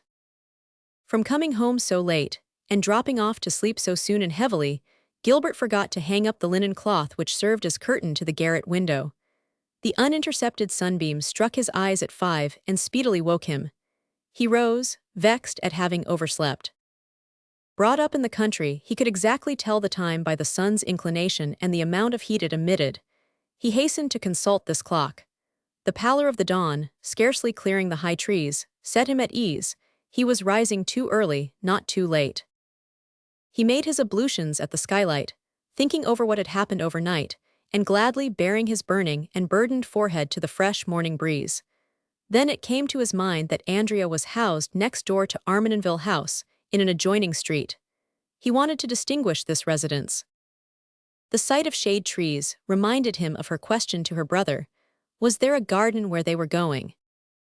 "Why may it not be just such a house in the back garden as we have yonder?" he asked himself. By a strange coincidence with his thought, a sound and a movement quite unusual drew his attention where it was turning. One of the long fastened-up windows of a house built at the rear of the one on the other street shook under a rough or clumsy hand. The frame gave way at the top, but it stuck probably with damp swelling it at the bottom. A still rougher push started the 2 folds of the sash, which opened like a door, and the gap showed a girl, red with the exertion she had to make and shaking her dusty hands. Gilbert uttered an outcry in astonishment and quickly drew back, for this sleepy and yawning girl was Nicole. He could harbor no doubt now. Philip Taverny had told his father that he had sent on Labrie and their maid-servant to get a lodging ready in Paris. Hence this was the one. The house in Cock-Heron Street, where the travelers had disappeared, was this with the extra building in the rear. Gilbert's withdrawal had been so marked that Nicole must have noticed it only for her being absorbed in that idle fit seizing one just arisen. But he had retired swiftly, not to be caught by her, while looking out of a garret window. Perhaps if he had lived on the first floor, and his window had given a view within of a richly furnished apartment, he would have called her attention on it. But the 5th flat still classed him among social inferiors, so that he wanted to keep in the background. Besides, it is always an advantage to see without being seen. Again, if Andrea saw him, might she not consider that enough to induce her to move away, or at least not to stroll about the garden? Alas for Gilbert's conceit! It enlarged him in his own eyes. But what mattered Gilbert to the patrician, and what would make her move a step nearer or further from him? Was she not of the class of women who would come out from a bath with a peasant or a footman by, and not regard them as men? But Nicole was not of this degree, and she had to be avoided. But Gilbert did not keep away from the window. He returned to peep out at the corner. A second window, exactly beneath the other, opened also, and the white figure appearing there was Andrea's. In a morning gown, she was stooping to look after her slipper fallen under a chair. In vain did Gilbert, every time he saw his beloved, make a vow to resist his passion within a rampart of hate. The same effect followed the cause. He was obliged to lean on the wall, with his heart throbbing as if to burst, and the blood boiling all over his body. As the arteries cooled gradually, he reflected. The main point was to spy without being seen. He took one of Madame Rousseau's old dresses off the clothesline and fastened it with a pin on a string across his window so that he might watch Andrea under the improvised screen.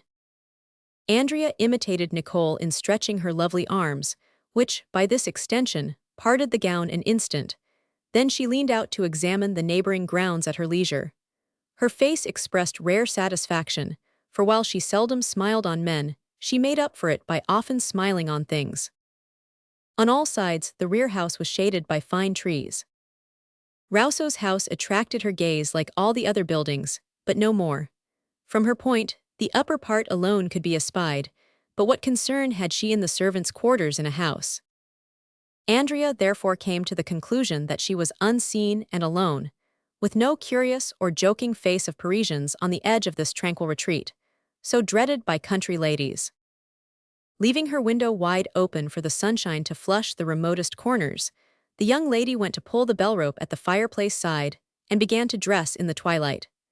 Nicole ran in and, opening the straps of a shagreen dressing case dating from a previous reign, took a tortoiseshell comb and disentangled her mistress' tresses. Gilbert smothered a sigh. He could hardly be said to recognize the hair, for Andrea followed the fashion in powdering it, but he knew her 100 times fairer without the frippery than in the most pompous decorations. His mouth dried up, his fingers scorched with fever, and his eye ceased to see from his staring too hard. Chance ruled that Andrea's gaze, idle as it was from her sitting still to have her hair brushed, fell on Rousseau's attic. "Yes, yes, keep on staring," uttered the youth, "but you will see nothing and I shall see all." But he was wrong, for she descried the novel screen of the old dress, which floated round the man's head as a kind of turban. She pointed out this odd curtain to her maid. Nicole stopped, and pointed with the comb to the object to ask whether that were the reason for her mistress' amusement. Without his suspecting it, this had a fourth spectator. He suddenly felt a hasty hand snatch Madame Rousseau's dress from his brow, and he fell back thunderstricken at recognizing the master. "What the deuce are you up to?" queried the philosopher, with a frowning brow and a sour grin as he examined the gown. "Nothing," stammered the other, trying to divert the intruder's sight from the window. "Then why hide up in this dress?" "The sun was too bright for me." "The sun is at the back of us, and I think it is you who are too bright for me. You have very weak eyes, young man." Rousseau walked straight up to the window.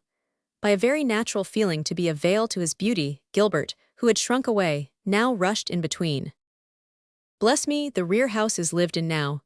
The tone froze the blood in Gilbert's veins, and he could not get out a word. "And by people who know my house, for they are pointing up to it," added the suspicious author. Gilbert, fearful now that he was too forward, retreated. Neither the movement nor its cause escaped Rousseau, who saw that his employee trembled to be seen. "No, you don't, young man," he said, grasping him by the wrist. "There is some plot afoot, for they are pointing out your garret. Stand here, pray." He placed him before the window, in the uncovered glare. Gilbert would have had to struggle with his idol, and respect restrained him from thus being free. "You know those women, and they know you," continued Rousseau, "or why do you shrink from showing yourself?" "Monsieur Rousseau, you have had secrets in your life, pity for mine." "Traitor," cried the writer, "I know your sort of secret. You are the tool of my enemies, the Grimms and Halbachs. They taught you a part to captivate my benevolence, and sneaking into my house you are betraying me. Threefold fool that I am, stupid lover of nature, to think I was helping one of my kind, and to nourish a spy." "A spy," repeated the other in revolt. "When are you to deliver me to my murderers, O Judas?" demanded Rousseau, draping himself in Therese's dress, which he had mechanically kept in hand, and looking droll when he fancied he was sublime with sorrow. "You calumniate me, sir," said Gilbert. "Calumniate this little viper," said the philosopher, When I catch you corresponding in dumb show with my enemies, I dare say acquainting them in signs with my latest work. Had I come to steal your story, sir, I should better have made a copy of the manuscript, lying on your desk, than to convey it in signs. This was true, and Rousseau felt that he had made one of those blunders which escaped him in his moments of fear, and he became angry. I am sorry for you, but experience makes me stern, he said. My life has passed amid deceit. I have been betrayed by everybody, denied, sold, and martyrized. You know I am one of those illustrious unfortunates whom governments outlaw. Under such circumstances, I may be allowed to be suspicious. As you are a suspicious character, you must take yourself out of this house. Gilbert had not expected this conclusion. He was to be driven forth. He clenched his fists, and a flash in his eyes made Rousseau start. Gilbert reflected that in going he would lose the mild pleasure of seeing his loved one during the day, and lose Rousseau's affection. It was shame as well as misfortune. Dropping from his fierce pride, he clasped his hands and implored. Listen to me, if only one word. I am merciless, replied the author. Man's injustice has made me more ferocious than a tiger. Go and join my enemies with whom you correspond. League yourself with them, which I do not hinder, but do all this beyond my domicile. Those young women are no enemies of yours. They are Mademoiselle Andrea of Taverny, the young lady I told you of, on whose estate I was born, and her maid Nicole. Excuse me troubling you with such matters, but you drive me to it. This is the lady whom I love more than you ever loved all your flames. It is she whom I followed afoot, penniless and wanting bread, until I fell exhausted on the highway and racked with pain. It is she whom I saw once more yesterday at St. Denis, and behind whose coach I came till I housed her in the place yonder. In short, it is she for whom I wish one of these days to be a great man. A Rousseau. His hearer knew the human heart, and the gamut of its exclamations. The best actor could hardly have Gilbert's tearful voice and the feverish gesture accompanying the effusion. So this is your lady love. My foster sister, yes. Then you lied a while ago when you said you knew her not, and you are a liar, if not a traitor. You are racking my heart, and you would hurt me less were you to slay me on the spot. Pooh, that is a mere piece of fustian out of the Diderot or Marmontel books. You are a liar, sir. Have it so, and the worse for you that you do not understand such white lies, retorted Gilbert. I shall go, heartbroken, and you will have my despair on your conscience. Rousseau smoothed his chin, and regarded the youth whose case had so much analogy with his own. He is either a great rogue or a lad with a big heart, he mused. But after all, if he is in a plot against me, it will be best to have the wires of the puppets in my hand. Gilbert strode to the door, but he paused with his hand on the knob, waiting for the last word to recall or banish him. Enough on this head, my son, said the man of letters. It is hard enough for you to be in love to this degree, but it is getting on, and we have 30 pages of music to copy this day. Look alive, Gilbert, look alive. Gilbert grasped the speaker's hand and pressed it to his lips as he would not a king's. While Gilbert leaned up against the doorjamb with emotion, Rousseau took a last peep out of the window. This was the moment when Andrea stood up to put on her dress, but seeing a person up at the attic window, she darted back and bade Nicole shut the sashes. My old head frightened her, mumbled the philosopher. His youthful one would not have done that. Oh, youth, lovely youth. He broke forth, sighing, spring is the love time of the year. Love is the springtime of life. Hanging up the dress, he melancholically descended the stairs at the heels of Gilbert, for whose youth he would at that time have bartered his reputation, at that juncture counterbalancing Voltaire's, and with it sharing the admiration of the entire world. Chapter 36. Balsamo at home. The house in St. Claude Street, to which Joseph Balsamo invited the Cardinal Prince of Rohan, did not look strange in his day, but it resembled a fortress to such an extent that it would be remarkable at present. Strongly built, and with barred windows and grated doors, to say nothing of the ditch in front and high balconies, it was in keeping with this part of the town, pretty unsafe at this epoch after dark. There were scarcely a dozen houses on the quarter of a league to the Bastille, and the municipal authorities did not think it worthwhile to supply lamps. Along this deserted and unlighted highway, a carriage was driven after 9 one evening, which stopped at the low, deep doorway where gleamed the brazen griffin for a knocker which Count Phoenix had described. The arms of the nobleman were on the carriage panels. He preceded it by some yards, riding Jared, who whisked his long tail till it whistled in the dust of the dirty pavement. Behind the closed blinds slumbered Lorenza on the cushions. At the rolling of the wheels, the door opened as by enchantment, and the carriage vanished in the black gulf of the mansion courtyard.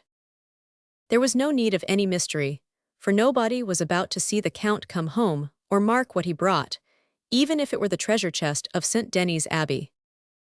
A skillful calculator, given the size of the building lot and that of the house on street, would be surprised how so small a one covered so much ground. The fact of the matter was that there stood a house behind the outer house, known only to the tenant. A German servant, aged about 30, closed the coachway door and bolted it. Opening the coach door while the emotionless driver unharnessed the team, he drew from within the senseless Lorenza, whom he carried indoors to an antechamber. He laid her on a table and discreetly wrapped her in her long veil to the feet. He went out to light at the coach lamps a 7-candle chandelier, with which he came back. During that short space, Lorenza had disappeared. In fact, Count Phoenix had entered after the valet went out. He had taken up the girl in his arms and carried her out by a secret passage into a room furnished with trophies of outlandish weapons. With his foot he pressed the spring of the backplate of the high fireplace, which turned on well-oiled hinges, so that the Count could go forth, as he did, while the secret panel slid to behind him. On the other side of the chimney was another flight of steps. Mounting a dozen, covered with Utrecht velvet carpet, he reached the sill of a room elegantly tapestried with satin, so wonderfully embroidered in high relief with flowers in their natural colors that they seemed real. The extremely rich furniture was of a boudoir and toilet chamber leading to a parlor. Curtains hid 2 windows, but as it was night, they were not wanted to give light. Lamps burning perfumed oil burnt here night and day, for the room had no external openings.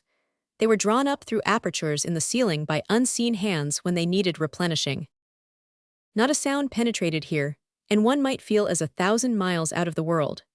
But gilding flashed on all sides and bohemian glass mirrors sparkled as, dissatisfied with the light, after having placed Lorenza on a sofa, the Count struck a fire with the silver phosphorus matchbox so startling to Gilbert, and kindled 2 pink-candled chandeliers on the mantelpiece. Returning to Lorenza, and kneeling with one knee on a pile of cushions beside her, he called her by name.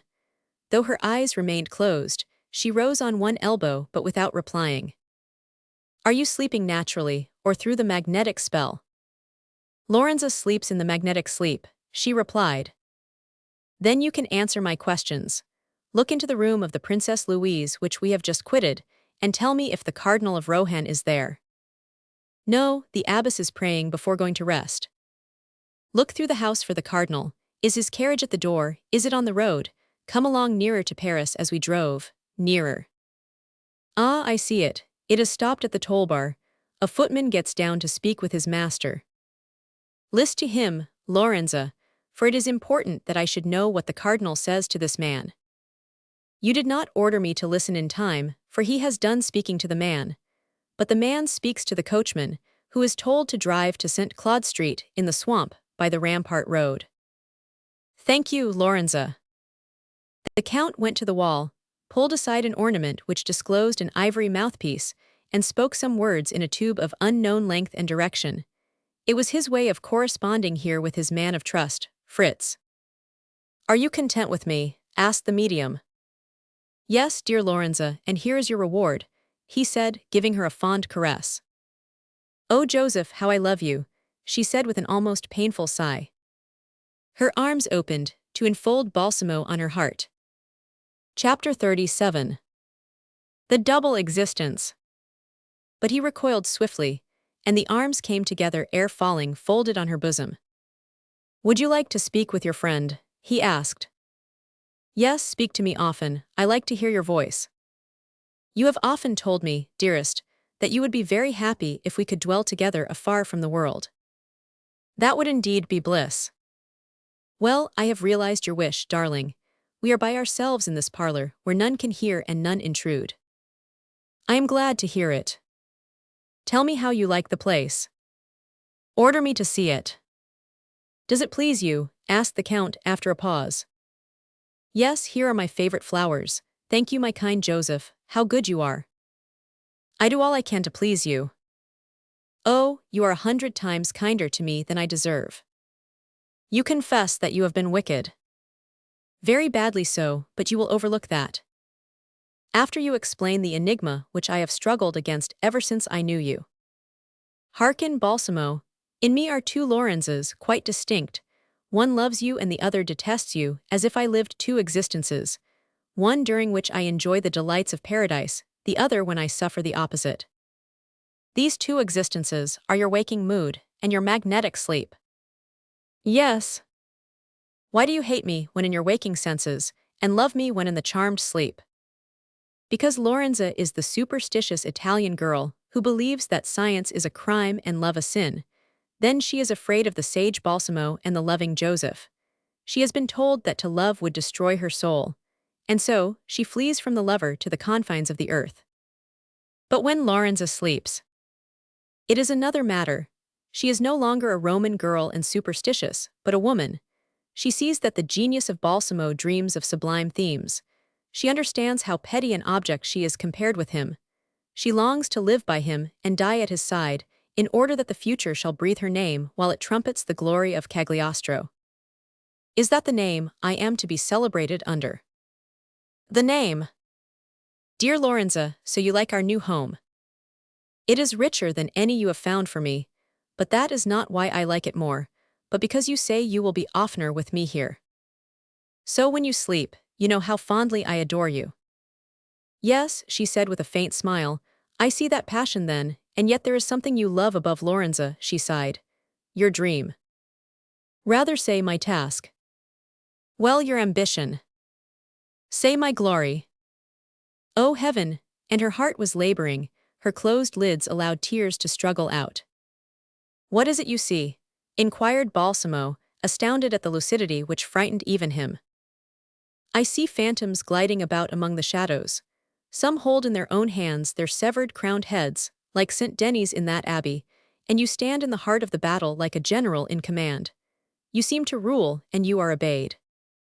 Does that not make you proud of me? Inquired the other joyfully. You are good enough not to care to be great. Besides, in looking for myself in this scene I see nothing of me. Oh, I shall not be there, she sighed. I shall be in the grave. You dead, my dearest Lorenza, said Balsamo, frowning. No, we shall live and love together. No, you love me no more, or not enough. Crowding upon his forehead, held between her hands, a multitude of glowing kisses. I have to reproach you for your coldness. Look now how you draw away from me as though you fled my fondlings. Oh, restore to me my maiden quietude in my nunnery of Subiaco, when the night was so calm in my cell. Return me those kisses which you sent on the wings of the wind, coming to me in my solitude like golden pinioned sylph, which melted on me in delight. Do not retreat from me. Give me your hand that I may press it. Let me kiss your dear eyes. Let me be your wife, in short. Lorenza, sweetest, you are my well-beloved wife. Yet you pass by the chaste and solitary flower and scorn the perfume. I am sure that I am nothing to you. On the contrary, you are everything, my Lorenza, for it is you who give me strength, power, and genius. Without you I should be nothing. Cease then to love me with this insensate fever which wrecks the nights of your people, and love me as I love you. Thus I am happy.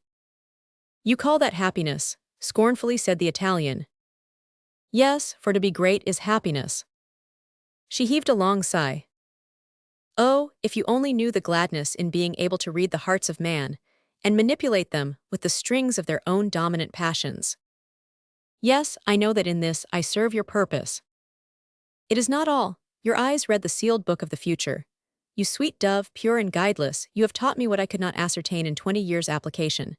You enlighten my steps, before which my enemies multiply traps and snares. On my mind depend my life, fortune, and liberty. You dilate it like the lynx's eye which sees in the dark. As your lovely orbs close on this world, they open in superhuman clarity. They watch for me. It is you who make me rich, free, and powerful. And in return, you make me unhappy, replied Lorenza, wrapped up in her frenzy. More fiery than ever, she enfolded him in her arms, so that he was impregnated with a flame which he feebly resisted. But he made such an effort that he broke the living bondage.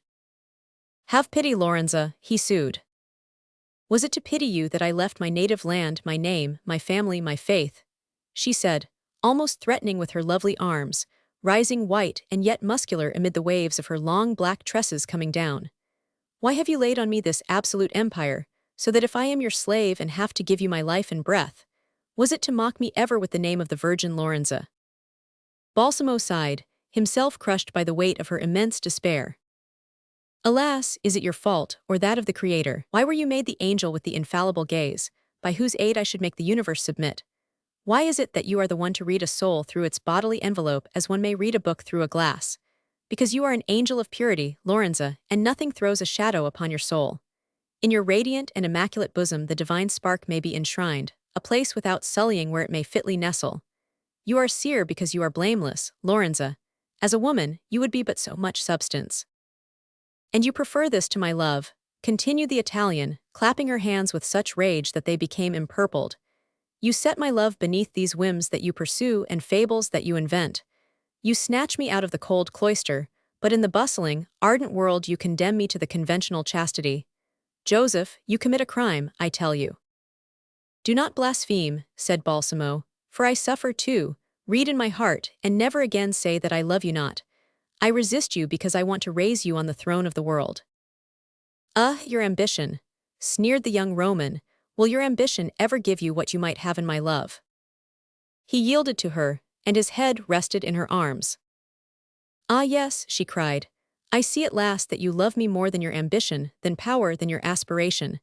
Oh, you love me as I love you. But at the touch of their lips, reason came to him who would be master of Europe. With his hands he beat aside the air charged with magnetic vapor. Lorenza, awake, I bid you. Thereupon the chain which he could not break was relaxed, and the opening arms were dropped, while the kiss died away on the paling lips of Lorenza, languishing in her last sigh. Her closed eyes parted their lids, the dilated pupils resumed their normal size. She shook herself with an effort and sank in lassitude, but awake, on the sofa. Seated 3 paces from her, the mesmerist sighed deeply. Goodbye to the dream, he said, goodbye to happiness. Chapter 38. The wakeful state. As soon as Lorenza's sight had recovered its power, she glanced rapidly around her. After examining everything without one of the many knickknacks which delight woman brightening her brow, she stopped with her look upon Balsamo, and nervously shuddered. You again, she said, receding. On her physiognomy appeared all the tokens of alarm. Her lips became white, and perspiration came as pearls at the root of her hair. Where am I? She asked as he said nothing. As you know where you came from, you can readily guess where you are, he responded. You are right in reminding me. I do indeed remember. I know that I have been pursued by you, and torn from the arms of the royal intermediary whom I chose between heaven and you. Then you ought to know that this princess has been unable to defend you, however powerful she may be. You have overruled her by some witching violence, said Lorenza, wringing her hands. Oh, saints of mercy, deliver me from this demon. Where do you see anything demoniacal in me? Returned Balsamo, shrugging his shoulders. Once for all I beg you to lay aside this pack of puerile beliefs brought from Rome, and all the rubbish of absurd superstitions which you have carted about with you since you ran away from the nunnery. Oh, my dear nunnery, who will restore me to my dear nunnery? Cried the Italian, bursting into tears. Indeed, a nunnery is much to be deplored, said Balsamo. Lorenza ran to one of the windows, opened the curtains and then the sash, but came against iron bars, which were there unmistakably, however many flowers were masking them. If I must live in a prison, she said, I prefer that whence one goes to heaven to that which has a trap door into Hades. And she began trying the bars with her dainty hands. Were you more reasonable, Lorenza, you would find only flowers at your window and not bars. Was I not reasonable when you confined me in that other prison, the one on wheels, with the vampire you call Althotas? But still you kept your eye on me when by, and never left me till you had breathed into me that spirit which possesses me and I cannot shake it off. Where is that horrid old man who frightens me to death? In some corner, I suppose. Let us hush and listen till his ghostly voice be heard. You let your fancy sway you, like a child, said Balsamo. My friend and preceptor, Althotas, my second father, is an inoffensive old man who has never seen you. let alone approached you, or if he did come near, he would not heed you, being absorbed in his work. His work, tell me what the work is, muttered the Roman. He is seeking the elixir of long life, for which superior minds have been seeking these 2,000 years. What are you working for? Human perfection. A pair of demons, said Lorenza, lifting her hands to heaven. Is this your fit coming on again? You are ignorant of one thing, your life is divided into two parts. During one you are gentle, good and sensible, during the other you are mad. And you shut me up, under the vain pretext of this malady. It had to be done. O barbarian, be cruel without pity. Imprison me and kill me, but do not play the hypocrite and pretend to feel for me while you tear me to pieces. Do you call it torture to live in a luxurious suite of rooms? Said Balsamo with a kindly smile and not at all disturbed. With bars to all the issues. Put there for the sake of your life, Lorenza. Oh, he roasts me to death at a slow fire, and he talks of my life's sake, exclaimed the Italian. Approaching, he offered to take her hand, but she repelled his as if it were a serpent. Do not touch me, she said. Do you hate me so much, Lorenza? Ask the victim how he likes the executioner. It is because I do not want to be one that I restrict your liberty a little. Could you come and go as you like? Who can tell what your folly might drive you to? Wait till I am free some day, and see what I shall do. Lorenza, you are behaving badly toward the husband whom you chose. You are my wife. That was the work of Satan. Poor crazy creature, said the mesmerist with a tender look. I am a daughter of Rome, continued she, and some day I shall take revenge. Do you say that merely to frighten me? He asked, gently shaking his head. No, no, I will do what I say. What are you saying, and you a Christian woman? Exclaimed Balsamo with surprising authority in his voice. Is your creed which bids you return good for evil but a hypocrisy, that you pretend to follow it, and you boast of revenge evil for good? Oh, replied Lorenza, for an instant struck by the argument, it is duty, not revenge, to denounce society's enemies. If you denounced me as a master in the black art, it would not be as an offender against society, but against heaven. Were I to defy heaven, which need but comprise me as one atom in the myriad slain by an earthquake or pestilence, but which takes no pains to punish me, why should weak men like myself undertake to punish me? Heaven forgets or tolerates waiting for you to reform, said the Italian. Meanwhile, said the other, smiling, you are advised to tolerate your husband, friend and benefactor. Husband, oh, that I should have to endure your yoke. Oh, what an impenetrable mystery, muttered the magician, pursuing his thought rather than heeding the speaker. Let us have done. Why do you take away my liberty? Why, having bestowed it on me, would you take it back? Why flee from your protector? Why unceasingly threaten one who never threatens you, with revelation of secrets which are not yours and have aims beyond anything you can conceive? Oh, said Lorenza, without replying to the question, the prisoner who yearns for freedom eventually obtains it, and your house bars will no more hold me than your wagon sides. Happily for you, they are stout, replied Balsamo with ominous tranquility. Heaven will send another such storm as befell us in Lorraine, and some thunderbolt will shatter them. Take my advice to pray for nothing of the kind, Lorenza, distrust these romantic transports. I speak to you as a friend, listen to me. Stunned at the height of her rebellion, Lorenza listened in spite of herself, from so much concentrated wrath being in his voice, and gloomy fire in his eye, while his white but powerful hand opened and shut so strangely, as he slowly and solemnly spoke. Mark this, my child, that I have tried to have this place fit for a queen, with nothing lacking for your comfort.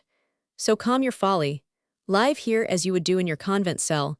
You must become habituated to my presence. As I have great sorrows, I will confide in you, dreadful disappointment for which I will crave a smile. The kinder, more patient and attentive you are, the more of your bars I will remove, so that in some months, who knows how soon, you will become perhaps more free than I am, in the sense that you will not want to curtail my liberty. No, no, replied the Italian, unable to understand that firm resolution could be allied to such gentle words. No more professions and falsehoods. You abducted me, so that I am my own property still. restore me to heaven, if you will not let me be my own mistress. I have borne with your despotism so far from remembering that you saved me from the robbers who would have ruined me, but this gratitude is much enfeebled. A few days more of this captivity against which I revolt, and I shall no longer feel obliged to you. A few more, and I shall perhaps believe you were in concert with those highwaymen. So you honor me with a captaincy of brigands, sneered Balsamo. I do not know about that, but I noticed secret signs and peculiar words. But, replied the other, losing color, you will never tell them, never to a living soul. You will bury them in the remotest place in your memory so that they shall die there, smothered. Just the other way, retorted Lorenza, delighted as angry persons are at having found the antagonist's vulnerable point. My memory shall piously preserve those words, which I will repeat over and over again when alone, and say aloud when the opening comes, as already I have done. To whom? To the Princess Royal. Lorenza, mind this well, said he, clenching his nails in his flesh to subdue his fury and check his rushing blood at the thought that his brothers were in danger through the woman whom he had selected to aid them all. If you said them, never again will you do so. For the doors will be kept fastened, those bars pointed at the head, and those walls reared as high as Babel's. I have already told you, Balsamo, that any soul wherein the love of liberty is reinforced by the hate of tyranny must escape from all prison houses. Well and good, try it, woman, but mark this well, you will only twice try it. For the first time I will punish you so severely that you will weep all the tears in your body, and for the second I will strike you pitilessly that you will pour forth all the blood in your veins. Help, help, he is murdering me, shrieked the woman at the last paroxysm of wrath, tearing her hair and rolling on the carpet. For an instant Balsamo considered her with mingled rage and pity, the latter overcoming the other. Come, come, Lorenza, return to your senses and be calm. A day will come when you will be rewarded amply for what you have suffered or fancy. Imprisoned, screamed the Italian, and beat. These are times to try the mind. You are mad, but you shall be cured. Better throw me into a madhouse at once, shut me up in a real jail. No, you have warned me what you would do against me. Then, said the infuriate, let me have death straightway. Springing up with the suppleness and rapidity of the wild beast, she leaped to break her head against the wall. But Balsamo had merely to stretch out his hands toward her and utter a single word rather with his will than with his lips, to stop her dead. She stopped, indeed, reeled and dropped sleep-stricken in the magnetizer's arms. The strange enchanter, who seemed to rule all the material part of the woman though the mental portion baffled him, lifted up Lorenza in his arms and carried her to the couch. There he laid a long kiss on her lips, drew the curtains of bed and windows, and left her. A sweet and blessed sleep enveloped her like the cloak of a kind mother, wrapping the willful child, who has much suffered and wept. Chapter 39. The predicted visit. Lorenza was not mistaken. A carriage, going through St. Denis Gateway, and following the street of the same name, turned into the road leading out to the Bastille. As the clairvoyant had stated, this conveyance enclosed the Cardinal Prince of Rohan, Bishop of Strasbourg, whose impatience had caused him to anticipate the hour fixed for his visit to the magician in his cave of mystery. The coachman, who had been inured to obscurity, pitfalls and dangers of some darksome streets by the prelate's love adventures, was not daunted the least when, after leaving the part of the way still populated and lighted, he had to take the black and lonesome Bastille Boulevard. The vehicle stopped at the corner of St. Claude Street, where it hid along the trees 20 paces off. Prince Rohan, in plain dress, glided up the street, and rapped 3 times on the door, which he easily recognized from the indication the Count had afforded. Fritz's steps sounded in the passage, and he opened the door. "Is it here resides Count Phoenix?" inquired Rohan. "Yes, my lord, and he is at home." "Say a visitor is here." "Shall I announce His Eminence Cardinal Prince de Rohan?" asked Fritz. The prince stood aghast, looking round him and at himself to see if anything about him in costume or surroundings betrayed his rank. No, he was alone and in civilian dress. "How do you know my name?" he inquired. "My lord told me just now that he expected your eminence." "Yes, but tomorrow or the day after." Not so, please your highness, this evening. Announce me, anyway, said the prelate, putting a double louis gold piece in his hand. Fritz intimated that the visitor should follow him, and he walked briskly to the door of the antechamber, which a large chandelier with a dozen tapers illuminated. The visitor followed, surprised and meditative. There must be some mistake, my friend, he said, pausing at the door, in which case I do not wish to disturb the count. It is impossible he can expect me, as he could not know I was coming. As your highness is Cardinal Prince Rohan, you are certainly expected by my lord. Lighting the other candelabra, Fritz bowed and went out. 5 minutes elapsed, during which the prelate, the prey to singular emotion, scanned the elegant furniture of the room and the half-dozen paintings by masters on the tapestried walls. When the door opened, Count Phoenix appeared on the threshold. Good evening to your highness, he simply said. I am told that you expected me, observed the visitor without replying to the welcome. Expected this evening, impossible. I ask your pardon, but I was expecting your highness, returned the host. I may be doubted, seeing how paltry is my reception, but I have hardly got settled yet from being but a few days in town. I hope for your eminence's excusing me. My visit expected, who could have forewarned you? Yourself, my lord. When you called your footman to the carriage door, did you not say to him, drive to St. Claude Street, in the swamp, by St. Denis Street and the boulevard? Words which he repeated to the driver. Yes, but how could you see this and hear the words, not being present? I was not there, but I saw and heard at this distance. As I am, you must not forget, a wizard. I had forgotten. By the way, am I to entitle you Baron Balsamo or Count Phoenix? In my own house I have no title, I am plainly the master. Ah, the title in alchemy. So my master in hermetics, if you expected me, the fire would be lit in the laboratory. The fire is always kept burning, my lord, and I will have the honor to show your highness into the place. I follow you on the condition that you do not personally confront me with the devil. I am dreadfully afraid of his satanic majesty Lucifer. My lord, my familiar friends, replied Balsamo, never forget how to deal with princes, and they will behave properly. This encourages me, so ho, for the laboratory. Chapter 40. The Art of Making Gold. The two threaded a narrow staircase which led, as did the grand stairs, to the first-floor rooms, but a door was under an archway there, which the guide opened, and the cardinal bravely walked into a dark corridor thus disclosed. Balsamo shut the door, and the sound of the closing made the visitor look back with some emotion. We have arrived, said the leader. Only one door to open and shut behind us. Do not be astonished at the noise it makes, as it is of iron.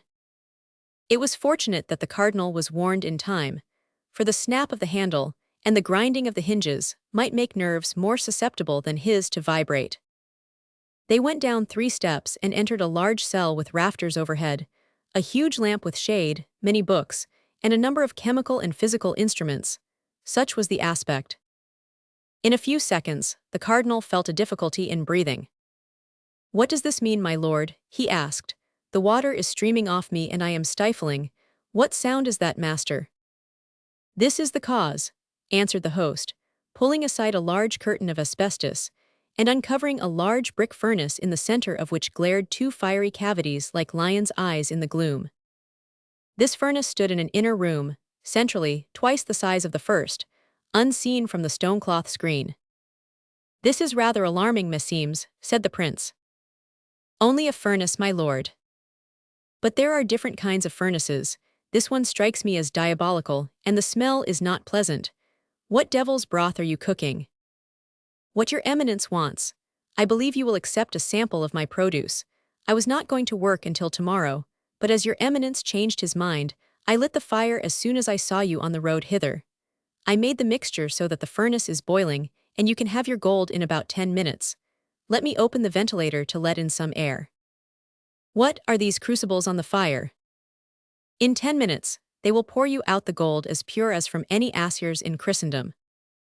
I should like to look at them.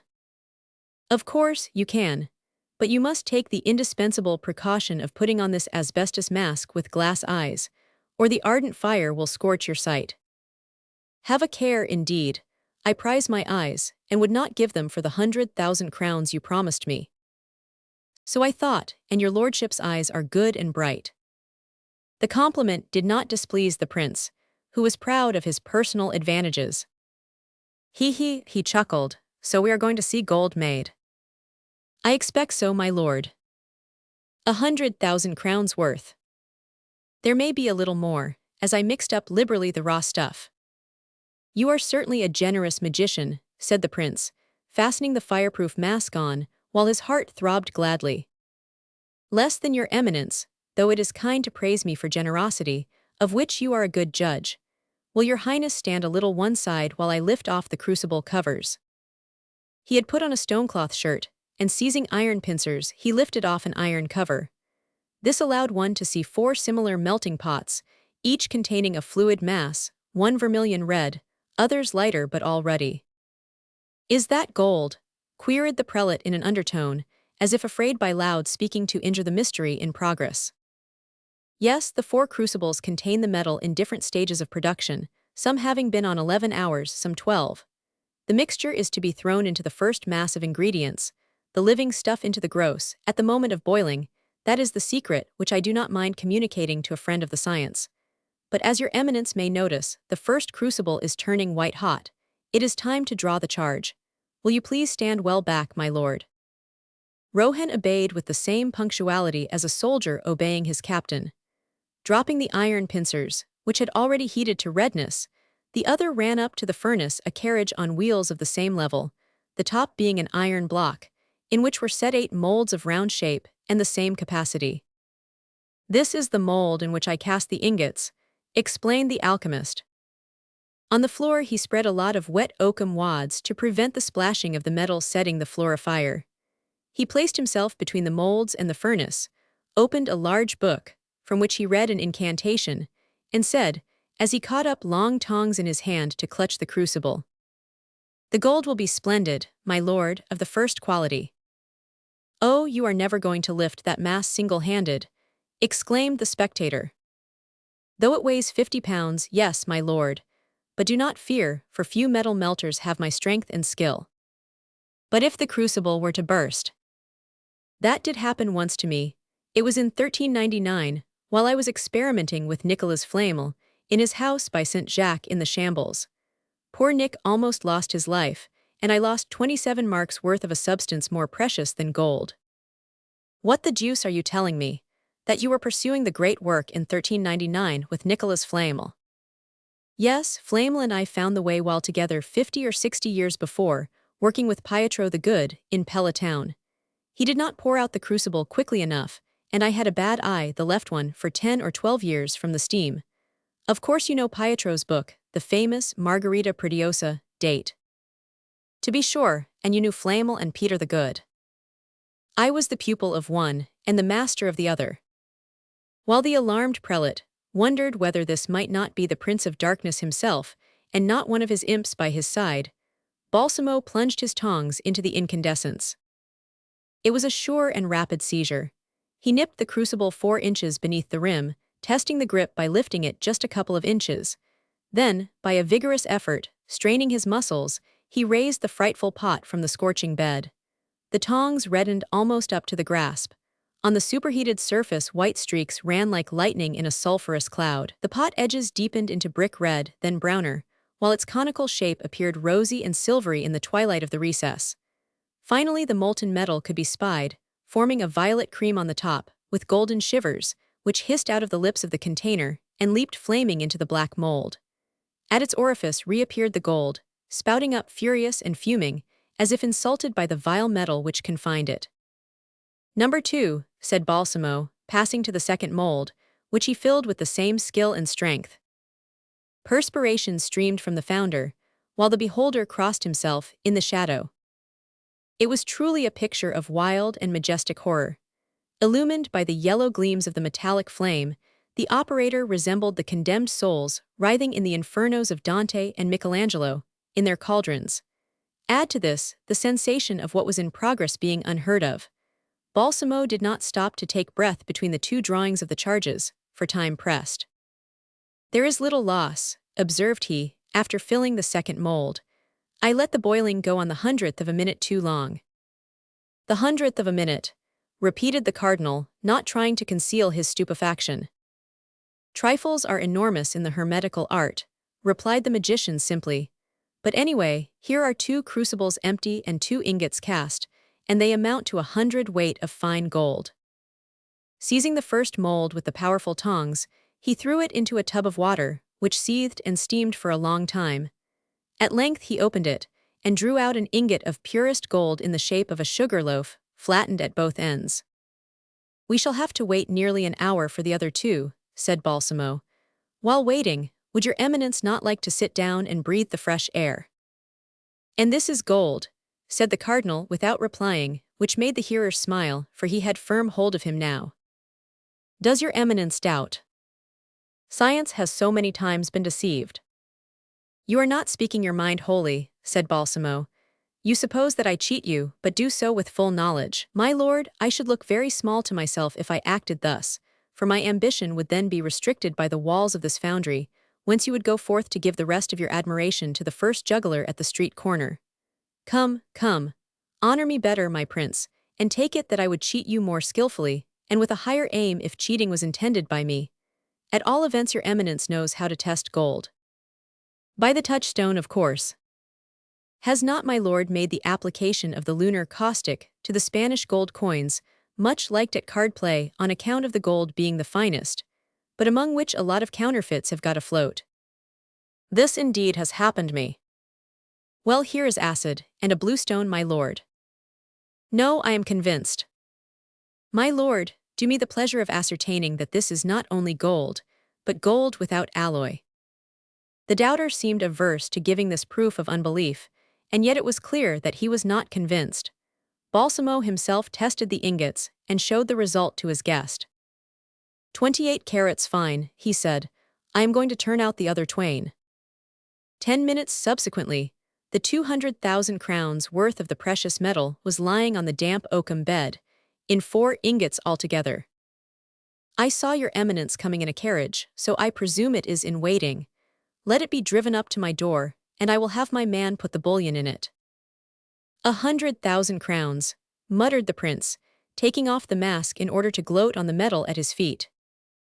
As you saw it made, you can freely say so, added the conjurer, but do not make a town talk of it, for wizards are not liked in France. If I were making theories instead of solid metal, it would be a different matter. Then what can I do for you? Questioned the prince, with difficulty hoisting one of the 50-pound lumps in his delicate hands. The other looked hard at him, and burst into laughter without any respect. What is there laughable in the offer I make you? Asked the cardinal. Why, your lordship offers me his services, and it seems more to the purpose that I should offer mine. You oblige me, he said with a clouding brow, and that I am eager to acknowledge. But if my gratitude ought to be rated higher than I appraise it, I will not accept the service. Thank heaven there are still enough usurers in Paris for me to find the 100,000 crowns in a day, half on my note of hand, half on security. My episcopal ring alone is worth 40,000 livres. Holding out his hand, white as a woman's, a diamond flashed on the ring finger as large as a hickory nut. Prince, you cannot possibly have held the idea for an instant that I meant to insult you. It is strange that truth seems to have this effect on all princes, he added, as to himself. Your eminence offers me his services. I ask yourself of what nature can they be? My credit at court, to begin with. My lord, you know that is shaky, and I would rather have the Duke of Choiseul's, albeit he may not be the prime minister for yet a fortnight. Against your credit, look at my cash, the pure bright gold. Every time your eminence wants some, advise me overnight or the same morning, and I will conform to his desire. And with gold one obtains everything, my lord. Nay, not everything, muttered the prince, falling from the perch of patronage, and not even seeking to regain it. Quite right. I forgot that your eminence seeks something else than gold, a more precious boon than all earthly gifts, but that does not come within the scope of science as in the range of magic. Say the word, my lord, and the alchemist will become a magician to serve you. Thank you, I need nothing and desire no longer, sighed the prelate. My lord, sighed the tempter, drawing nearer, Such a reply ought not to be made to a wizard by a prince, young, fiery, handsome, rich, and bearing the name of Rohan, because the wizard reads hearts and knows to the contrary. I wish for nothing, repeated the high nobleman, almost frightened. On the contrary, I thought that your eminence entertained desires which he shrank from naming to himself, as they are truly royal. I believe you are alluding to some words you used in the Princess Royal's rooms, said the prince, starting. You were in error then, and are so still. Your Highness is forgetting that I see as clearly in your heart what is going on now as I saw your carriage coming from the Carmelite convent, traversing the town, and stopping under the trees 50 paces off from my house. Then explain what is there. My lord, the princes of your house have always hungered for a great and hazardous love affair. I do not know what you mean, my lord, faltered the prince. Nay, you understand to a T. I might have touched several chords in you, but why the useless? I went straight to the heartstring which sounds loudest, and it is vibrating deeply, I am sure. With a final effort of mistrust, the cardinal raised his head and interrogated the other's clear and sure gaze. The latter smiled with such superiority that the cardinal lowered his eyes. Oh, you are right not to meet my glance, my lord, for then I see into your heart too clearly. It is a mirror which retains the image which it has reflected. Silence, Count Phoenix, do be silent, said the prelate, subjugated. Silence, you are right, for the time has not come to parade such a passion. Not yet, may it expect a future. Why not? And can you tell me whether this is not a mad passion, as I have thought, and must think until I have a proof to the opposite? You ask too much, my lord. I cannot say anything until I am in contact with some portion of the love-inspirer's self, for instance, a tress of her golden hair, however scanty. Verily, you are a deep man. You truly say you can read into hearts as I in my prayer book. Almost the very words your ancestor used. I mean Chevalier Louis Rohan, when I bade farewell to him on the execution stage in the Bastille, which he had ascended so courageously. He said that you were deep. And that I read hearts, for I had forewarned him that Chevalier Priault would betray him. He would not believe me, and he was betrayed. What a singular connection you make between my ancestor and me, said the cardinal, turning pale against his wish. Only to show that you ought to be wary, in procuring the lock to be cut from under a crown. No matter whence it comes, you shall have it. Very well, here is your gold. I hope you no longer doubt that it is gold. Give me pen and paper to write the receipt for this generous loan. What do I want a receipt from your lordship for? My dear Count, I often borrow, but I never fail to write a receipt, rejoined the prince. Have it your own way, my lord. The cardinal took a quill, and scrawled in large and illegible writing a signature under a line or two, which a schoolboy would be ashamed of at present. Will that do? He inquired, handing it to Balsamo, who put it in his pocket without looking at it. Perfectly, he said. You have not read it. I have the word of a Rohan, and that is better than a bond. Count Phoenix, you are truly a noble man, and I cannot make you beholden to me. I am glad to be your debtor. Balsamo bowed and rang a bell to which Fritz responded. Saying a few words in German to him, the servant wrapped up the ingots of gold in their wads of rope yarn, and took them all up as a boy might as many oranges in a handkerchief, a little strained but not hampered or bent under the weight. Have we Hercules here? Questioned the cardinal. He is rather lusty, my lord, answered the necromancer, but I must own that, since he has been in my employment, I make him drink 3 drops every morning of an elixir which my learned friend Dr. Althotas compounded. It is beginning to do him good. In a year he will be able to carry 100 weight on each finger. Marvelous, incomprehensible, declared the prince priest. Oh, I cannot resist the temptation to tell everybody about this. Do so, my lord, replied the host, laughing. But do not forget that it is tantamount to pledging yourself to put out the match when they start the fire going to burn me in public. Having escorted his illustrious caller to the outer door, he took his leave with a respectful bow. But I do not see your man, said the visitor. He went to carry the gold to your carriage, at the 4th tree on the right round the corner on the main street. That is what I told him in German, my lord. The cardinal lifted his hands in wonder, and disappeared in the shadows. Balsamo waited until Fritz returned, when he went back to the private inner house, fastening all the doors. Chapter 41. The Water of Life. He went to listen at Lorenz's door, where she was sleeping evenly and sweetly.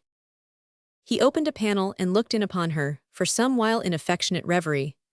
Closing the wicket, he stole away to his laboratory, where he put out the fire, by opening a register plate which sent most of the heat up the chimney and ran in water from a tank without.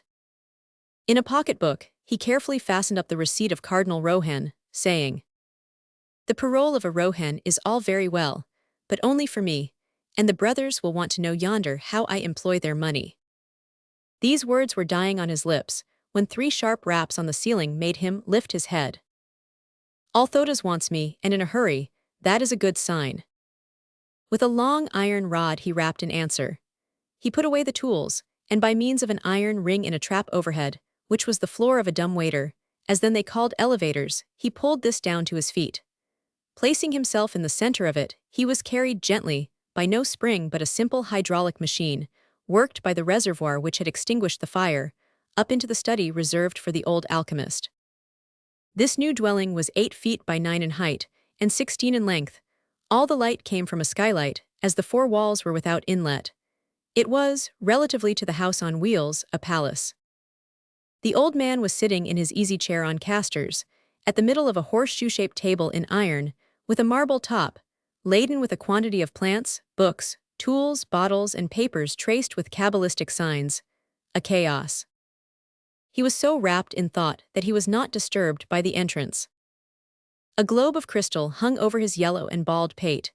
In this, a sort of serpent, fine and coiled like a spring, seemed to curl, and it sent forth a bright and unvarying light, without other apparent source of luminous supply than the chains supporting the globe might contain to transmit. He was candling, a phial of ground glass in his fingers, as a good wife tries eggs. "Well, anything new?" said Balsamo, after having silently watched him for a while. Yes, I am delighted, Acheret, for I have found what I sought." "Gold diamonds." "Pooh, they are pretty discoveries for my soul to rejoice over." "I suppose you mean your elixir in that case." "Yes, my boy, my elixir life everlasting." "Oh, so you are still harping on that string," said the younger sage sadly, for he thought his senior was following an idle dream. But without listening, Althotas was lovingly peering into his phial. "The proportions are found at last," he mumbled. "Elixir of Arist O's, 20 grams, balm of mercury, 15, precipitate of gold, 15, essence of Lebanon cedar, 25 grams. But it seems to me, bar the Ariston elixir, this is about what you last mixed up." "That is so, but there was lacking the binding ingredient, without which the rest are no good." "Can one procure it?" "Certainly, it is 3 drops of a child's arterial blood." "And have you the child?" gasped Balsamo, horrified. "No, I expect you to find one for me." "Master, you are mad." "In what respect?" asked the emotionless old man, licking with his tongue the stopper of the phial, from which a little of the nectar had oozed. "The child would be killed." "What of it? The finer the child, the better the heart's blood." "It cannot be. Children are no longer butchered, but brought up with care." "Indeed, how fickle is the world. 3 years ago, we were offered more children than we knew what to do with, for 4 charges of gunpowder or a pint of trader's whiskey." "That was on the Congo River, in Africa, master." "I believe so, but it does not matter if the young is black. I remember that what they offered were sprightly, woolly-headed, jolly little urchins." "Unfortunately, we are no longer on the Congo, we are in Paris." "Well, we can embark from Marseille, and be in Africa in 6 weeks." "That can be done, but I must stay in France on serious business." "Business?" sneered the old man, sending forth a peal of shrill laughter, most lugubrious. "True, I had forgotten that you have political clubs to organize, conspiracies to foster, and in short, serious business." And he laughed again, forced and false. Balsamo held his peace, reserving his powers for the storm impending. "How far has your business advanced?" he inquired, painfully turning in his chair and fixing his large gray eyes on the pupil. I have thrown the first stone, he replied, feeling the glance go through him. The pool is stirred up. The mud is in agitation, the philosophically sediment. Yes, you are going to bring into play your utopias, fogs, and hollow dreams. These idiots dispute about the existence or non-existence of the Almighty, when they might become little gods themselves. Let us hear who are the famous philosophers whom you have enlisted. I have already the leading poet and the greatest atheist of the age, who will be coming into France presently, to be made a Freemason, in the lodge I am getting up in the old Jesuits' college, Potoffer Street. His name is Voltaire. I do not know him, the next. I am to be introduced to the greatest sower of ideas of the century, the author of the social contract, Rousseau. He is not known to me either. I expect not, as you only know such old alchemists as Alfonso the Wise, Raymond Lully, Peter of Toledo, and Albert the Great. Because they are the only men who have really loved a life, sowed ideas that live, and labored at the grand question of to be or not to be. There are two ways of living, master. I only know of one existing, but to return to your brace of philosophers, with their help you intend to grasp the present and sap the future. How stupid they must be in this country, to be lured away by ideas. No, it is because they have too much brains that they are led by ideas. And then, I have a more powerful help than all the philosophers, the fact that monarchy has lasted 1600 years in France, and the French are tired of it. Hence, they are going to overturn the throne, and you are backing them with all your forces. You fool, what good is the upsetting of this monarchy going to do you? It will bring me nothing, at the best, but it will be happiness for others. Come, come, I am in a good humor today, and can listen to your nonsense. Explain to me how you will obtain the general weal and what it consists of. A ministry is in power which is the last rampart defending the monarchy. It is a cabinet, brave, industrious, and intelligent, which might sustain this worn-out and staggering monarchy for yet 20 years. My aides will overturn it. Your philosophers. Oh no, for they are in favor of the ministry, for its head is a philosopher too. Then they are a selfish pack, what great imbeciles. I do not care to discuss what they are, for I do not know, said Balsamo, who was losing his patience. I only know that they will all cry down the next ministry when this one is destroyed. This new cabinet will have against it the philosophers and then the parliament. They will make such an uproar that the cabinet will persecute the philosophers and block the parliament. Then in mind and matter will be organized a sullen league, a tenacious, stubborn, restless opposition, which will attack everything, undermining and shaking. Instead of parliament, they will try to rule with judges appointed by the king. They will do everything for their appointer. With reason they will be accused of venality, corruption, and injustice. The people will rise, and at last royalty will have arrayed against it philosophy, which is intelligence, parliament, which is the middle class, and the mob, which is the people. In other words, the lever with which Archimedes can raise the world. Well, when you have lifted it, you will have to let it fall again. Yes, but when it falls it will smash the royalty. To use your figurative language, when this worm-eaten monarchy is broken, what will come out of the ruins? Freedom! The French be free. Well then, there will be 30 millions of freemen in France. Yes. Among them, do you not think there will be one with a bigger brain than another, who will rob them of freedom some fine morning, that he may have a larger share than his proper one for himself? Do you not remember a dog we had at Medina, which used to eat as much as all the rest together? Yes, and I remember that they all together pitched on him one day and devoured him. Because they were dogs, men would have continued to give in to the greediest. Do you set the instincts of animals above the intelligence of man? Forsooth, the examples abound by which to prove it.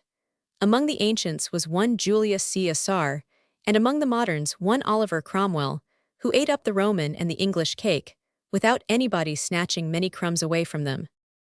Well, supposing such an usurper comes, he must die some day, being mortal, but before dying he must do good to even those whom he oppressed, for he would have changed the nature of the upper classes. Obliged to have some kind of support, he will choose the popular as the strongest. To the equality which abases, he will oppose the kind which elevates. Equality has no fixed watermark, but takes the level of him who makes it. In raising the lowest classes, he will have hallowed a principle unknown before his time. The revolution will have made the French free, the protectorate of another Czar or Cromwell will have made them equal. What a stupid fellow this is, said Althotas, starting in his chair. To spend 20 years in bringing up a child so that he shall came and tell you who taught him all you knew men are equal. Before the law, maybe, but before death, how about that? One dies in 3 days, another lives 100 years. Men, equals before they have conquered death. Oh, the brute, the triple brute. Althotas sat back to laugh more freely at Balsamo, who kept his head lowered, gloomy and thoughtful. His instructor took pity on him. Unhappy sophist that you are, bear in mind one thing, that men will not be equals until they are immortal. Then they will be gods, and these alone are undying. Immortal, what a dream, sighed the mesmerist. Dream, so is the steam, the electric fluid, all that we are hunting after and not yet caught, a dream. But we will seize and they will be realities. Move with me the dust of ages, and see that man in all times has been seeking what I am engaged upon, under the different titles of the bliss, the best, the perfection. Had they found it, this decrepit world would be fresh and rosy as the morning. Instead, see the dry leaf, the corpse, the carrion heap. Is suffering desirable, the corpse pleasant to look upon, the carrion sweet? You yourself are saying that nobody has found this water of life, observed Balsamo, as the old man was interrupted by a dry cough. I tell you that nobody will find it. By this rule there would be no discoveries. Do you think discoveries are novelties which are invented? Not so, they are forgotten things coming up anew. Why were the once found things forgotten? Because the inventor's life was too short for him to derive from it all its perfection. 20 times they have nearly consummated the water of life. Chiron would have made Achilles completely immortal, but for the lack of the 3 drops of blood which you refuse me. In the flaw death found a passage, and entered. I repeat that Chiron was another Althotas prevented by an Acheret from completing the work, which would save all mankind by shielding it from the divine malediction. Well, what have you to say to that? Merely, said Balsamo, visibly shaken, that you have your work and I mine. Let each accomplish his at his risks and perils, but I will not second yours by a crime. A crime, when I ask but 3 drops of blood, 1 child, and you would deluge a country with billions of gallons. Tell me now who is the cannibal of us two? Ha ha, you do not answer me. My answer is that 3 drops would be nothing if you were sure of success. Are you sure who would send millions to the scaffold and battlefield? Can you stand up before the Creator and say, O Master of Life, in return for 4 millions of slain men, I will warrant the happiness of humanity? Master, ask for something else, said Balsamo, eluding the point. Ha, you do not answer, you cannot answer, taunted Althotas triumphantly. You must be mistaken on the efficacy of the means. It is impossible. It looks as if you argued with me, disputed, deem me a liar, said the old alchemist, rolling with cold anger his gray eyes under his white brows. No, but I am in contact with men and things, and you dwell in a nook, in the pure abstraction of a student. I see the difficulties and have to point them out. You would soon overcome such difficulties if you liked, or believed. I do not believe. But do you believe that death is an incontestable thing, invincible and infinite? And when you see a dead body, does not the perspiration come to your brow, and a regret is born in your breast? No regret comes into my breast because I have familiarized myself to all human miseries, and I esteem life as a little thing, but I say in presence of the corpse, Dead, thou who wert mighty as a god, O death, it is thou who reigns sovereignly, and nothing can prevail against thee. Althotas listened in silence, with no other token of impatience than fidgeting with a scalpel in his hands. When his disciple had finished the solemn and doleful phrase, he smiled while looking round. His eyes, so burning that no secret seemed to exist for him, stopped on a nook in the room, where a little dog trembled on a handful of straw. It was the last of 3 of a kind, which Balsamo had provided on request of the elder for his experiments. Bring that dog to this table, said he to Balsamo, who laid the creature on a marble slab. Seeming to foresee its doom, and having probably already been handled by the dissector, the animal shuddered, wriggled and yelped at contact of the cold stone. So you believe in life since you do in death, squeaked Althotas. This dog looks live enough, eh? Certainly, as it moves and whines. How ugly black dogs are, I should like white ones another time. "Howl away, you cur," said the vivisectionist with his lugubrious laugh. "Howl to convince Grand Seigneur Acheret that you live."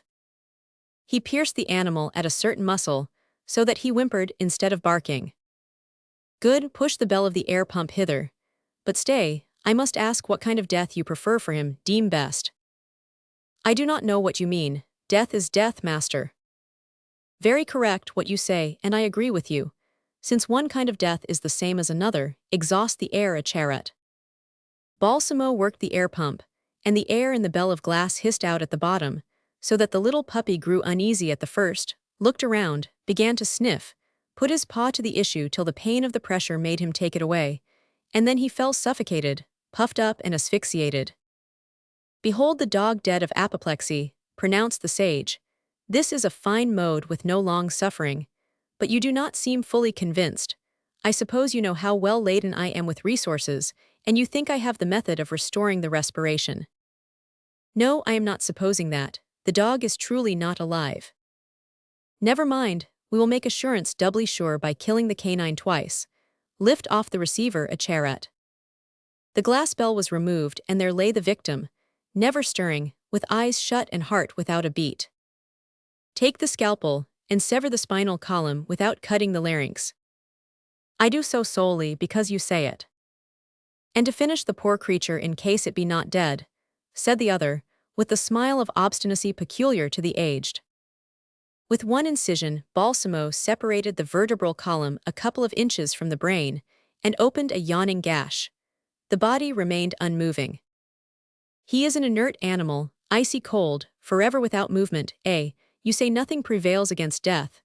No power can restore even the appearance of life, far less life itself, to this carcass. Only the miracle of heaven. But heaven does not do such things. Supreme wisdom kills because there is reason or benefit in the act. An assassin said so, and he was quite right. Nature has an interest in the death. Now, what will you say if this dog opens his eyes and looks at you?" "It would much astonish me," said the pupil, smiling. "I am glad to hear that it would do as much as that." As he drew the dog up to an apparatus which we know as a voltaic pile, he rounded off his words with his false and grating laugh. The pile was composed of a vessel containing strips of metal separated by felt. All were bathed in acidulated water. Out of the cup came the two ends of wire, the poles to speak technically. "Which eye shall it open, Acheret?" inquired the experimentalist. "The right." The two extremities were brought together, but parted by a little silk, on a neck muscle. In an instant the dog's right eye opened and stared at Balsamo, who could not help recoiling. "Look out," said the infernal jester with his dry laugh. "Our dead dog is going to bite you." Indeed, the animal, in spite of its sundered spine, with gaping jaws and tremulous eye, suddenly got upon its four legs and tottered on them. With his hair bristling, Balsamo receded to the door, uncertain whether to flee or remain.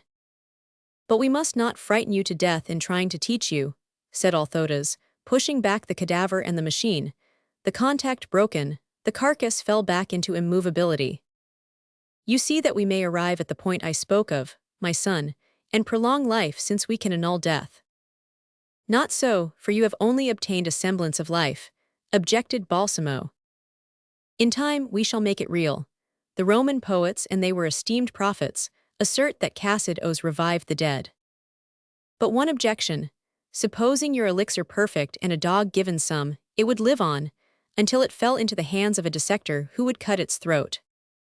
"I thought you would take me there," chuckled the old wizard, clapping his hands. "Your elixir will not prevent a chimney falling on a man, a bullet going clear through him, or a horse kicking his skull open." Althotas eyed the speaker like a fencer, watching his antagonist make a lunge, which lays him open to defeat. "No, no, no, and you are a true logician. No, my dear Acheret, such accidents cannot be avoided. The wounds will still be made, but I can stop the vital spirit issuing by the hole. Look." Before the other could interfere, he drove the lancet into his arm. The old man had so little blood that it was some time flowing to the cut, but when it came, it was abundantly. "Great God, you have hurt yourself," cried the younger man. "We must convince you." Taking up a phial of colorless fluid, he poured a few drops on the wound. Instantly the liquid congealed, or rather threw out fibers materializing, and soon a plaster of a yellow hue covered in the gash and staunched the flow. Balsamo had never seen collodion, and he gazed in stupefaction at the old sage. "You are the wisest of men, father. At least if I have not dealt death a death blow, I have given him a thrust under which he will find it hard to rise. You see, my son, that the human frame has brittle bones. I will harden and yet supple them like steel. It has blood which, in flowing out, carries life with it. I will stop the flow. The skin and flesh are soft. I will tan them so that they will turn the edge of steel and blunt the points of spears, while bullets will flatten against it. Only let an althotas live 300 years. Well, give me what I want, and I shall live 1,000. Oh, my dear Henriette, all depends on you. Bring me the child. I will think it over, and do you likewise reflect." The sage darted a look of withering scorn on his adept. "Go," he snarled, "I will convince you later. Besides, human blood is not so precious that I cannot use a substitute. Go and let me seek and I shall find. I have no need of you, begone." Balsamo walked over to the elevator, and with a stamp of the foot, caused it to carry him down to the other floor. Mute, crushed by the genius of this wizard, he was forced to believe in impossible things by his doing them. Chapter 42. The King's New Amour. This same long night had been employed by Countess Dewberry in trying to mold the king's mind to a new policy according to her views. Above all, she had dwelt upon the necessity of not letting the Choiseul party win possession of the Dauphiness. The king had answered carelessly that the princess was a girl and Choiseul an old statesman, so that there was no danger, since one only wanted to sport and the other to labor. Enchanted at what he thought a witticism, he cut short further dry talk. But Jean did not stay stopped, for she fancied the royal lover was thinking of another. He was fickle. His great pleasure was in making his ladyloves jealous, as long as they did not sulk too long or become too riotous in their jealous fits. Jean Dewberry was jealous naturally, and from fear of a fall. Her position had cost her too much pains to conquer, and was too far from the starting point for her to tolerate rivals as Lady Pompadour had done. Hence she wanted to know what was on the royal mind. He answered by these memorable words, of which he did not mean a jot. "I intend to make my daughter-in-law very happy, and I am afraid that my son will not make her so." "Why not, sire?" "Because he looks at other women a good deal, and very seldom at her."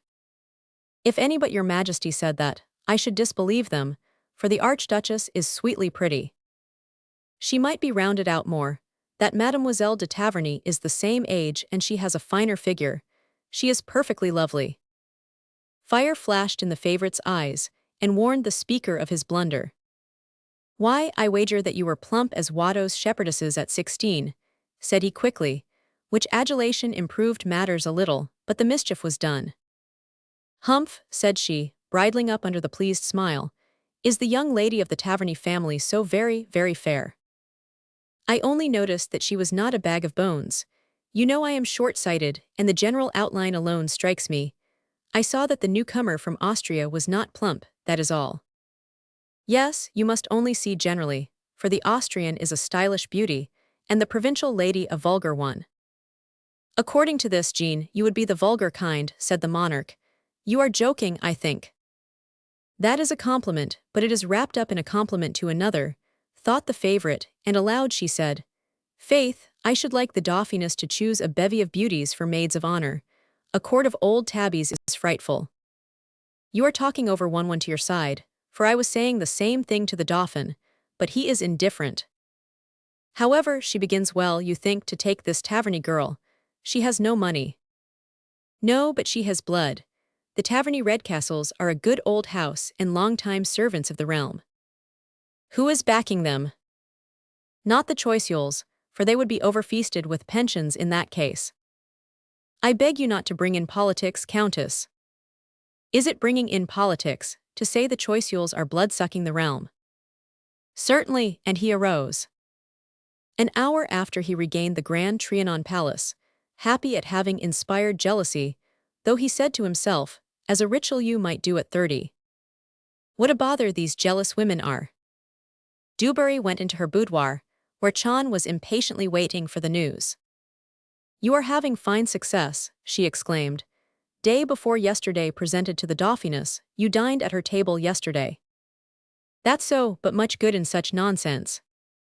Nonsense, when 100 fashionable carriages are racing to bring you courtiers.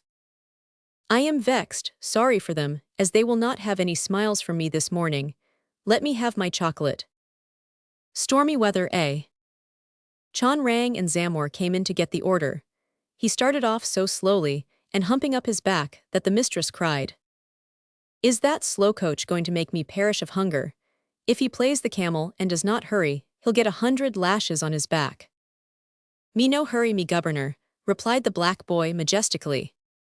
You a governor, screamed the lady, flourishing a fancy riding whip kept to maintain order among the spaniels. I'll give you a lesson in governing. But the Negro ran out yelling. You are quite ferocious, Jean, remarked her sister.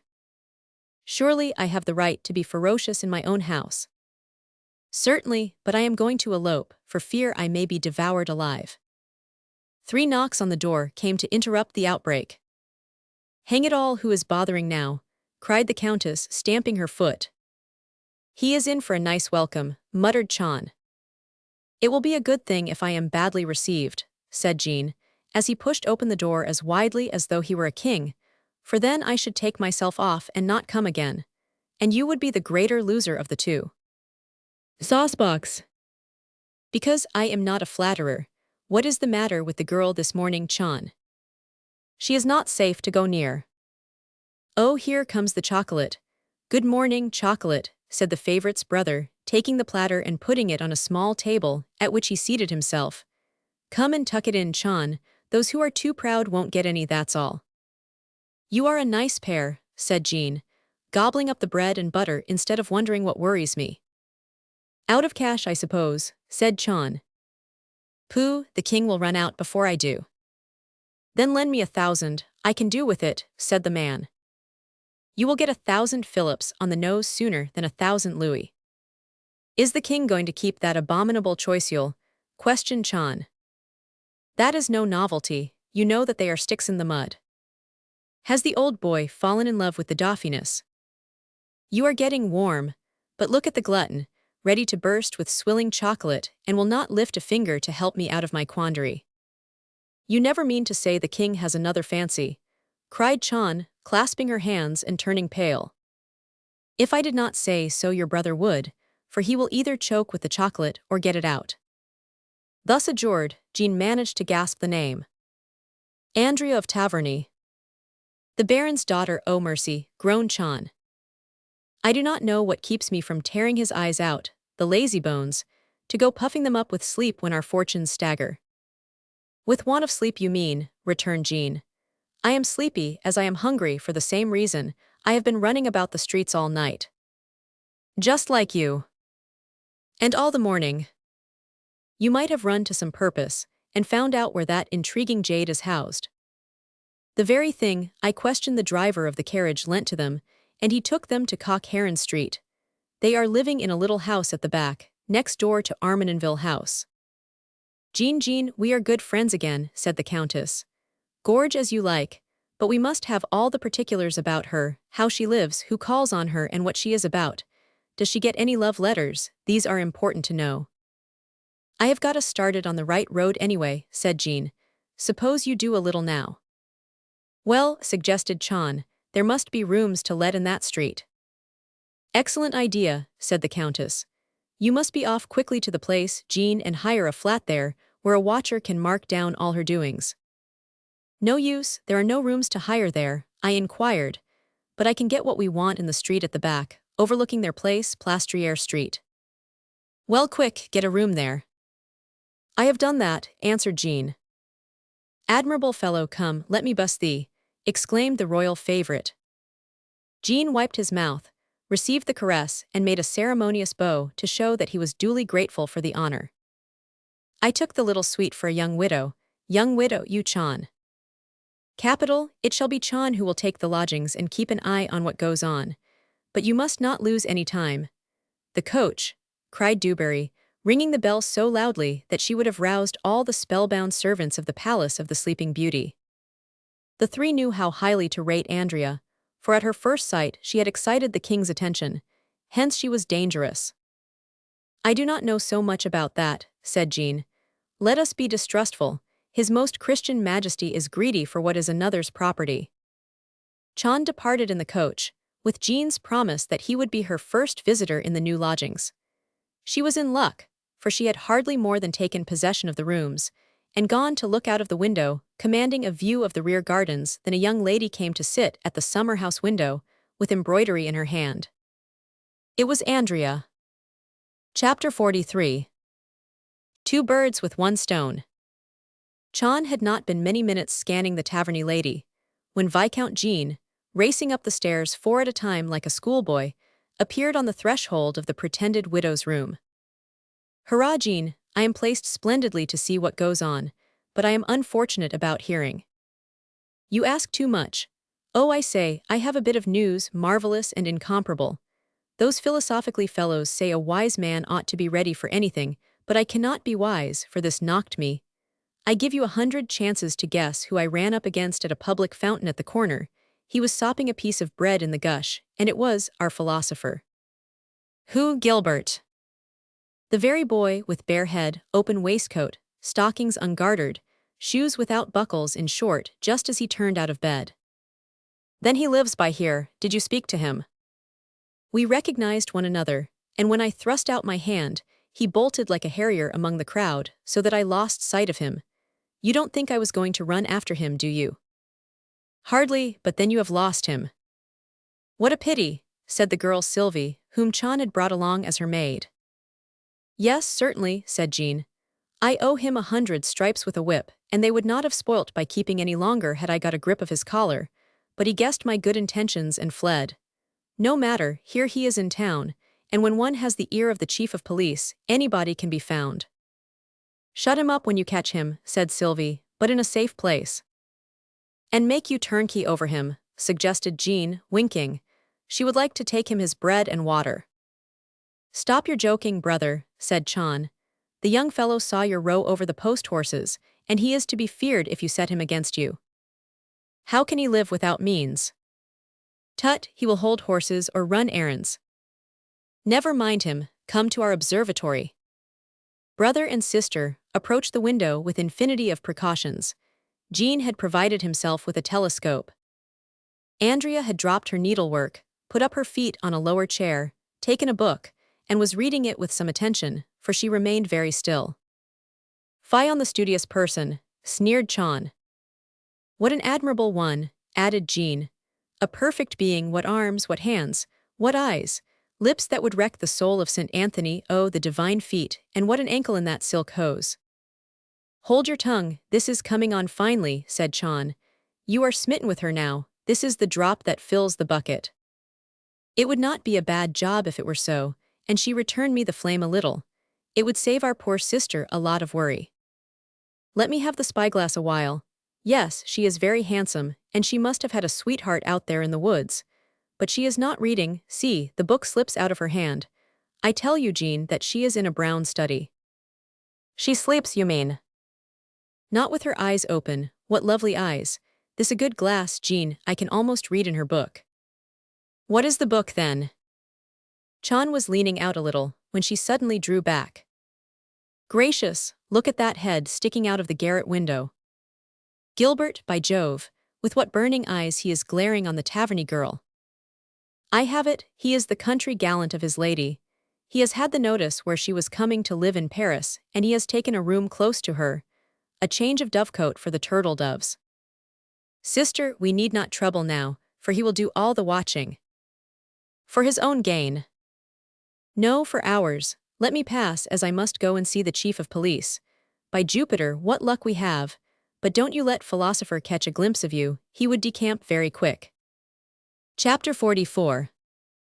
The plan of action. Sartines had allowed himself to sleep late, as he had managed the multitude very well during the Dauphiness reception, and he was trying on new wigs at noon, as a kind of holiday when Chevalier Jean Dubarry was announced. The Minister of Police was sure that nothing unpleasant had occurred, as the favorite's brother was smiling. "What brings you so early?"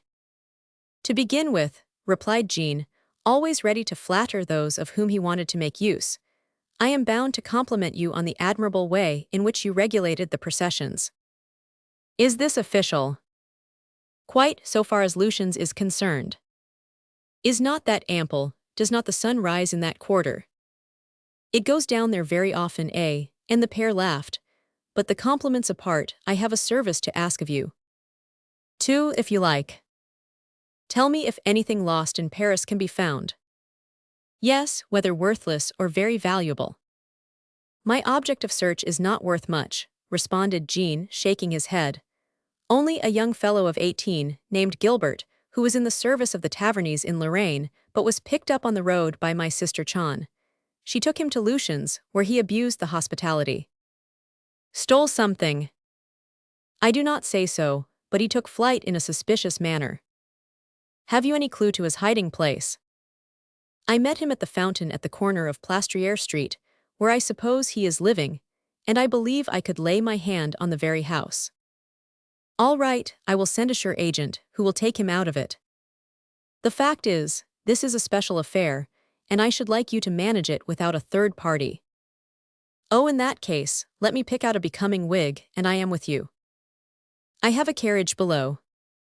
Thank you, I prefer my own. It gets a new coat of paint every month so as not to betray me. He had tried on his 20th peruke, when the carriage was waiting at the door. There it is, the dirty house, said Jean, pointing in the direction of a dwelling in Plastriere Street. Hugh, said Sartines, dash me if I did not suspect this. You are unlucky, for that is the dwelling of Rousseau of Geneva. The scribbler, what does that matter? It matters that Rousseau is a man to be dreaded. Pooh, it is not likely my little man will be harbored by a celebrity. Why not, as you nicknamed him a philosopher, birds of a feather, you know. Suppose it is so, why not put this Rousseau in the Bastille if he is in our way? Well, he would be more in our way there than here. You see, the mob likes to throw stones at him, but they would pelt us if he was no longer their target and they want him for themselves. But let us see into this. Sit back in the carriage. He referred to a notebook. I have it. If your young blade is with Rousseau, when would he have met him? Say on the 16th instant. Good, he returned from botanizing in Meudon Wood on the 17th with a youth, and this stranger stayed all night under his roof. You are crossed by luck. Give it up, or you would have all the philosophers against us in riot. Oh Lord, what will Sister Jean say? Oh, does the Countess want the lad? Why not coax him out, and then we would nab him, anywhere not inside Rousseau's house. You might as well coax a hyena. I doubt it is so difficult. All you want is a go-between. Let me see, a prince will not do, better one of these writers, a poet, a philosopher, or a Boda. Stay, I have him. Gilbert. Yes, through a botanist friend of Rousseau's, you know Jussieu. Yes, for the Countess lets him prowl in her gardens and rifle them. I begin to believe that you shall have your Gilbert without any noise. Rousseau will hand him over, pinioned, so to say. So you go on making a trap for philosophers, according to a plan I will give you, on vacant ground out Meudon or Marley Way. Now let us be off, as the passengers are beginning to stare at us. Home, coachman. Chapter 45. Too good a teacher. Fatigued by the ceremonies of the Dauphin's nuptials, and particularly by the dinner, which was too stately, the king retired at 9 o'clock and dismissed all attendants except Duke Vaughan, tutor of the royal children. As he was losing his best pupil by the marriage, having only his 2 brothers to teach, and as it is the custom to reward a preceptor when education of a charge is complete, he expected a recompense. He had been sobbing, and now he slipped out a pocket handkerchief and began to weep. Come, my poor Vaughan, said the king, pointing to a footstool in the light, while he would be in the shade, pray be seated without any to-do. The Duke sighed. The education is over, and you have turned out in the Prince Royal the best educated prince in Europe. I believe he is. Good at history and geography and at wood-turning. The praise for that goes to another, sire. And at setting timepieces in order. Before he handled them, my clocks told the time one after another like wheels of a coach, but he has put them right. In short, the heir to the crown will, I believe, be a good king, a good manager, and a good father of family. I suppose he will be a good father. he insisted. Why, your majesty, said Vaughan simply, I consider that as the dauphin has all the germs of good in his bosom, those that constitute that are in the cluster. Come, come, my lord, said the sovereign, let us speak plainly. As you know the dauphin thoroughly, you must know all about his tastes and his passions. Pardon me, sire, but I have extirpated all his passions. Confound it all, this is just what I feared, exclaimed Louis Roman XV, with an energy which made the hearer's wig stand its hairs on end. Sire, the Duke of Berry has lived under your august roof, with the innocence of the studious youth. But the youth is now a married man. Sire, as the guide of. Yes, well, I see that you must guide him to the very last. Please your majesty. This is the way of it. You will go to the dauphin, who is now receiving the final compliments of the gentlemen as the dauphiness is receiving those of the ladies. Get a candle, and take your pupil aside. Show him the nuptial chamber which is at the end of a corridor, filled with pictures which I have selected as a complete course of the instruction, which your lordship omitted. Ah, said the duke, starting at the smile of his master, which would have appeared cynical on any mouth but his, the wittiest in the kingdom. At the end of the new corridor, I say, of which here is the key. Vaughan took it trembling. You will shake your pupil's hand, put the candle into it, wish him good night, and tell him that it will take 20 minutes to reach the bedroom door, giving a minute to each painting. I understand. That is a good thing. Your majesty is good enough to excuse me. I suppose I shall have to, but you were making this end prettily for my family. From the window the king could see the candle which passed from the hands of Vaughan into that of his guileless pupil, go the way up the new gallery, and flicker out. I gave him 20 minutes, I myself found 5 long enough, muttered the king. Alas, will they say of the dauphin as of the second Racine, he is the nephew of his grandfather. Chapter 46. A terrible wedding night. The dauphin opened the door of the anteroom, before the wedding chamber. The archduchess was waiting, in a long white wrapper, with the strange anticipation on her brow, along with the sweet expectation of the bride, of some disaster. She seemed menaced with one of those terrors which nervous dispositions foresee and support, sometimes with more bravery than if not awaited. Lady Knowles was seated by the gilded couch, which easily held the princess, frail and dainty body. The maids of honor stood at the back, waiting for the mistress of the attendants to make them the sign to withdraw. These were all ignorant that the dauphin was coming by a new way in. As the corridor was empty and the door at the end ajar, he could see and hear what went on in the room. In what direction does my lord the dauphin come? Inquired the Austrian's pure and harmonious voice, though slightly tremulous. Yonder, replied Lady Knowles, pointing just the wrong way. What is that noise outside, not unlike the roaring of angry waters? It is the tumult of the innumerable sightseers, walking about, under the illumination, and waiting for the fireworks display. The illuminations, said the princess with a sad smile. They must have been timely this evening, for did you not notice it was very black weather? At this moment the dauphin, who was tired of waiting, thrust his head in at the door and asked if he might enter. Lady Knowles screamed, for she did not recognize the intruder at first. The dauphiness, worked up into a nervous state by the incidents of the day, seized the duchess' arm in her fright. It is I, madame, have no fear, called out the prince. But why by that way? Said Lady Knowles. Because, explained Louis the King, showing his head at the half-open door, because the Duke of Vaughan knows so much Latin, mathematics and geography as to leave room for nothing else. In presence of the king so untimely arrived, the dauphiness slipped off the couch and stood up in the wrapper, clothed from head to foot like a vestal virgin in her stole. Anyone can see that she is thin, muttered the king. What the deuce made choice you'll pick out the skinny chicken among all the pullets of European courts? Your majesty will please to observe that I acted according to the strict etiquette, said the Duchess of Knowles. The infraction was on my lord the dauphin's part.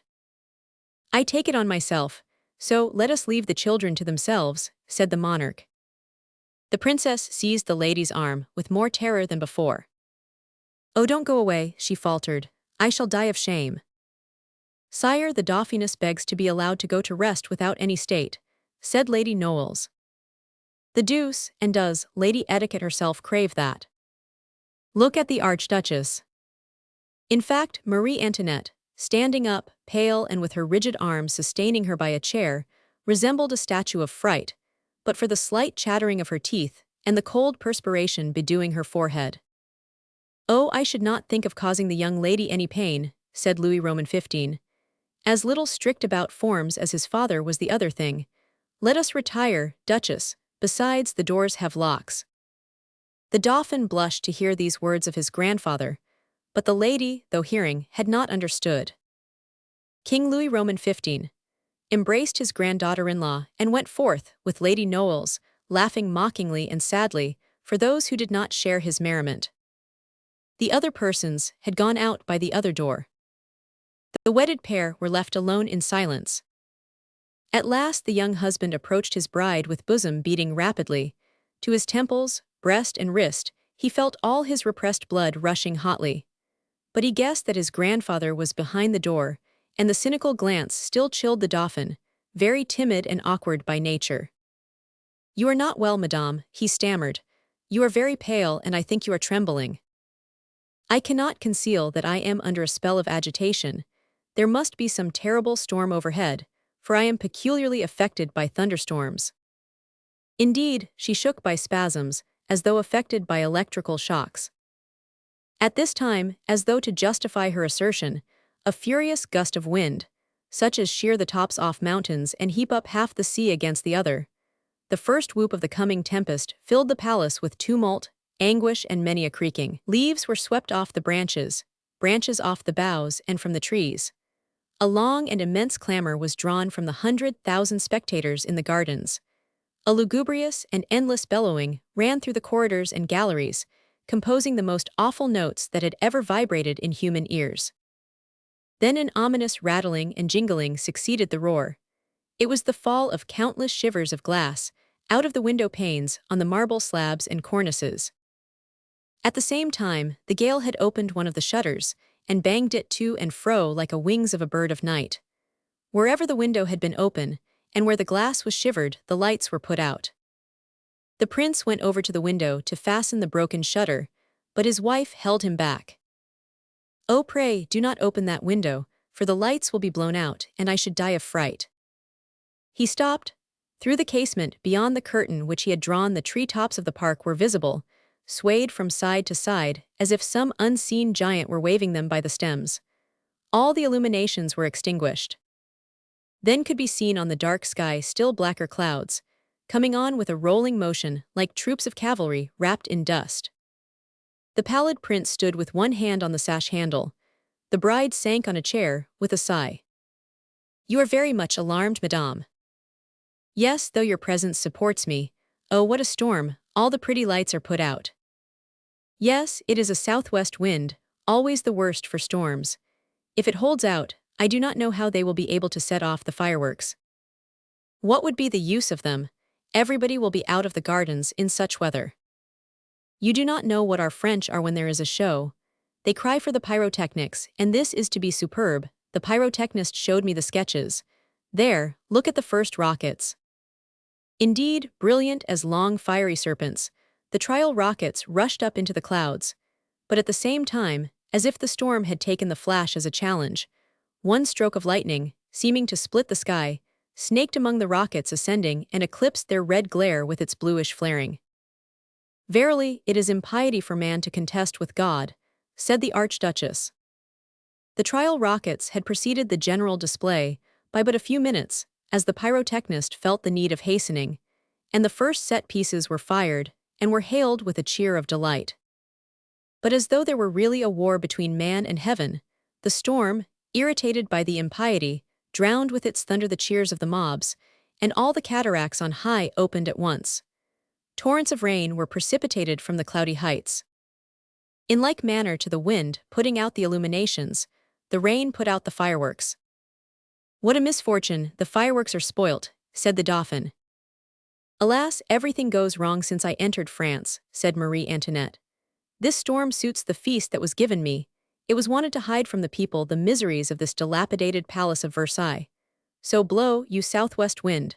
Spout, rain. Pile yourselves together, tempestuous clouds, to hide from my eyes the paltry, tawdry reception given to the daughter of the Kaisers, when she laid her hand in that of the future king. The visibly embarrassed Dauphin did not know what answer to make to these reproaches, and particularly this exalted melancholy, so far from his character. He only sighed. "I afflict you," continued she, "but do not believe that my pride is speaking. No, no, it is nowise in it. Would that they had only shown me the pretty little Trianon with its flower gardens and smiling shades. The rain will but refresh it, the wind but open the blossoms. That charming nest would content me, but these ruins fright me, so repugnant to my youth, and yet how many more ruins will be created by this frightful storm." A fresh gust, worse than the first, shook the palace. The princess started up aghast. "Oh heavens, tell me that there is no danger," she moaned. "I shall die of fright." "There is no fear, madame. Versailles is built on terraces so as to defy the storm. If lightning fell, it would only strike yonder chapel with its sharp roof, or the little tower which has turrets. You know that peaks attract the electric fluid and flat surfaces repel them." He took her frozen, yet palpitating hand. Just then, a vivid flash inundated the room with its violet and livid glare. She uttered a scream and repulsed her husband. "Oh, you looked in the lurid gleam like a phantom, pale, headless and bleeding." "It is the mirage caused by the sulphur," said the prince. "I will explain." But a deafening peal of thunder cut short the sentence of the phlegmatic prince, lecturing the royal spouse. "Come, come, madame, let us leave such fears to the common people. Physical agitation is one of the conditions of nature. A storm, and this is no more, is one of the most frequent and natural phenomena.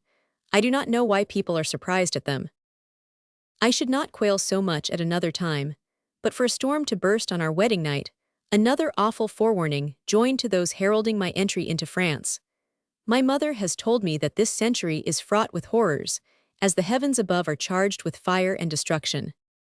Madame, no dangers can menace the throne to which we shall ascend, for we royalties dwell above the common plain.